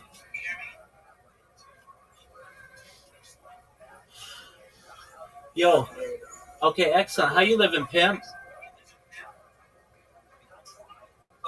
How are you? I'm well, thank you. How'd you find out about me?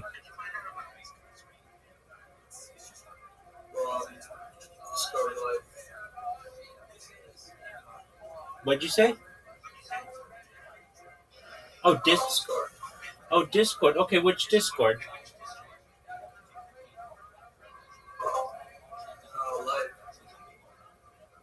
Which one though? Was it Aiden Ross or Eco Live or Socialize? Oh, okay, cool. How's your day going? Excellent. I'm well, thank you. Do you know anything about me?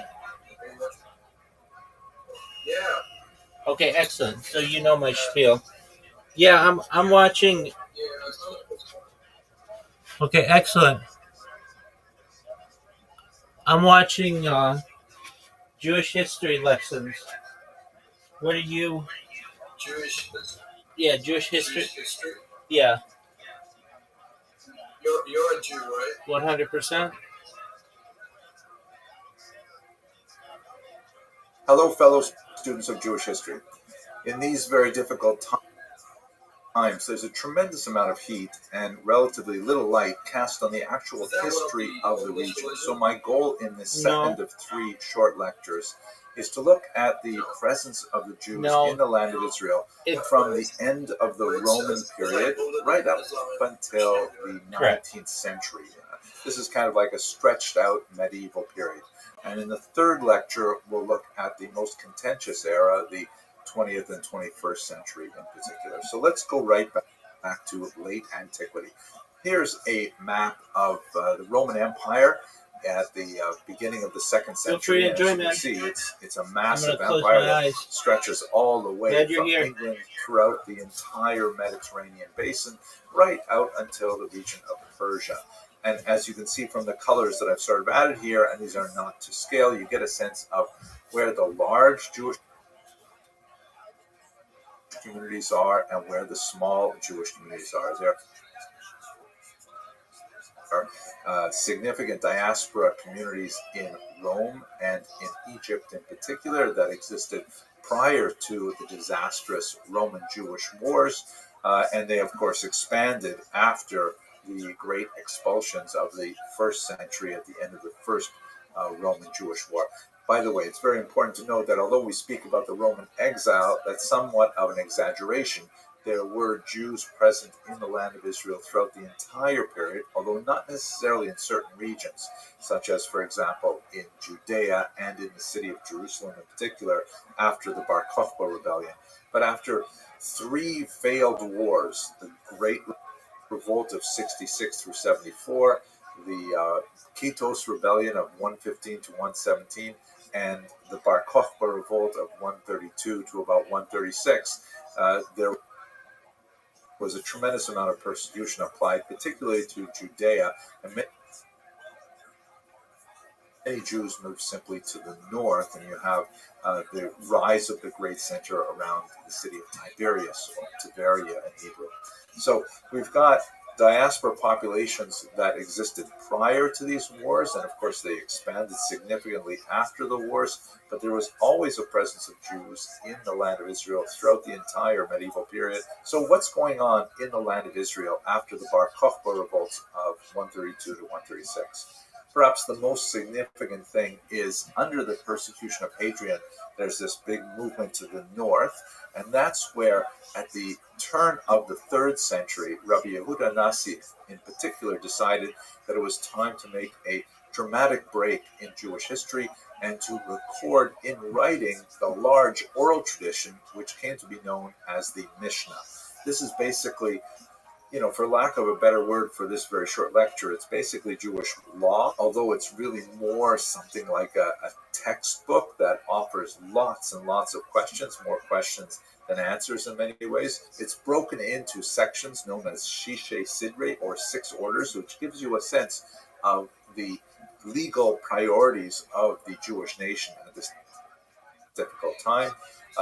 Seeds, which deals primarily with the laws of agriculture, as described in the Bible, the laws of mixed species and the sabbatical year and things like that. Holidays, of course, the holidays cycle. Women, which deals with marriage, divorce, and so on. Damages, which is kind of like the classic section of the Talmud. The Talmud, as we shall see, is a commentary on the Mishnah, and this is basically torts and things like that. 5 is holy things, which deals primarily with things like the temple and sacrifices and so on.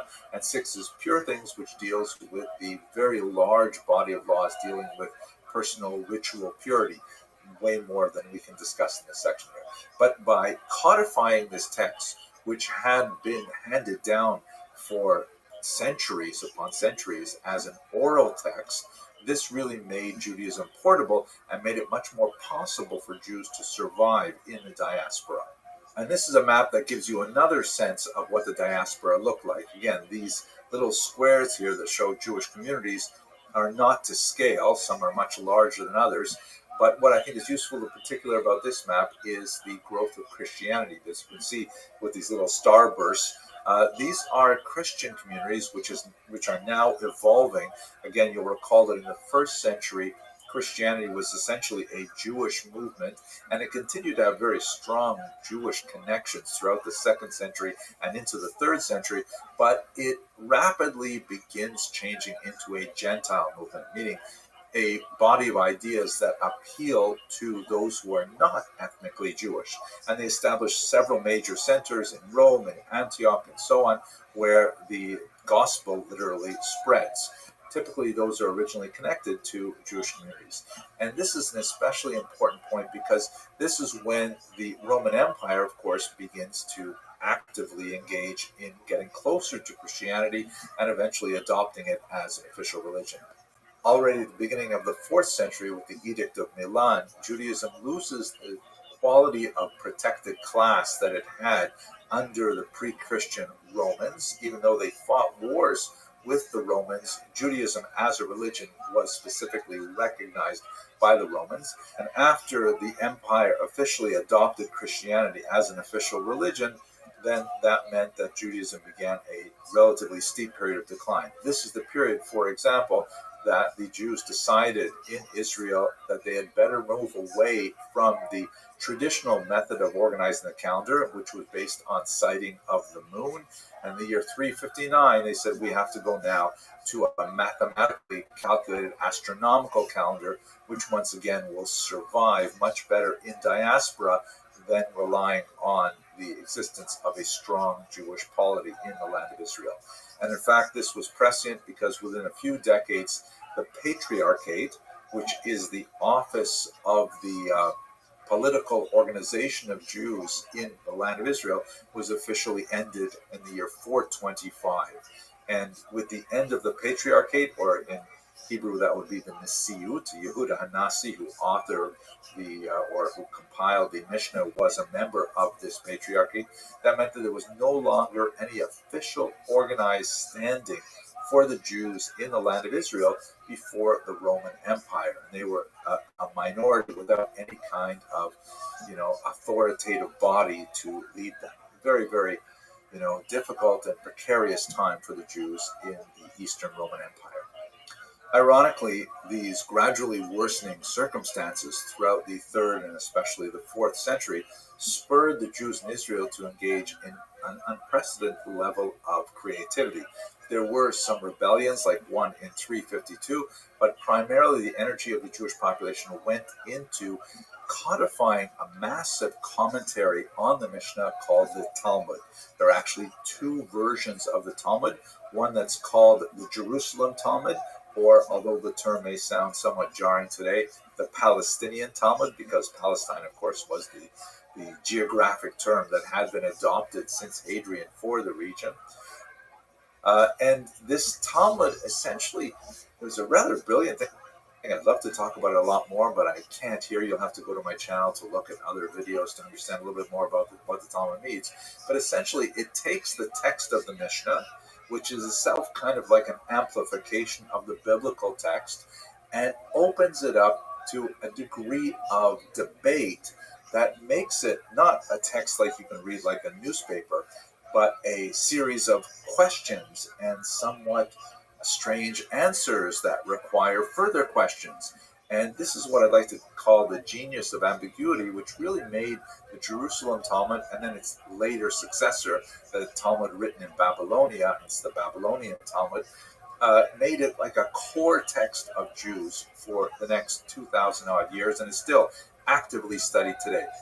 I don't have time to go into like the details of how the Talmud works, but I will give you one example just to kind of illustrate the sense of playfulness that sometimes infuses this amazing text. This is a true story.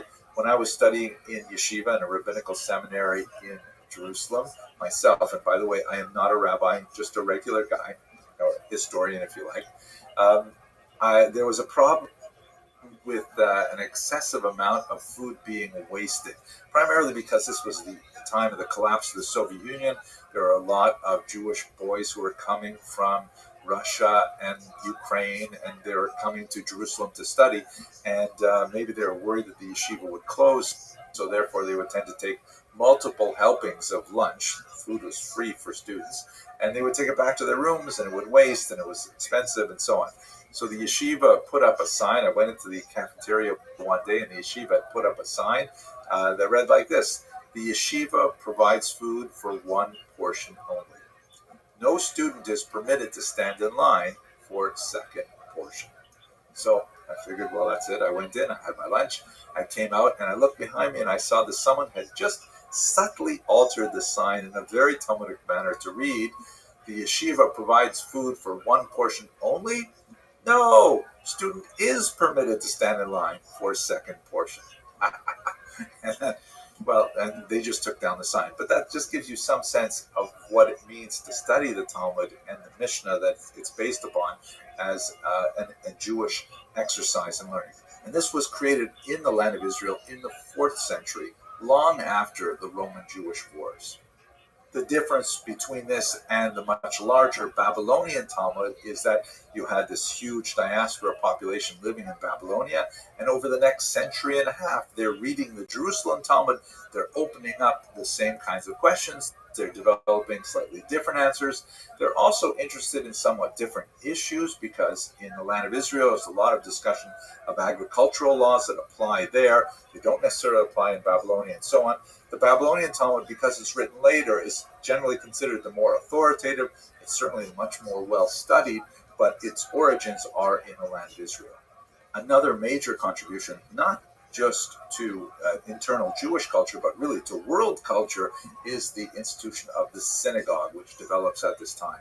And other houses of worship, such as the church and the mosque, are based directly on the model created by the synagogue.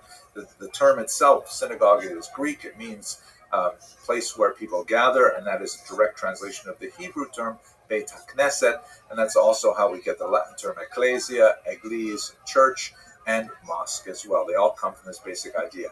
And this is something that actually began to develop already in the period before the Roman-Jewish wars. We have, for example, from the 1st century before the Common Era, this remarkable tablet, the Theodotus inscription it's called, and it's basically, the classic example of a plaque that is really well associated with synagogues. Anyone who walks into a synagogue, you will notice that there are tens, sometimes hundreds of plaques that all commemorate donors who gave money in order to build the synagogue.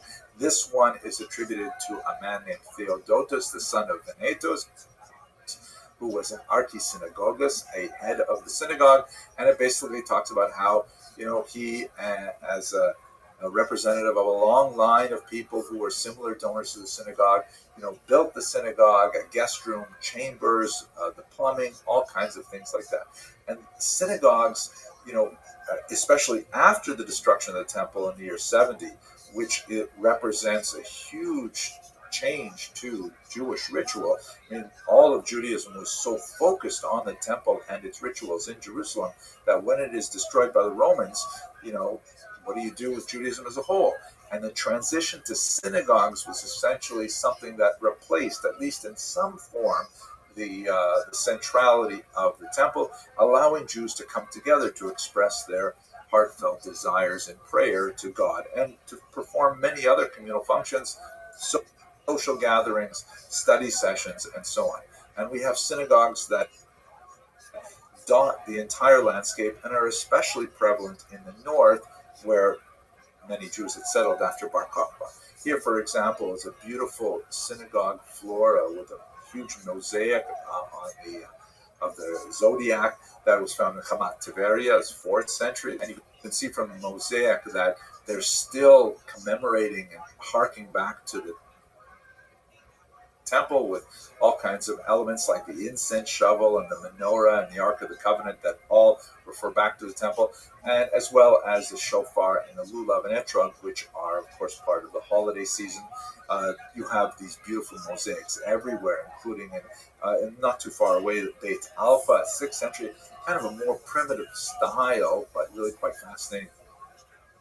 Beit Alpha also has this dramatic rendition of the binding of Isaac, which is described in the book of Genesis, chapter 22. And we have synagogues like this, as I think I showed you in the last lecture, even from Gaza and so on. And these synagogues dot the landscape, particularly in the north, right up until the 7th century when you have the advent of Islam. This map says a lot about what happens to the world in the 7th century. This new faith that emerges from Saudi Arabia, from Medina and Mecca, under the leadership of Muhammad, spreads with tremendous rapidity throughout the entire Mediterranean basin, reaching up into the Iberian Peninsula in the west and moving all the way out in the east to regions like Afghanistan, the reaches of northern India, and so on. After some initial moments of harsh conflict between Muhammad and some Jewish tribes living in Saudi Arabia, Islam spreads to the land of Israel and actually turns out to be something over the long term which proves to be quite beneficial, at least up until the 20th century. It is one of the ironies of Jewish history is that overall, accepting again this very difficult last 100-odd years, Jews fared better in general under Islam than they did under Christianity. That's not to say that there were not examples of violence directed against Jews. There was certainly, as we shall see, a certain low-level discrimination that was pervasive. Occasionally there were moments of forced conversions, but pound for pound, comparing apples to apples, as it were, it was far less in Muslim regions. But let's look at why that is so. We should understand that as religions, as systems of human behavior, Islam and Judaism are actually much more similar to each other than Judaism is to Christianity. The primary reason for this is because Islam, which of course is based on Christianity and Judaism, Muhammad had a wide range of teachers that he could draw upon to learn about earlier faiths. And there are so many similarities between Islam and Judaism that clearly shows that they share a common cultural vocabulary. For example, Jews are required to pray 3 times a day facing Jerusalem. Muslims pray 5 times a day facing Mecca. Originally, they faced Jerusalem as well. Jews practice a dietary system known as kashrut. Muslims practice a dietary system associated with halal. Judaism has a certain set of rules regarding the dress of females and the dress of males, by the way. And Islam has also a system of rules for the dress of females and I would assume males, although I'm not an expert in Islam at all. But in other words, they're like kind of like similar blocks of ideas about how people should behave. And although they're not identical, of course, Jews and Muslims can sort of understand that, okay, these are, categories of behavior. Christianity, on the other hand, places a tremendous amount of emphasis on creed, on belief, rather than on pragmatic behavior, which sets it somewhat apart from both Islam and Judaism, although, of course, also both Islam and Judaism have elements of creed as well. But this whole comparative structure of halakha on the Jewish side, or Jewish law, and Sharia, or Islamic law on the other side, means that they really have quite a bit in common, and they were actually able to effect quite a sort of modus vivendi, a way of living together. This was expressed in particular in legal terms under something which came to be known as the Pact of Umar, associated with the 9th century in particular. And essentially what the Pact of Umar dictates is it regulates the space for non-Muslims in Muslim society, in particular Jews and Christians, because they were known as people of the book. They had, according to Islam, received a legitimate transmission or communication from God in the past. And, Islam would argue that they misunderstood those transmissions, they adulterated those transmissions, and so on, but that's not our discussion today. But since they were essentially keeping to the traditions as handed down to them from their previous generations, they therefore were accorded a degree of respect within Islamic society, and they were allowed to continue practicing their faiths within Islamic society. There were limits set on that. They could not, for example, build new synagogues. They could only repair old ones.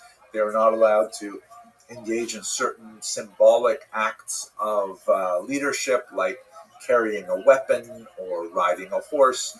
In some areas, certain colors were required for them. They had to wear a certain color, for example. Many of these things were often, there were loopholes found or bribes were paid in order for Jews to avoid these things. But nevertheless, this established within Islam the notion of a ROTHSCHILD, of a society governed by law, meaning that although they were second class or protected status, so the term is dhimmi, they nevertheless were allowed a space in which they could continue to be Jews. There were additional taxes imposed on them called the jizya and so on, but basically they had a space where they could continue to be Jews, and this proved to be really very useful as a whole. If we move outside of the land of Israel for a moment, perhaps the greatest expression of this was in the Spanish Golden Age, known sometimes as La Convivencia, the period of coexistence, where Jews and Muslims and Christians in this triangular society of Spain, which was unusual, actually enjoyed a period of tremendous, cooperation and cultural cross-fertilization.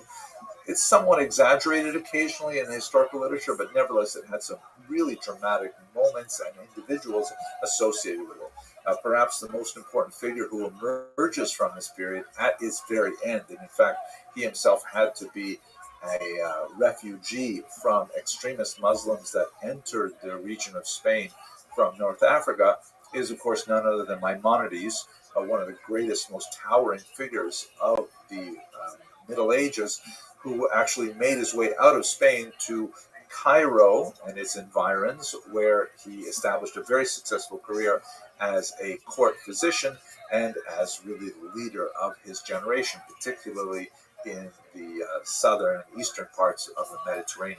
Although the majority of his life was spent in Egypt, he was ultimately buried in the land of Israel.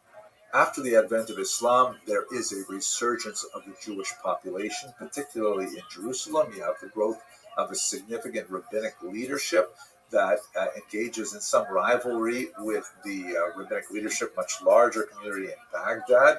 Ultimately, Baghdad would take the lead, but Jerusalem nevertheless had tremendous pride of place. And Jews and Muslims fight alongside each other against the Crusaders who entered the land of Israel in the 11th century and then several times afterwards as well.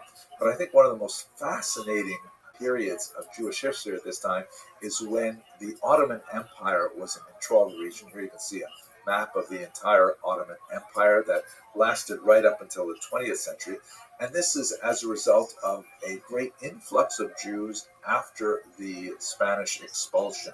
This map here shows you the many places that Jews sought refuge after being sent out of Spain. And as you can see, a significant number of them went to the land of Israel. And not only that, in particular, they went to a city called Tzfat in the north. Tzfat is a beautiful city that is not especially famous until the 1500s, when it suddenly attracts this tremendous number of Spanish and Portuguese exilees who set up this incredible center of Jewish activity. It is there that the Lurianic Kabbalah is particularly described. You can see from these unique blue-tinted gravestones from Tzfat some of the great names of the Kabbalah, the Rav Alkabetz, Rav Cordovero, and of course the incredible Arizal, Rabbi Isaac Luria, who came to Tzfat from Egypt in order to study with the great masters there. So there's tremendous creativity happening in the land of Israel in the 1500s, in Tzfat in particular. The tremendous surge of Jewish creativity in Tzfat, however, is largely limited to the 1500s. And by the time you get past that period, Jewish communities in the land of Israel tend to go into a fairly steep decline. There are regular, migrations, particularly from 1700 on, from Poland, of Jews who are seeking to return to the ancestral homeland. But if you look at this estimated population chart of the land of Israel from 1850, which is based solely on people who had status as Ottoman subjects, you can see that Jews constituted roughly 4% of the overall population of the land, Christians another 8%, and everyone else are basically Muslims or Druze. So there's only a tiny, tiny minority of Jews living in the land of Israel by the time we get to the modern period. By the 1880s, however, you begin to see the organized migration of Jews, now from the region of Ukraine in particular, under an organization called BILU, which is an acronym for the phrase Beit Yaakov L'chu V'Nelcha, House of Jacob, let us arise and go. This is actually one of their founding documents here. This organization, BILU, aimed to recreate agricultural settlements of Jews in the land of Israel. They received significant backing from Western donors. They were not especially good farmers, however, and they struggled. Many of their communities failed, but some of them actually managed to take root in places like Petah Tikva, and they constituted the nucleus of the new migration of Jews from Eastern and Western Europe. And as you can see from some of these 20th century posters, which are designed to garner support for donations to help these Jews reestablish themselves in their ancestral homeland, here you see that there's no contradiction with using the term Palestine to refer to the land of Israel, and they have in Yiddish the translation of what it says in English, help him build the land of Israel is the phrase there. That's translated as Palestine. Here's a more muscular version that really captures the imagination of Jews at the time, a nation reborn on its ancestral soil. So that basically takes us to the 19th century and the period of the great conflict between the people living in the land, because one of the great, sort of myths of this period is that the Jews constituted a people without a land for a land without a people. The land of Israel, of course, was well populated with many people, and we'll have to turn to that very difficult chapter in the next lecture. But for now, I hope you found this useful, and I hope you'll watch the next video as well. Thank you very much for watching.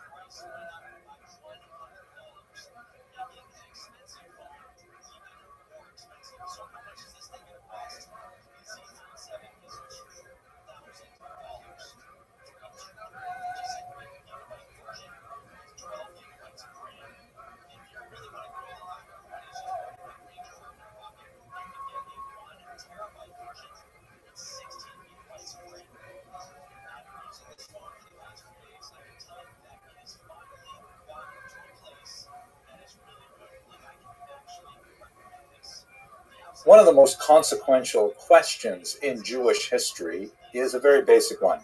Who is a Jew? Now, you might think that this is a settled law, that there is really no question about it, but in fact, when you look a little more deeply at Jewish history, you see that there are several periods in history when it becomes a very important question. For the vast majority of Jewish history, in particular the last 2 millennia, most Jews have regarded a Jew as someone who has a Jewish mother. That is, it is matrilineal. the nominal identity of a person follows that personal status, regardless of affiliation with a religion or self-identification. But that has not always been the universal case for Jewish history. What I'd like to do today is focus on this question as we introduce the question of women in ancient Israel in general. Now, let us recall that this is certainly a controversial question as of the late 20th and early 21st century. And this is primarily because of a decision that was made by the Reform movement in 1983 that recognized patrilineal descent. More precisely, it's both matrilineal and patrilineal descent. But in other words, this represented an acknowledgement by a major Jewish movement that as long as one parent was ethnically Jewish, however you define that Jewishness, then the child could also be Jewish. There's more to it than that. And perhaps one of the most important things to think about is, did this decision, initiate change, or was it simply a recognition of change that had already happened because intermarriage, especially in American Jewry, was at such a high level that we already have the phenomenon of children who have like a Jewish father rather than a Jewish mother and wish to identify with the Jewish community, and they find that they are shut out because the matrilineal principle has been the dominant one for the last 2,000 years. And it's resulted in a lot of really painful moments. For example, in this article by Shoshana Tikva, written in 2019. It's a very difficult and personal issue. In this particular video, I mainly intend to just go over the historical issues, and I will leave the philosophical and religious and indeed sociological and even psychological issues to people who are more expert. So the question that we really have is, when did the matrilineal status become effective, or when did it become the norm? We can see when you read the Bible, it's very clear two things. First of all, there is a strong prohibition, very clearly worded, against intermarriage with Canaanites in particular, but one can easily generalize that it refers to intermarriage in general. And at the same time, you see in particular some really important figures like Joseph and Moses and Solomon, who all apparently marry non-Jewish women. So how do you square these things? And by the way, of course, Joseph, Moses, and Solomon, their children are recognized as being Jewish. How is this the case? So we're going to go into some of the major issues here, but I want to point out that perhaps the most significant study of this is by Shia J.D. Cohen, The Beginnings of Jewishness, which he goes through a lot of really important issues in the classical period, especially issues of conversion and issues of matrilineal versus patrilineal descent and so on. Now, I don't necessarily agree with all of his conclusions, but there's no question it's a masterful survey of the sources, and there's a lot of value in this particular work. So trying to square this conundrum of, on the one hand, we have this long-standing practice of matrilineal descent, and on the other hand, we have these biblical examples that seem to contradict it. There are three logical ways to approach the challenge. The first is to say that, well, let's say the law of matrilineal descent, this concept, the principle, was not always described in the text, meaning that, Moses married a Midianite, but the Midianite woman went through a conversion. And Joseph married, an Egyptian woman, but she went through a conversion. If that is the case, then you have to wonder, well, why doesn't the text tell us this? Why doesn't the Torah reveal that this is in fact what happened? Wouldn't we be prone to be misunderstanding the text if it doesn't say something which actually happened? That's one possibility. Another logical possibility is to say that, yes, the law was always in effect. The Jews always adhered to this matrilineal principle, but it was sometimes ignored. You have that sometimes where, as Rabbi Beryl Wine often likes to say, you should never confuse Judaism with Jews, right? Jews do not necessarily behave in normative, acceptable ways. So perhaps, the examples we have in the Bible are, not in conformity with the way Jews are supposed to behave. Now, that would be obviously an acceptable answer, except the fact that, these figures, Moses, Joseph, Solomon, and others, they're really important people, and are we really going to assert that they were behaving contrary to law? That's definitely problematic. There's also a smaller problem, which we won't go into right now, but the Midrash has a principle that even before the Torah was given, Jews of that level, at any rate, certainly behaved in conformity with the Torah itself. Like, for example, the laws of keeping kosher were not given until the Torah was given, but you still wouldn't have the patriarchs and matriarchs going out for non-kosher food, God forbid, that kind of thing. But that's a smaller problem. Let's just avoid that for now. The third logical possibility is that maybe the law wasn't always in effect. Maybe the law of matrilineal descent, or the principle of matrilineal descent, was introduced later in Jewish history, which would mean that the earlier biblical figures who followed apparently a patrilineal principle were not contravening the law. Again, there's that small midrashic objection, which is reasonable, but not for us today. But if that is the case, that we say the law was not necessarily in effect, when did it change? So that's the three possibilities. Let's look at them in turn. But let's start from the basic one. Let's say, when's the first unequivocal statement of this principle? So the first one, of course, is the Torah itself. And here's one classic passage. It's in the book of Deuteronomy, Devarim, chapter 7, verse 4. So verse 3 says, do not intermarry with them, meaning the surrounding non-Jewish nations. Do not give your daughters to the sons, or take their daughters for your sons. And then in verse 4 it says, Ki yasir et bincha me'acharai, va'avdu Elohim acherim, v'chara af Hashem bachem, v'hishmitcha maher. Right? Now let's look at the translation. It says, for they will turn your children away from me to worship other gods, and the Lord's anger will blaze forth against you, and he will promptly wipe you out. Right? Really strong word of criticism, I think. The problem with this particular passage, and normally Sepharia is amazing, but they're relying on translations that in many cases are already extant, and this translation is a little bit of a distortion.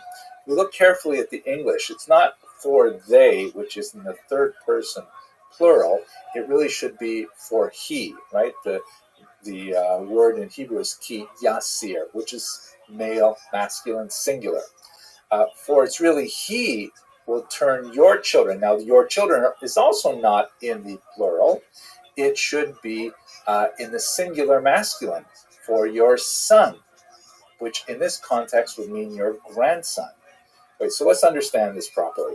It says, for he, meaning your son-in-law. It can't be your daughter-in-law, because it would say for she. It would put it in the feminine. And by the way, in Hebrew, there is no neuter gender. Every single noun or pronoun has to be either male or female. So it's binary here. There's no other choice.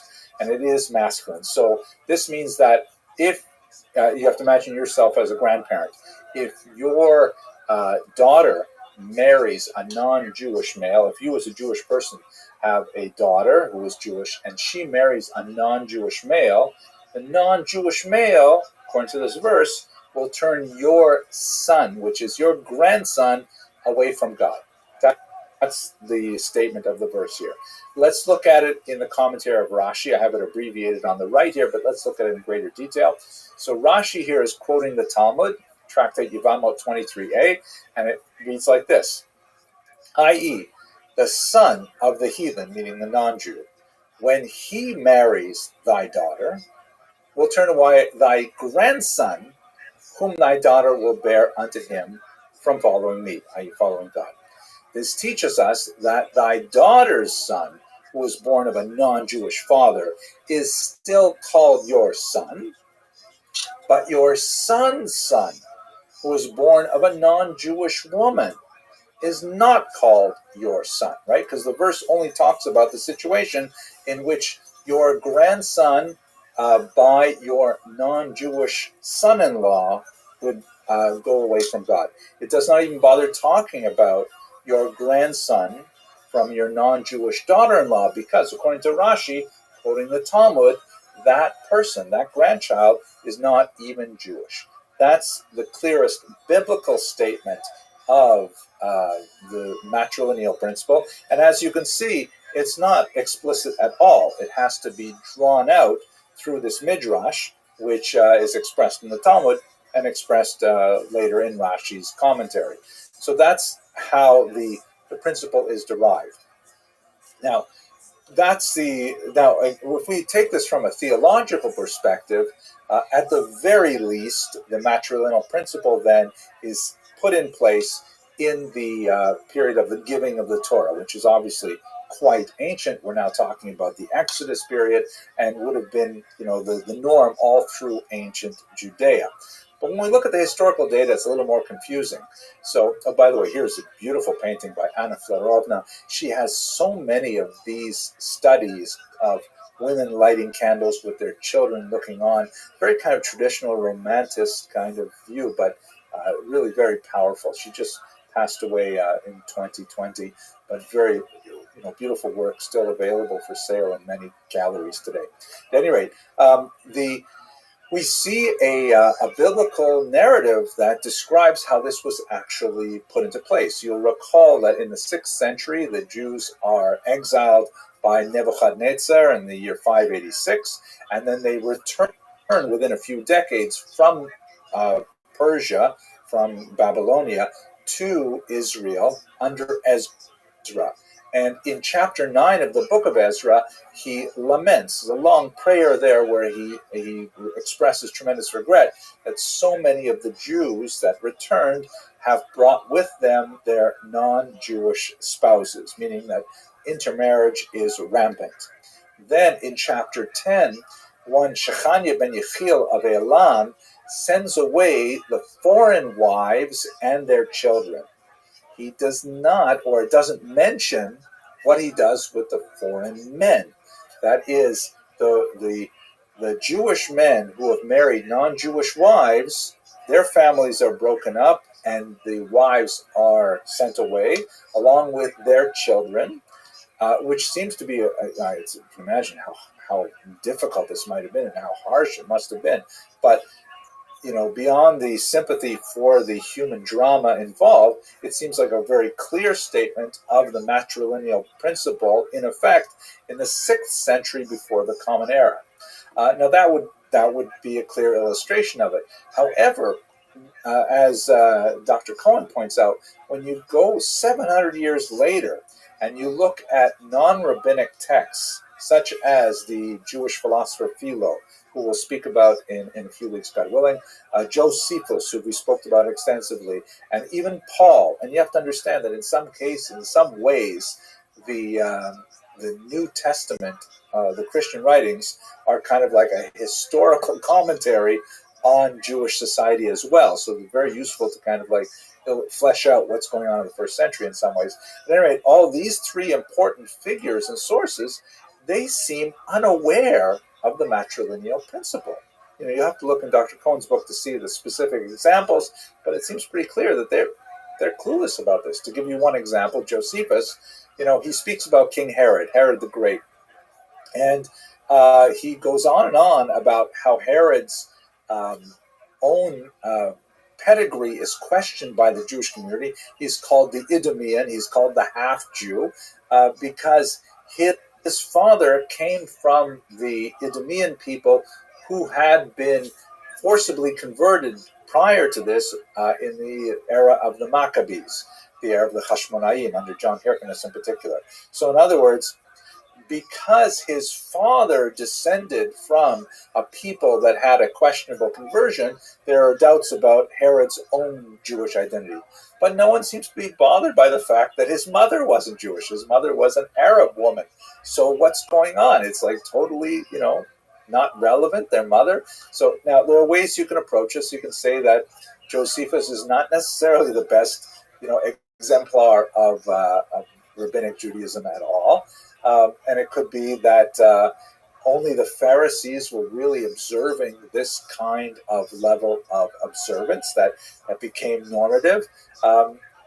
What Dr. Cohen argues is that in reality, the whole institution of conversion had not really coalesced by this time, and that there was kind of like a different standard for women marrying Jewish men, that their marriage itself constituted the understanding of conversion in that era. Fascinating argument.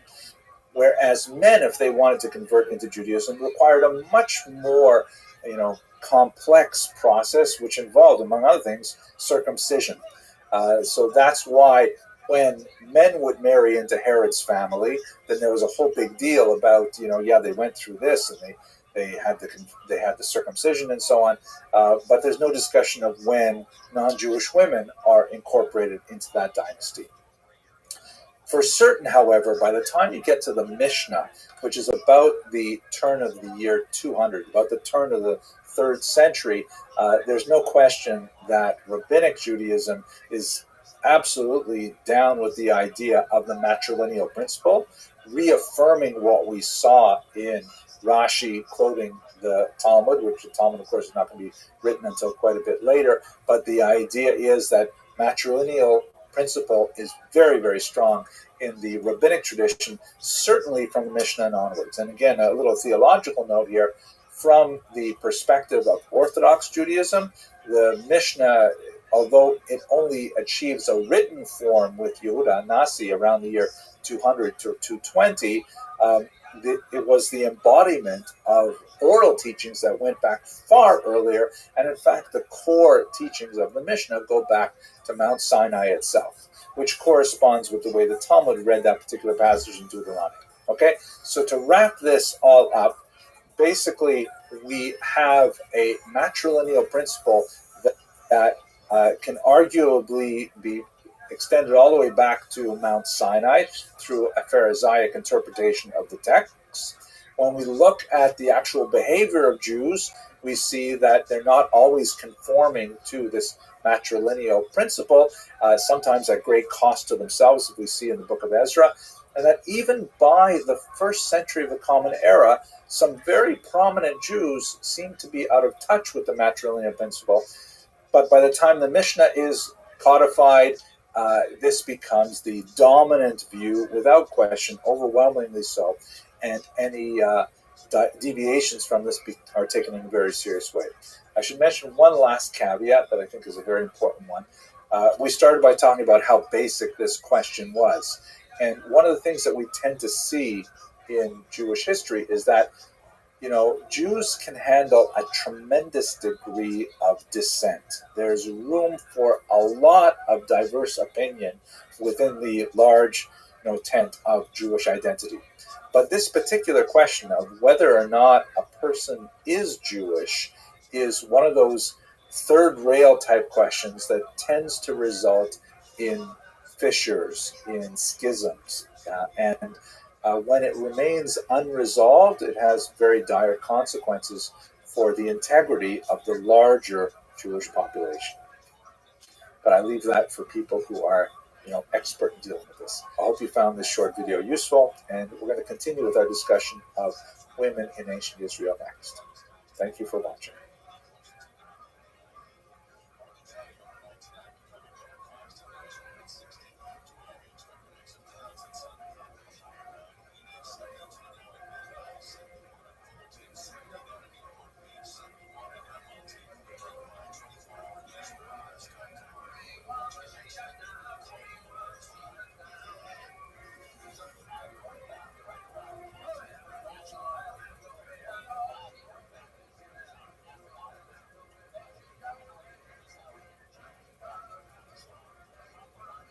Over the course of the past few videos, we've had opportunity to occasionally talk about specific Jewish women as they appear in ancient Israel in both the biblical context and in a larger archaeological context. But let's just take a step back and have kind of a macro look at the methodology of studying women in ancient Israel, the nature of sources, and some of the challenges that are associated with this extremely important topic. One of the ideas that's circulating right now, which I think is a very valuable project, is something called the Kranjek test, named after this person, Daniel Kranjek, also pronounced Kranjetz. I actually have to contact her to find out which pronunciation they use. But in America, they tolerate Kranjek. At any rate, she actually is trained as a historian, so it was a nice conversation. Her test, which gained a lot of popularity in the Jewish world recently, especially on what we call From Twitter, is inspired by the so-called Bechdel test. The Bechdel test is something that has been used for modern films to sort of purity check the quality of a film from the perspective of a feminist analysis. And that is, in order to pass the Bechdel test, a movie has to have two women speaking with each other about something other than a male character, right? So you would think that this would be a totally normal thing to do, but apparently a lot of films don't pass this. I've seen some other details that suggest that the women should have names, they should be named characters and so on. And obviously the idea is to try and expand the presentation of women, even in something as contemporary as modern film, to try to, discuss women as real people. Now, Danielle Kranjek takes us a different direction and says that in terms of the study of the Jewish tradition, any source sheet, which is a tried and true pedagogic model where you'll choose quotes from rabbinic literature, from the Bible, and other things, and put them together on a mimeographed or photocopied sheet, and people will look at these sources. She proposes that any source sheet that includes at least two texts must also include at least one non-male identified text. That's a very valuable idea to try and expand simply the universe of our awareness when it comes to rabbinic theology and writings. And I would love very much to do this with history as well. We see that we are living in an era where this incredibly important aspect of the human condition, the experience of women in history, has been, ignored for centuries. And it's so hard to find women's voices in medieval and in ancient sources, but it's something that we really want to resurrect, and we want to try and recreate as much as possible what the experience of living was for fully half of the human population. We have to live in a cultural moment where this is unusually suppressed as well. I'm sure some of you will be following the controversy regarding the decision of some Jewish papers in the media to not publish faces of women. I'm not going to go there for now. Perhaps we'll return to it in a semester or two when we get to the 20th century. But I think it is important to point out that this is not at all a uniform practice. It's really on one particular spot on the spectrum. The Lubavitcher Rabbi, who we've mentioned in other contexts before, was especially noted for insisting that in any children's book portrayals, such as this Tzivos Hashem handbook for Jewish children, if there is a male child portrayed, there should always be a female child portrayed as well. So this is something that has pushback in all sectors of the Jewish population. And it's just another example of the Kranjek test kind of expressing itself culturally. When we come to our challenge, which is trying to understand the experience of women in ancient Israel, the difficulty is that the vast majority of our sources are by men, for men, and about men. This is especially true in the literary realm. If we look, for example, at classical rabbinic texts, we have the Mishnah, which on the one hand you say, great, look at this, it has a whole section called Nashim, which is all about women. That should be it, right? But not really, because it's mainly describing how men relate to women, marriage, divorce, levirate marriage, and so on. So women are included in the canon, but at the same time, they're kind of fenced off. Another way to look at it is, in the temple courtyard, there was a section called Ezrat Nashim, the courtyard of women. So that means that women were part of the overall functioning of the temple, but on the other hand, there was a relegated space for them. By the way, we should also understand there are relegated spaces for all kinds of people who are not Kohanim and not Leviim and not involved in sacrifice, things like that. But the point holds true. They are mentioned, they're part of the story, but they're also relegated. Our idea is to try to understand their experience in the broader scope of Jewish history. When it comes to archaeological sources, archaeological sources, finds that you get at digs and so on, they are extremely limited in nature, much more so even than literary sources, and they're incredibly difficult to interpret. As we saw, for example, with the Bar Kokhba caves a while ago, and we'll speak about them a little more, you find cosmetics in a cave, and it's reasonable to assume that these cosmetics belong to a woman, but not necessarily. Ancient men wore kohl, for example, a kind of eye makeup. So what can we really glean from women's history when a lot of the sources are anonymized like that? Very difficult to interpret them. If you find a bowl, a serving bowl, one may assume perhaps that it was more likely that it belonged to a woman, or a woman was more likely to have handled it, but there's no guarantees on that either. So it's very difficult to actually, on a theoretical level, reconstruct women's experience of history in ancient Israel based on the sources we have. There are some really exciting materials, however, especially when you get to late antiquity. For example, we have this Rufina inscription, which comes from Smyrna in the 3rd century. And if you can make out some of the Greek alphabet there, it's basically a funerary inscription that describes this woman as an archisynagogus. That's right at the right side of the top line, and then going into the second line, it says archisynagogus, which means leader of the synagogue. And we actually have quite a few examples of women who are represented with this particular title. Now, it doesn't necessarily mean from the larger context that they were, like, say, the rabbi or even the president of the synagogue. It may mean something like major donor to the synagogue. But nevertheless, these kinds of inscriptions give us just a glimpse into perhaps exceptional women who were wealthier or more influential, but they definitely had these significant roles, as we shall see, not so much in today's lecture, but as we move forward. I'd like to highlight these in order to try and pass the Kranjek test as much as possible. Okay, let's just look at the biblical text for a minute now. Now, one of the there are literally thousands of women in the biblical text, to be sure.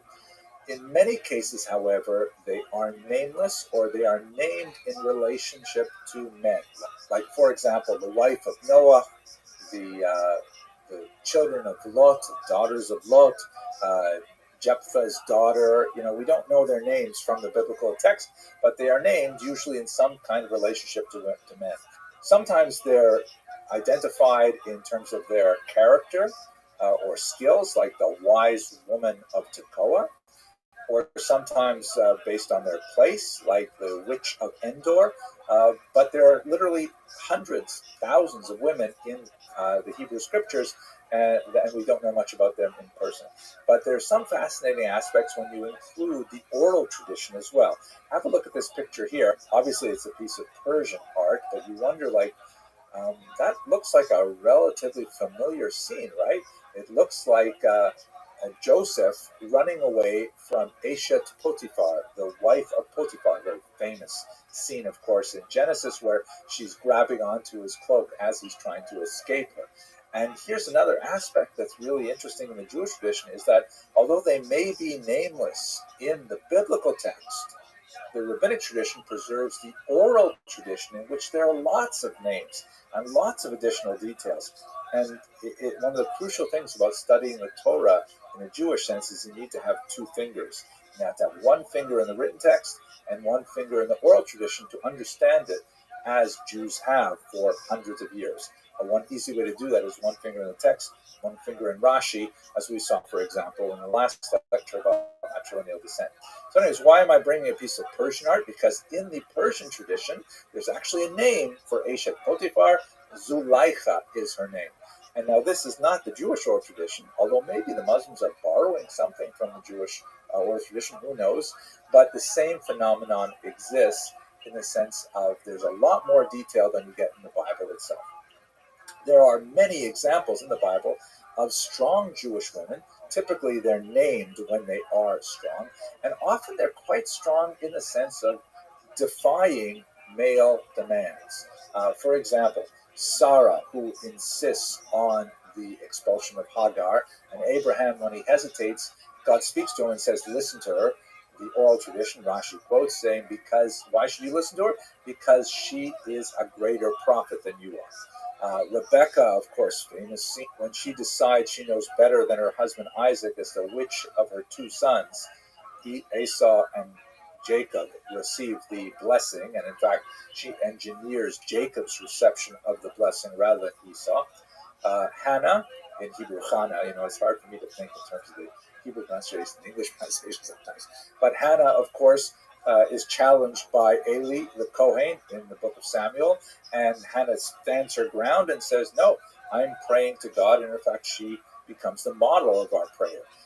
We even have female warriors like the woman who killed Sheva ben Bichri, also in the book of Samuel, or Yael, who plants a tent peg through the temple of Sisera and saves the Jewish people.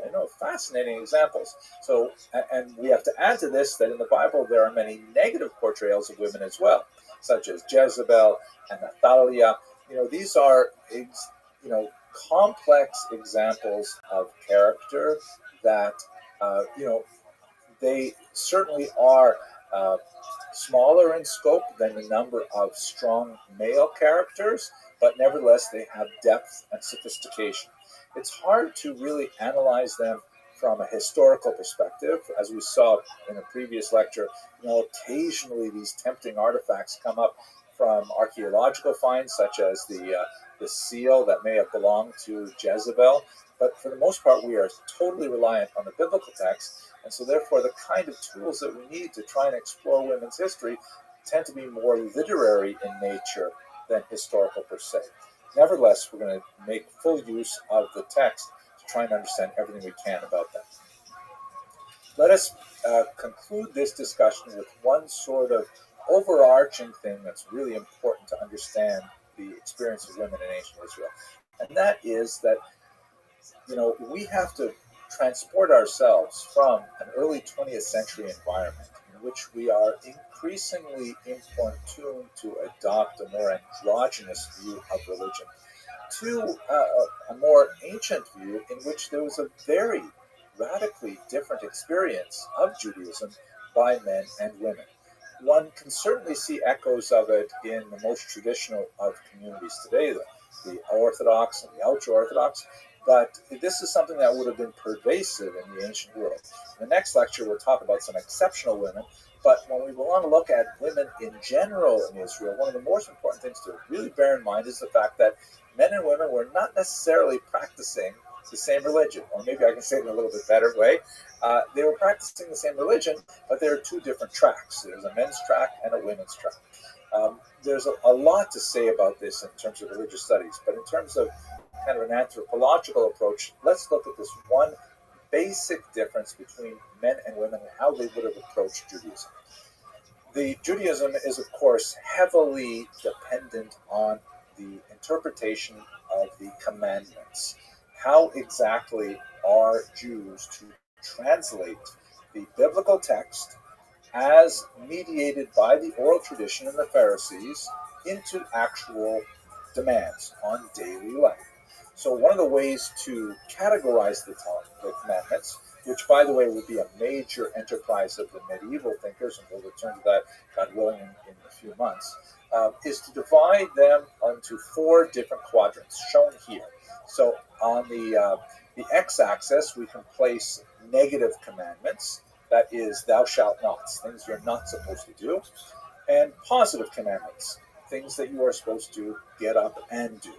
And then on the y-axis, we can posit those actions which are defined by time, that is, they're restricted to a particular time, or those which are open-ended and always apply. Let me give you a few examples. A negative commandment that is defined by time is no eating bread on the holiday of Passover, right? You can eat bread lots of other times during the year, but on the week of Passover, no bread. Okay, fine. How about negative, not defined by time? No pork. It is thou shalt not, and it is not defined by time. Now, a positive commandment that is not defined by time would be something like honor your parents. You have to honor your parents. Kids, I hope you're listening. You have to honor your parents. There's no time when this is no longer applicable. What about a positive commandment which is defined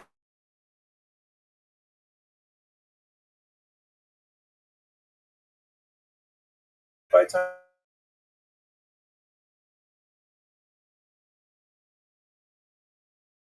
afternoon called evening, or Ma'ariv, right? Shachris min Kamar. So this is one way you can categorize the commandments by negative versus positive, and defined by time and not defined by time. To return to our discussion of women, here's the key point. Women are obligated in 3 of these categories, but they are exempted from positive commandments defined by time.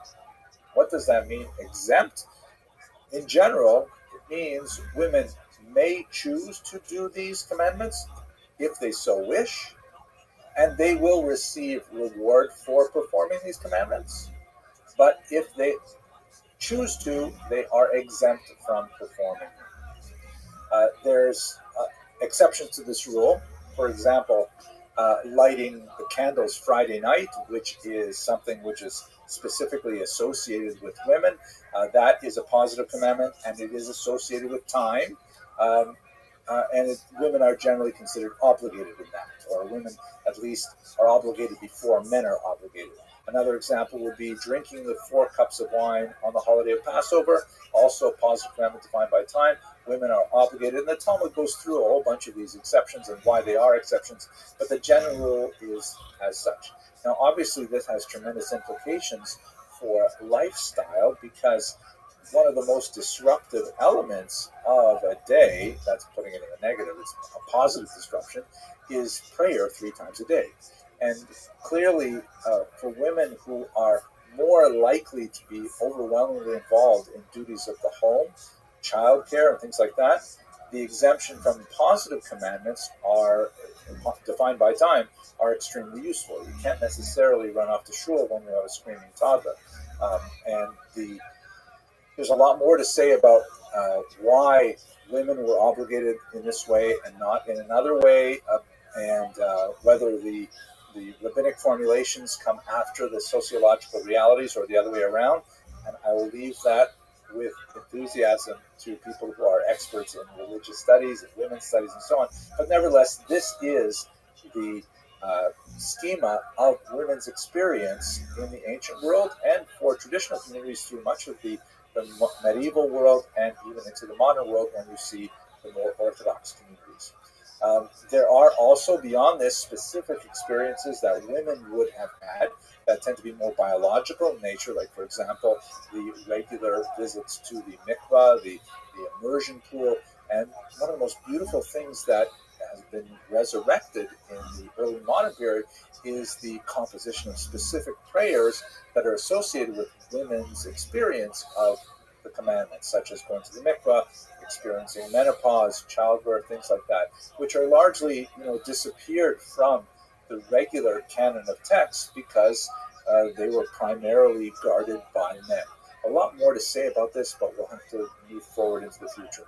So these kinds of religious structural elements help define many of the traditional divisions between men and women and their experience of Judaism and the world as a whole. Women tend to be relegated to the private sphere of the home, but not at all exclusively. We have lots of interesting examples of women extending into the public sphere.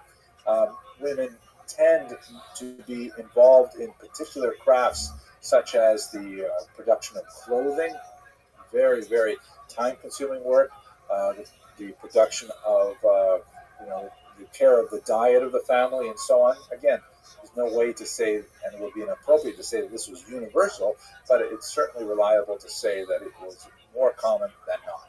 In the next lecture, I'd like to look at 3 exceptional women, 2 of which are exceptional because of their accomplishments, and a third who is exceptional because we simply happen to know a lot about her, and otherwise she may have been an absolute average woman, and I'll give us some sense of what it must have been like for life in their cases in the 1st and 2nd century. I hope you found this video useful, and thank you very much for watching.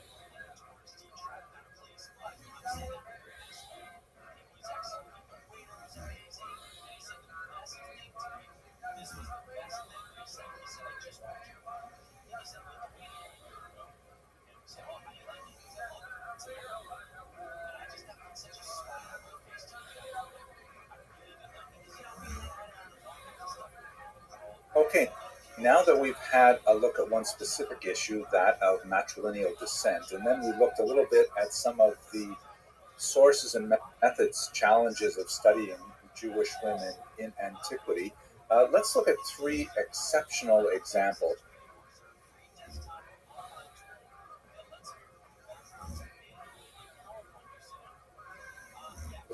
And we'll hope to learn from these examples some kind of contrast to the average women in general society.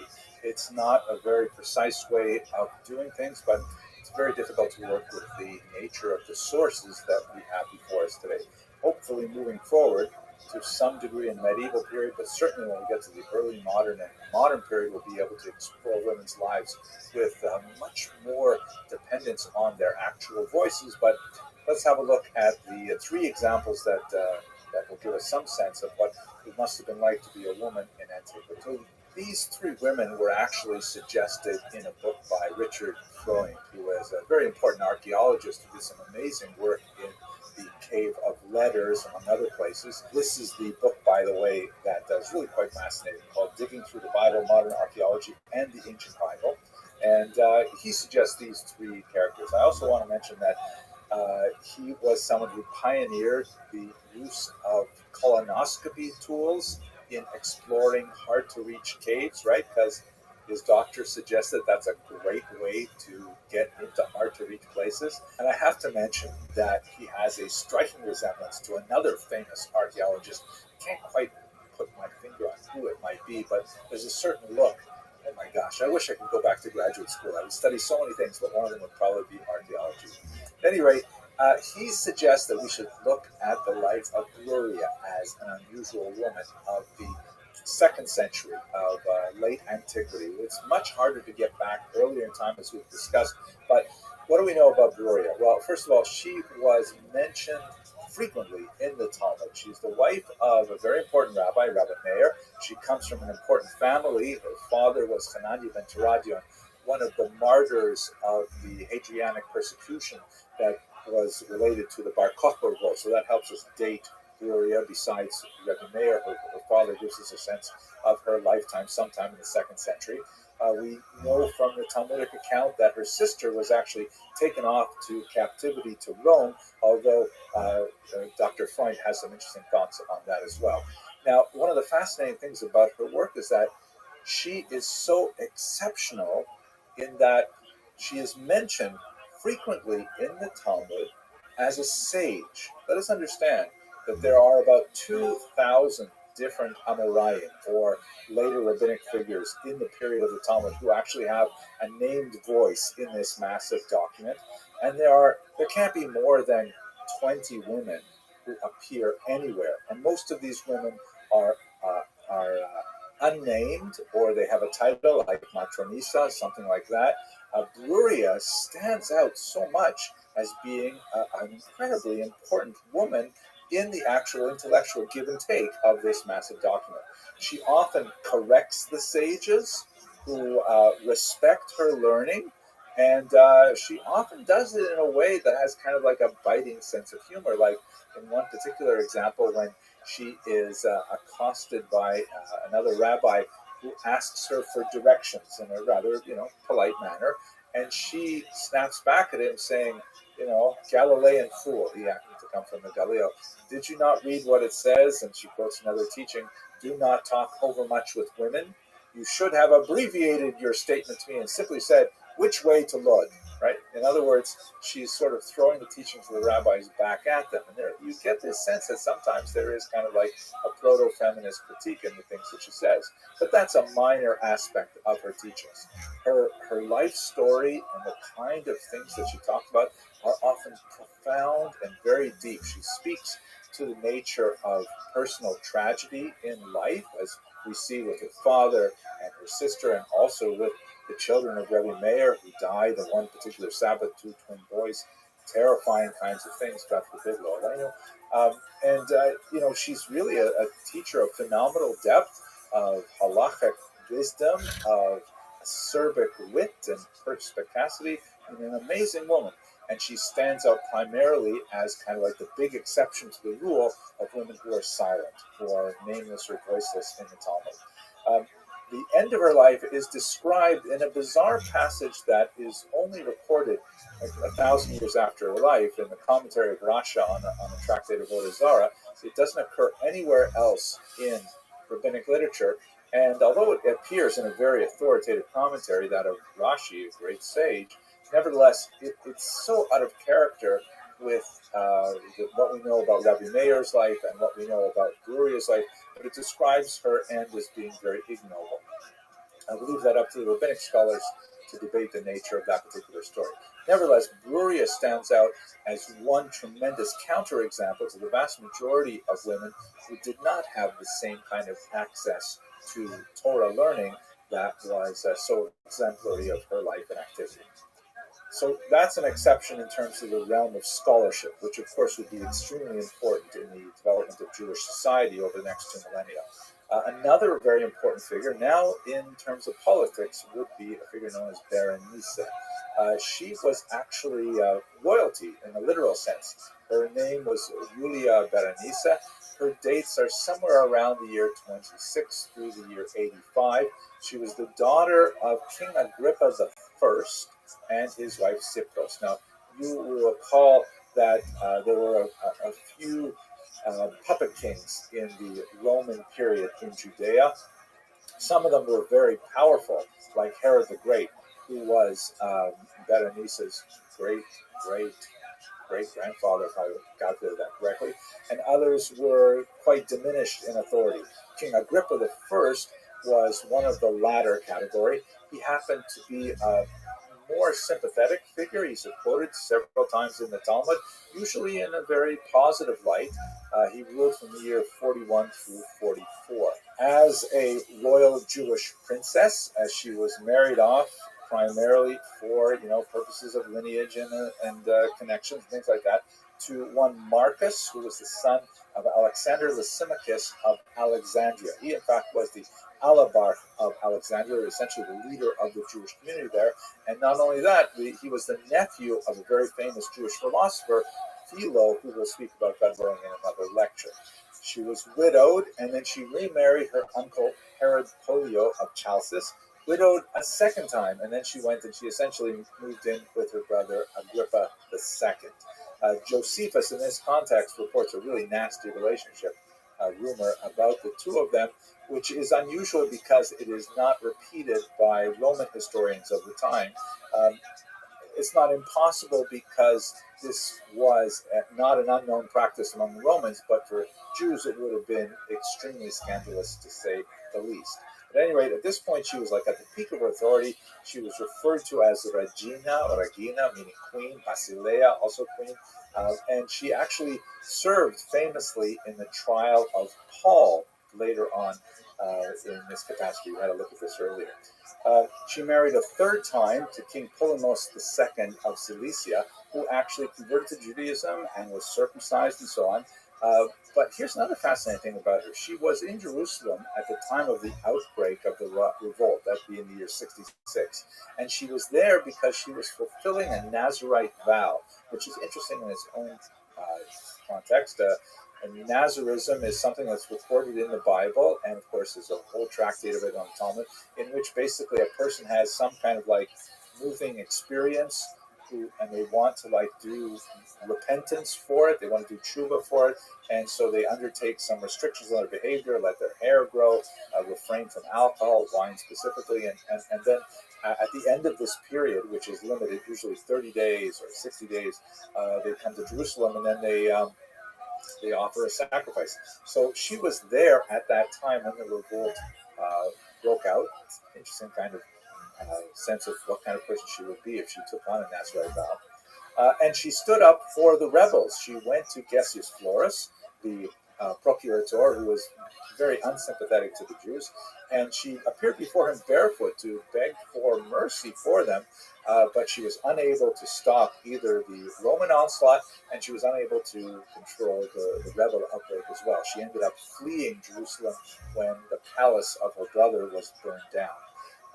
And somehow in this context, at this time, she is involved in a relationship with none other than Titus. That is the son of the Emperor Vespasian, later to become emperor himself, who was responsible for the armies that would destroy Jerusalem and the temple. There's some interesting thoughts about what this relationship must have been like. Um, uh, Many of the classical historians point to her tremendous beauty. She and her sister were regarded as among the most beautiful women of the Eastern Mediterranean. Titus himself was some dozen years her junior. That itself would have been unusual. Others point to the very unequal relationship between Titus as a conqueror and Berenice as the representative of a beleaguered and conquered people, and said that this relationship might have been more of a hostage situation than an affair. At any rate, according to Dr. Freund, a very interesting interpretation, her relationship with Titus might have been instrumental in allowing the scholarly refuge in Yavne to persist. We recall that Rabbi Yochanan ben Zakkai famously asked for a retreat so the sages could stay somewhere safe and not participate in the revolt and not be destroyed, and this was granted. So Dr. Freund argues, interestingly enough, that maybe it was Berenice's relationship with Titus that allowed this to happen, and if that is the case, then of course she contributed to the survival of Judaism and the Jewish people as a whole. Her relationship with Titus was somewhat stormy. It was viewed by many as quite scandalous, and ultimately she was forced out of Rome, and Titus died shortly thereafter in the year 79. So she's a fascinating, exceptional individual in the sense that, she's at the very top of society. She is involved in things that royalty are involved with marriages for setting, relationships between territories and so on. She's involved in the highest levels of government, speaking with emperors, and she deals with, huge political issues like the revolt. But this is clearly in contrast to the vast majority of women who left no trace on the political record that we have. But it is worthy to note that it is in her romantic relationship that she's left a real mark on art history as well. The relationship of Berenice and Titus has been celebrated in a number of works, literary, musical, and so on, including La Clemenza di Tito, the Mercy of Titus by Wolfgang Amadeus Mozart, a famous opera. I mean, her role in this relationship has been celebrated in Western civilization far outside the Jewish awareness of her existence. Let us now turn to our final exceptional individual. We looked at Bruria as an example of exceptionality in that she was such a renowned scholar. Berenice, because of her high-level political activity as a Jewish princess or even queen. And now we have a woman who is exceptional in that we suddenly get a huge amount of detail about her personal life, although otherwise she would be unknown to us. I'm speaking about a woman named Babata. I'm only going to speak for a few minutes right now, but I would urge you to have a look at works on her by Dr. Hannah Cotton, by Dr. Freund, and others. I also have an hour-long lecture on Babata that goes into this in much more detail. She was one of the people hiding with the Bar Kokhba rebels in the caves in the Dead Sea region that we spoke about a couple of videos ago. And she may have died there. It's impossible to tell which one of the human remains, female remains, would have been associated with her. There were many women and children in these caves. But it's likely that she did die there because she left behind this pouch, which contained a trove of nearly 20 documents that all link to her personal legal history.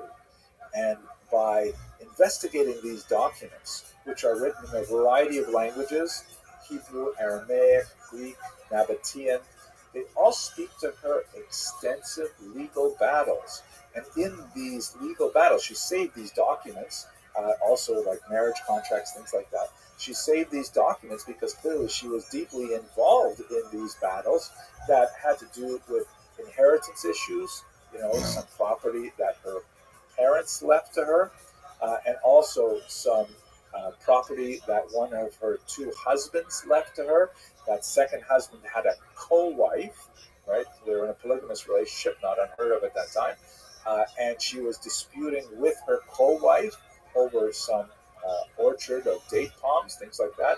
And also she had children who the court had appointed to the care of apotropai, or custodial officers, and she was seeking to get more control over her children and wrest it from the courts. And so, this is not the place to go into the ins and outs of the specifics of her controversies, but the documents portray her as, very much a woman in charge of her own affairs.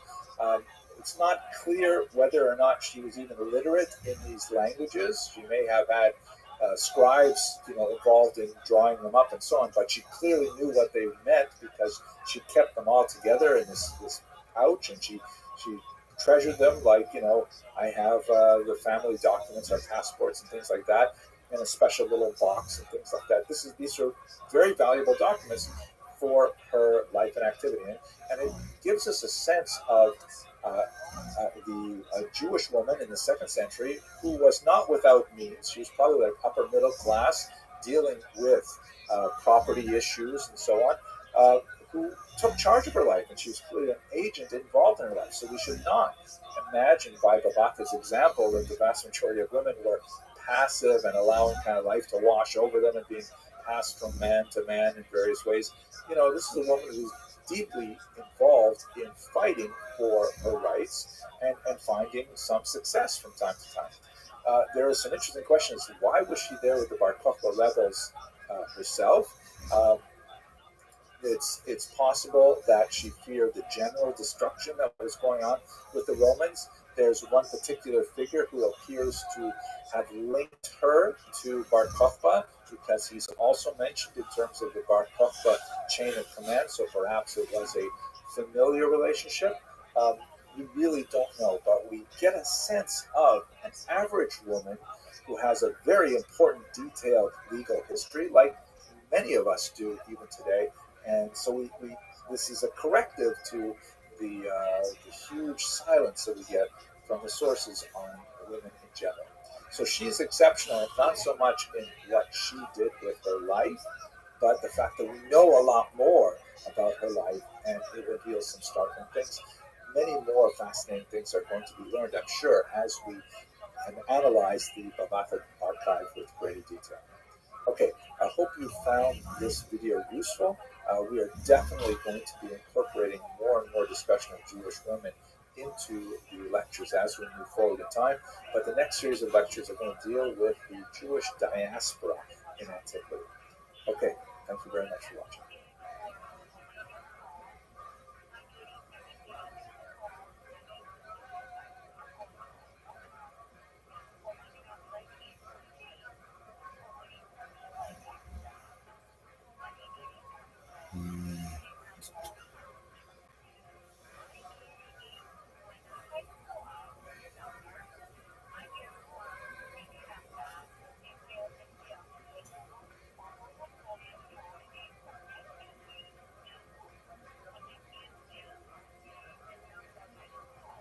At this point, it makes sense to pause and sort of think a little bit about a major transition that happens in Jewish history that really colors the experience of Jews and the globe, really, and that is, of course, the diaspora. The term diaspora is Greek in origin, and it means something like scattering, and it refers to the spreading out of Jews into the Mediterranean basin and Mesopotamia and eventually throughout the world. Now, this has been the Jewish experience for the last 2,000 years. It's only been dramatically altered with the establishment of the State of Israel in the middle of the 20th century. So really we're speaking about the biggest chunk of Jewish history in the post-biblical period has been all in diaspora, and Jews negotiated their reality politically, socially, economically, and so on as the minority in majority cultures. And that certainly had a lot to say about what kind of people the Jews would become. Now, we should note, of course, that the term that was used internally within the Jewish world, at least until the 19th century in particular, was not diaspora, which has kind of like a neutral connotation, but the word exile. in Hebrew, galut, or in a Ashkenazi pronunciation, galus, that Jews were thrown out of their land. Um, and this is a little bit of a misnomer because although there was tremendous devastation and suffering in the wake of the destruction of the temple, and there was an expulsion of Jews from Jerusalem in particular, they were not actually expelled from the land in the first century like they were with the also limited population transfers that happened under the Assyrians and the Babylonians. They were, let's say, highly encouraged to leave by the desperate conditions. In some cases, there were tens of thousands taken off into slavery, but the concept of expelling all the Jews from their land is something that really wasn't, considered reasonable in the ancient world at all. So there was always a Jewish presence within the land of Israel, sometimes an incredibly small population, but nevertheless, Jews always did maintain some kind of physical presence in the land of Israel throughout the long 2 millennia of diaspora. However, the majority of the Jewish population soon found themselves outside of the boundaries of traditional Israel, hence the experience as a galut, as an exile nation.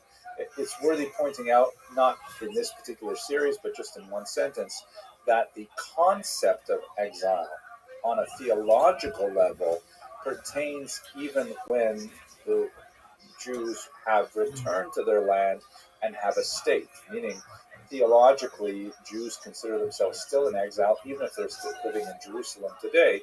There is a concept that until the Messiah comes, there will be a diasporic or an exilic condition pertaining to Jewish existence. But at any rate, let us take some of our time and look at the diaspora in antiquity, both before the destruction of the temple and maybe a little bit after the destruction of the temple, before we move into the medieval period.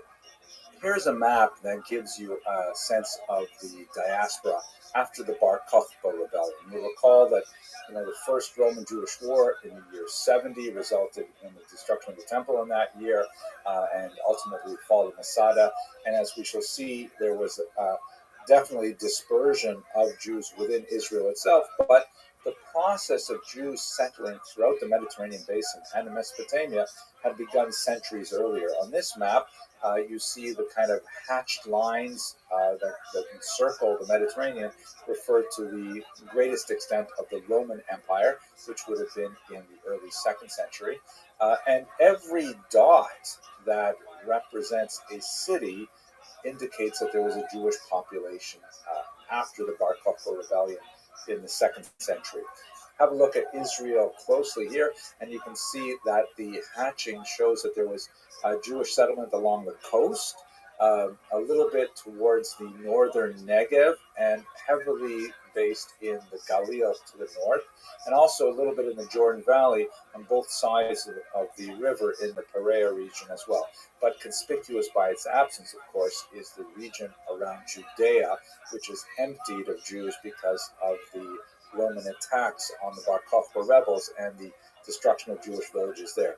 A lot of Jewish population moved, in particular, north to where the new center would exist, and Jews were in fact banned from Jerusalem at this time as well.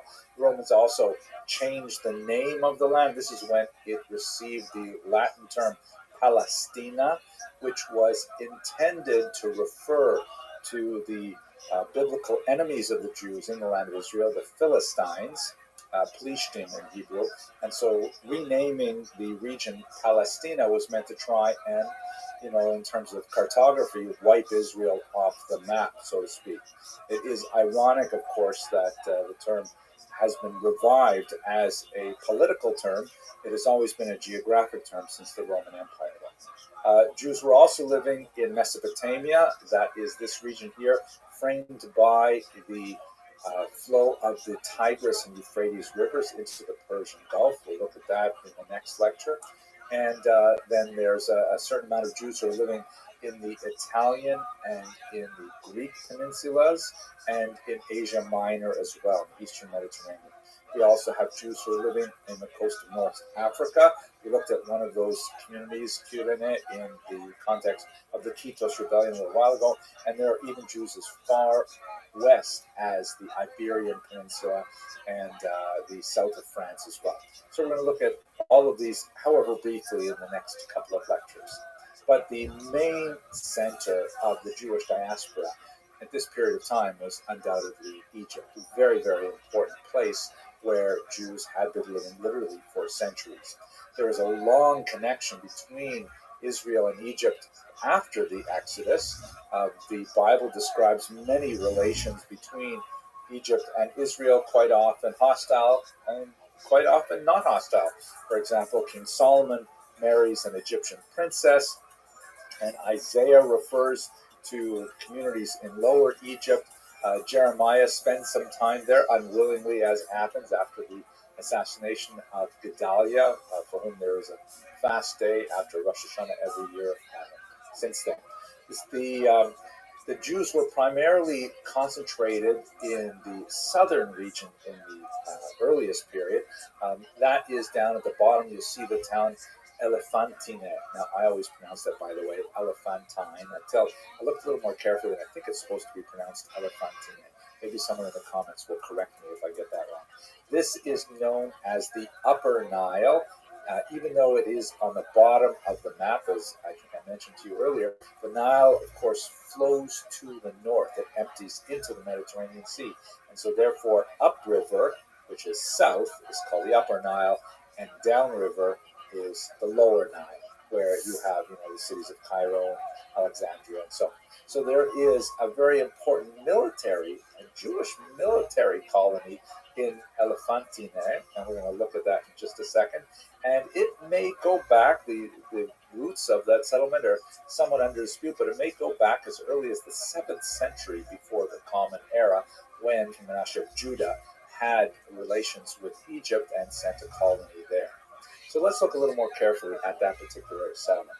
Here's a satellite view of the Nile River. You can see the green represents obviously the tremendous irrigation power of the Nile. And down at the very south, where you see that little red part, there are some cataracts, which means that the river constricts and it loses its depth, and ships moving toward the north have to find a way to unload their cargo or negotiate the rapids or put it on the land in a kind of portage situation. And so that's a really dangerous spot for any kind of transition, and that's where robbers would lie in wait and so on. Hence, it makes sense to have some kind of military outpost there. Now, we know a little bit about this community because the records were preserved in papyri and in ostraca, right? Those bits of clay shards. We know that the Jews had a temple there, and it's interesting that they would have some kind of temple because, after all, the Bible is pretty clear about prohibiting any other temples outside of Jerusalem, but there were actually 3 other temples in existence in the pre-destruction, the Second Temple period. We have one in Shechem, which is Nablus in modern terminology, and in Samaria. That would be the Samaritan temple, of course, which regular Judahite Jews would not consider, of course, valid. The Arak el Amir in Jordan, and Leontopolis, which would be in Egypt, under Chonia. He's referred to as Chonia in the Talmud, Onias IV. So what is going on in those temples is fascinating, but a little bit beyond our area of exhortation today. We have in these records some interesting records of women, for example. Here's my chance to fill in the block and check off the Kranjak test. We have one very wealthy woman who owns several homes and things like that. Her name is Mibtachia, which seems to be related to the word batach, meaning to trust, to have faith in God. She was married 3 times, first to a Jewish soldier, and then apparently to 2 type of construction engineers or maybe architects. They're called builders. Maybe there were local quarries or something in the region, not clear. Another fascinating archive refers to a man named Anania, who was a temple official, Jewish, who married an Egyptian slave named Tammuz. Tammuz is definitely not a Hebrew name. because in Hebrew the word Tamut means she will die, right? That's probably not a good name for your daughter. So the fact that he's marrying an Egyptian slave is in itself bizarre, but you also see from the documents that in fact he wasn't even completely married to her in a Jewish sense. That it was certainly does not follow any of the laws as described in the Talmud, because she was simultaneously owned by a different man, her master, someone named Meshulam, which is also a Jewish name. And he, in fact, owned their son, whose name was Pilti. If Ananya were to default in the relationship and ask for a divorce, then Meshulam, the owner of the slave woman, would get the child. The whole thing was really bizarre. Also interesting, though, again, pretty much in contradiction to Jewish law, Talmud could just start a divorce on her own, which is something that rabbinic law does not permit. Lots more to say about that. I hope to come back to it in maybe the medieval period when we look at women in Jewish law. At any rate, fascinating details about families and existence in Elephantine, and there's even some fascinating archaeological discoveries of the actual site of the temple itself. Another major center of Jewish settlement in Egypt and the early diaspora is Alexandria, which of course is a big city today. In the western part of the Nile Delta, you can see where it is here, right on the coast. The Jews of Alexandria go back centuries and centuries. In the 3rd century before the Common Era, Jews were involved in translating the Bible into Greek, making it available to the broader Mediterranean society. This had an incredibly influential role in promulgating the ideas of Judaism, and was especially influential in the early church. There's a funny story about how the Septuagint was written. According to the legend, 70 rabbis were brought in, and they were all put in 70 different rooms and given the Bible and told to translate it. And they all came out and compared what they had done, and they had all written the exact same translation. They had all essentially agreed with each other. Rabbi Hutner, who was a very important Rosh Hashiva in America, he liked to joke that you call that a miracle? That's not a miracle. If you get 70 rabbis together and you put them in one room and ask them to agree on anything, that's a miracle. By the 1st century, Jews were quite numerous in Alexandria, and they had one neighborhood which was specifically the Jewish neighborhood, and they had a second one out of 5 neighborhoods that they were populating as well. But there was a significant amount of controversy with the local Greek population. You recall that Alexander the Great had swept through the entire region and had established all kinds of new norms and new cities. Alexander, that's not a coincidence. And there are a lot of people who had privileges under the Greek regime, under Ptolemy, but when the Romans came, they were not happy with the displacement that occurred as a result of new management. Jews, on the other hand, saw it as a potential for them to increase their status and their privileges in a new society. And so Jews actually welcomed the Roman armies when they arrived in the middle of the 1st century before the Common Era. We have a fascinating description of a major upheaval against the Jews in the year 38, which some have called actually the first pogrom. This was recorded by the philosopher Philo, very important Jewish thinker of the era, who approached the Bible primarily in the Greek sense with the Septuagint. Philo was extremely important in introducing a new philosophical way to understand the Bible. He did not get that much traction in the Jewish tradition. He did not write in Hebrew, he wrote in Greek, and many of his ideas were really quite contrary to much of what the rabbis were talking about, but nevertheless extremely influential once again on the Christian tradition, not so much on the Jewish tradition. At any rate, he describes this first upheaval as the result of the tension between the Greek and the Jewish populations in the city that were exacerbated in particular when King Agrippa I, you remember him, he ruled in the middle of the 1st century for a few years, and he visited the region. Jews locally asked him he would maybe intercede with his friends in Rome on their behalf. He chose unwisely to have a kind of a gaudy parade through the town of Alexandria, and the Greek rivals of the Jews actually mounted sort of like a mock counter parade in which they openly made fun of Agrippa I, and sure enough, it eventually translated into violence against the Jews. The local procurator, who had his own issues with Rome, even though he was a Roman official, there was a change of the guard in Rome, and he was concerned about his own position, and he decided to take the side of the Greeks, and he ordered, among other things, that the Jews should be limited to one neighborhood, not to two. And the forced concentration of Jews into one of those two neighborhoods, which some would argue actually constituted the world's first ghetto, interesting idea, was also occasioned by significant anti-Jewish violence and attacks on synagogues, which was really an unusual thing for the ancient world. Synagogues were generally considered, places where you should not transgress and you should respect the various ritual worship of other groups. But this was one of those occasions where that was ignored.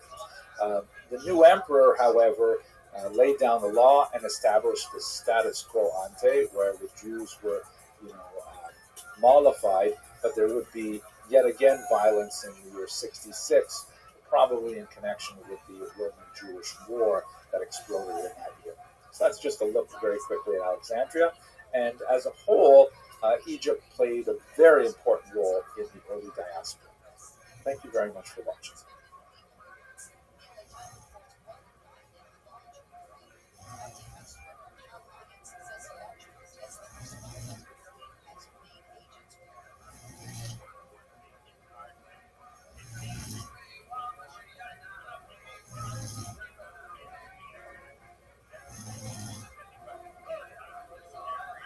So let's continue our discussion of the diaspora in antiquity by looking at Mesopotamia. And although we saw that Egypt was an incredibly important center of Jewish settlement, Babylonia is perhaps more distinguished because it is the location of the forced resettlement of Jews, which was the original home of the patriarch Abraham, but nevertheless, Jews were forced to live there in the context of the invasions of the Assyrians and the Babylonians in the 8th and the 6th centuries.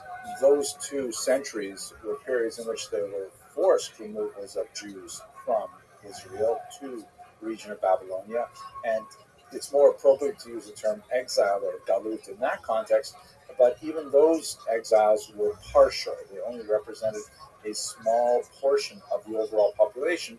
The majority of the population remained behind in Israel, impoverished, probably gender imbalanced because men may have been taken in greater numbers than women, but otherwise many Jews, the majority, still remain behind in Israel. Now here's a look at a map, and you can see where the arrow is pointing to the region of Mesopotamia. That term, as I've said before, represents the area between the rivers. That's what Mesopotamos means, between the rivers. And it's sometimes called simply Babylonia, although that's a term that obviously changes over time. Let's zoom in here to a passage from Jeremiah, in which he famously says, on the occasion of the 6th century exile to Babylonia, he says, "Thus saith the Lord of hosts," this is Jeremiah 29, verse 4, "the God of Israel, unto all the captivity whom I have caused to be carried away captive from Jerusalem unto Babylon, build ye houses and dwell in them, and plant gardens and eat the fruit of them. Take ye wives and beget sons and daughters, and take wives for your sons, and give your daughters to husbands, that they may bear sons and daughters, and multiply ye there, and be not diminished. And seek the peace of the city, whither I have caused to be carried away captive. Pray for the Lord for it, for in the peace thereof shall ye have peace." This is kind of like the mission statement of the concept of exile in the Jewish tradition. The notion that this exile, this galut, this diaspora, to use a neutral term, is something that is God ordained, and that Jews are to commit themselves to the lands in which they now live, to work to build it up with houses and vineyards and so on, to raise families there and to pray for the welfare of the government, which of course is part of the standard ritual of the synagogue to this very day. But at the same time, we should understand that this represented a huge theological, spiritual challenge for Babylonian Jewry, because up until now, although the Jews worshiped an invisible God, uh, their only conception of God was one in which God was associated with a particular place. Now they were in a foreign place. Were they somehow abandoned by their God? I know that much more modern thinking understands the concept of God as universal and as not being connected to a specific place. But in the ancient period, there's lots of indications to suggest that Jews would be worried that now perhaps their God, was not interested in taking care of them in an exile. And that's why Jeremiah's prophecy rang so famously throughout the generations as a measure of consolation for their newfound exilic condition. Now, what's going on in Babylonia in the period of antiquity that we're looking at? So, one of the most fascinating collections that we have from the period is the so-called Murashu archive. Now, this represents 730 clay tablets from the 5th century from the Bnei Murashu, which is a banking family. It's not impossible that they are Jewish, but there's no real data to prove it one or the other.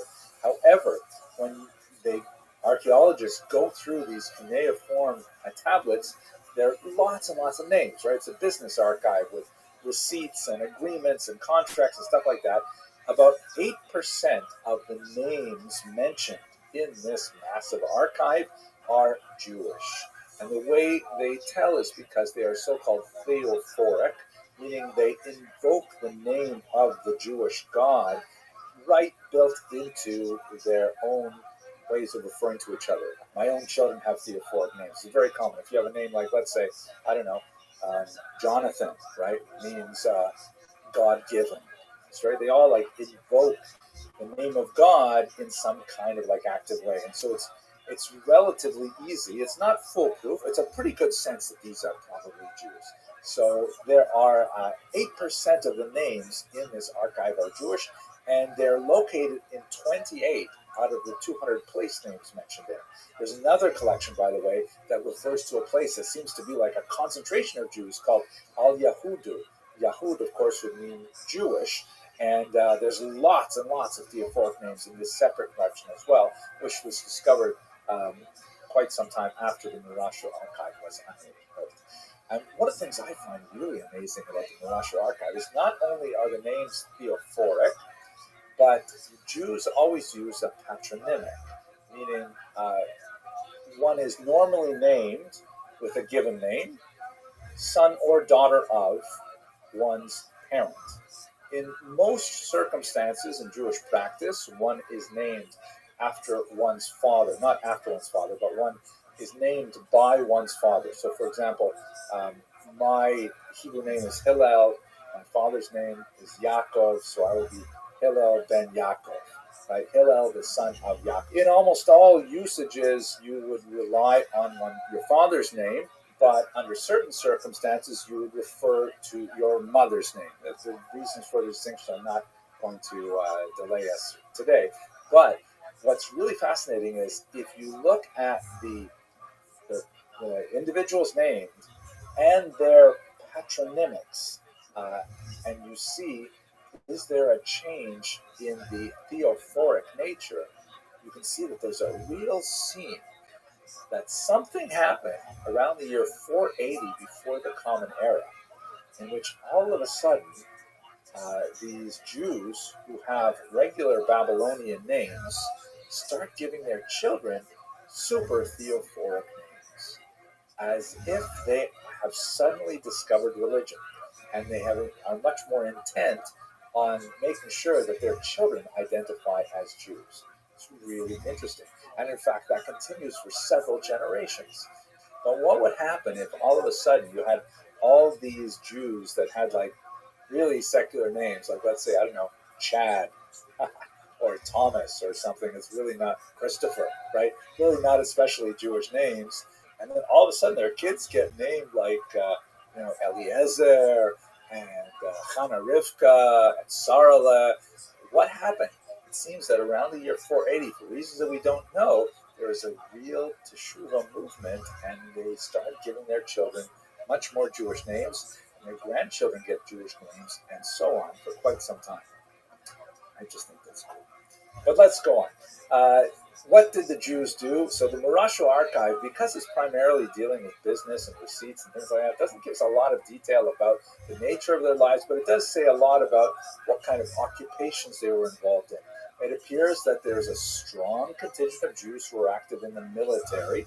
It's fascinating that in a diaspora condition, you wouldn't necessarily immediately think of that first, but we see that in Egypt. We see it also in Babylonia. Jews, of course, involved in animal husbandry, shepherding. Well, that sounds like a traditional Jewish pursuit, right? With David and Moses and so on. Jews are involved in buying and selling real estate. They're involved in government service, like they're operating businesses on behalf of the government or so on. And we even have a significant population of Jews who are actually enslaved. There is a Jewish poor. It's not, one can't imagine that the vast majority of Jews are sort of like upper middle class. No, rather they are more middle class and lower in this archive. So much stuff to talk about. I wish we had more time. So let us just conclude a little bit by thinking about the political organization of the Jews in Babylonia, because this would, unlike Egypt, ultimately become the next great center of Jewish culture. That's what we're going to be exploring in just a few weeks. There's a slow and steady growth of communities after Bar Kokhba. They move from Israel and they make their way to Mesopotamia, and this increases the population. There will be a significant amount of travel going back and forth between the major centers of Jews in Israel and in the Babylonian region. There are the so-called nechute, which refer to rabbis who leave Jerusalem to go to Babylonia and teach the rabbis in Babylonia what they're saying in Jerusalem, and sometimes they go back and forth many times. So there is an increasingly large population there. There's a significant cultural impact as well, because this is a process that started hundreds of years earlier, but Aramaic, as the state language of the region, becomes the literary lingua franca for much of the Eastern Mediterranean. And of course, it will be the language of the Talmud as well. Aramaic is, by the way, the Jews write it with Hebrew letters. Other peoples write it with different letters. And it's a Semitic language. It's not too far away from Hebrew in its grammar and structure, and even most of its vocabulary. It's probably sort of like French and Italian, or French and Spanish are close to each other as Hebrew is to Aramaic. We'll come back to that when we talk more about Babylonia. The organization of the Jews in Babylonia was quite sophisticated. They had something called the Reish Galuta, or in English, the Exilog, the head of the exile. And again, I want to postpone a major discussion of this until a little later on in this next semester, but this is basically a figure recognized by the Parthian Empire as the head of all Jews in the region, and respected by the Jews, although sometimes they get into conflict with their leadership, in particular as the academies begin to grow. They really only take off in the 3rd century, but the various great academies of study, which will ultimately produce the Talmud, often get into conflict with the Reish Galuta. Nevertheless, just like we saw with the prayer for the government, there's also a prayer for the Reish Galuta that is included in every Sabbath service in Aramaic, in contemporary synagogues as well. But you shouldn't think that it's all, sort of organized and working together effectively. We have some fascinating stories. Josephus gives a lot of details of 2 brothers from the famous city of Neharda named Ananias and Asineus, who decided to just, go off on their own and create, for about 15 years, their own kind of like robber state, which was kind of like they were warlords, and these were Jewish guys who maintained kind of like regional independence from Parthian Empire, until finally the Parthians took care of it and destroy the robber state. Fascinating kind of swashbuckling guys. More to say, but I think it would take us too far away from our topic. Okay, that's Mesopotamia. One more short lecture about diaspora coming up. Thank you for watching.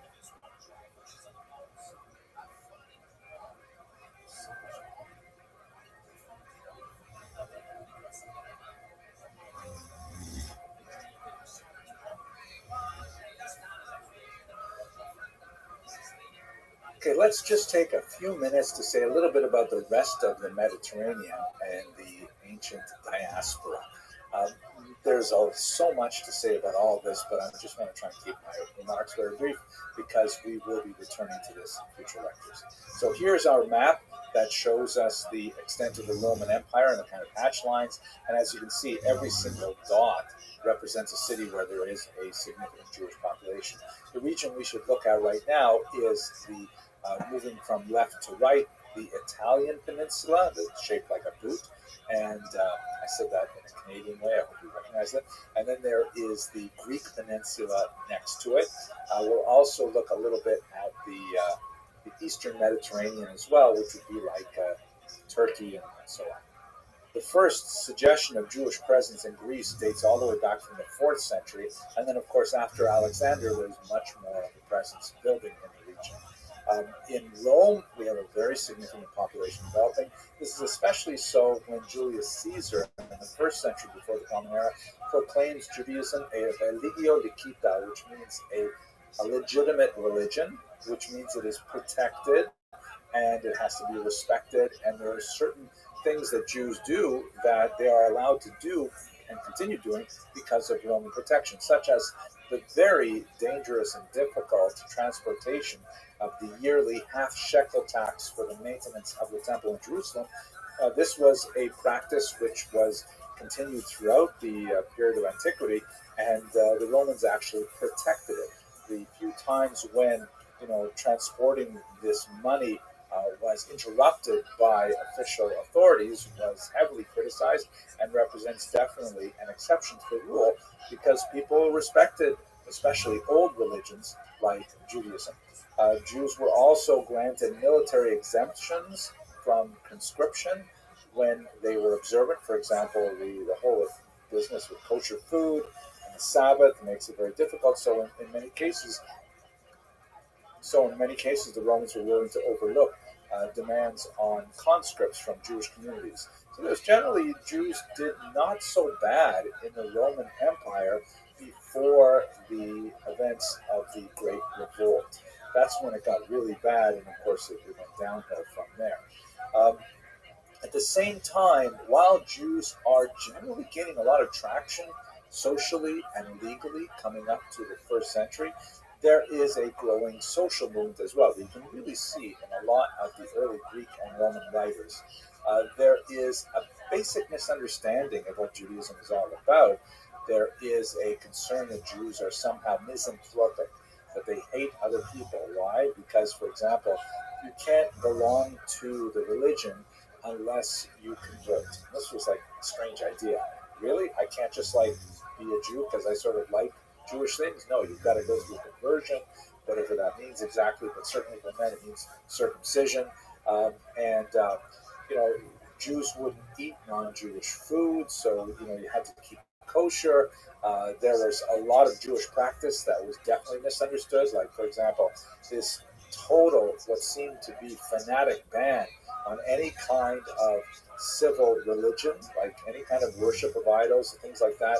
The Jews would get really upset about that, and Greeks and Romans were saying, like, what is the problem? It's so basic.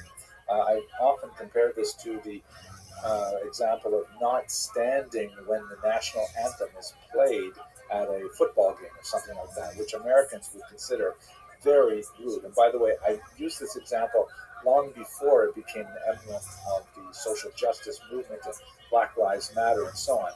But the fact that it has been used to take a knee at a football game is considered offensive to many Americans, is considered such a strong statement that still reinforces the idea of how the Jews would have been perceived if they refused to do some of the basic things that Romans did for their civic religion because they felt that it was against their core principles.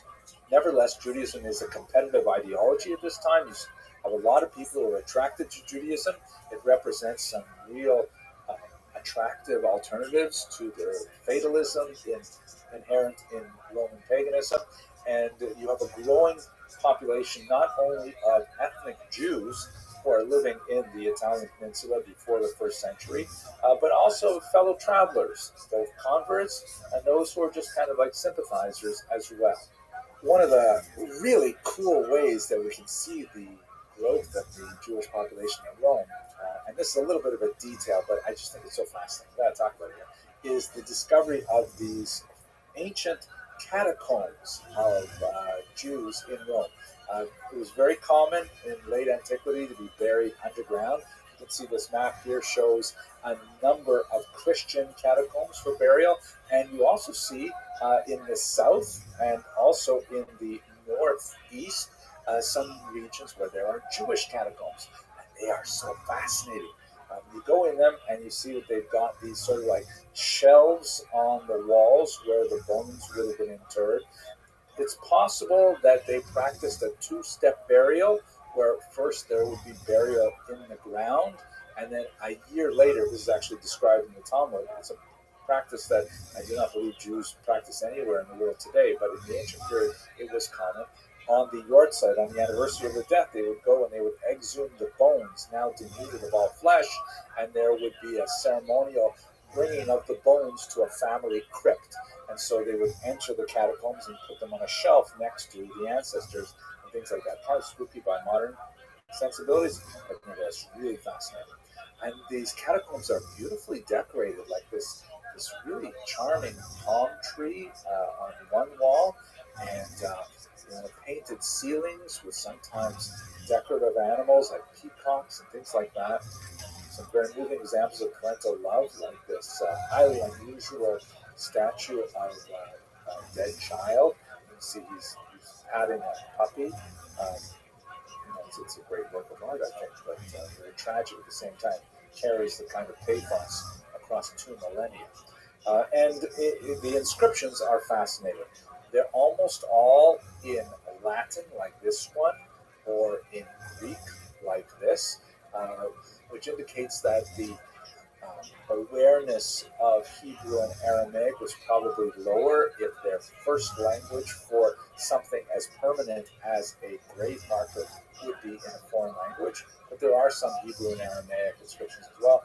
And the symbol of the menorah is very, very common.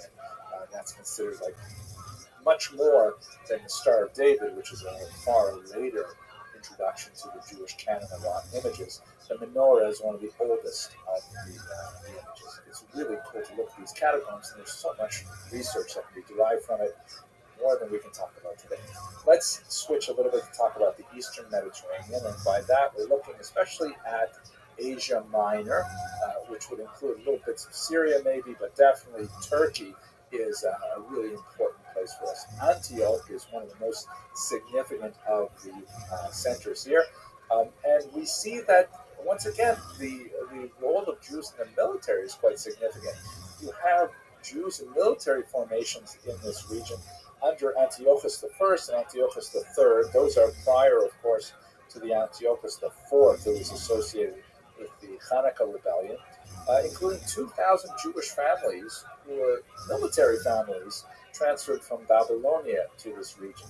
Really unusual to see that, I think. There's a strong Jewish community in Antioch in particular, but they have the same kind of communal tensions with Greeks living there as we saw in Alexandria. Throughout the region, there are the presence of synagogues even well before the year 70. And this is something we can also say about Egypt and about Mesopotamia and about the Greek and Roman lands as well. Jews did have gathering places for prayer. They were referred to with the Greek terms prosuke or synagoga, which basically means like gathering places. The term synagogue does not intrinsically have a religious context. It's actually a translation of the Hebrew term Beit Knesset, which means a house of gathering as well. Jews, even while the temple was operating, wanted to have some kind of way to express their connection to God in a similar fashion. And we have descriptions of this from Josephus and Philo and many other figures as well. Let's just take a concluding look at the Western Mediterranean. In the previous lecture, we looked at the region of Tunis, Cyrene, and a little bit at the island of Crete. Let's just go quickly to the Iberian Peninsula, all the way on the western part of the Mediterranean. And we'll speak a lot more about this region because, of course, it is the heartland of Sephardic Jewry that we have not yet introduced. Up until this point, Jews don't really recognize kind of like differences in cultural orientation. They will refer to each other with geographic locators like stupid Babylonian is actually one of the terms used in the Talmud, but they won't necessarily regard them as being of a slightly different ritual or of a slightly different, family of customs, as we will later on. But the heartland of Sephardic Jewry comes from the region of Spain. The first indication we have of any Jewish person in Spain is some evidence of a Jewess living in Adra.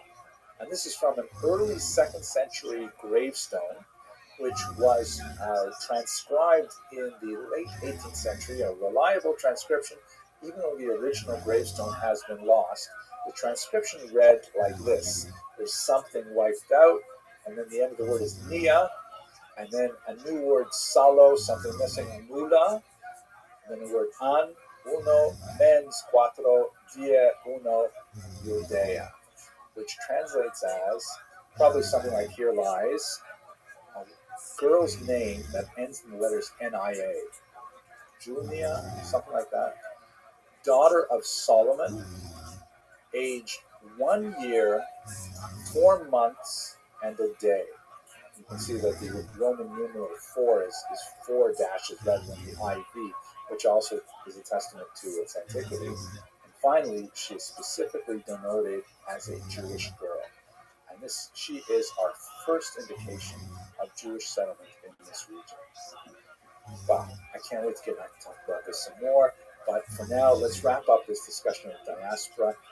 The next lecture is going to be some concluding sort of like synthetic remarks about what does antiquity mean in Jewish history and how that differs from the medieval period, which will begin right after that. Thank you very much for watching.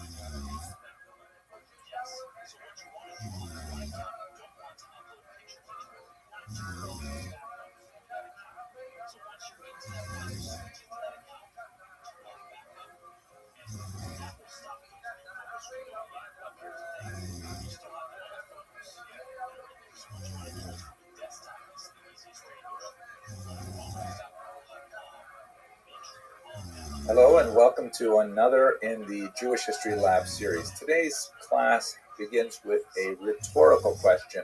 How did the Jewish people survive antiquity? I say rhetorical because, don't get excited, I really don't think I'm going to give you a complete answer by the end of this class. My goal is to try and recap the period of antiquity, which we have spent the last 15 odd weeks looking at in detail, and kind of provide a moment to breathe, to step back, to reflect on what we've covered, because it's going to change dramatically in the next 15-week semester when we go into the medieval period. So again, I'm not going to really answer how did the Jewish people survive antiquity. I certainly have a few thoughts on this, and I'll share some of them in the next video. But for the time being, consider this just a moment to reflect on what we've covered and to take a deep breath, and then we're going to go into the next adventure, which is the medieval period. So here's a beautiful photograph from Samarkand. It's actually an antique photograph from the beginning of the 20th century, and it has been colorized, so it's gorgeous. You really get a sense of life in history was actually in color, not in black and white. We're so used to these photographs. Let's begin with a quick recap. So here's our map of the Middle East. You can see I put a little marker for where Jerusalem is in the land of Israel. And we start with Abraham and Sarah's migration from the land of Ur, that would be ancient Sumeria. And most historians place this somewhere around the year 1750 before the Common Era. The challenge of working with this data, of course, is that almost everything is derived from one source. The Hebrew scriptures, Tanakh, presents a whole range of challenges, which we discussed way back at the beginning of the semester, look at the video on approaching the Bible as a historical source for some of the difficulties. At any rate, according to the narrative that we have in the biblical text, Abraham and Sarah make their way from Mesopotamia to the land of Israel. And then there's some interesting kind of side trips to Egypt that occur not only with Abraham and his descendants, but most significantly with Joseph, who ends up, the amazing story, becomes the vizier of Egypt, and then his family follows them because of famine, and the Jews end up being enslaved there for several hundred years. Note, by the way, I'm using the term Jew here anachronistically. They would not have called themselves Jews at that time. Most likely they would have called themselves maybe Ivrim or Hebrews, which comes from Ever HaNahar, from the other side of the river, meaning they originate from the other side of the river Euphrates. I have a video on the evolution of various terms, such as Hebrew, Israelite, Judean, Jewish, and so on, and I tend to sort of elide them all and call everybody Jewish. Sorry if that irritates you, but away with it. The next bit of event, of course, in the Bible is the Exodus, which occurs sometime around the year 1300 before the Common Era, resulting in a settlement of Jews in the land of Israel. And this is where we begin to slowly get more and more archaeological evidence, such as the Merneptah stele, which refers to Jews in Israel, or that is, refers to Israel in this region at about this time. When you move forward from the Torah itself, the first 5 books of Moses, into the early prophets, we see in the period of Judges, there's discussion of kind of like a tribal organization of governance in the land of Israel, and then that culminates and described in the book of Samuel in the appointment of Saul as the first king of what would become a united monarchy. This is the golden age, followed by David and Solomon, where you have really the period when the nascent experiment in Jewish sovereignty in this land expands significantly, both in terms of territory, in terms of influence, and so on. Unfortunately, after Solomon, it descends into civil war, and the region is divided. The northern region is called Israel, and the southern region is called Judah, as shown in this map. Then if we move forward a few centuries, we get to the Assyrian invasion, when Israel, the northern kingdom, is attacked, and a good portion of its population is shipped off in a population transfer, which is something common in the 8th century. This is the origin of the 10 lost tribes, which is a little bit of a misnomer because lots of people were left behind in the region. Many of them migrated south and blended with the population of Judah as well, but nevertheless a significant population was taken off into the north. There is then another invasion which reaches the southern kingdom of Judah and destroys the temple that was built there in Jerusalem and exiles once again a significant portion of the population, especially the elites, off to Babylonia. This occurred in the early 6th century. This exile, however, is fairly short-lived because a few decades later, Cyrus, leader of the Persian Empire, grants religious freedom to the Jews and many other peoples in his kingdom, and the Jews return to the land of Israel and reestablish the temple there. This refers to the Second Commonwealth, that is the second resurgence of some level of Jewish sovereignty in the land of Israel. It's not a complete sovereignty. They're still really part of the Persian Empire, but nevertheless, Jews are in their land and governing themselves. When the Greeks come in the 4th century, the Jews are overwhelmed by them and overwhelmed more significantly by Greek culture, Hellenism, and this sparks a dramatic revolution in the year 165 called the Hanukkah Rebellion, when the Jews throw off the dominance, the political dominance, and ultimately the spiritual, cultural dominance of the Greek Empire that was then based in Syria, the Seleucids, and they reestablish a Jewish kingdom under the Maccabees, also known as the Hasmoneans or Hashmonaim in Hebrew. The Greek culture, however, keeps exerting its influence, and even though the Jews have established some sovereignty, they are not free from the cultural influence of Hellenism, and they ultimately will continue along that path. Romans invade in the year 63, not a really good word to use. I should have changed that because they don't exactly invade. They're kind of invited in because of dispute between the Maccabean kings. But with the Roman advance into Israel, then you have the gradual and sporadic limitation of Jewish rule. Basically, what the Romans do is they allow the Jews, like they did with many other peoples they conquered, to have a level of self-government, and the power of the kingdoms in now what is called Judea varied depending on how adept the Jewish king was at negotiating the corridors of Roman power. Herod, for example, was one of the most powerful Jewish kings. He happened to be very successful at this, and he had a very long rule in the 1st century BCE, tremendous amount of public works and building and so on, but at the same time, he was an incredible tyrant, murdered much of his own family, and so on. The Jews will rebel in the 1st century of the Common Era, a major rebellion that goes badly for them, and the Second Temple is destroyed in the year 70. Although we refer to the Roman exile from the year 70, again, it's a little bit of a misnomer. A significant number of Jews were taken off into slavery and so on, but by no means was the region depopulated. There was, however, a second rebellion under Bar Kokhba about 70-odd years later, and this resulted in a much more devastating Roman reaction, and the central region of Judea itself, as opposed to the coastal region and the Galilee, was more significantly depopulated than before. So that's basically the period that we're going to use to describe antiquity. Note, however, that this is not necessarily the same term that secular scholars use for Western civilization. They tend to stretch the period of antiquity out until the 400s with the fall of Rome. But this is when we start to see really major changes happening in the Jewish population. So let us just recall the tremendous challenges that these developments imposed on the Jewish people. First of all, the loss of sovereignty, right? I mean, that's something that can basically knock out just about any people. The fact that they lost the control of their land multiple times.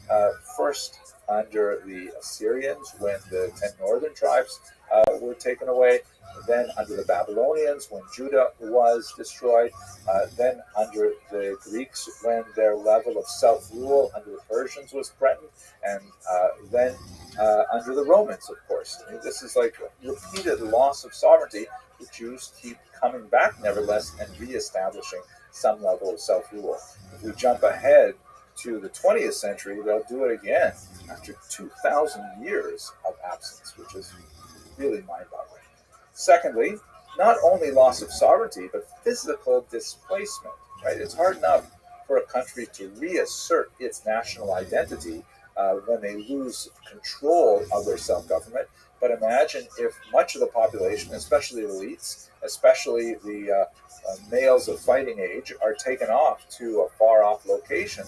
You know, if they're not living within the contiguous borders of one territory, how do they reestablish themselves, especially in the ancient period when communication and transportation is nothing like what we would see in the modern era? Third, full-on court press of other powerful dominant cultures. The Assyrians, the Babylonians, the Persians, oh my gosh, the Greeks. Incredible differences in the way that these people saw the world around them, you know, and the idea that Jews could somehow maintain their cultural independence with a highly distinct form of worship and ethics and literature. You know, these are tremendous stresses placed on the Jewish people during the period of antiquity. Repeated defeats in war, tremendously devastating and discouragement to see you like standing up and getting knocked down again and again and again. The Bar Kokhba revolt, the First Roman Jewish War, the Kitos Rebellion, over and over again. The Jews are not succeeding, with the exception of the Maccabean revolt. They are simply not doing well for the last 200-300 years of their existence in the period of antiquity. Finally, we certainly cannot discount the spiritual crisis that must have ensued when so much of what they considered rock solid was not so, such as, for example, the temple rituals that were so central to classical Judaism that the offering of sacrifices at the temple as a way of communicating with God, of expiating sin, of receiving forgiveness, with the destruction of the temple twice and the displacement of people to another land, how are they able to maintain a sense of balance and a sense of purpose, a sense of meaning, and a sense of integrity to keep themselves on the straight and narrow and to reincorporate themselves as a nation throughout all of these phenomenal challenges to their existence? It is really mind-boggling. So as I said earlier, I'm not going to provide answers why. I may give some hints as to what I think in the next class that I'm about to report, but let us simply leave for now with the questions, with the moment to reflect, and realize that we are now moving into a new period of Jewish existence, because the dominant population is no longer demographically centered in Israel. It is going to slowly shift to the diaspora, to places like Mesopotamia, which has a phenomenal renaissance and a period of the creation of the Talmud. Also in Egypt, the Italian peninsula, and so on, will see huge surges in Jewish population. And Jews begin to kind of rethink what it means to be Jewish outside of Israel over the course of the next few centuries. So that's what we're going to be looking at next, the medieval period. And we'll see that somehow the Jews managed with phenomenal vitality to maintain their distinct existence over so many centuries despite so many challenges. Thank you very much for watching.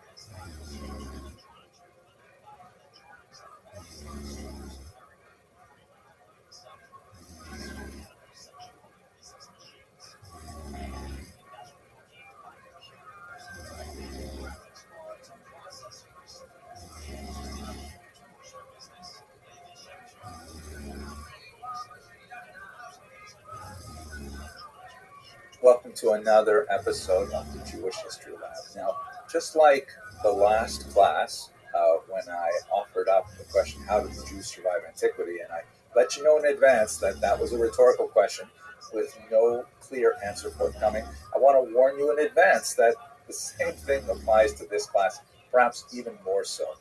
I have some thoughts on the question of what is the meaning of Jewish history, and I will give you some sense of where I'm coming from towards the end of this video. But please don't think that by watching the next few minutes you'll get this and you'll be able to impress all your friends and relatives at the Passover Seder and things like that. For those of you who are Douglas Adams fans, Hitchhiker's Guide to the Galaxy, 42 is in fact the answer to everything, including this question, but that's not the sense that I'm using it here. You may ask a very obvious question. Wait a second, why are we only talking about the meaning of Jewish history in video number 42? I mean, are you serious? This should be video number 1, or maybe video number 2. How is it possible that we've gone through the entire ancient period and we haven't gotten to this particular subject? So you would be absolutely right in asking that question. Ideally, I would like to talk about these theoretical things right from the very beginning, but most people, when they approach Jewish history, they just want to know, could you please tell me the story already? Please tell me what happened. I don't really want to get into big theoretical thinking about what it all signifies. And so I have reserved this particular topic to our first kind of reflection moment, the seam between the ancient period and the medieval period. And this is the right place for us to start talking about theory. Now that we have absorbed some of the history we're talking about, I think it's a good time to reflect on, well, what does it all mean? Again, I'm not going to give you the answer at the end of this particular class, but I hope to at least pose some of the major questions related to the overall question. We're going to start by looking at some of the questions raised by a great historian, Professor Moshe Rossman, shown here, just recently won the Rothschild Prize, fantastic scholar at Bar-Ilan University.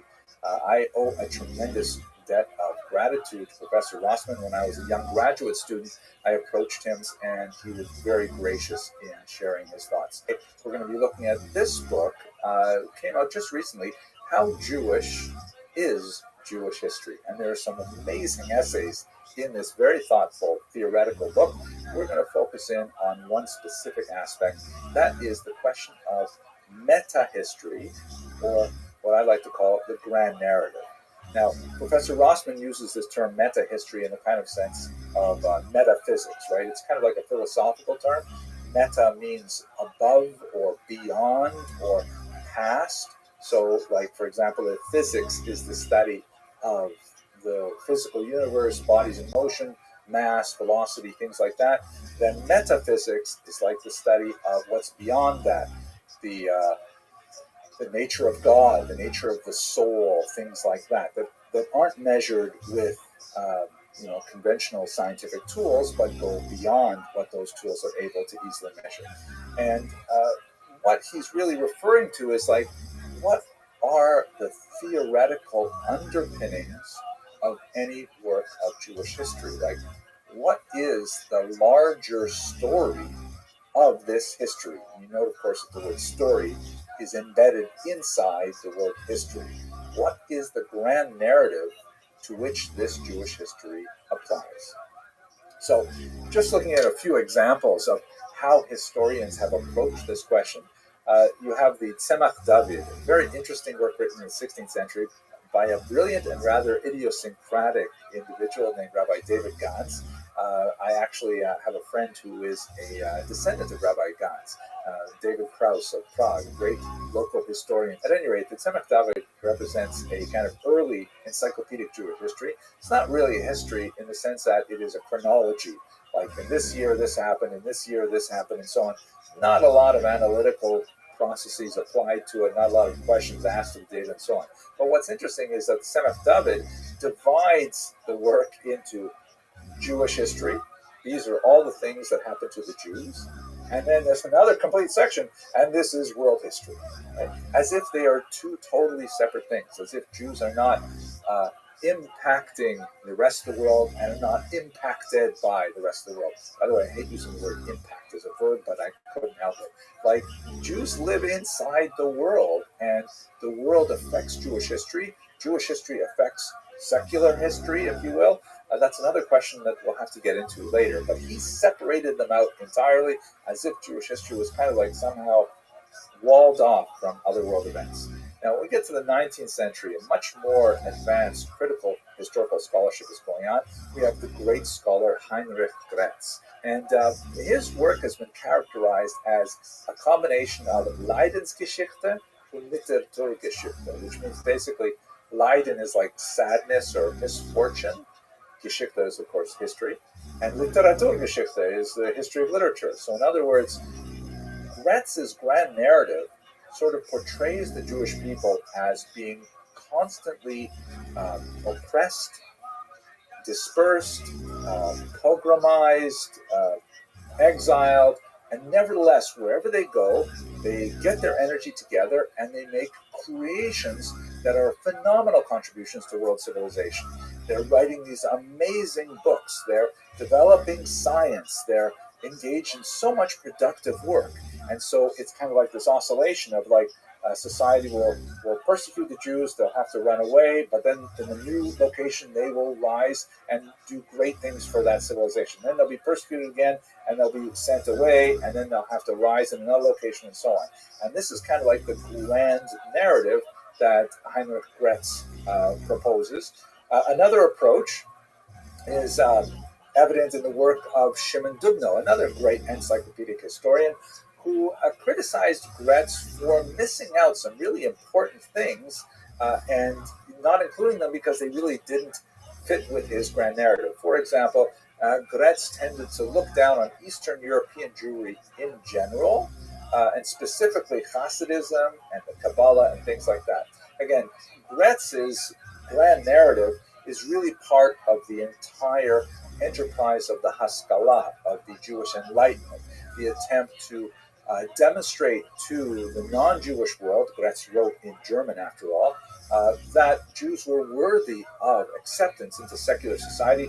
Look at how unfortunately and how unjustly they have been persecuted, and nevertheless look at all the great things they have produced. So anything that doesn't quite fit that model is either consciously or unconsciously ignored by Gretz, and this is part of the challenges with a grand narrative approach. So, for example, when you look at the Hasidic movement, which represents in many ways not a rationalist approach to Judaism, not an attempt to, come to terms with general society, but rather more of an insular, inward-looking approach.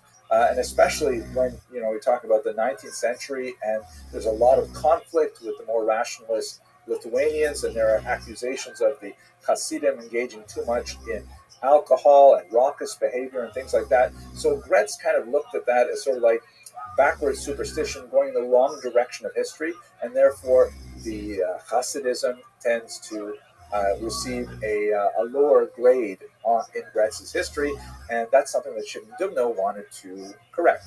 He was much more in favor of looking at what were the people creating of themselves, and Hasidism is, of course, very much a popular movement that came from the general average Jew more than anything else. Shimon Dubno was very much enamored of a philosophy which came to be associated very closely with him, called diaspora nationalism, in which he said, it's really about what the people are developing on their own. And what have the people developed?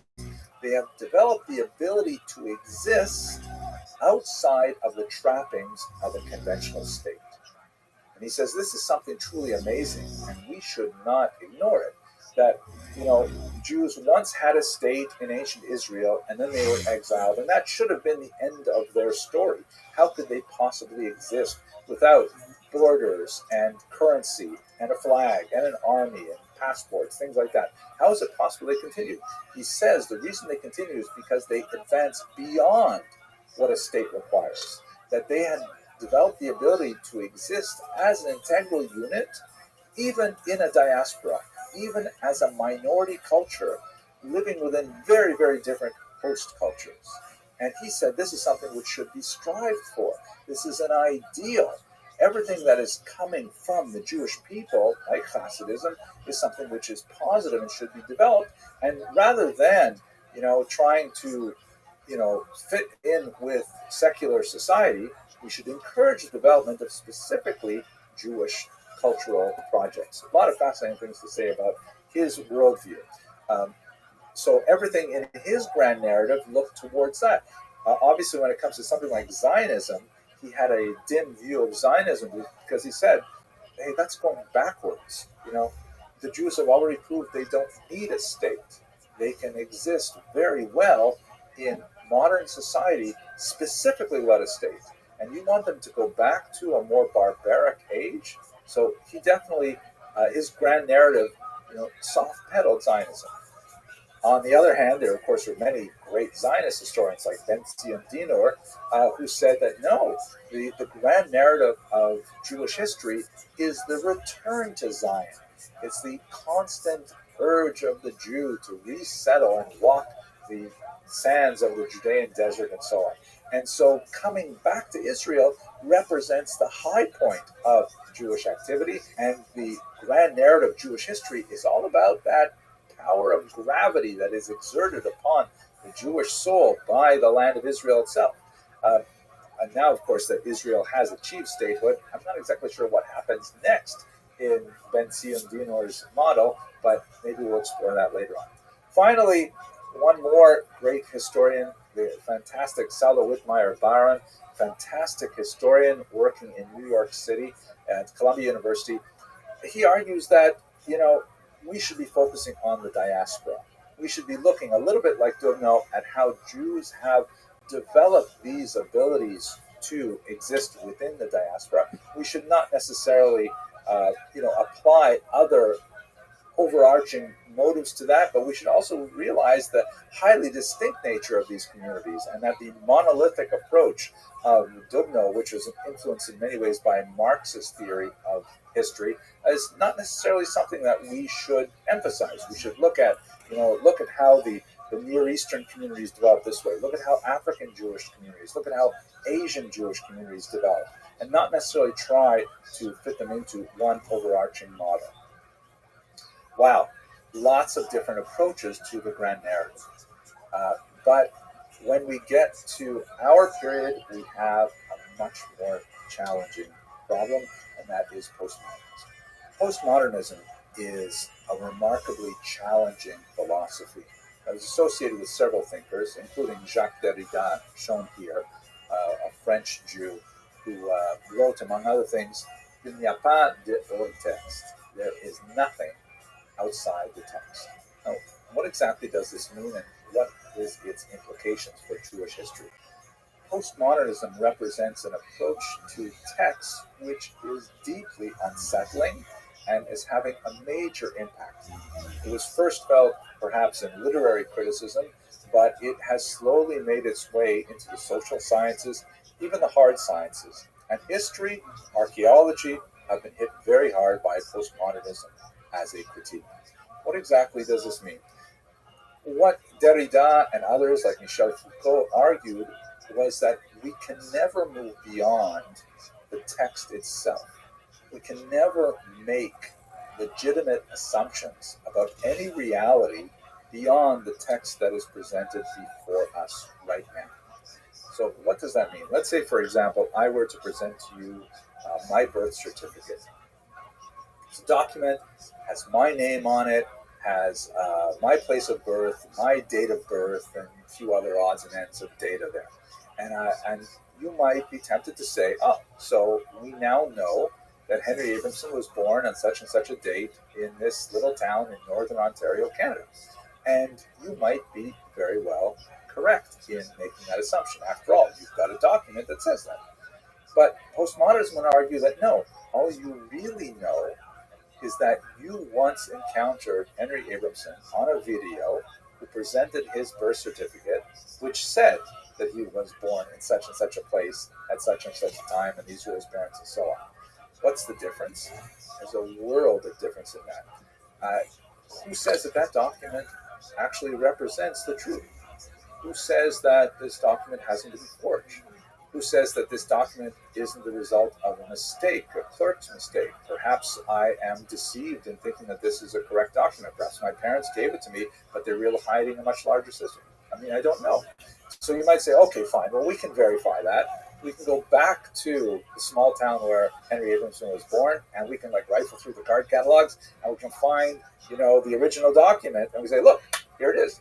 Same thing. All you can say is that here's a document that says the same things as that other document. So now you have two documents, but there's possibility that both of them are wrong. And this becomes even more complex when you look at something like narrative. Like a government document is a pretty straightforward thing. It's either mistakenly written down or not. But let's say, for example, you find a memoir. How do you know that the person who wrote that memoir actually wrote that memoir? And how do you know that the things that the memoir claims to remember actually happened? All you have, fundamentally, is this text that purports to be what someone says he or she remembered at a particular time. You can never go back to what actually happened. You are stuck in the text itself. And this is deeply unsettling, because if we cannot make any kind of generalizations about reality beyond the texts and documents and archaeological finds that we discover, how do we make history of this? So Derrida famously once said, "Je suis le dernier juif." I am the last Jew. And like many of these cryptic things that postmodernists tend to say, it's not exactly clear what he meant by it, but it appears that he may be referring to the idea that,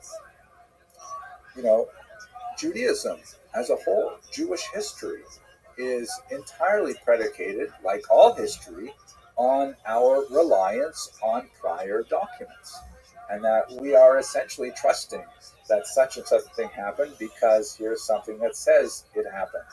And we can never go beyond the documents logically to say what actually happened. In the words of Pomeranka, "Bias eigentlich gewesen war." What actually happened? We can never know what actually happened.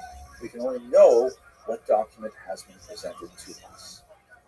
So This upends everything, you know, like when we find the Tel Dan Stele that has the phrase Beit David on it, House of David. Does that mean there really was a House of David? Does it really mean, even if we can like use carbon dating to say this stone was planted in the ground at this particular time or was carved at this particular time, is it referring to the David we're talking about? Is it referring to the same David of the Bible? You know, everything is up in the air because of postmodernism. So what have historians done to respond to it? In my generation, when I was going through graduate school, we were already feeling the advanced winds of postmodernism, and the tendency among scholars, which has only increased over the last few decades, is that historians tighten the focus. If you can't write about a large period of history, because every single document you encounter never really represents what is beyond it, you only have the document itself. So therefore, one way to compensate is to have lots of documents and lots of testimonies that focus on one problem. So, for example, rather than trying to write the history of revolutionary France, write the history of one particular person living in revolutionary France in a few years, and gather all the documents you can, focusing on that one person's biography, and hopefully with multiple points of contact, you can say something useful about how this person experienced that revolution, and you can't say anything else about how a woman would have experienced it, or a king, or a traveler, or a Jew, or a black man. None of those experiences are recorded because you focus so narrowly on one small part. But on the other hand, we only have a finite lifetime. How can we possibly examine all those sources to do the same thing for a larger focus? I mean, it just gets to be such a nightmare to try and figure out, is it possible to write anything larger? Any survey history? Is it even possible? So here's a black and white photograph of me that really doesn't have to be here, but I sort of like it. It's such a beautiful photograph. It speaks to who I imagine myself as a historian. Like, this is what I look like as a historian. And so, since we have so many other beautiful photographs, I want to stick this one in. I have to give credit to Marco Dashev, who is this amazing photographer who reached out to me to do a shoot because he's putting together a book. And I'm very proud to be included in his subjects.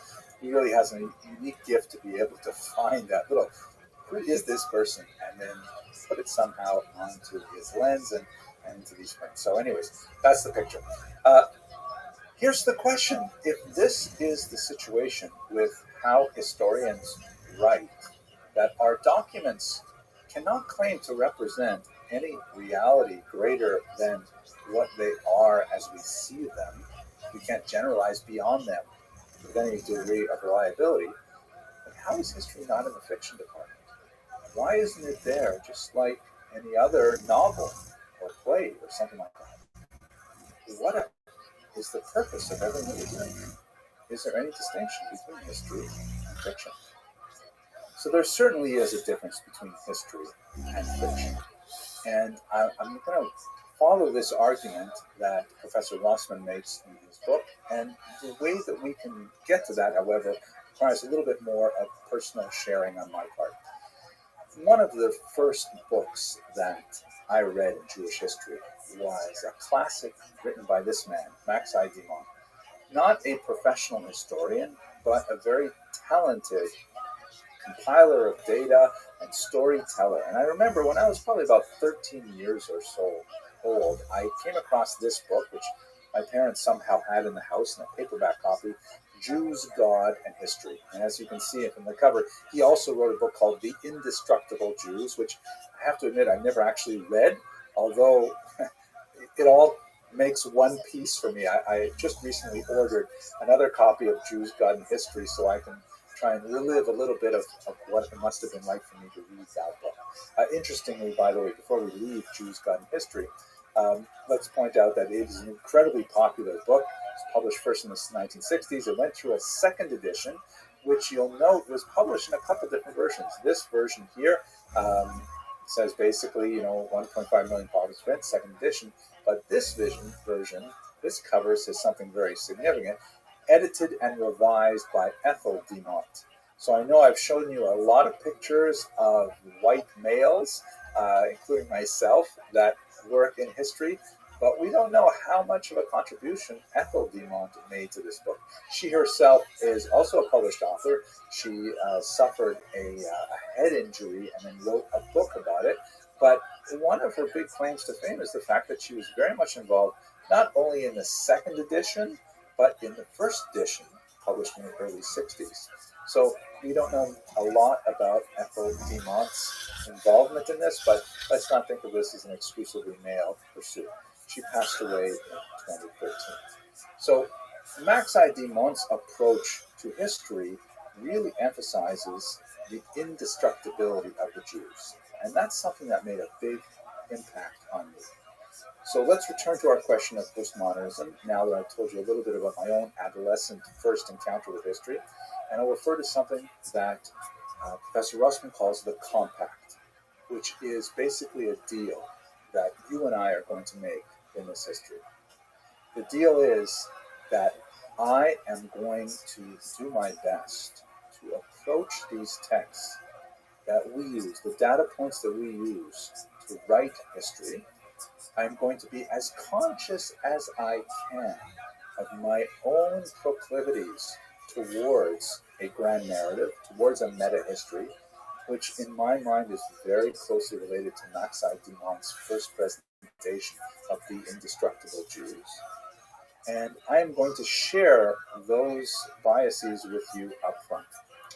When I am troubled by a source, I'll try and let you know about that. I'll try and avoid, overarching and huge generalizations in my history, which may make it not quite as dramatic as some other historians can portray it, including perhaps Max I. Demont. But nevertheless, I'm going to treat you with a level of respect to say, I'm not totally sure about what I'm saying here, but it seems to say this. And you, on the other hand, for your part of the compact, you're going to read and listen, and you're going to critically analyze and subject my presentation to the same level of academic rigor that I hope to hold myself to. When you respond in the comments or in emails or whatever, I hope you will continue to be respectful and understand that I am just a human being trying hard to present this material as best as I see it within the parameters of my own personal weaknesses as a scholar and as a human being. I hope you won't hold me to any kind of, religious yardstick, whether I'm too orthodox or whether I'm not orthodox enough or not Christian enough or not Muslim enough or whatever, not secular enough. I'm just who I am, working with the data the same way you are. That's the difference between history and fiction. In fiction, you're like tossing out a whole story, and this is like, I'm making this all up. And I can make it up any way I want, and I don't care what you think.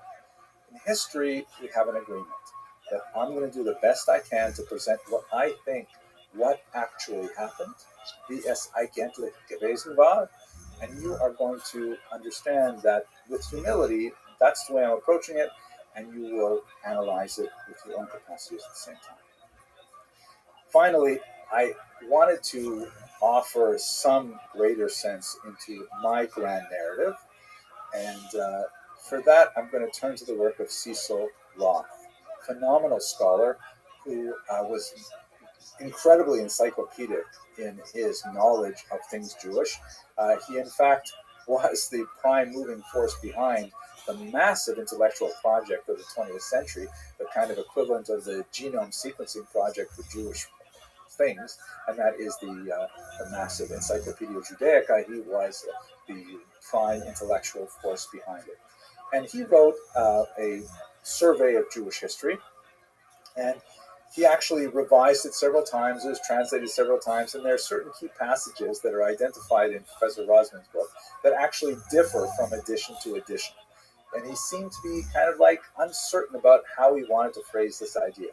But here's a version of his conclusion to that survey as he put it in the 1950s. He said, "The preservation of the Jew was certainly not casual. Time after time in his history," note, of course, that it's It's not gender-neutral language, but there you go, 1950s. Time after time in his history, moreover, he has been saved from disaster in a manner which cannot be described excepting as providential. Providential is, of course, a word which Hebrew speakers know as hashgacha pratit, or as divine supervision, meaning like divine involvement in the survival of the Jew. Dr. Roth goes on, the author, speaking of himself in the third person, something which I really like doing, especially on Twitter, the author has deliberately attempted to write this work in a secular spirit. He does not think that his readers can fail to see in it, on every page, a higher immanence. So in other words, what Dr. Roth was saying was that he's going to use the tools of secular reasoning. He's going to use the kind of Western, university-based critical skills that were trained in him by his instructors at the great colleges of Europe. And that's how he's going to analyze Jewish history. Not with some other kind of ideological monitor, not some kind of purity gauge or something like that.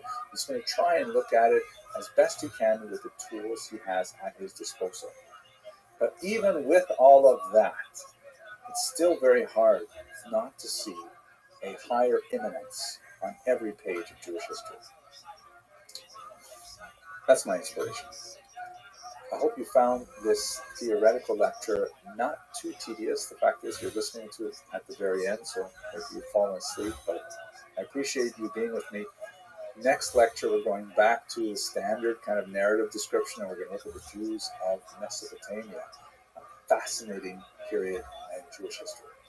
Thank you very much for watching.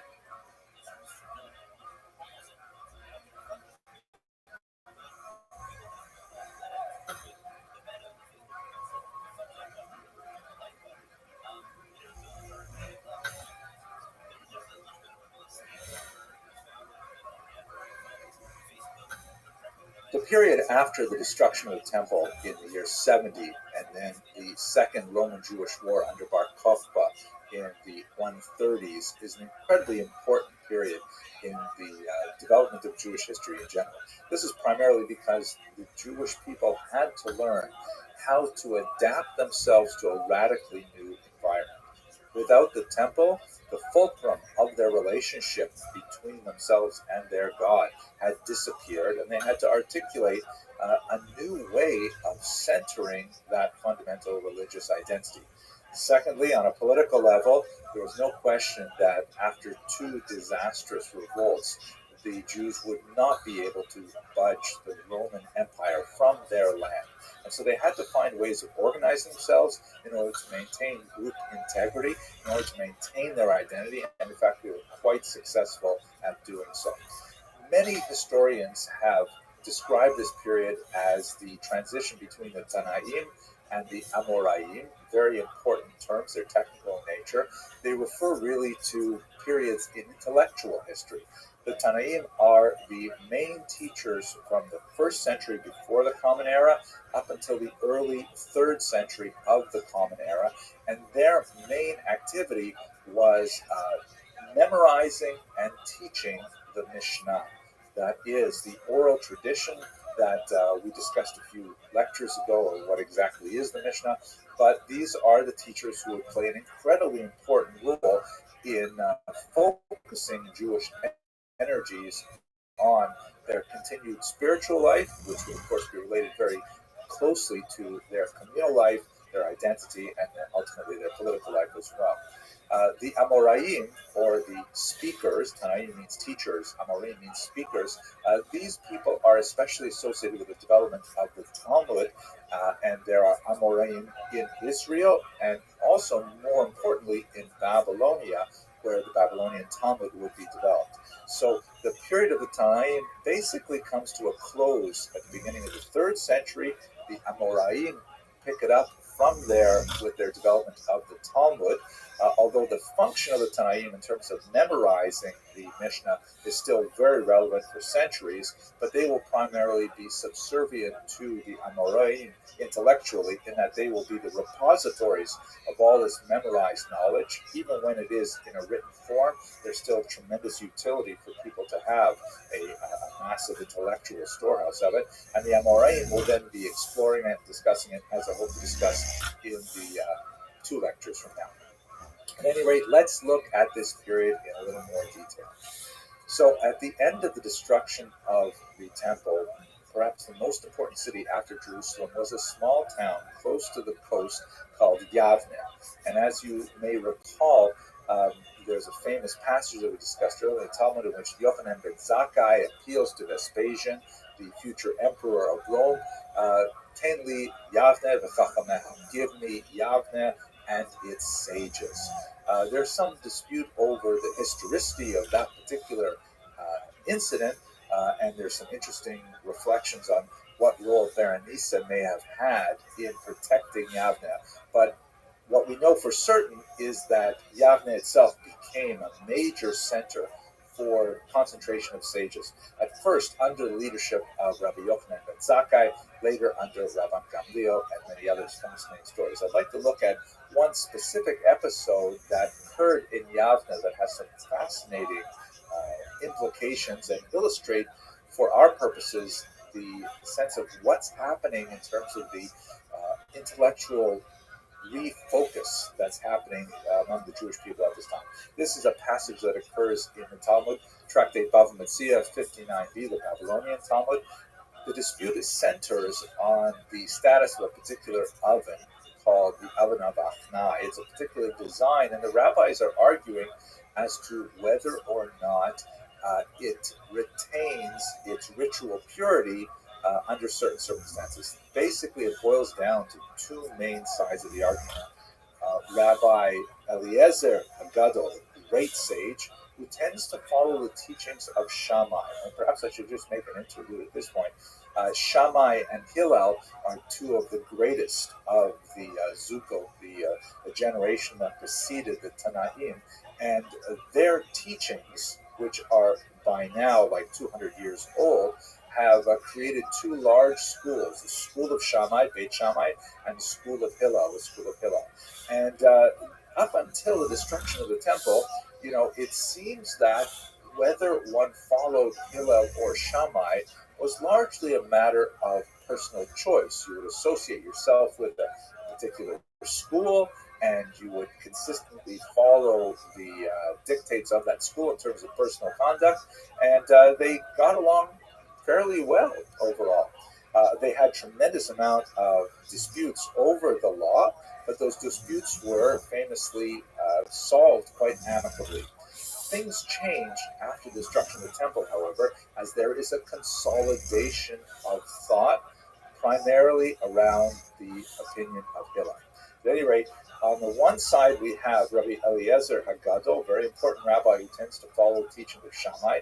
And on the other side, the growing consensus, the majority vote, is following Hillel's opinion regarding how to deal with this oven. That is the house of Hillel. They're agreeing with Beit Hillel. Hillel has passed away quite for a long time now.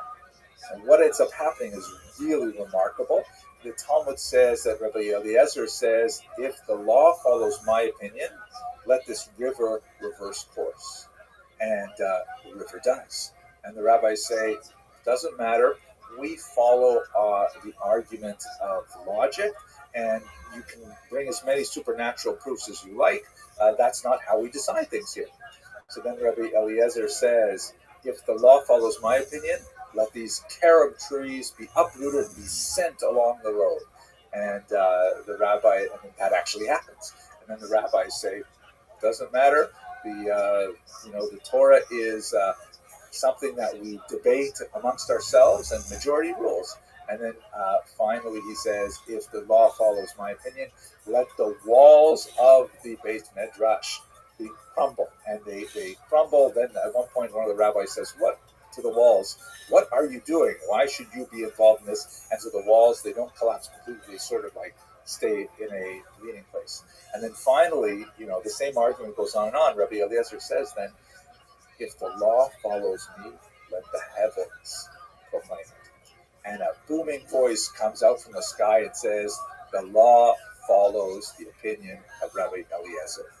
And this looks like a slam dunk, right? You've got all these supernatural phenomena supporting Rabbi Eliezer, but the rabbis say, you can bring as many proofs as you want, but lo bashamayim, the law is not in heaven.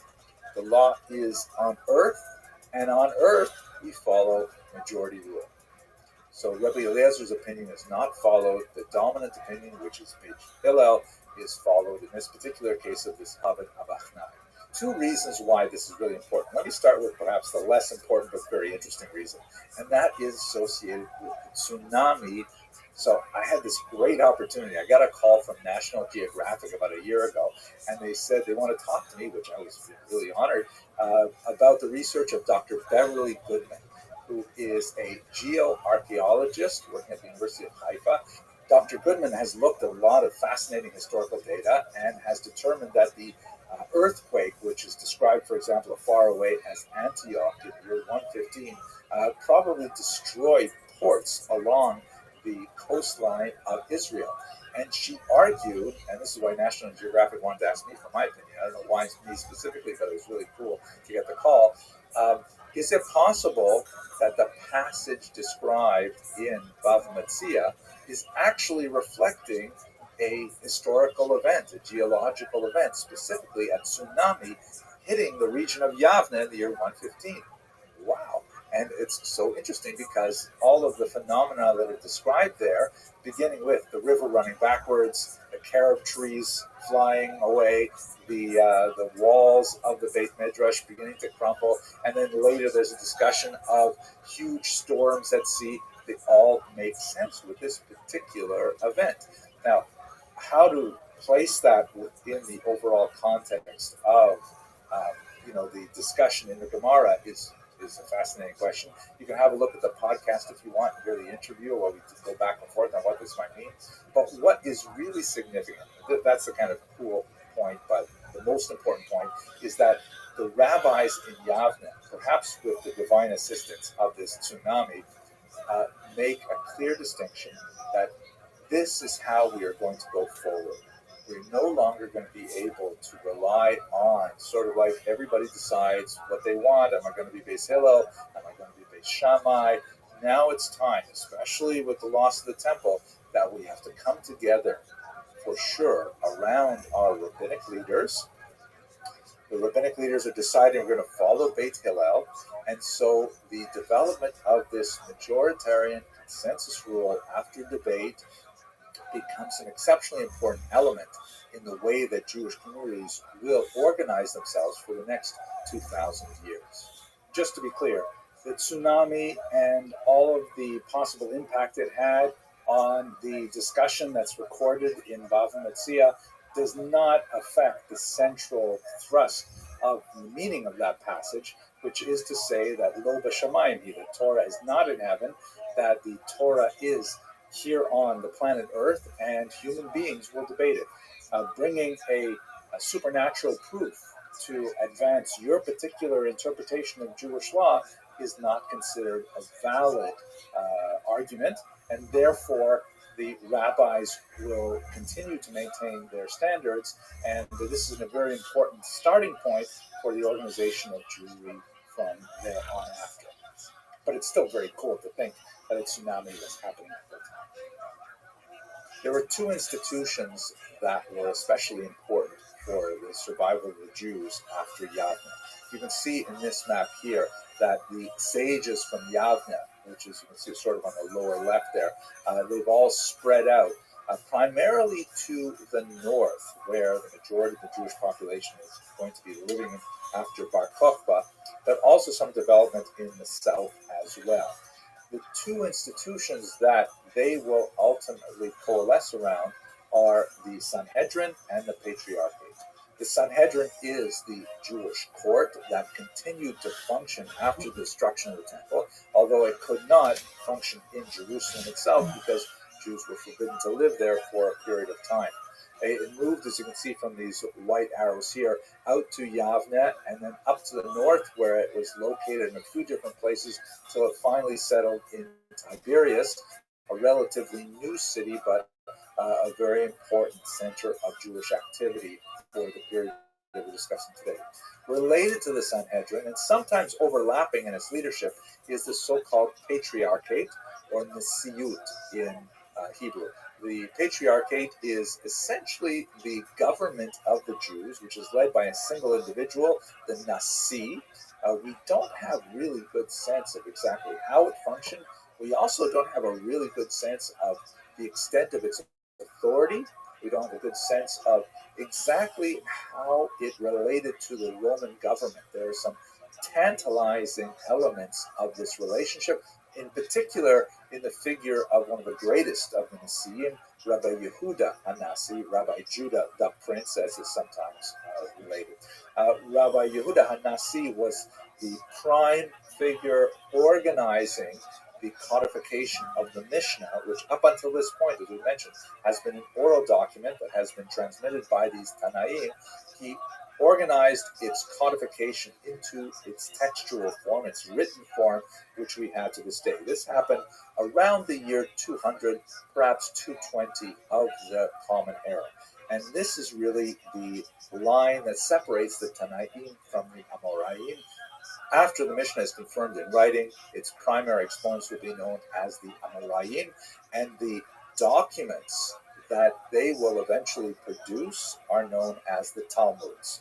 One of them was produced in Israel, actually primarily in the northern region, to a certain degree in the coast, although it tends to be called the Yerushalmi or Jerusalem Talmud, sometimes the Palestinian Talmud. Both of those terms are kind of inaccurate or misleading in one way or another, but there is a Talmud created first in Israel, and then a later one, much larger one, in Babylonia, which will be the subject of the next two lectures. One of the challenges of studying this period is that we are essentially locked into rabbinic documents. To a certain degree, we have some Roman government documents, we have some church historians, but most of our really juicy sources are rabbinic in nature. And so the rabbis are primarily not interested in giving us history. They want to tell us about law, about religion, about faith, about philosophy. Those are the things that are, the primary energies of the rabbis at this time. We do have some chronologists, like the Seder Olam, which is the Order of the World, one of the earliest chronologies compiled by the rabbis. We also have Megillat Ta'anit. We have a few ancient sources, but they're not really histories. They are kind of like, on this date this happened, on this date this happened, without really analyzing and fleshing out why things happened and so on.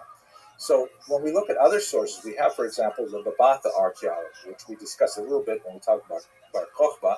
This is the archive of some 30 documents, primarily personal legal documents that were collected by a woman who was hiding with the Bar Kokhba rebels in the Cave of Letters. And what we can see from her archive is that while it's hard to generalize from one woman, we have another source, also a woman that comes from around this time as well. It seems that Jews were not hesitant to use non-Jewish courts, which suggests some limitation of the rabbi's authority. Obviously, they frowned on the abandonment of Jewish courts for Roman courts, or in this case, Nabatean and other courts. So perhaps there's a whole existence of Jews who are simply doing their own thing, following the dominant authority, which in this case would be the Romans, instead of listening to the rabbis. This would not be surprising. We just don't know the extent of it. We also have to realize that the Jews have a very problematic relationship with the Romans. On the one hand, heavily resenting the Romans for the depredation in their society, and on the other hand, the Romans, who have by this time, by the way, established 2 legions in Israel, which is a remarkably large number of people, about 10,000 soldiers, and they are cash heavy, meaning that they get paid in coin, and so they're extremely important for the local economy. They are resented by the population. The rabbinical sources give us a lot of descriptions of the abuse of the population by the Romans, but on the other hand, they're really essential to the economic realities of Israel. The Romans, as we shall discuss in a later lecture, are also extending certain privileges to certain classes of Jews. Makes a very big difference, and they're building roads, they're doing all kinds of infrastructure things that are useful for them as soldiers, but also useful for the economy as a whole. So there's a complex dynamic going on here that we don't know a lot about. We also get the sense, however, that even though we don't know for sure how extensive the authority of the rabbis are, there's no question that they have a phenomenal pull, that Judaism is a very competitive ideology at this time. Just for one example, have a look at Helena of Adiabene, who was a queen of this small kingdom you can see out here on the upper Tigris River. And Josephus tells us a lot about it. She also appears in the Talmud as Hilmi Hamalka, that is Helene the queen. And she actually converts with her sons to Judaism, and she makes several trips to Jerusalem. She's known for her tremendous generosity. She gives to a lot of charity, and she chooses to be buried in Israel with this magnificent tomb. It was for a long time associated with someone else until they realized it was, in fact, Helena's tomb. Her sarcophagus was retrieved and is on display in the Israel Museum. So the thought that a very important, powerful political woman like Helena of Adiabene would convert to Judaism is just a sense of how, even during these very difficult times in the first century and onward, Judaism is still quite appealing to the outside population. Okay, I'm going to leave it here. Let's go on in the next lecture to look at the development of the Babylonian Center in particular. Thank you very much for watching.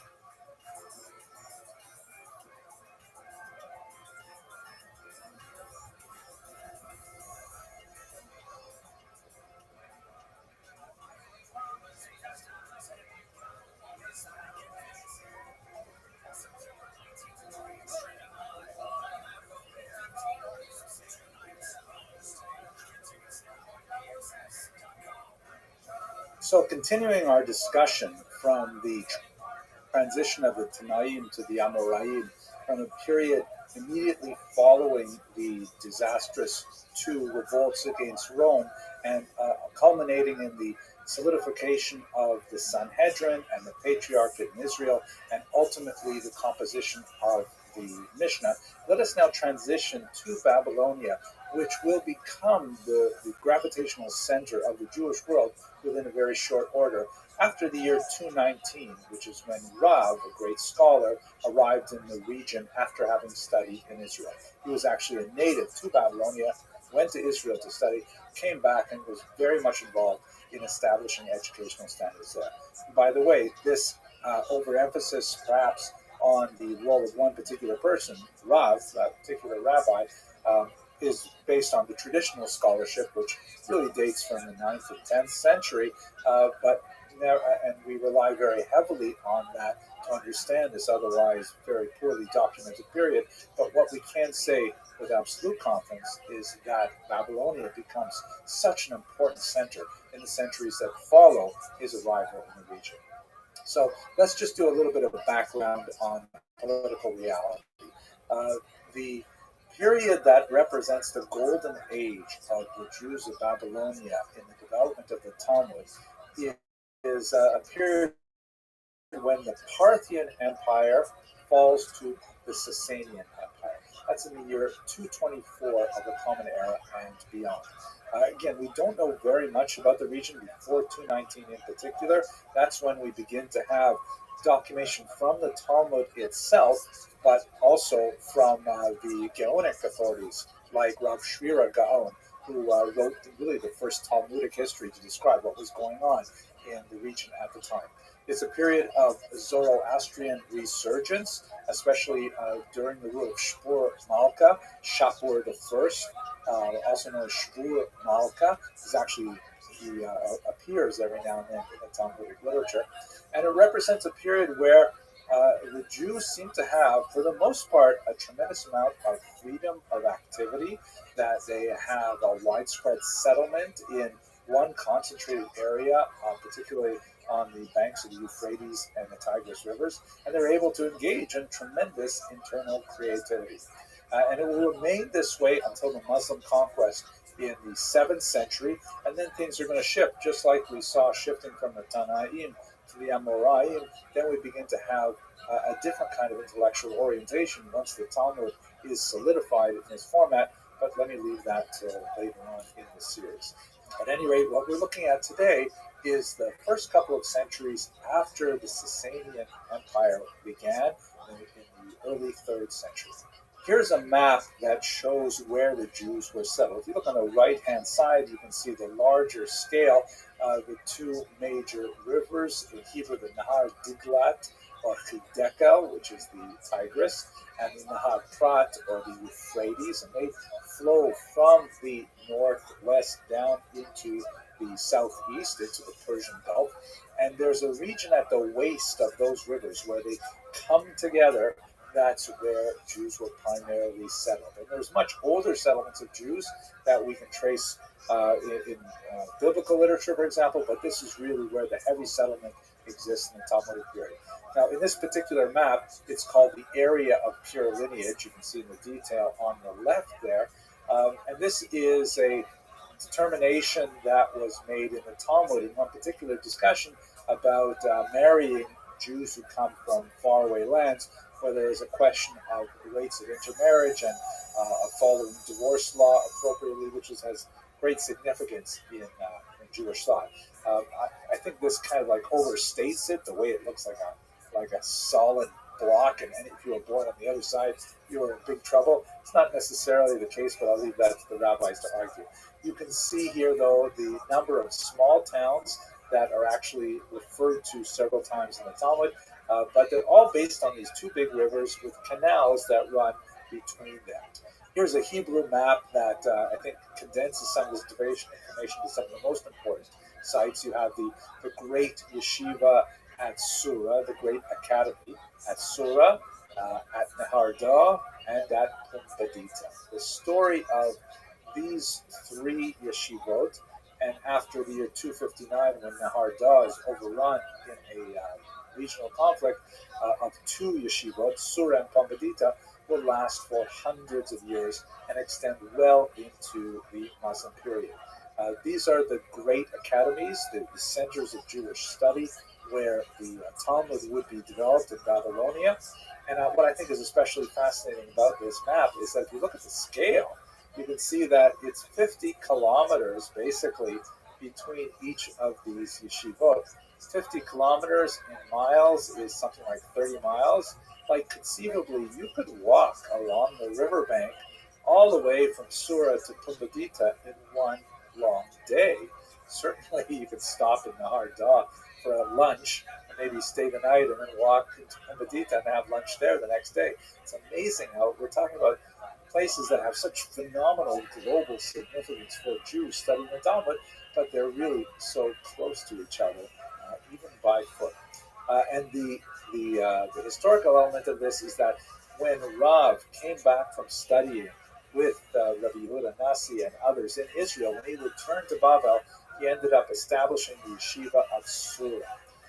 His colleague Shmuel went to Nehardah, and later the yeshiva moved to Pumbedita, and that's how we have these major institutions. There are many, many others as well, but these are, let's say, the three really big early yeshivot established in the region. A lot more to say about what exactly was a yeshiva. We tend to think of contemporary yeshivot and fold them backwards in time to what they must have looked like then.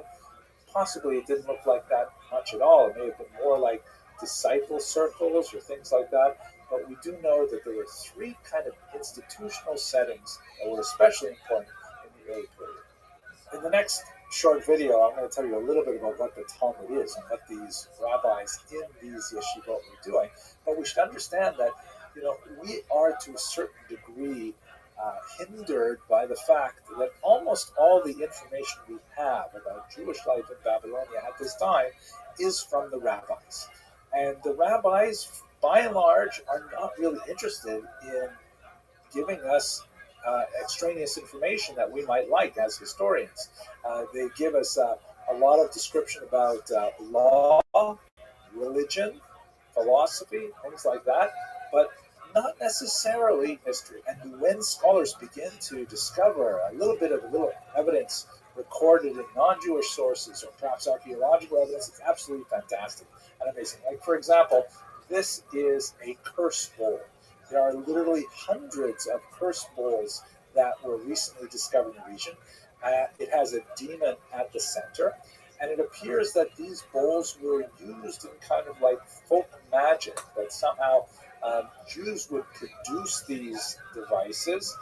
It seems that they may have been, broken apart as a form of affecting a kind of a curse or something on one's enemies, things like that. But what's fascinating is that a lot of the personal names that are listed here are clearly not Jewish names, but local Babylonian names. So it may be that Jews were, they had cornered the market in curse bowls and they were selling them to everybody there. We don't know for sure. But it's fascinating to see little bits of what culture must have been like outside of the yeshiva, for which we have all kinds of data. We know, again, primarily from the Talmudic sources, that there was a form of organization of the kind of self-government of the Jews in Babylonia at this time. It's not entirely clear how effective that government was. We know that it did enjoy some recognition from the legal power, meaning there was the Jews did have some kind of self-government, which did have official standing to some degree or another with the royal kingdom. It was led by someone called the Exilarch, or in Aramaic, the Reish Galuta, the head of the exile, probably modeled on the patriarchate in Israel. Just like Rabbi Yehuda Nasi was a descendant of King David and had that unique leadership role, so too the Exilarch was reputed to be from this line of King David and so on. There is a significant amount of doubt among scholars as to when the Exilarchate actually began. We sort of lose track of reliable data in the Parthian period, but certainly in the Sasanian period you have the Reish Galuta, they're named, they interact with rabbis in the Talmud and so on. There's also a lot of people who are active in the area, and we only catch glimpses of them because our main lens is through the rabbinic view of the world. So we've already talked about Bruria as one of the exceptional women of the Talmud because she was so learned. We also have, however, a few other women that occur, like Yalta, who was a very learned and opinionated woman. She is associated with medicine as well, so it could be that she was representative of women who had some healing professions outside of what might have been normally considered a women's domain. We really don't know for detail. And we have some really touching portraits of women, like, for example, the otherwise unnamed mother of Abaye, who wasn't actually his mother because his mother died in childbirth. He was an orphan raised by an uncle, but the woman who was his stepmother, who cared for him, he always referred to her as Ima. And on many occasions, Abaye, the great rabbi, very important rabbi in the Talmud, one of the most important, will refer to teachings of his own mother and say, Amra li ain, my mother said to me, indicating that he had a high regard for her as a person and as a person of knowledge.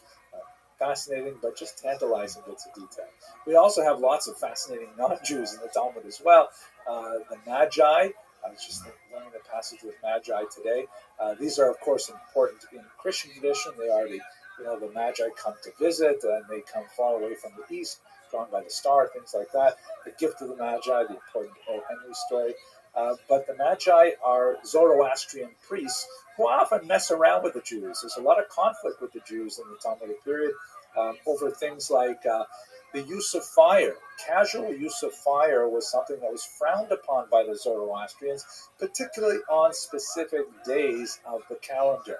The Mishnah in Shabbos, for example, which is read every Friday night in the Ashkenazic ritual, refers to Jews who put out their candles on Friday night because they are afraid of the Magi. That's not the term used there, but if you see the commentary, you see that's exactly what they're talking about. So also because the Magi regard the fire as having tremendous sanctity, and it was like a purifying force.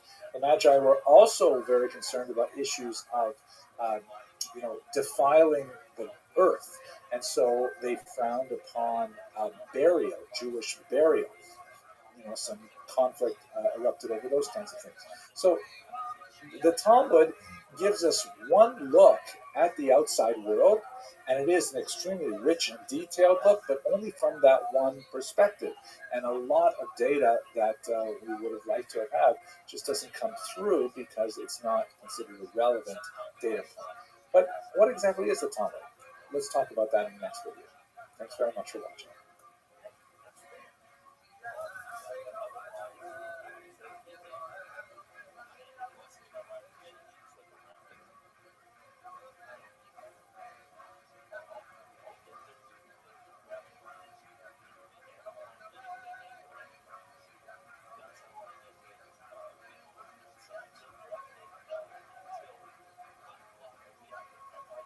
Okay, I've only given myself a few minutes to describe what the Talmud is, and that's a crazy, impossible task. It is such a strange and unusual and amazing and wonderful document that to just try to scrunch it down into a few minutes is going to be a very challenging idea. But nevertheless, I think I have a couple of ideas, and let me share them with you. First of all, let's look at something a little more prosaic. What exactly is, let's say, the structure of the Talmud and its purpose?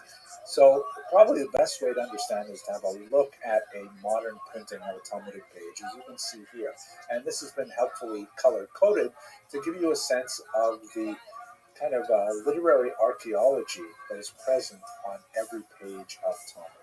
The first section that you have to look at is this sort of coral color, the pink color, and that is the Mishnah. Now, we had a whole class several weeks ago about what the Mishnah was, and so I'm not going to summarize all of that class here, but the Talmud is really a commentary on the Mishnah. And just like the Mishnah is sort of like a law code, I mean, it is a little more organized, and it has general subjects like this whole order deals with the Jewish calendar and Jewish holidays, and this whole order deals with damages and things like that. So it has some structure to it, but it's not the same as a law book either. It has some very wild differences. The Talmud is essentially a commentary on the Mishnah. Immediately following the Mishnah, you will have a discussion that will include literally tens, maybe hundreds of speakers, primarily rabbis, but also, as we saw, occasionally you'll see a non-Jew make a statement or a woman be involved in a story, and this is what makes it really strange. It's it's highly arcane in its language. It's very coded, and it takes a lot of training to be able to decipher it. There's no punctuation in the standard printings, and you have to break up the sentences appropriately. You have to understand whether something is a question or a statement or a rebuttal or a sarcastic comment or a hyperbolic comment. It's very hard to try and work out the language, but nevertheless, it's something that would have been committed to memory, that scholars would have actually memorized page after page of Talmud. And it's essentially like a long transcript of a discussion that took its starting point in the Mishnah. Meaning, if the Mishnah is talking about, in this particular case, it has to be talking about when one recites the Shema prayer, then it'll start discussing, when one recites the Shema prayer. But as conversations go, they tend to go from point to point to point, from tangent to tangent to tangent, which is something that is delightful about conversation. We enjoy the unpredictability of communicating with our peers in this manner, and the Talmud essentially follows that and enshrines a kind of literary stream of consciousness in this document. And it is amazing. It requires tremendous concentration and focus to make the leaps of logic and imagination that's required. It follows discussion, but it provides incredibly satisfying results. That's what happens in the Mishnah. The Talmud, which by the way is also known as the Gemara.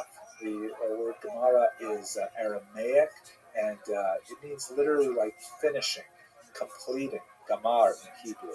The term Talmud and Gemara are sometimes interchanged, possibly because of the fear of church interference in the text, which happened in the 13th century and onward, meaning referring to Talmud as opposed to referring to Gemara to try and avoid the ire of the enemies of this particular text. But it can go on for pages and pages. It's much, much longer than the Mishnah. One Mishnah, like a paragraph length of Mishnah, may result in 15, 20 pages of discussion that follows. So that's really what's going on. The conversation discussing the Mishnah by the Amoraim, occasionally bringing in other Mishnahs, other passages in Talmud, other statements from people, other logical arguments that be brought into this particular discussion. It's worthy of note, by the way, that the Talmud, even though I'm showing you the first page, it has no real beginning. It's often compared to an ocean. They say the sea of Talmud, and just like, you can't say the sea has a particular source, that it all comes from one place. It's just there, and then you have to enter the sea at some shoreline. Some places might be, nice, easy places to get into the water, like, let's say, the second chapter of Bava Metzia, which deals with lost and found. That's like a nice sandy beach, South Florida kind of style. And other places are like these rocky fjords with, water crashing and, like trying to jump into the middle of, Menachos or something like that with sacrificial law and things like that. It's very, very hard. But nevertheless, everyone kind of approaches it and has to learn to swim right away. It's brilliant and amazing. I'm already talking more than I hope to. Embracing the text, to use the remarkable metaphor of Rabbi Shevkin, is on the right here Rashi, which is a commentator from the 11th century. God willing, we'll speak more about him as we go on in this course, and his descendants and other students, the Tosafot from the 12th to 15th century. And they're essentially all concentrating on the central area of the text. And I'm not going to label it here, but there are many other commentators surrounding them on the page, which is the prime real estate. Many, many more in other books beyond this particular page. But this gives you a sense of like what the document is all about. The structure is here. The function of it is basically to explicate the Mishnah, because the Mishnah itself demands further elaboration. I mentioned earlier Rabbi Shevkin, and I have to give a shout out because he runs an amazing website called 1840.org, and they have really amazing discussions there on all kinds of big Jewish ideas, and I love listening to it. He recently had a podcast with Professor Chaim Saiman, Shamir, who is an expert in Jewish thought. He wrote a great book called Halacha, and I heard on this episode something that just made so much sense. I'm going to share it with you now as sort of why the Talmud is so important. So Chaim Saiman introduces the audience of the podcast to the work of Robert M. Cover, a lawyer who published an extremely influential article in 1982 called Nomos and Narrative. And in this article, he basically used the Talmud as a starting point. Now, what exactly is nomos and narrative? Nomos is the Greek word meaning law, and narrative is kind of like the story behind the law. And in fact, that's what happens in the Talmud. There's lots of like dense legal, sometimes pikeim discussion of tiny little details, sometimes theoretically details that can't possibly actually happen in real life. and then interspersed with, a big excursus on the meaning of life, the purpose of the world, the nature of the afterlife, the philosophy, recipes, the behavior of a cat, all kinds of things are popular sayings. They seem to be thrown in there, and some commentators have felt that it's kind of random. It is hardly random. It's highly intentional. And what Professor Cover wants to say is that in order for a legal system to work, and the Talmud is at its foundation a legal system, it's called by some the Constitution of Judaism. Big Constitution, you can't hold it and carry it in your pocket unless it's on a phone or something like that. The Talmud mixes nomos, law, with narrative, with the story behind the law. And this is really important because if a society, argues Professor Clover, if a society simply lays down rules without explaining to society why those rules exist, without providing the narrative behind them, then ultimately that's a type of tyranny. The rules are arbitrary. They could be made up any way you want. On the other hand, when you support the rules with the narrative, as I've often found even in my administrative capacity at the college, people understand and can accept a no to their request if they understand the why behind it. That's essentially what the Talmud is doing. The Talmud kind of wanders between big discussions of nomos related issues to discussions of narrative related issues. And it forms a somewhat complex and sophisticated whole, bringing together nomos and narrative at once. I strongly urge you to have a look at that podcast on the Talmud. I'll put it in the source notes below the video. So that's really what's going on in the Talmud and its content. Now, I have written a lot more about the Talmud. I have many other videos on the Talmud on this site as well. I am very much involved in actually producing a daily video on the Talmud. It's studied in a format called Daf Yomi, which means a folio a day, 2 sides of 1 page per day. And this is a program used by thousands of people around the world today, perhaps hundreds of thousands even, called Daf Yomi, and it takes 7.5 years to complete the entire Talmud. So I'm in the middle of this big project to produce 2,711 little history videos that go with every page of the Talmud. I invite you to have a look.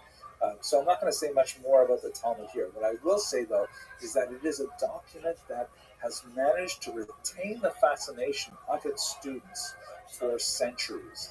It is absolutely engaging and refreshing and sometimes frustrating, sometimes enervating, but always energizing. And it is the document around much of Judaism has revolved for the last 1,500 years or so.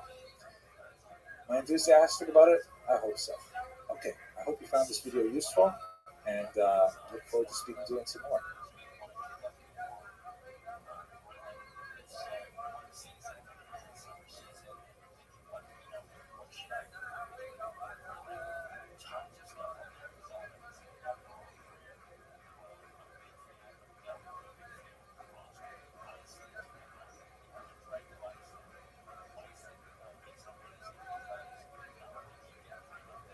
Looking at the period from the 3rd through the 7th century, I think it's useful for us to go through a little bit of political history to try to understand the remarkable changes that were taking place in the Eastern Mediterranean at the time. And there's 3 really big cities involved: Rome, Constantinople, and Mecca.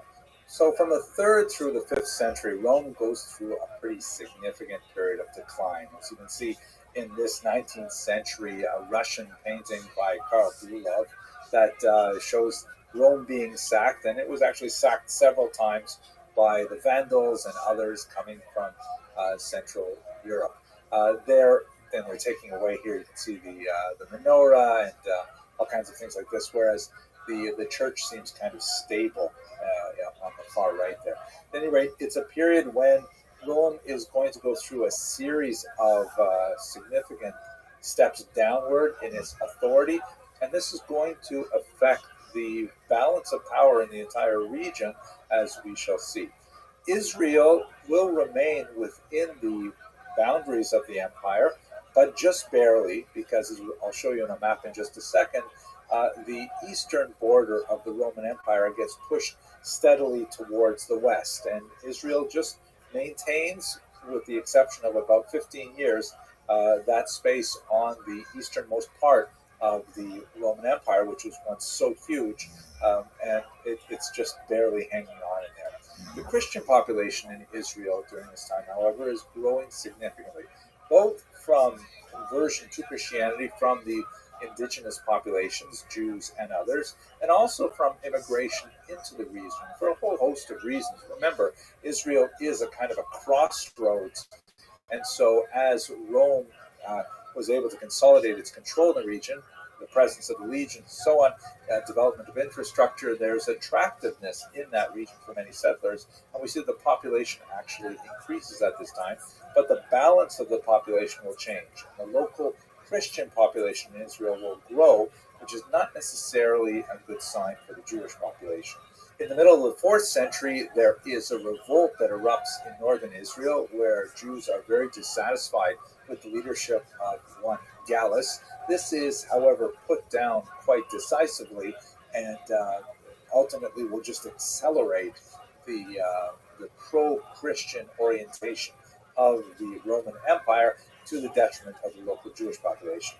There is a moment of respite shortly thereafter when the Emperor Julian, known in some quarters as Julian the Apostate, tries to make some kind of connection with the Jews in Israel and in the diaspora by promising to rebuild the temple in Jerusalem.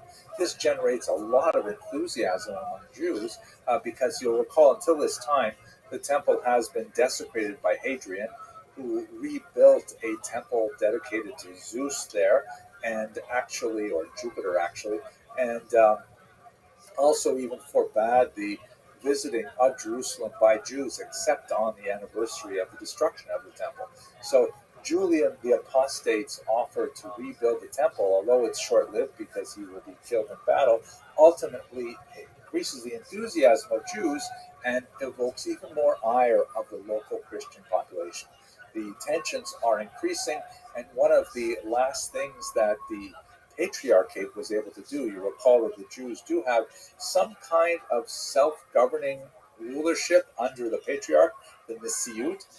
The Patriarch Hillel II, also known as Hillel Nicaea, to distinguish him from the Hillel who lived before the Common Era, he designed a 19-year calendrical cycle, which would later be added upon in further centuries, but basically he sketched out the possibility of working with a calendar that is mathematically calculated rather than relying on the traditional sighting of the moon, which is something that was in place for many hundreds of years. But there were a couple of moments in Jewish history when, for example, the Samaritans and now possibly the local Christians might have interfered with that process. And so Hillel Nicaea, by putting in place a fixed calendar, was able to really establish something very concrete and important for the survival of the Jews in the long term. He was very concerned that the Christian Empire, the Roman Empire, now officially Christian under Constantine, would actually disavow the power of the Sanhedrins. And in fact, this would come to pass, although not under Constantine, it would happen in the 5th century. So that's basically what's going on in Rome as it falls into decline and how it has an impact on the Jewish people, particularly in Israel. If we look at Constantinople, we see an acceleration of this negative trend. So first of all, where is Constantinople? If you have a look on this map here, you see it's the big red mark, and it's on a very important strait called the Bosporus that separates essentially the Mediterranean Sea from the Black Sea. Very important site for maritime trade.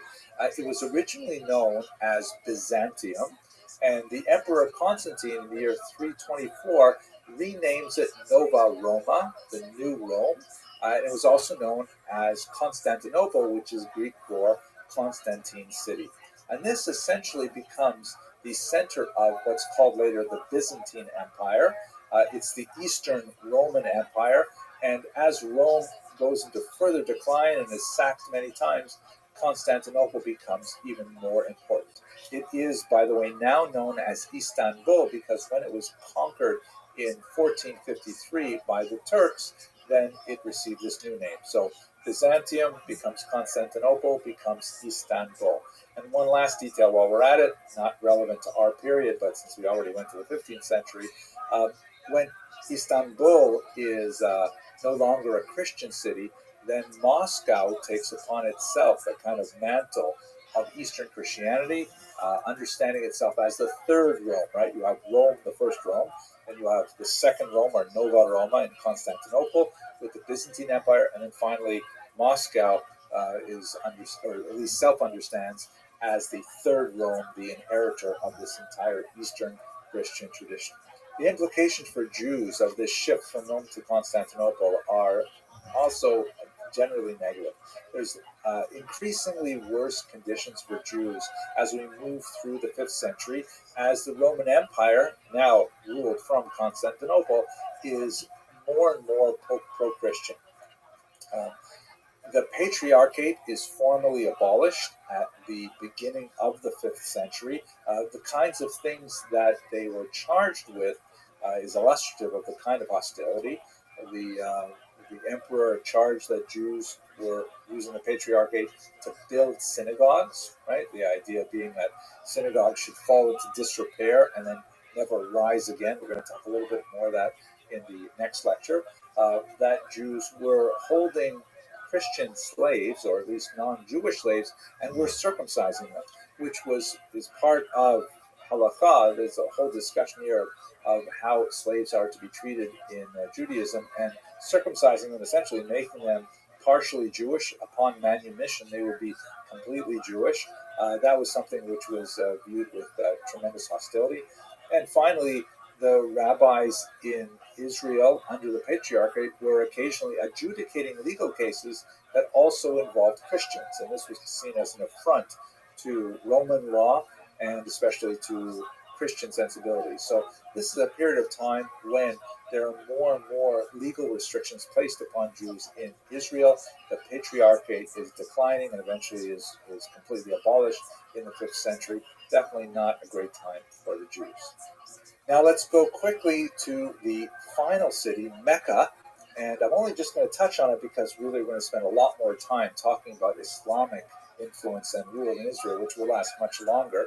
But just to get the political history together, it's really not only Mecca, it's also Persia, because basically what happens is, if you have a look at this map here, this represents the diaspora, the Jewish diaspora in the Roman Empire, and you can see that there are 3 big chunks of Jewish settlement in the Roman Empire at this time. You've got some in Asia Minor, which would be here in Western Turkey. You've got a big chunk of Jews living just north of what would be Israel, in places like Antioch and Damascus in Syria, and then you've got another big chunk in Egypt. This map doesn't show the settlement in Israel as well, but there would be a lot, of course, centered in northern Israel in particular. And then as you go across the Mediterranean basin, you see lots of dots. Those dots represent individual Jewish communities, and you've got them all the way up in the Rhineland in Germany, in France along the Rhone River, and on the southern coast of France in the Mediterranean. You've got them throughout Hispania or Spain, and then you've got some in North Africa, like even Carthage and Pyrenees that we saw earlier. So those are all inside the Roman Empire. There is only one really large Jewish population outside of the Roman Empire, and that is just to the east, just above where my head is on this map. This is, of course, the Babylonian center, which will become very powerful, and ultimately Babylonia, under the Persians, will invade Israel in the year 614, and Israel will very briefly fall under Persian control once again, but only for a very brief period of time, because the Byzantine Emperor Heraclius would come back in, and by the year 629, he is back in Jerusalem again. This would also be short-lived, as we shall see shortly, but before we leave the Byzantine Empire, I just want to point out one other area where there was a Jewish settlement, at least up until the 6th century, and that is in the region of contemporary Yemen, in the so-called kingdom of Himyar.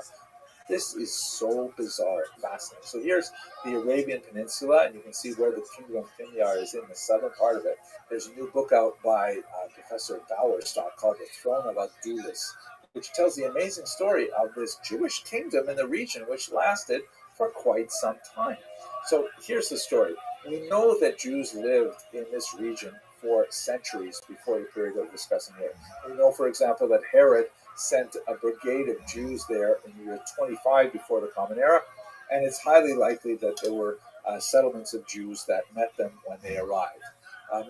We know from other sources that there was a king Karib Asad who, in the return of the 5th century, was having conflict with local Christians and local Christian kingdoms, and this prompted him to convert to Judaism.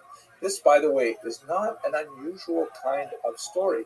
We see a very similar thing in the Khazar Empire, which I hope to discuss not too long from now, when the Khazarians, seeing that they were on the one hand pressed by the Christians and on the other hand pressed by the Muslims, they saw Judaism as a third way of maintaining their independence. And it appears that King Karib Assad also saw that as an option for his Himyar people. So we don't have really great sources about that conversion, but apparently it happened sometime around the turn of the 5th century.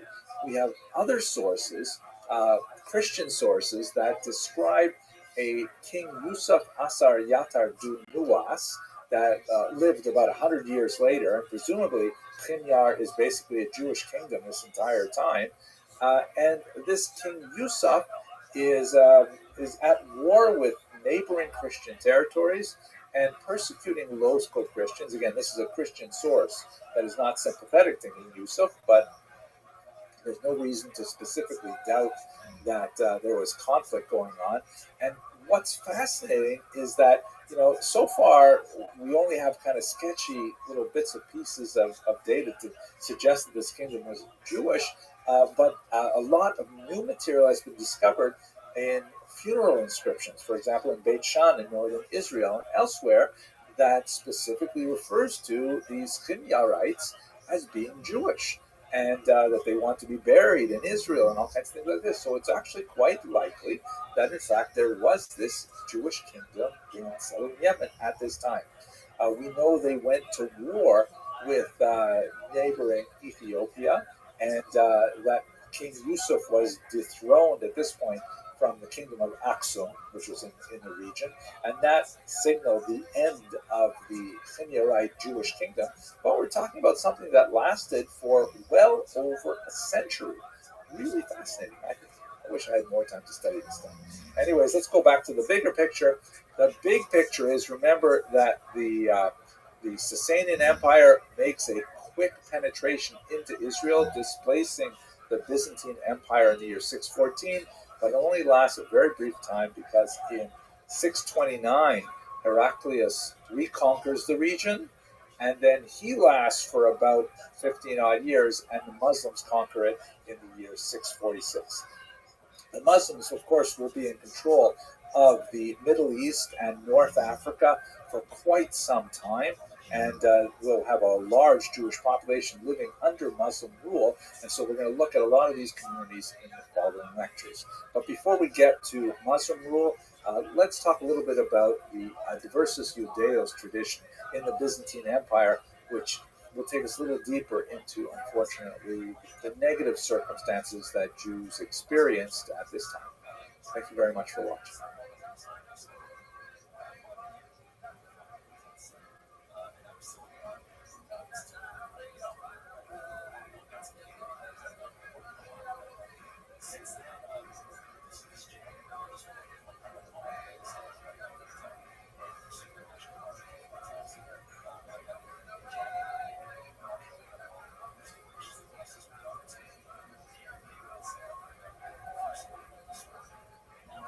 One of the more consequential aspects of the Jewish experience in the late Roman period is the development of something called the Adversus Judaeos tradition. This is a group of ideas and ultimately policies that were developed by the church fathers in the late Roman period. Adversus Judaeos, the title is generic. It's taken from a series of sermons delivered in the 4th century by St. John Chrysostom, who we'll speak about in just a few minutes. It translates as against the Jews, or as they say here in the United States, against the Jews. Besides the regional differences, because there are clear distinctions to be made between those ideas that were generated in regions where Jews had very little population base and it was an increasingly Gentile environment, and those areas where there was much more of a mixed population and non-Jews actually interacted with Jews on a significant level. But what's also really important to note that Christianity becomes a state religion in the early 4th century with the adoption and approval of Christianity by the Emperor Constantine. And so these ideas that begin as kind of theological disputes, early Christian thinkers trying to articulate the identity of Christianity against a background of Judaism, and largely theoretical kind of ideas, which may have had more of a rhetorical import than a physical one, become much more policy ideas once Christianity is joined with the empire. And so some of the ideas which are, perhaps understandable in a rhetorical environment and people speaking and, hyperbole and things like that, they can become actually quite significant when there's real power behind those ideas. Well, anyways, let's have a look at a couple of the aspects of this Adversus Judaeus tradition in particular. Let's start with Justin Martyr, shown here, and I have to tell you as a quick sidebar, as I was preparing this lecture, I came across this amazing book on the internet. Here's the citation: André TV, Les vrais portraits et vies des hommes grecs, latins et païens. So, translation is the true portraits and the lives of these men from Greece, Rome, and I'm not sure what païens means. I think it means peasant, which really doesn't make sense to me. But at any rate, 16th century book that illustrates the true portraits of these people, which I find absolutely amazing and hardly credible. Although some of the images, like Socrates, for example, seem to be taken from busts that are from the Greek period. So maybe a couple of them are more accurate than others. But otherwise, hard to believe that this 16th century work actually portrays these people for real, but nevertheless really close. Okay, so here's Justin Martyr. As you can see, he was called Justin the Philosopher as well. He lived in the 2nd century, very important early thinker. And among his many works was a book called The Dialogue with Trypho, which is essentially a dialogue with a Jew. And Justin Martyr really takes a lot of the ideas that were nascent in the Gospels and develops them to articulate a rather harsh approach to Judaism as a whole. First off, he clearly makes a distinction between his vision of Christianity, which is ethereal and spiritual and based on ideas and morality and emotion, as opposed to Israel, the Jews, who are carnal in nature, dedicated to really, like earthly things like sacrifices and blood and like which spoon went into which pot. Was it a meat spoon and a milk pot, things like that? And he wants to say essentially that the Jews are all wrapped up in physicality, and that's a negative thing. But whereas Christians are much more thinking about, the more spiritual aspects of life. This is an unfair characterization, but nevertheless, it creates a kind of a dichotomy that will be repeated over and over again in many Christian thinkers over the centuries. He also, at the same time, and it seems to me a little bit contradictory, that while he's putting down the Jews for their carnality, he's saying, and besides, we're the real Jews. Christians are the quote-unquote true Israel. That is, that what the Jews were doing with all of those mitzvot, all of those commandments, those were totally wrong and totally physical and not the way God wanted to go.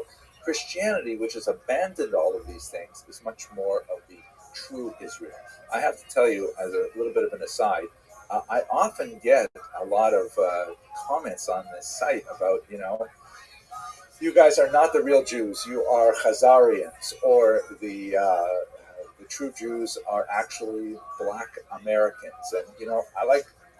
It doesn't bother me that much if other people want to claim that they are the true Israel. Uh, it'll all sort itself out in the end, I guess. But what bothers me is like, what does it matter to you what I call myself? I could call myself an alligator if I want, right? Why is it such a big deal to you if I just to identify as an alligator? At any rate, that's something that is a very pronounced idea that reverberates throughout the centuries. Also, at the same time, Justin Martyr really emphasizes something called the obduracy of the Jews, meaning their stiff-necked nature, their refusal to admit that everything that Justin Martyr and other church fathers are saying is true. And this is why, according to Justin's thought, the Jews deserve more punishment, because really, by refusing to admit the truth, they brought it on themselves. Right? So in other words, the Justin Martyr would demand that Jews admit something, and if Jews refuse to admit it, then they should be punished for their obduracy. It's definitely a kind of a not such a great start for Jewish-Christian relations, and it is a very important early theme in the Church Fathers. As we shall see, however, there are some very important correctives, especially with Augustine. But before we get to him, let's have a look at briefly, at any rate, at the work of Saint Jean Chrysostom. And look, isn't this amazing? Hey, we have another one of these vrai portraits, another true portrait of Saint Jean Chrysostom. This one seems to me rather, captures a certain element of his thought. At any rate, he is a 4th and early 5th century thinker based in Antioch. And as I mentioned earlier, it is to his work that we owe the very term Adversus Judaeus, because there's a whole cycle of sermons that he delivered in the 4th century that became especially influential in the Eastern Church, but nevertheless set a tone for the entire church as well. The main thing that John Chrysostom was upset with was the participation of Christians and pagans in Jewish public ceremony. We should pause for a second and just think a little bit about Jewish theology here. One of the basic ideas that was articulated long before in Jewish thought was the idea that the children of Noah, that is non-Jewish society, is not bound by the huge number of commandments that Jews are in receipt of. That is where the stuff that Justin Martyr was saying was all carnal, like, the refusal to use electric devices on the Sabbath and things like that. That's all like carnality, and that's all physicality, and why don't you guys just let it go already? But in Jewish thought, that is something which is not mandatory for non-Jews at all. In fact, the Talmud describes 7 specific commandments which are incumbent upon all humanity. And by and large, those 7 commandments, I think most people would find pretty reasonable. Like, for example, no murdering and no adultery, and you've got to set up courts of law to work out your differences, and no cruelty to animals, by the way, is in there. Things like that. Like those 7 basic laws, just be a mensch. That's the Noahide laws. And according to Jewish theology, there is no reason whatsoever for Noahides, that is, the children of Noah, general humanity, to take on any more commandments than they were originally given. If they so choose, then they may, and of course the conversion is always open to non-Jews, but there's no impetus, there's no demand for it. They will enter into heaven and receive reward for their righteousness and so on, so long as they observe these 7 commandments. Nevertheless, this makes Judaism essentially neutral on the participation of non-Jews in their services. Non-Jews may, there are some interesting exceptions to this, which I won't go into in this little class, but non-Jews are welcome to come to Jewish synagogues. Non-Jews are welcome to participate in all kinds of rituals, and there's nothing really stopping them. It's not like a closed society. And from what we see in Chrysostom's rather venomous comments in his sermons, this is exactly what was happening in Antioch. That was a fairly open society. Non-Jews are getting involved in Jewish activities and going to synagogue even, and participating to whatever degree they feel like they want to within Jewish circumstances, and he was really upset with this because this was making it very difficult for Christianity to clearly identify, what it's about as opposed to Judaism. The kinds of things he's very upset about is non-Jews, Christians, participating in Sabbath rest, specifically on Saturday, right?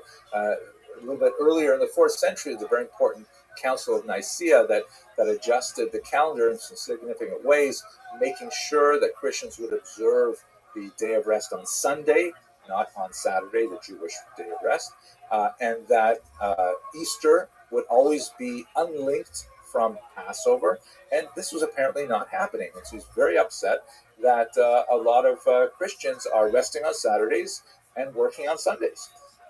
He's upset that it appears that non-Jews and Jews are occasionally exchanging gifts on their holidays, which is very puzzling to him. This also has some echoes in the Talmud, incidentally, but I'm sure he wasn't aware of those things. That non-Jews were enjoying matzah, that Jews would give them their freshly baked Passover matzah, and that's a pretty nice gift. It's like $25 a pound. So they're giving them this essentially bread, and it's just flour and water crackers, but nevertheless it's a seasonal food and so on. That non-Jews were engaging in feasting and in fasting with Jews, that sometimes Christians would participate in Jewish fasts, like the fast to commemorate the destruction of the temple and so on.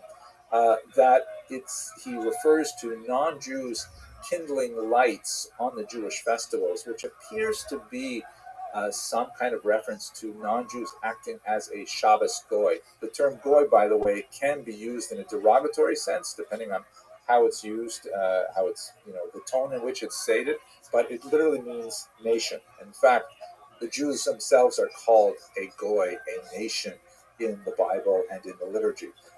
It's kind of like the word Jew, which I use in generally a neutral or positive sense, but if someone says to you, hey, Jew, in the street, that's probably a negative sense. So the term Shabbos Goy means the Sabbath non-Jew, and it's a non-Jew who will occasionally help out with things that are forbidden for Jews to do on the Sabbath, such as kindling lights. Now, by the way, kids, before you ask a non-Jew to do this for you, there are lots of restrictions on this. Check with your rabbi before you get excited about having a non-Jew take care of those things for you. That non-Jews were actually involved in communal prayer with Jews. That non-Jews would come to the synagogue and get engaged in, Rosh Chodesh or Shabbat or whatever prayer was going on, and of course the date of Passover, Easter. So St. John Chrysostom really, in a series of sermons, really lambasted his audience, saying that we have to distinguish ourselves, we have to separate ourselves. These are all terrible things for non-Jews to be doing, Christians specifically, and that the Jews have to, be essentially shunted aside. There's a lot of evidence in Chrysostom's sermons that suggests that Jews and Christians actually got along fairly well in Antioch, and he was not happy with that specifically.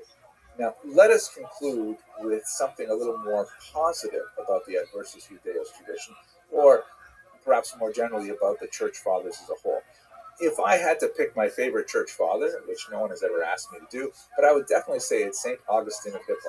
He's a fascinating person with an amazing biography, so many cool things about him that it's enjoyable to read about him. This is one particular story, a beautiful Italian envisioning of it, in which St. Augustine was apparently, he had a lot of personal doubts about theology and religion and so on, and he works us through it in his work, in his writings.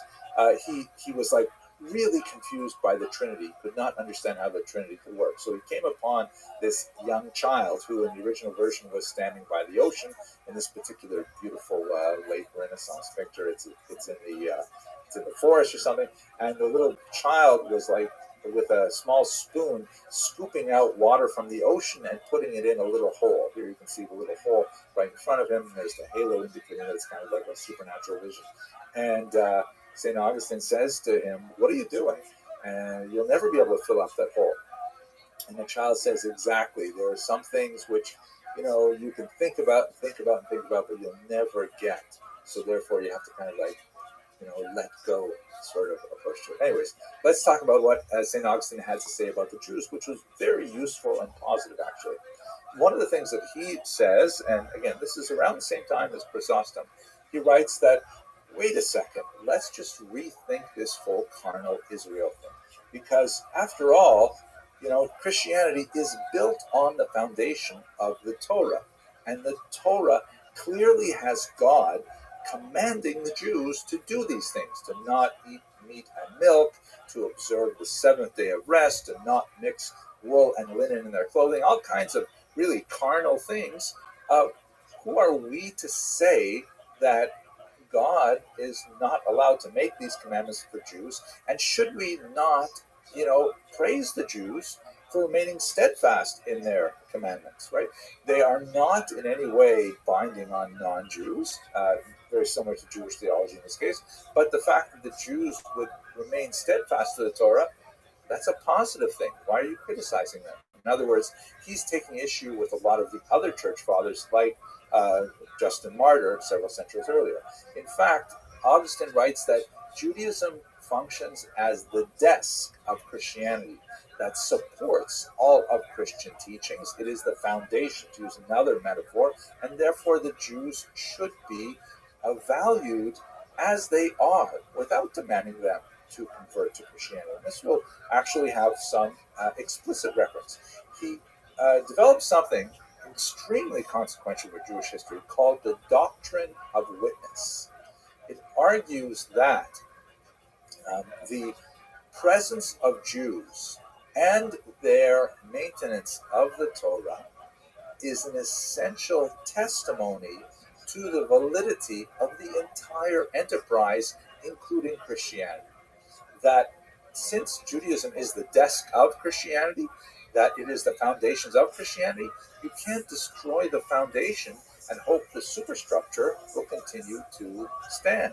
That the Jews must be allowed to remain as testimonials to the communication with God that is recorded in the Torah.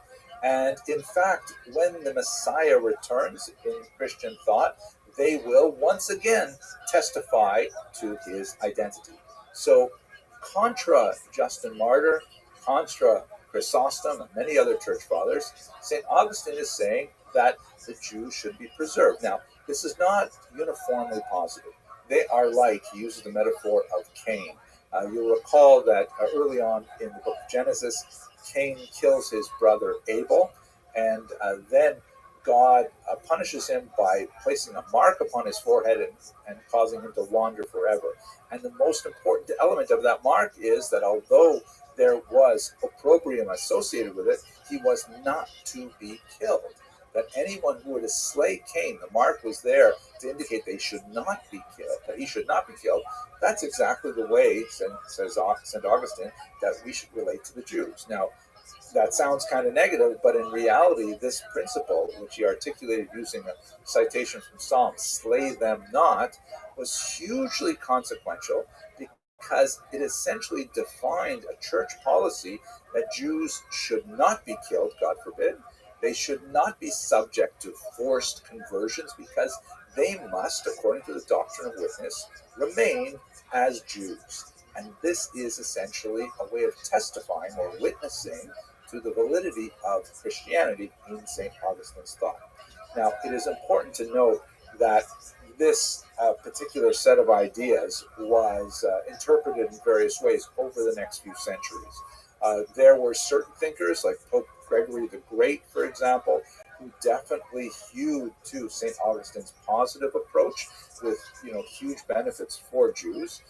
And there were others who emphasized that the idea of the doctrine of witness only worked if the Jews were in a degraded state. That is, let's keep them around, but they shouldn't be allowed to get ahead, because if they get ahead, then that witness actually stands against Christianity, because it says, hey, look, we should have stayed Jewish. Why should we have converted to Christianity? Look how good the Jews have it. Nevertheless, St. Augustine's ideas created sort of like a pathway to allow the Jews to progress through the Middle Ages, and ironically, church law therefore protected Jews because they were within the boundaries of St. Augustine's doctrine of witness. There were notable exceptions to this rule. There were periods when the church adopted forced conversions, or at least recognized them ex post facto, and we will unfortunately discuss those in future lectures.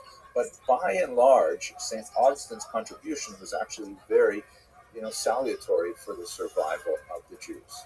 Okay, that's it for a very quick look at some of the thought of the Church Fathers and the discussion of their impact on Jewish history.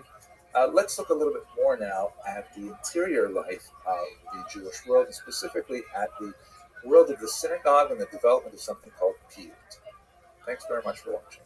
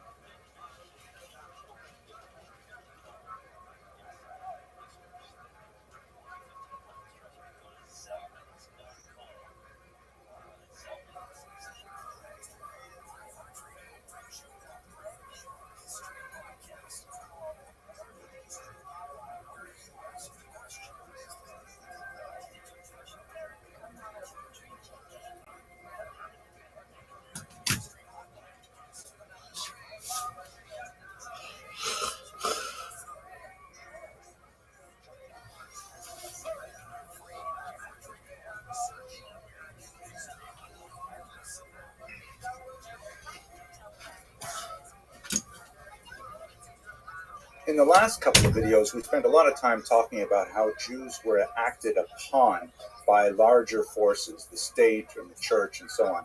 But I don't want to give you the impression that they're just, passively accepting whatever is coming to them from the outside. The Jews are also very creative at this period in time as well. And so let's just take a few minutes to see one area where their creativity is especially prominent, and that is in the institution of the synagogue. Here's an interesting looking map of the synagogues in the ancient world, specifically looking at the 1st and the 2nd century. And if you have a look at the legend there on the left, you can see that the blue dots refer to literary references to old synagogues, and the green circles are papyri, and then you've got inscriptions, like stone inscriptions, and finally the stars are archaeological evidence of these synagogues. Now, they're not including here the synagogues in Israel. Of course, there are quite a few in the land of Israel itself, but the main concentrations are in the Nile Delta in Egypt. You've also got quite a few in Asia Minor, the Italian peninsula. A few of them up on the Black Sea littoral, which is really interesting. And then one that we'll look at in a little bit more detail in a second, Dura Europos, which is way over here on the right. Fascinating synagogue. And so synagogues are an extremely important institution for Jews, especially after the temple is destroyed in the 1st century, especially when they're a minority living away from large Jewish population centers. The synagogue is their locus for formal communal ritual activity, specifically religious worship, and they had to kind of articulate that. What exactly does religious worship look like when you don't have the ritual sacrifice associated with the temple? Synagogues did predate the destruction of the temple. So in other words, Jews seem to want to create these institutions where they could get together for communal prayer. There's a lot of fascinating discussion in the Mishnah and in the Talmud and the Midrash that describes the evolution of the prayer service and what connects to what, and the references to the patriarchs and fascinating kinds of things like that. But we should understand that the synagogue, the word itself, by the way, is Greek, meaning place of gathering, is effectively a Jewish community center, a JCC, for a minority population. And it would fulfill all kinds of different functions, not just religious, but it would be a place of gathering for discussing communal affairs, for adjudicating disputes, all kinds of things. The basics of the service that is familiar to synagogue goers today took centuries to evolve. And if you look at the prayer book, that's really an archaeological textual representation of the wanderings of the Jews in diaspora as well, with core elements that go back to Israel, and then other elements and other prayers that were added in many different iterations throughout their long history.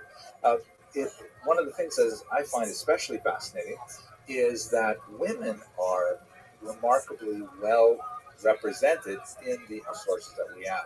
Professor Tal Ilan wrote a really interesting article in the Cambridge History of Judaism, Volume 4.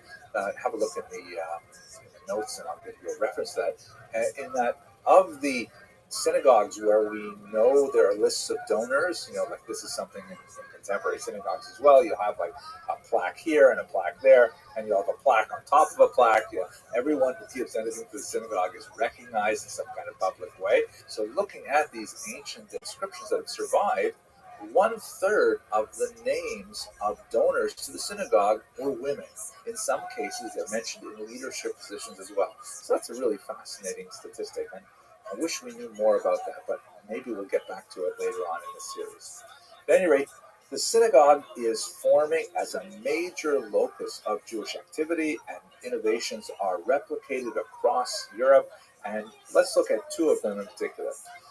And here is a beautiful wall painting from Dura Europos. That remarkable synagogue was so well preserved. This is actually a representation of elements in the story of the book of Esther. You can see there's Mordecai on the left on a horse. He's being walked along by Haman, I think. It's fascinating. At any rate, the kind of things that are going on in the synagogue at this time, they're still trying to work out. For example, public Torah reading is obviously something very important. important. Even the prophet Ezra had mandated the reading of the Torah on a regular basis. But how exactly is that done? How exactly is it broken up? One of the major distinctions that we have at this time is that Israel tended to prefer a triennial Torah reading, meaning that the first 5 books of Moses were completed only once every 3 years, which meant there was a much shorter amount of time actually dedicated to reading the Torah. Whereas in the diaspora, an annual reading, which is pretty much the norm nowadays, was preferred. And this made for a lot of interesting gaps in the prayer service. How long was the prayer service? What other things would people say or do in the prayer service, and so on. And one of the most fascinating elements related to this is the institution of the, I guess the modern term would be drasha, or sermon. It's not the term that was used in the ancient period, but it finds its textual expression in the creation of Aggadic Midrash. So we spoke about Midrash a while back in this series. Midrash are basically kind of like poetic teachings on biblical passages, some of which have halachic ramifications, meaning they are used to determine behavior in a concrete and kind of legal sense. And there's much more that is Aggadic in nature, meaning that is homiletical, that does not necessarily have to be taken absolutely literally, but should certainly be taken very seriously. It's not uncommon to have midrashic interpretations, as the Torah itself is reputed to have 70 different interpretations, meaning an infinite number of interpretations. Maybe not infinite, but a lot of them anyways. The Aggadic Midrash, or legendary Midrash, can go in many different directions, even contradictory directions. And the collections of these midrashim, which are tied to their utility in the synagogue service, is especially pronounced at this period of time. This is when we begin to see the textual versions of books like Genesis Rabbah, for example, Bereshis Rabbah, which is now widely studied as a source of these kinds of midrashic teachings. Again, the oral tradition that supports these midrashim is much older than late antiquity, but they begin to coalesce in a written format around this time. We also see the promulgation of Targum. Targum literally means translation, and this is the rendering of the text into a foreign language, most specifically, most commonly Aramaic, because particularly in the Eastern Mediterranean, the Jewish populations are speaking Aramaic, and having the Torah read in Hebrew, although it's a closely related language, they don't have a precise understanding of what's going on, so it was very common to have the Torah reader actually read the text in Hebrew and have a maturgaman, a translator, standing next to him, it would be a him, repeating it in Aramaic translation. This is still practiced, by the way, in the Yemenite custom. So the several Targumim were composed. Perhaps the most famous is that of Onkelos, which is traditionally printed in the standard editions of the Torah, the Chumash. But there are several other Targumim, especially of other parts of the Bible, that were circulating and were widely used at this time. But it gives you a sense of how the synagogue is evolving. What do we do in the synagogue? What do we say? When do we say it? How long does it take? What do we add? And so on. One last detail, and I know I'm going through this very quickly. I wish I could spend more time on this. The development of something called piyut, which is probably best translated as liturgical poetry. This era sees an effervescence of an attempt to, kind of encapsulate the prayer, specifically the fixed prayers that we have already had pre-existing this period, such as the Shemona Esrei, the Amida, to restate them in poetic language as an artistic endeavor, something that would appeal to the literary and aesthetic sensibilities of the synagogue goers, or as amplifications of prayer, like longer discourses on events that are described with very sparse language in the biblical text, but expanded upon in an imaginary and artistic manner. This is a fascinating period where we have more and more of these paitanim, of these poets, creating liturgical innovations, that many of which are preserved even to this present day. The institution of piyut, of course, would reach its apotheosis, love that word, in the Gaonic period, which is several hundred years distant. But this is the period of time in the initial development of the synagogue ritual as we understand it today, that piyut becomes a very important part of that process. The image, by the way, that we're looking at is a mosaic, very common motif in synagogue art from the Beit Alpha synagogue that was discovered in northern Israel. Okay, that's just a very quick look at some of the creativity that's going on in the Jewish population at this time. I hope you found it interesting, and we're going to go to Spain in the next series of lectures. Thank you very much for watching.